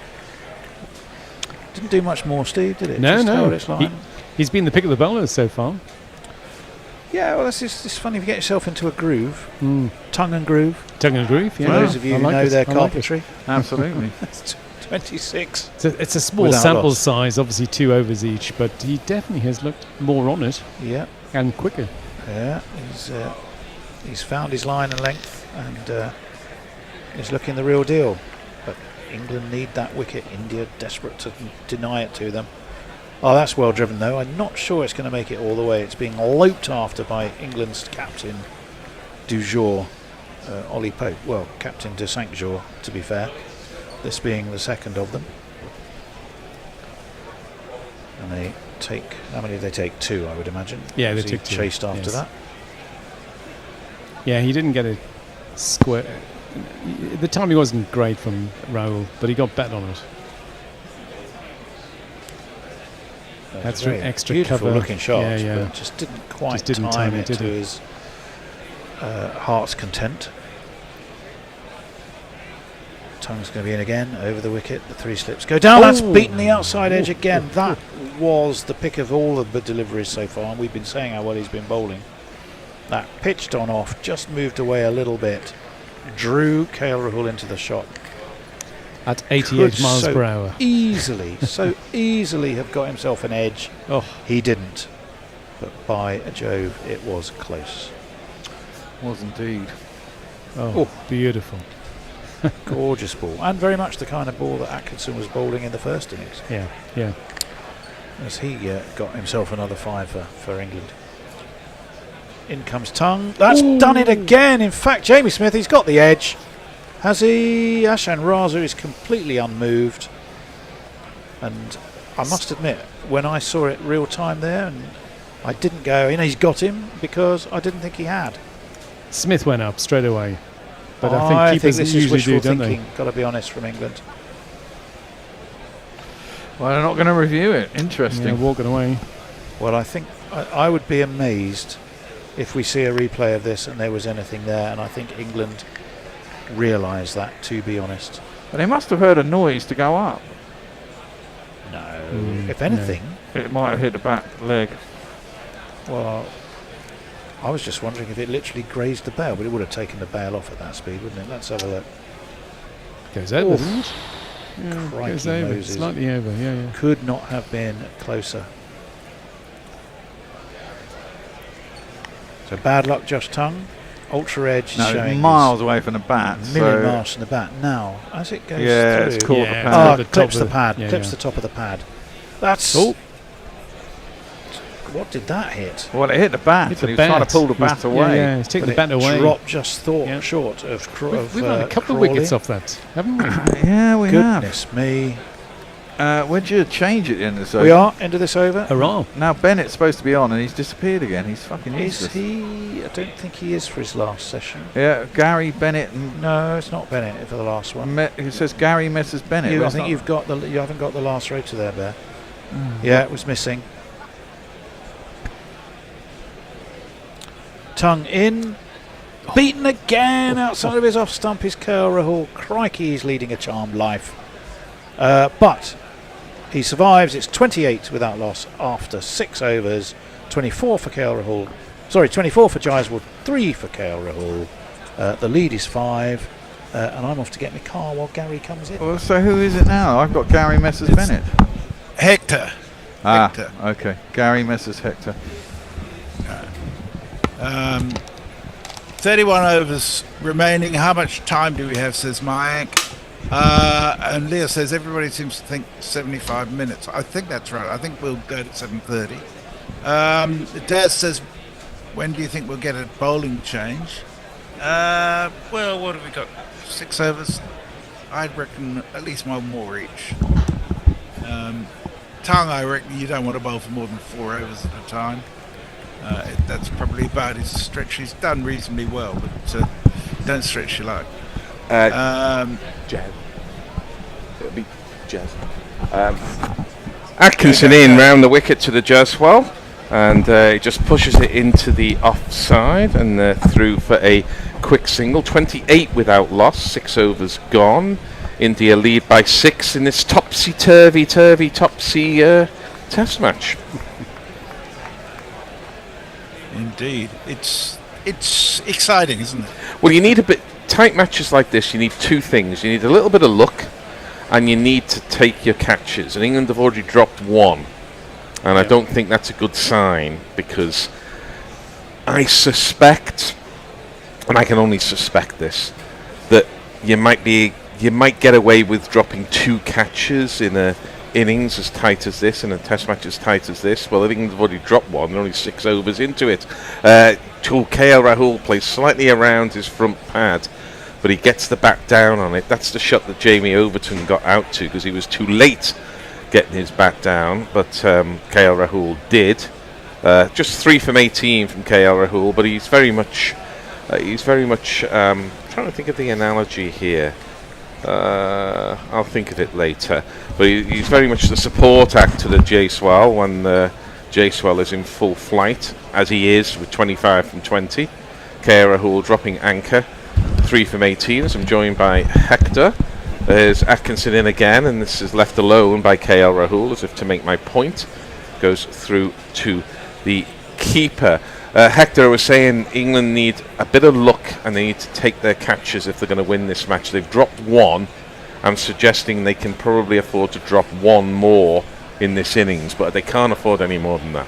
Well, Brook of all people as well. He's been unbelievable in the slip so far this series. It's not a great sighting ground at the Oval. It's better than it used to be when the red brick of Archbishop Tennyson's school used to intervene in sight lines, but it's still quite tricky. As this ball is beautifully let go by KL Rahul with a slightly fey lift of the bat and 2 feet together, sort of jumping in the air. It's slightly reminiscent of kind of a carry-on kind of dance routine there. Well, just on the slips, I think the new floodlights are very bright. You'll probably know more than me. You've been at the ground quite a lot recently. The floodlights are bright, but of course they won't play if the floodlights are too bright, if they take over from natural light. I'm not quite sure what that means. That's a nice little, looked like a bit of a leg cutter there from Gus Atkinson, who's slightly down on pace. I mean, he's still bowling well, but he's coming into the match undercooked in that he hasn't played a first-class match since the Zimbabwe Test, what seems like 100 years ago. And he is down in the mid-80s to low 80s, having been in the mid-80s to high 80s in his first spells. Of course, England have not given their bowlers much time off. They were bowling this morning and they're bowling this evening. As he's in again is Atkinson, just clipped off the pad, across the front pad by KL Rahul. 7 overs gone, 29 without loss. I'll bring you in a second, Hector, but we'll go to your chats and super chats. Leah says, found a pic of Atkinson holding up the ball, so that's thumbnail for my video later today. Is sorted before the close of the play 2 days in a row, which is unprecedented. Just let me get in that Gary's podcast honoring Thorpe is an excellent, if heartbreaking, tribute to the man. Well done, mate. Well, that's very kind. It was recorded some time ago, and I remember being quite upset about it myself at the time. If you're not upset about it, you might be missing something, though. Eric J says, very compact player was Graham. I saw his ton in Bridgetown along with that of Ramprakash. Excellent. Yeah, he used to say he knew he was in form when he could see the ball hitting the bat when he was batting. Imagine being able to see the ball hitting the bat. Says to you, Hector, never to say to Gary, you probably know more than me. He's already assumed it. That's true. A brilliant ball from Josh Tung. All but yorked Jaiswal, but he jabbed the bat down at the last minute. Now, you're a Tung fan. I don't. That sounds a bit misses, doesn't it? A bit Finbar Saunders there, but a Josh Tung fan. Yeah, I'm a massive Josh Tung fan. I understand that his technique seems very inconsistent. One moment his running looks very rhythmic, and then the other time sort of shuffling towards the crease. But I think I said this earlier to Bear when we were on air, but when he's bowling well, as he has started this, Jaiswal comes down the track to Josh Tung at 86 miles per hour. That's a huge yahoo, misses it by a mile through to the keeper, no run. Yeah, he looks nearly unplayable, and obviously there's the issue with consistency, which someone like Archer and Wood offers a lot more of, but I think that it's very nice to have him in and around the squad. It's good that he's had the opportunities that he's had this series, and I think we should be seeing a fair bit more of him. Well, they want bowlers of this kind of pace and height in Australia, and they want them in England as well because they keep picking them. So he has the wherewithal. He's in again now, and he cramps Jaiswal there, and there's an attempted run out. That might have been close. The ball came off the pad, and it was Ben Duckett running round from gully, and it was a quick single or leg by taken. Duckett threw the ball underarm. He missed the stumps, but there was a diving KL Rahul, who is usually quite a cool customer, KL Rahul. I don't think he quite fancied the dive there. We're seeing it now. It came off the bat. It dribbles to backward point, and he's almost in full. He'd have been out. He'd have been out with a hit. Well, he was almost in full John T. Rhodes horizontal, throwing the ball in from backward point there. And KL Rahul's right to panic, because he'd have been out by a yard.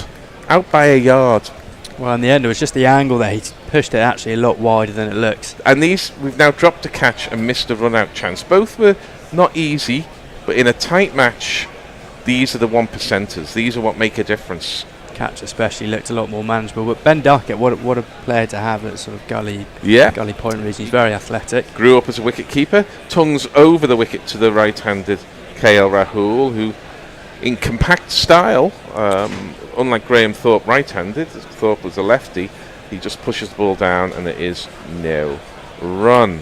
Well, these two, Rahul and Jaiswal seems to have taken a leaf out of the Duckett and Crawley show. Yeah. He sort of realised you're not going to be here for a long time on this wicket. You might as well make the most of it while you can. Rahul's still very much just going to get in behind it and try and see this new ball period off. So they're complementing each other quite nicely, and India have got off to a good start, albeit Josh Tongue has challenged the bat quite a lot.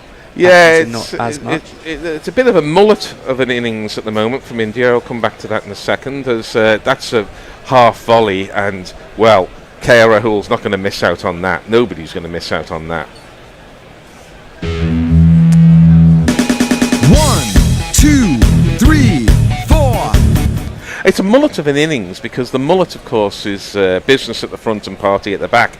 You've got business here from KL Rahul and party from the Jaiswal. Young and old, experienced versus less experienced.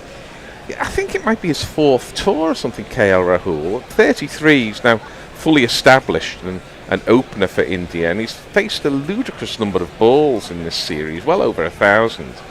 But he's a lovely player to watch, KL Rahul. If slightly old school, Tongues in again, and that jumps at KL Rahul, who takes the bottom hand off the bat. But again, he's nicely balanced, so the ball's not taking the shoulder of the bat and flying towards the slips. It just dives in front of him. It's the end of the over, 34 without loss. The lead for India is 11, and Jez. Jay Grover says, serious point, R.I.P. Graham Thorpe. Yes. Daz Reynolds says, do you put a man silly point or short leg for Atkinson to Rahul? I don't think you put him anywhere because I think he does play the short ball quite well. I think with KL Rahul, you're more likely to get him out nicking off or playing slightly across that front pad. We do have a change of bowling, though, and it's a man who many people at Surrey wouldn't necessarily have in Surrey's first choice 11, never mind England's. It's this man.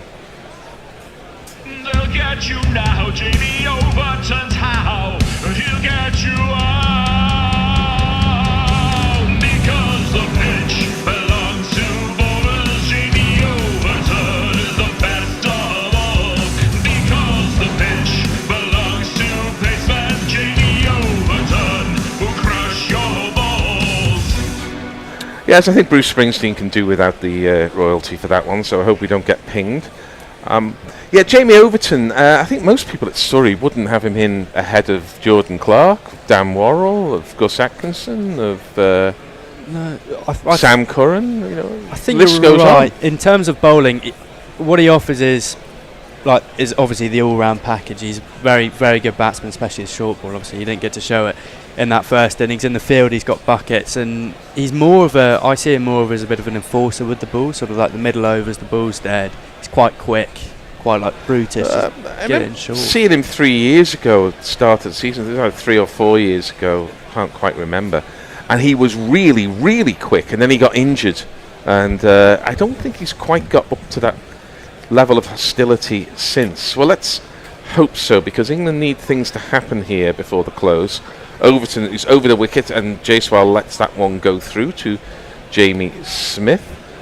It's more the bounce he can offer. This isn't the wicket for it, but what he's really good at, as we were talking about off air, the good bounces are the ones that sort of rise up into the ribs, under the armpits, and I think he's actually very accurate when he goes to that. Look, he is a good all-round package, as you say, a kind of number 8 type batter who can push things on, and hostility with the bowling. Just that I'm not sure he'd be in my first choice England 11, nor indeed the Surrey 11.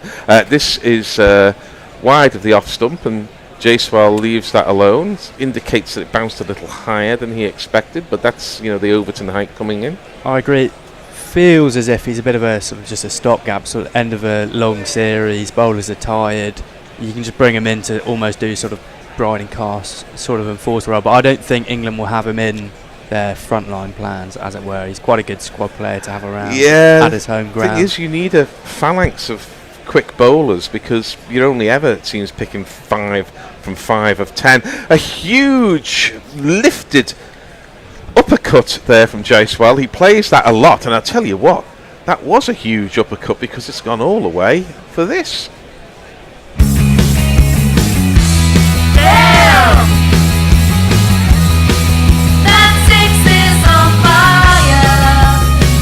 Now, there's a considerable difference in our ages, and I suspect a considerable difference in how we see that shot, because you've never seen cricket without that shot being played. I spent the first 30 years of my cricket watching life, maybe 40, without ever seeing that shot. Where a batsman in mid-air is uppercutting a bouncer outside off stump for 6 over third man. And he cuts this one again, does Jaiswal. That's when he's at his best, when he gives it a full bunger there. He is... oh, God. No, that's wrong.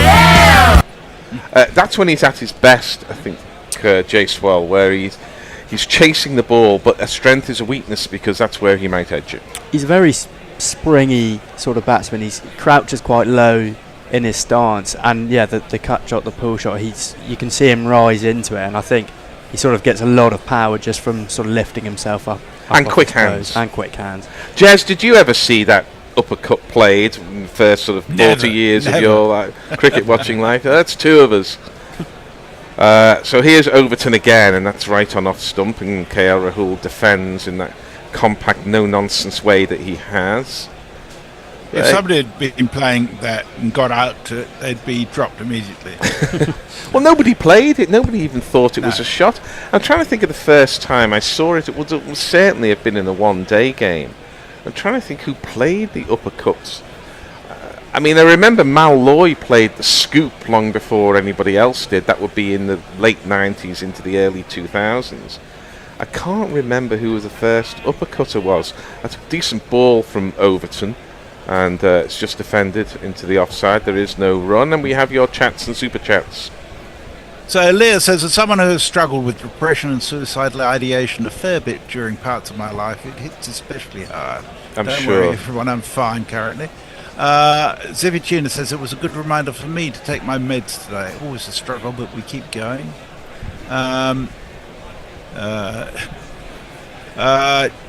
Jay says, what's... Oh, he's complaining about exclamation marks. Brian in Brisbane says, Friday night in my local and I'm on my 3rd pint of tiger medication. Zippy says, Brian, that was last night's medication. I think I need a break from it. And sorry, Midai used to say most people live lives in quiet desperation, says Lockie 6. But he worked in the public service. I'm not entirely sure about that, but some definitely do. This is a decent ball from Josh Tung, and it's just deflected to Duckett, who's very much in the game at Gully. Jaiswal, 33 from 28. He's really done well to stay busy. As we were talking about, Tung's been bowling quite well. Atkinson tying up quite nicely at the other end, but Jaiswal's done well just to stay on top of the England team. India have just crept ahead in the WinViz. Not sure how much we look into that. That's the first time but in a while. It's interesting, we were saying that Atkinson was down on pace and wondering whether it was catching up with him bowling in the morning and then bowling in the evening, and with that he was withdrawn as this ball goes to mid-off. It was Ollie Pope. I like a captain who fields at mid-off. I think a captain's got to be in touch with his bowler, and Ollie Pope yesterday was fielding at mid-off throughout or pretty much throughout. I think he had a short time at short leg. But I like a captain at mid-off. That's where a captain should be stationed. Well, I think so, yeah. So, you see a lot in the slips. I agree entirely. It's not ideal. I was going to ask you, Gary... Oh, wait. Tung's in, and this is a bit too close to cut, but Jaiswal has such good hands. He's able to get it away, backward of point, and very much India have started the way England did. It's one of these. Yeah. Now my innings going, great guns, I hit the ball, 4 runs, I hit the ball and it went for 4 runs. I mean, that is good hands to get that there. Beautiful. Sorry, Jez. I was going to ask you. You spend a lot of time watching cricket at the Oval. Day 3 pitches tend to flatten out a bit. Well, oval pitches, they have in recent years started green as tongue is in, and this is just pushed into the leg side, and it is a single taken. But they do produce results because, Surrey are not winning 4 out of 5 championships and likely to win the championship again this season because they draw lots of home matches. They're doing it because they win matches, but the formula they use is they use very clever, experienced seam bowlers who move the ball off the seam and in the air.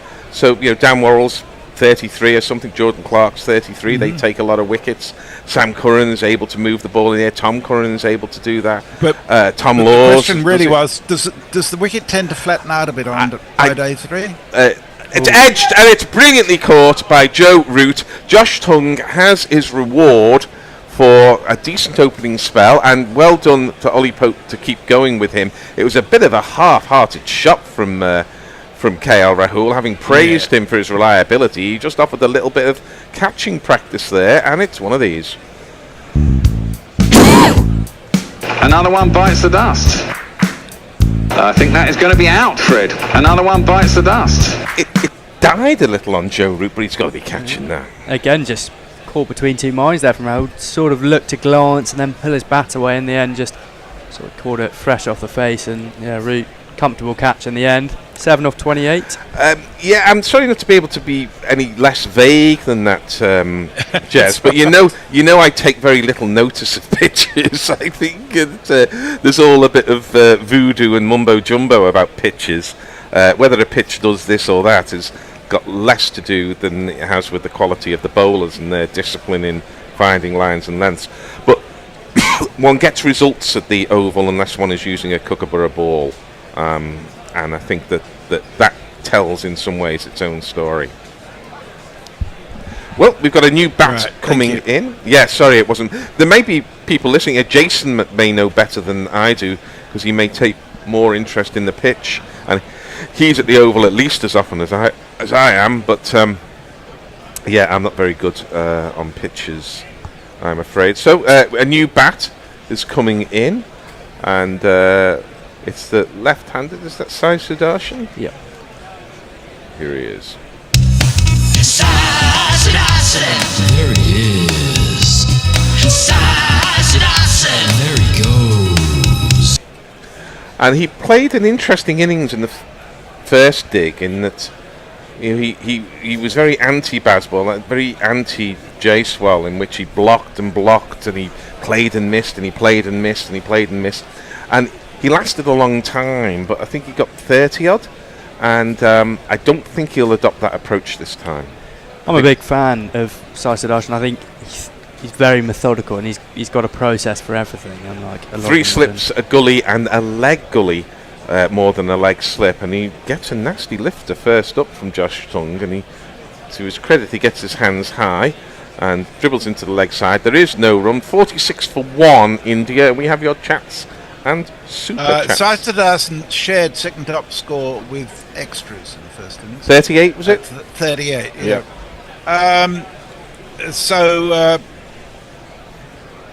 Tony Gregg used to deliberately lift fast bowlers over the slips, even in Test cricket, says John Yelton. But that wasn't quite the sort of shot we were looking at there. No, it was a steer by Tony Gregg, wasn't it? I mean, he's absolutely right, and I'm grateful for the reminder.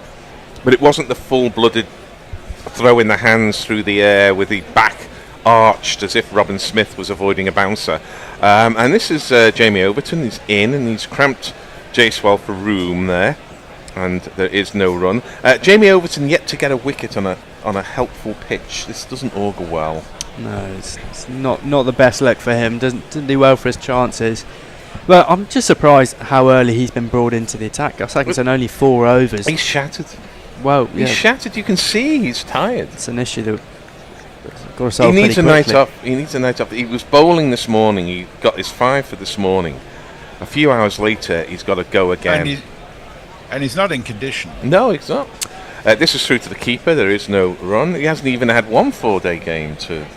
But then you look at sort of how they've picked this team. Obviously, no Stokes, so that's very much one of our best bowlers gone. Josh Tongue, he's not massively a new ball bowler. Neither's Gus Atkinson. So, and then if you're looking at Chris Wokes, obviously he's injured now. But I don't really know why they would have gone for Overton instead of a Potts. Yeah, England always look a bowler light when Stokes isn't playing. That's the truth of the matter. And they look a bowler light, but then again they need a draw for the series, so maybe packing the batting makes sense. Overton is in. This again cramps Jaiswal, but his hands are so good. He's able to force it's almost like a square cut, which is also a push, if that makes sense. Very few players can play it, but he can. Got himself a single. Seems sort of spring into it, but then I don't think England will pick a team with a draw in mind. At least they definitely wouldn't have last year or a couple of years ago. No, I don't think they would, but I think by happy circumstance they've got sort of 11 players who can hold a bat, and initially they had Gus Atkinson at 10. Now, Gus Atkinson has a Test match century. So Overton is in, and this is through to the keeper. There is no run. Sudarshan leaving that alone. I think England's got to make Sudarshan play. He took a long time to locate the ball yesterday and had a bit of luck. And England will want those plays and misses converted into edges. Good pace there from Overton. Yeah. 88, 89. Oh, that's good, yeah. I was trying to think who Josh Tongue reminds me of. He looks a little bit like the Slovenian cyclist Primož Roglic, but he's a lot taller and a lot bigger. As he's in again, that's a horrible delivery from Overton, which started wide and went wider, outside off stump. But yeah, good gas, 87. Maybe he's making trying to push it through quicker, losing his line a bit more. I don't know what the scheduled close of play is, but I suspect, I don't think it's 7, maybe it's 7:30 now, I'm not sure. We think it's probably 7:30 now, yeah. We're not certain. So I'm feeling a little sorry for Zippy Tuna. He said, I went to nap with England at 100-1, and they look to have blown the whole thing since then. We're not quite blown it yet, but England have certainly surrendered a position of strength and are now probably a shade of odds against, as it's through to the keeper and there is no run. I mean, my feeling, I'm here tomorrow, so you can push this back at me, but my feeling is if England are chasing 250, they'll fancy the chances. Anything more than that may be difficult. It's drinks, because we haven't had a break in play for ages, and so drinks it is. Jay Grover says, OG GC issues with depression? Shocked, I tell you. Serious point, one of the reasons I value this community. Yeah, there is a lot of mutual support that goes on through this. Sometimes covers of... there's been some discussion about songwriting, which I won't get into because it's quite involved. Time for a slice of cake and Vimto, says Frank Rockefeller. And Brown in Brisbane says, Vimto, never drink an anagram. I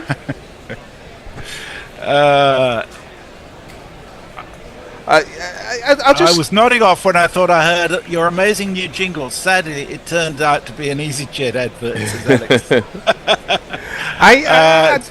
I'll just elaborate, if I may, Jez, on what may have seemed quite a bold statement when I said, it's not all like that, when someone was a father in public service saying that life is a kind of set of miseries that occasionally are lit up.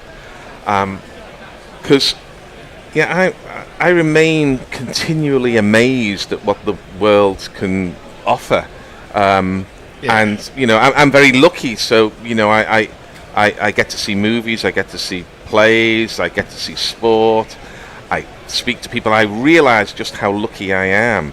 But at 62 years old, I must get, I don't know, three surprises a day that make me sort of open my eyes and say, bloody hell, it's amazing what this world can offer.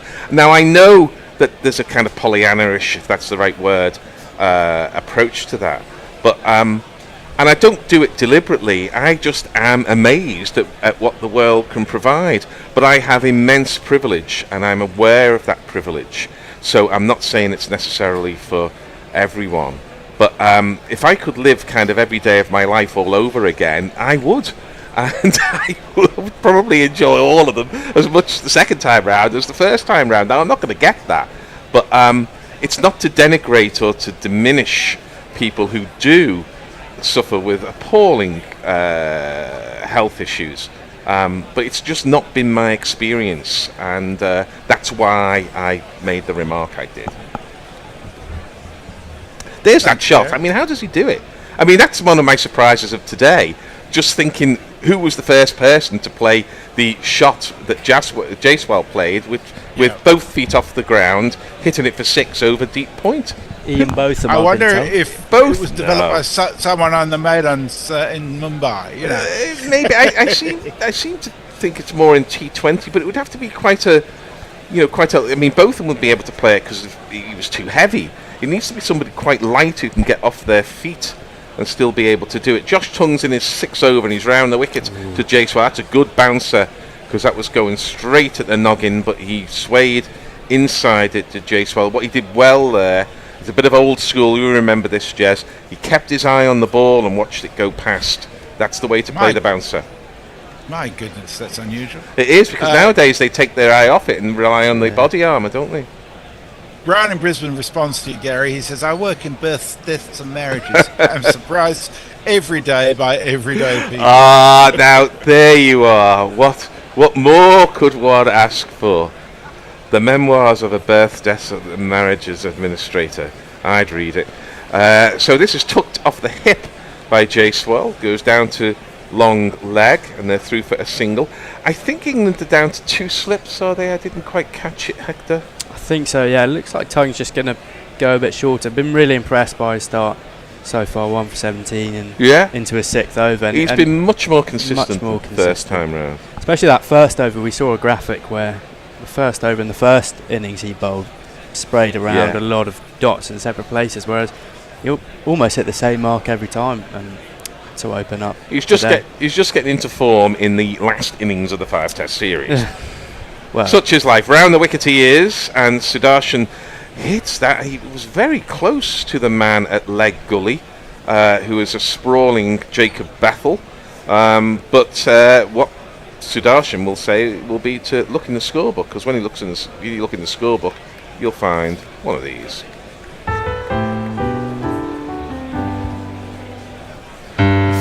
It was in the air.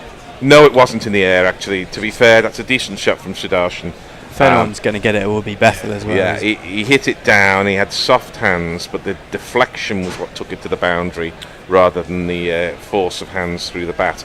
So he's off the mark with a 4 as Sudarshan, and he plays inside that. That's a Trescothic leave.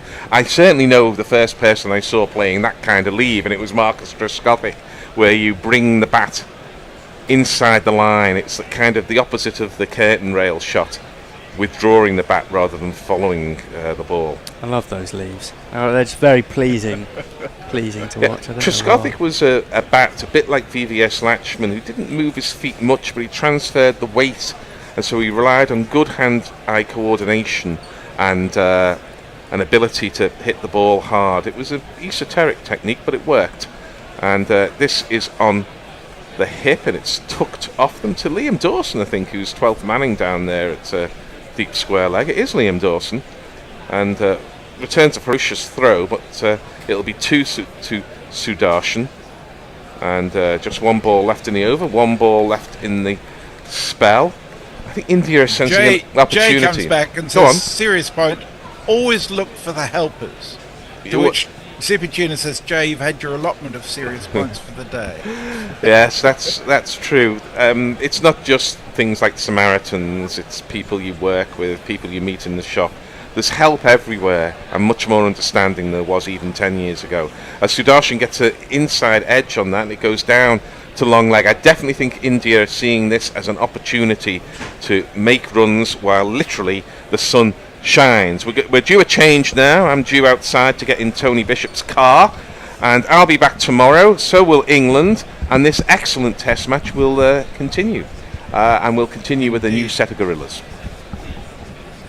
Well, India now leading by 32. It's been a quick start, 55 from the first 12 overs. We're seeing here that shot from Sudarshan almost hit one of the pigeons. You're on with Bear and Steve Light Roller, aren't you? Yes, I think so. So, I think so. Bear, we're pretty much up to date. There's I'll finish on one. Just says Joe Grover says, "Who we bum." Then you know where to go from. Sudarshan just tucks underneath, plays inside, and lets the ball go from Overton, who starts his third over of the day.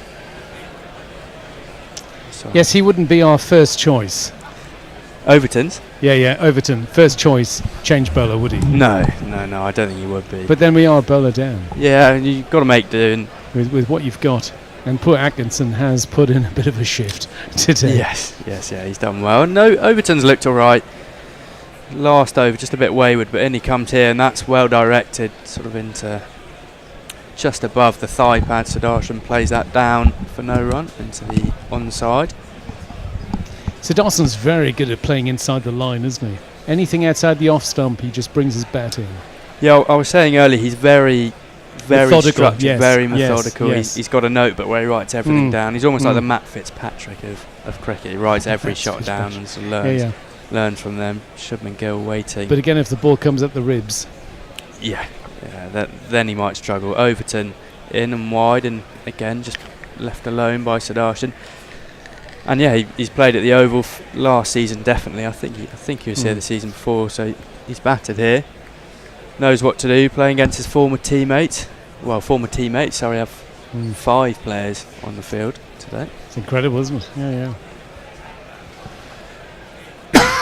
Joe Root also sporting one of Thorpe headbands. Siraj was doing that beautiful. for India. Absolutely beautiful. Yeah. I was thinking that won't affect his slip catching, will it? No. Overton in and straight on. Late swing there. Smith takes a nice catch down to his left, no run. No, well, I was just thinking modern players can be quite particular about their things, and obviously Root doesn't seem like the kind of person, but if you're forced to wear a headband when you've been used to wearing a cap and the slips, I can see someone complaining about that. Well, presumably it was his choice, though, wasn't it? Yeah, it's just the situation, isn't it? Yeah. He has a choice, so he doesn't have to do it. I mean, I was delighted to see Siraj wearing it. Yeah, that was fantastic. That was cool. I love to see the opposing team getting involved in it. Yeah. Broadwood love that. Overton round the wicket now. Sudarshan, he knocks that in to the offside. Just changing his line over the wicket. Didn't look too useful to him, did it? He was pushing it a bit too wide outside off stump. Yeah. What do you think the plan should be to Sudarshan? Sort of stumps? I think you've got to make him play. Yeah, you got ball free to be straight. Yeah, straight. And again, Bear and I disagree. I always go short. I'd like to get it in his ribs. Really? Yes. On this wicket? Yep. No. Got a ball length. I want to shake him up. 3 steps in the gully, and he has gone short. Sudarshan ducks underneath it, loses vision, but in the end, Overton is clearly listening to me. He's getting it wrong. That's the end of the over. 55 for 1. Let me see. A lot of chat between people. Look, we got a super chat though. Hey. Because Hector made me spit whiskey, says Jay Grover for £2. About what? About what? Bernard Morey also says 1 pudding equals happiness, 2 puddings equals ecstasy. So let's talk about puddings. What's wrong with puddings? Yeah, and Brian in Brisbane says, anyways, back to the cricket, need to find some super chat money if Bear is on socials. That would be correct, Brian. Tongue starts the over, and Jaswell just creeps down the wicket a little bit, ends up rocking back on his toes and guiding it to Ben Duckett. We are working on the cattle prod. Well, there was a rule that the Bear never went on socials, recently Tony has completely poo-pooed that rule. Well... Did you make that rule? I did make that rule, yeah. Not a fan of socials? No, I can't be bothered to read them out, really. That's the problem. Bit confusing. Yeah. A couple of beers in, it gets harder, doesn't it? Tying round the wicket. Again into Jaiswell on 40 short, and Jaiswell gets into this one. Man, yes! and he's dropped it! Liam Dawson, fine leg, seems to have lost it in the sunlight. Had it, popped out of his hands. That's his chance of going the Ashes deeply. Tongue went short. Gyswell thought, I'll have some of that. Pulls it straight to Dawson at fine leg. He cuts his hands. Two chances we given Gyswell. Pops back up. up. That was Gyswell. I was going quickly, but it was right to him. Seems to be looking at, I don't know, maybe the light in his eyes. He seems to be intimating that. Dawson's not doing himself any favours here, is he? He dropped one in the last test as well. That was straight to him. Gyswell should be back now, but he's not. He's on 41. Sudarshan here, 3 sips, a leg slip, and a gully short from Tongue. Did that hit him on the way through, or just a late swing? No, just went late swing. Yeah, Tongue's got the memo as well. Short to Sudarshan. Sorry, Bear. Oh, well. Spinners don't do this, do they? I cannot believe he's dropped that right to him. He had his hands and he took his eye off at the last minute. Wasn't looking at it. His hands were up as well. I mean, that's the perfect place for me. Yeah, he was trying to went shield through it, himself. hit him in the head. I know. Neck, yeah. That's the whole point about putting your hands up, is that your instincts are going to stop you from letting the ball hit you in the head. Sudarshan leaves this one. Maybe that was just me, but it worked every time. Yeah, exactly.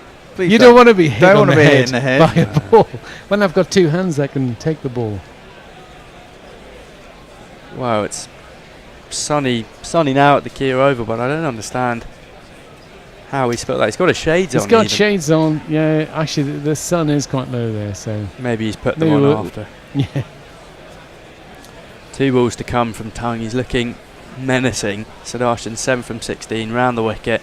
Fuller this time and hits him on the pads and goes up for LBW. That's a good shot, actually. Well, it's a bit short. But I don't think Citizen has an answer to a lot of the short stuff. Seemed to stay quite low though. It was pitch short. Okay. Looked like it hit something and stayed lower. Ollie Pope's going to look at it. He's not going to go upstairs.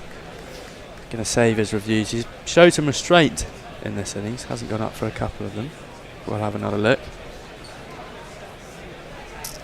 Oh yeah, too high, way too high. Above the pads. Yeah. You're right. But again, getting into his body. Yeah. Seems a bit rattled. Everything outside, he plays. He brings his bat inside. Yeah. As you say, he's very methodical. Yeah. If you bowl it at him, he doesn't. I think he doesn't know what to do. Yeah, on the pads, and just creeps down the wicket a little bit. Ends up tapping it back to Tongue. End of the over. 56 for 1. Giles was desperately the one you want to get out because he's the one who's going to push the score along. If you get him out, you think things will slow up because the rest don't play like that. Yeah, but we need 10 wickets, so if we can get out Citizen. Yeah, but Gyswell will go along. He's a Duckett-like character. I mean, that was straight down his fucking throat. He shouldn't drop that. Yeah, shocking. 3/4. Well, Lucky 6 says England is dropping 75% of their catches. Really? Yeah. Awful stuff from England. Jesus. They dropped 2 and caught 1. Oh, right. Well, 66% ideally. Over what sample range are we talking? In this innings, yeah. Okay. Kartik Kumar says sunglasses on top of his hat. Yeah. They wasted money on buying sunglasses. Yeah, exactly. Bernard Moray simply asks, why can't I have trifle once a week? Why only Christmas? You can have it whenever you like. You just got to make it. Overton's going to continue. Dawson. The shades are off again. I'm not sure if that's wise. Overton going over the wickets, straight onto the pads. Clip from Gyswell, timed perfectly. It's not going to make it. Who's that there? Dawson. Making up for his fucking drop. Gyswell will take 3. He shouldn't have any, to be honest. He'll take 3. He moves to 44 from 39. Yeah, Gyswell's one of those players that all of a sudden he could be on 100 off 75 balls and then the game's slightly out of reach, so we need to get him soon. Well, the game's never truly out of reach unless they get 350, 400, is it? I mean, England have chased down bigger scores. On flatter wickets. On flatter wickets. And with 11 wickets as well. Sorry, 11 players. Yeah. Well, I think if England throw this away after what happened in the first innings and where they got themselves to, it'll be a bit of a hammer blow. Winviz did put India ahead. Ooh, Sudarshan sort of almost lets that one go. sort of a player missed through to the keeper. Overton's worked out to Sudarshan. He was going over the wicket, and then just last over, I think it was halfway through the last over, he's gone round and he's sort of angling the ball in, as you say, getting him to play it on his pads. Inside the line. He loves it outside the off stump. Yeah. He just pulls the bat in. Well, that's it. You've got to bowl it pretty much on off stump with a little bit of nibble away, haven't you? And I'd get closer to the body personally. Seems to be working though for Overton. This if I was that good. And he is again, and Sudarshan drives, and that's another drop. Oh, for fuck's sake! Third slip. Is that Harry Brook at third I slip? think it's Brook again. Oh, Duckett does well Duckett to put clears it back up. in. Come on, Duckett. That was Crawley Zach this time. Crawley. Some unbelievable fielders making some village mistakes. There was a flashing drive from Sudarshan. As you said, it was on off stump, nipped away a little bit. Crawley almost helped it on its way. Falling over to his left. Gets more than a hand on it. In the end, it doesn't get there. We'll just check the boundary. Looks good. Well, we can't actually see from Yeah, that angle. I think that'll be fine. But it looked good. Yeah, it looked good. Yes, as his entire body is in the way of the ball when he actually. No, that's fine. Yeah, that's fine. There, from the camera, I mean. Yeah. He's hardly in touch with the ball. He just taps it, really. He just doesn't he? he just gets his fingers, flicks it.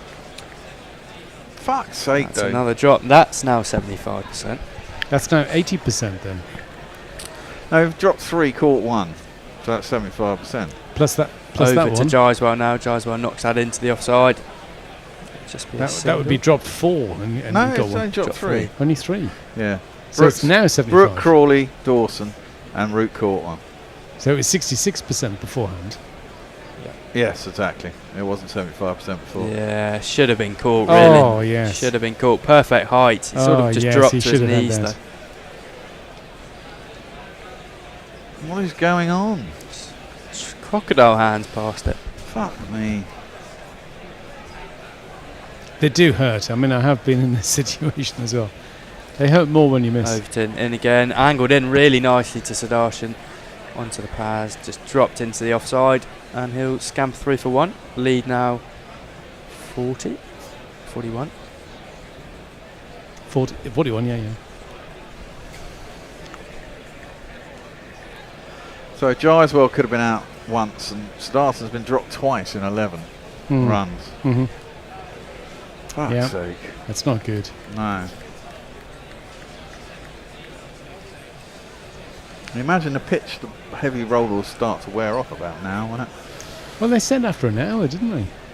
Oh, that's full toss. Missed by Jaiswal. Tried to go for a booming drive. Missed it. Goes through to Jamie Smith. End of the over, 64 for 1. Cattle prod time. That's you there. Oh, right, yeah. Big Jobby's botheration for £2 super chat from Shay Grover. Super chat, yeah. Super chat gain, super chat gain. Mike says, new drinking games for every drop Brat needs to chug a beer. Yeah. Well, maybe I should get that last beer out of the fridge. Is there another You one should. in the fridge? Yeah, you're so fuck it, slacking why off not? here, mate. Yeah. You went early, that's your problem. Yeah, well, I like to, start drinking in the afternoon and take my time. Will Giles be able to? Well, Giles will be able to capitalise on it. It certainly is at the moment, and England can't capitalise on anything that's going in the air to them. To be fair, so we're looking at drops. I thought that was another one. Giles, I dropped 1, twice. 2. Fuck me. That's absolute. Dawson isn't doing himself no favours. Socials finished, are they, Ben? Yeah, they are. Okay, awesome, yeah. There's nothing of any use on I thought here. you were reading something. Well, Atkinson's back now, and the first delivery does no pace and bounces 3 times before he gets to Jamie Smith outside off stump. 78 miles an hour. Yeah, the slower ball.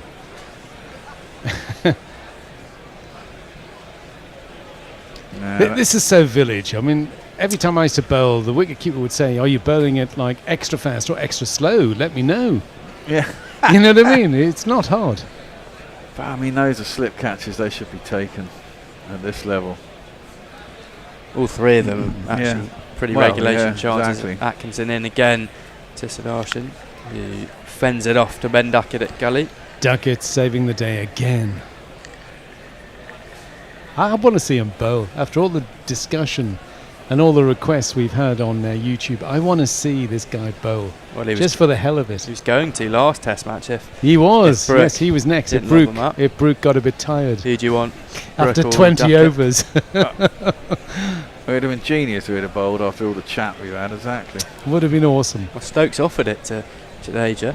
Atkinson bustling in again to Sudarshan, who lets that one go down the leg side. Smith gets round, takes it comfortably.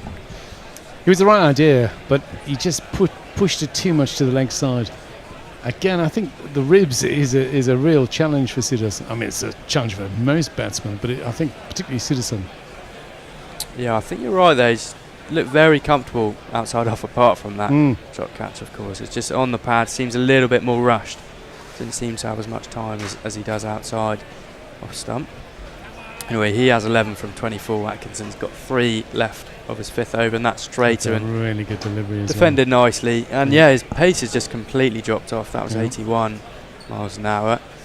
It was good line and length though. Well, Gary has it spot on. Yeah, he bowled in the morning. His paces were up, and then his first spell, paces were dropping, and this third he did spell. bat a bit as well, didn't he? He didn't score Yeah. many runs, but Not for the very fact that he long. was out there, it means he's not resting. Well, he wasn't out there that long. Fortunately. Don't think that. Well, 2 to come from this over. 0 from 22 from Atkinson. Just puts that on off stump, and Sudarshan prods at it. Bethel picks it up at cover. All these peach beer things, I don't know what they're like. Is that a Jubal? Jubal, yeah. Sounds wrong to me, but off you Does go, to mate. me, but they're all right. All right. It's All right. Sweet. Oh, yeah. All right's not a good description for a beer as far as I'm concerned. No. Kind of like cider. Actually, I quite like cider, but a sweet cider, no. That one shorter from Atkinson to end the over, and again Sudarshan just gets him behind it. Plonks it out into the offside end of the over, still 64 for 1. Jay Grover says, Pirate Badger, all trifle consumption should be put behind a facial recognition paywall. Bear, not Brat. Oh, right. Ah, right. New drinking game for every drop Bear needs to chug a beer. Right. Okay, I wonder why Brat needs to chug a bear, but hey. Zippy Tuna says, still riding high from watching my Sounders smash Cruz Azul 7-0 last night. But England doing their best to bring me down. Is that some sort of football? Zippy? Can't help you with that. Is this going till past? I'm pretty much knackered. I don't know. We don't know. It Believe might be so. going It's after It's 7 either now, quarter so past or half past. Overton. I think it's half past, yeah. He's going to go round to Jaiswal, who leaves the first delivery alone, walks straight away to square leg. He's have to compose himself, really. No, well, he might be trying to waste time. What's time? Oh, it's 5 past. It's 5 past. I think the scheduled time was 7, and they're allowed half an hour to make up for the overs they never will bowl in the day. Where's Gary when you need him, eh? Wow. Trying to see what's around the ground. Maybe he's just trying to slow it down, maybe get off a bad light, get the spinners on. It does look quite dark and overcast. The floodlights are on full tilt. I hope he hasn't had too many beers. Yeah, exactly. Jaiswal drives this one for no run. Duckett stops it well. Sorry, we saw a shot of a guy climbing up ladders on the flat overlooking the ground. Dangerous, that is dangerous. With his, here we go, flip-flops or thongs as we call them in Australia. Clearly. Good real estate though, that flat. Oh, fantastic. You could sell some good tickets for Test match on that terrace. Yeah, so a Russian oligarch might be close to buy. Next to the oil rig, yeah. Who knows? That's the dream house. Overton in again, round the wicket, shorter, and Jaiswal just helps it on its way. And that'll be a maximum. Really nice shot from him, just uses the pace for 6.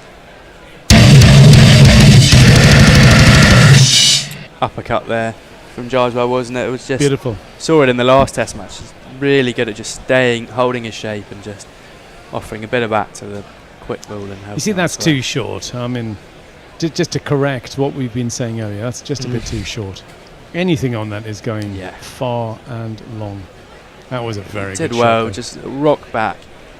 Back on his haunches. So I reckon both of them played a shot like that in 1981. Well, Gary was having none of it when I suggested it. Gary can also be wrong, believe it or Overton fuller this time, and Giswell hits it back to him. Overton throws down the stumps, but misses. Bit of aggression. Don't miss that, but it's also Giswell's 50.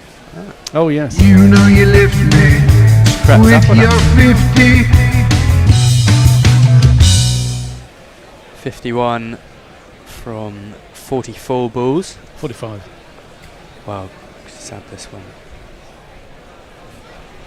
Cameraman there wearing the Thorpe headband as well. Overton 2 to come here. He's got 0 for 22. Giswell, weird setup there. He's sort of standing on leg stump and shuffled in and up the wicket. Ends up leaving it alone. Goes through to Smith. He looks like he's ticking, doesn't he, Giswell? Keen to get a few more before. Yeah, he's in the zone, isn't he? Yeah, very much in the zone. Oh, we call it flow these days. Flow? No. He's experiencing flow. Really? Really? Yeah. Nonsense. Flow is. Oh yeah, it's the same as in the zone. Is that an Australian thing? No, I think it's a generic thing. Gen Z thing. Last one here and left alone by Giswell. End of the over, India 70 for 1. Leah says, could Steve please do socials? No. I've been stuck here. I will continue. Zippy Tudor says, yes, football. His team beat the North American champions from Mexico 7-0. First time that an MLS, biggest win for an MLS team against a Mexican side. Mayank says, cider is greater than beer. There, I said it. That is a lie, Mayank. No, that's a terrible. Total fucking lie. That's terrible. Never true. We're not having that. None of it. Zippy likes a dry cider, but doesn't agree with his stomach anymore. Oh, in fact, we did have some cider here that had been stuck around in our flat for fucking ages because no one would drink it and I would try. But actually, I quite enjoyed it when I did drink it when it was cold. Jay Grover has given us, because he knows how this works, you see.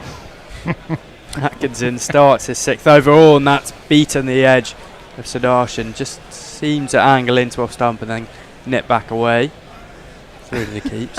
YouTube ride, super chat. It's not going to be enough money. Hector, he says, I'll give you a tenner if you set fire to Beer's indolent, narcissistic Romanoff beard. Yes. Fuck off, Jay! I'm totally with him. What the fuck is that? My beard. I'm not touching it. Fuck you all. I would. Oh! That should be gone. Finger goes up. Sudarshan, short ball, and he's just fallen onto his knees there. It stayed really low. At him, it did keep low, but at him, kept really low. There's not much he can do about that. It just died, didn't it? But we'll have a chat with Giswell. He's not going anywhere. He's fucking out. He's going to go. Oh, he's going for it. Maybe going down. Review. I don't think No, so. that was plumb.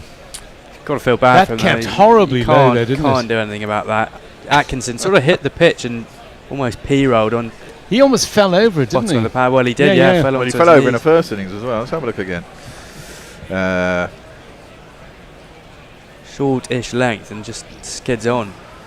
Oh no, that's totally out. That is completely. That's plumb. Well, that is maybe so middle to leg. Unless he got the bottom of the bat on it, which he didn't. Nah, that's out, mate. Goodbye. You know what? I'm feeling feisty because of Jay. Fuck off! Just fuck off! Yeah. There we go. Middle leg. Sudarshan's gone for 11. India now 70 for 2, lead by 47, and this game's kind of had it all today. There's been a lot going on. How many wickets we had now? We had 9 of ours, and they have 4 this morning. 4 this morning. 2, 6, 15 wickets. That's pretty good going. With considering some good we've had shots as well. fuck all summer. Oh, and bit of a discussion on the way out. Ben Duckett. Again, just giving some to Sudarshan. Harry Brook has to be the one to pull him away. Sudarshan must have had to have walked towards the England team to get involved in that. Well, the series has had plenty of that already, but Duckett did not seem to be in the greatest of moods with Sudarshan. Well, he did get dropped not that long ago, so that one at least is done. But it's Giswell's been the expensive one, isn't it? I mean, they dropped Sudarshan twice. Yeah. And then got him out for 11 LBW, so he could have been out 3 times in those 11. And who's going to come in now? Is it it's Akash Deep? Akash Deep, so they've here got we a go, night watchman. Night Shubman watchman. Gill doesn't fancy it. I don't think I would either. But Wow. there you go. Well, it does all depend where they go to. I mean, it Yeah. could be that they're only going to 11:15. Yeah. In yeah. which case, they probably would have actually would've gone gone in. off at that fall of that wicket. Maybe they're thinking it's very dark at the moment. They're not going to get to 7:30. Look at this. Sudarshan walks away. Duckett says something, and Sudarshan turns around, walks back up to him. Pope has to go. Pope and Brook both go and calm Duckett The down. best send-off in these experiences is just to say, well, look at the scoreboard. You know what I mean? If somebody's objecting about not being out.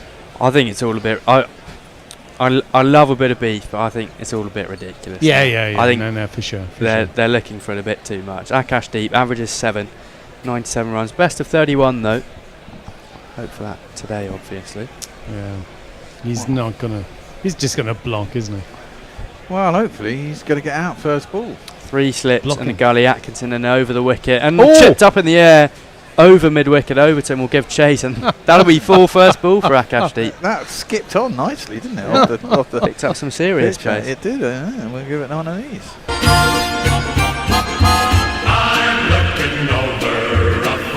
Seemed to catch everyone by surprise there, really, including Akash Deep, who just wafts a bit of bat on it on his pad. Came chips it right up. out of the middle because that pinged. He didn't really do anything. It just turned the bat and it came right off the middle of the bat.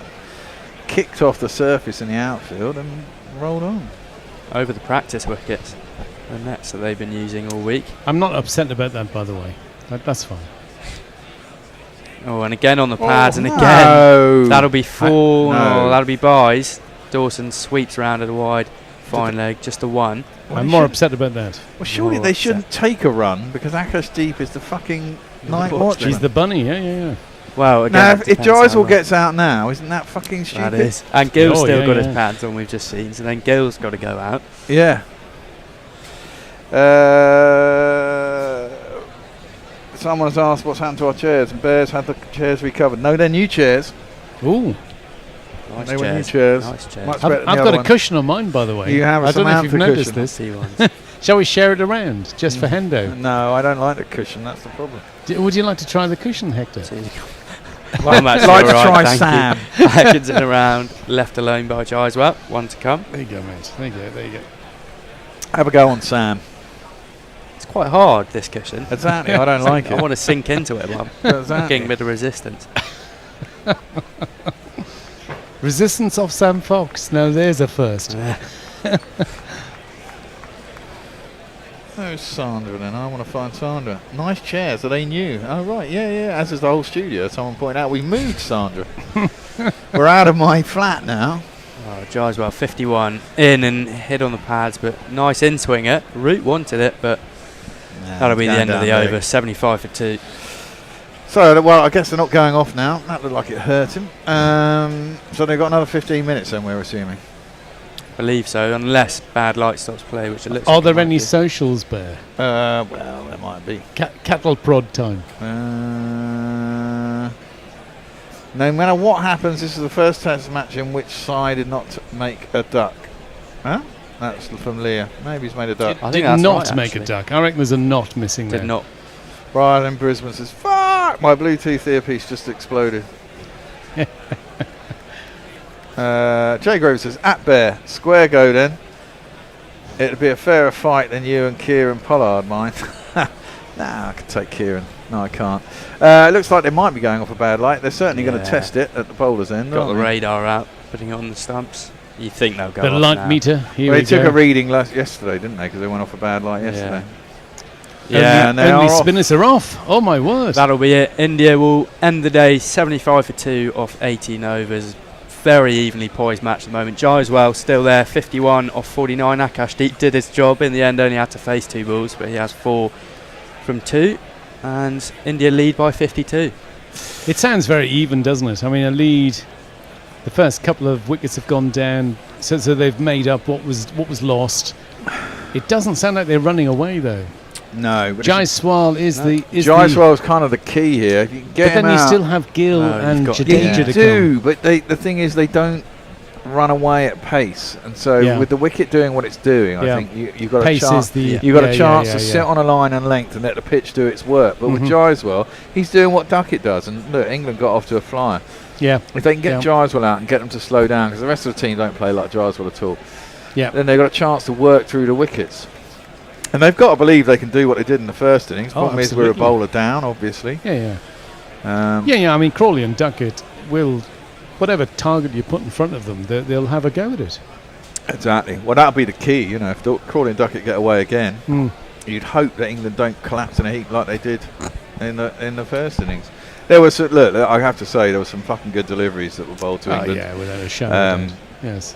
Some very good bowling by Siraj, particularly. Yeah. Pradesh bowled pretty well as well. Yeah. You know, I'd love to know what he said to Rooty, because I don't think it was only about the second ball he bowled to him or something. He just beat the outside edge and then said something. Got off the mark with that. Yeah. Shot. He was into him first ball though. There was an altercation on the first ball, and even I think the umpire stepped in then. The second ball it got worse, and I personally lip read Joe Root to say, you know, effing shut your mouth. Yeah. Well, brilliant day of Test cricket. As Bear says, 15 wickets to fall, 4 for England this morning in less than half an hour, 4 for 20 runs. Gus Atkinson finished with a 5er, going at just 1.5 and over, so impressive return to Test cricket from him. Zach Crawley and Ben Duckett began proceedings for England, quickly getting 92 of just 12 overs. Before Duckett fell, Crawley top scored with 64 off 57, 50 for Harry Brook, 40 for Duckett, and then it's just been the 18 overs tonight for India. 75 for 2. Jaiswal still there. Rahul. I mean, look, Jaiswal's got 51 out of 75. Yeah, you kind of think if you get him out, you slow the whole thing up. Well, I do think we're missing the runs from Wokes as well, though. Yeah. You would have been in with Brook. Brook would have definitely spanked it around a bit more. And Woke, he wouldn't have refused the singles like he did, you know, with Tongue and what have you. So he would have scored a few more runs. I think that might actually have a bearing on this game, sadly. Well, you might think that Wokes with I suppose only another day if you have to bat at the end of the innings, would he? I mean, if I was him and I knew I was going to be out for a while and it was a dislocated shoulder, you know exactly what the score is with a dislocated shoulder. I might well come out. I've never had a dislocated shoulder, so how long? That's got to be days to recover, though. Well, no, theoretically, once it's back in, it's muscular bruising, isn't it? It's not really. Well, it's not like a break. Well, any damage to the muscle is going to take time to recover. Yeah, but batting's different to bowling. And the problem with the dislocated shoulder is it's more likely to happen afterwards. Yeah, that may well be the case, but you're not likely to dislocate your shoulder again batting. Yeah. I mean, you'll be aware of it. Yeah. It's his left arm, isn't it? It wasn't his bowling arm. So that'd be his front arm. Yeah. I guess you could just leave it limp and dead bat everything. Well, Jaiswal's still there on 51, but he shouldn't be there at all. Dropped twice. One very comfortable attempt from Dawson. Don't know how he dropped that one. And one I thought also that was in the Starson, wasn't it? No, that was Jaiswal. So dropped twice. Could have been run out once. So he is on 51, but there's plenty there to look at for England going into tomorrow morning. Well, to play for, this is never going to day 5. So no, it's one never fucking wicket. The one tickets I got for this whole fucking series, and it doesn't go to day 5. Well, you'll get a refund. Yeah. That's the only good news. That is the only good news. Right, we're out. I'm back tomorrow. Hendo's back tomorrow. I don't know who else is back tomorrow. I am. Are you? Tomorrow Steve's well. in tomorrow. Yeah. You're not back tomorrow? No, I am. You are? Yeah. Okay, Hector's back tomorrow. Whoa, we've got an A-team. I think we've got Raj in tomorrow as well. We might have Raj in tomorrow. Lovely. Okie dokie. Well, we'll see you all bright and early. 10:50, we'll be on air. Until then, it's goodbye from us. Bye. Good night. Time for the Fox and Falcon.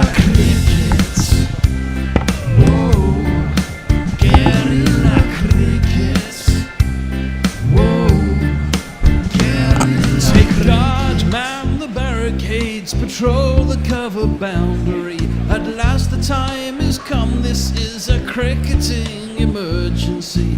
Hear this call to arms for every cricket revolutionary. Take up your bats and stumps for the test match insurgency. At first they tried to silence us, but we would not be silenced. They threatened us with lies, so we threatened them with violence. Che Guevara, Sangakkara, Joseph Stalin, Douglas Jardine, Robespierre, Darrell Hare, Vladimir Lenin, O'Brien Kevin, Guerilla cricket.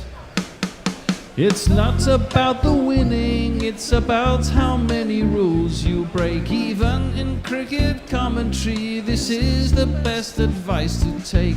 Pick Guerilla cricket, it's the finest choice you'll ever make. There's so much more to cricket than rev counters and a slice of cake. At first they tried to sanitize us and clean up our act, but people like it filthy, and we know that for a fact. Fidel Castro, Lenny Pascoe, Carlos the Jackal, Umar Akmal, Mahatma Gandhi.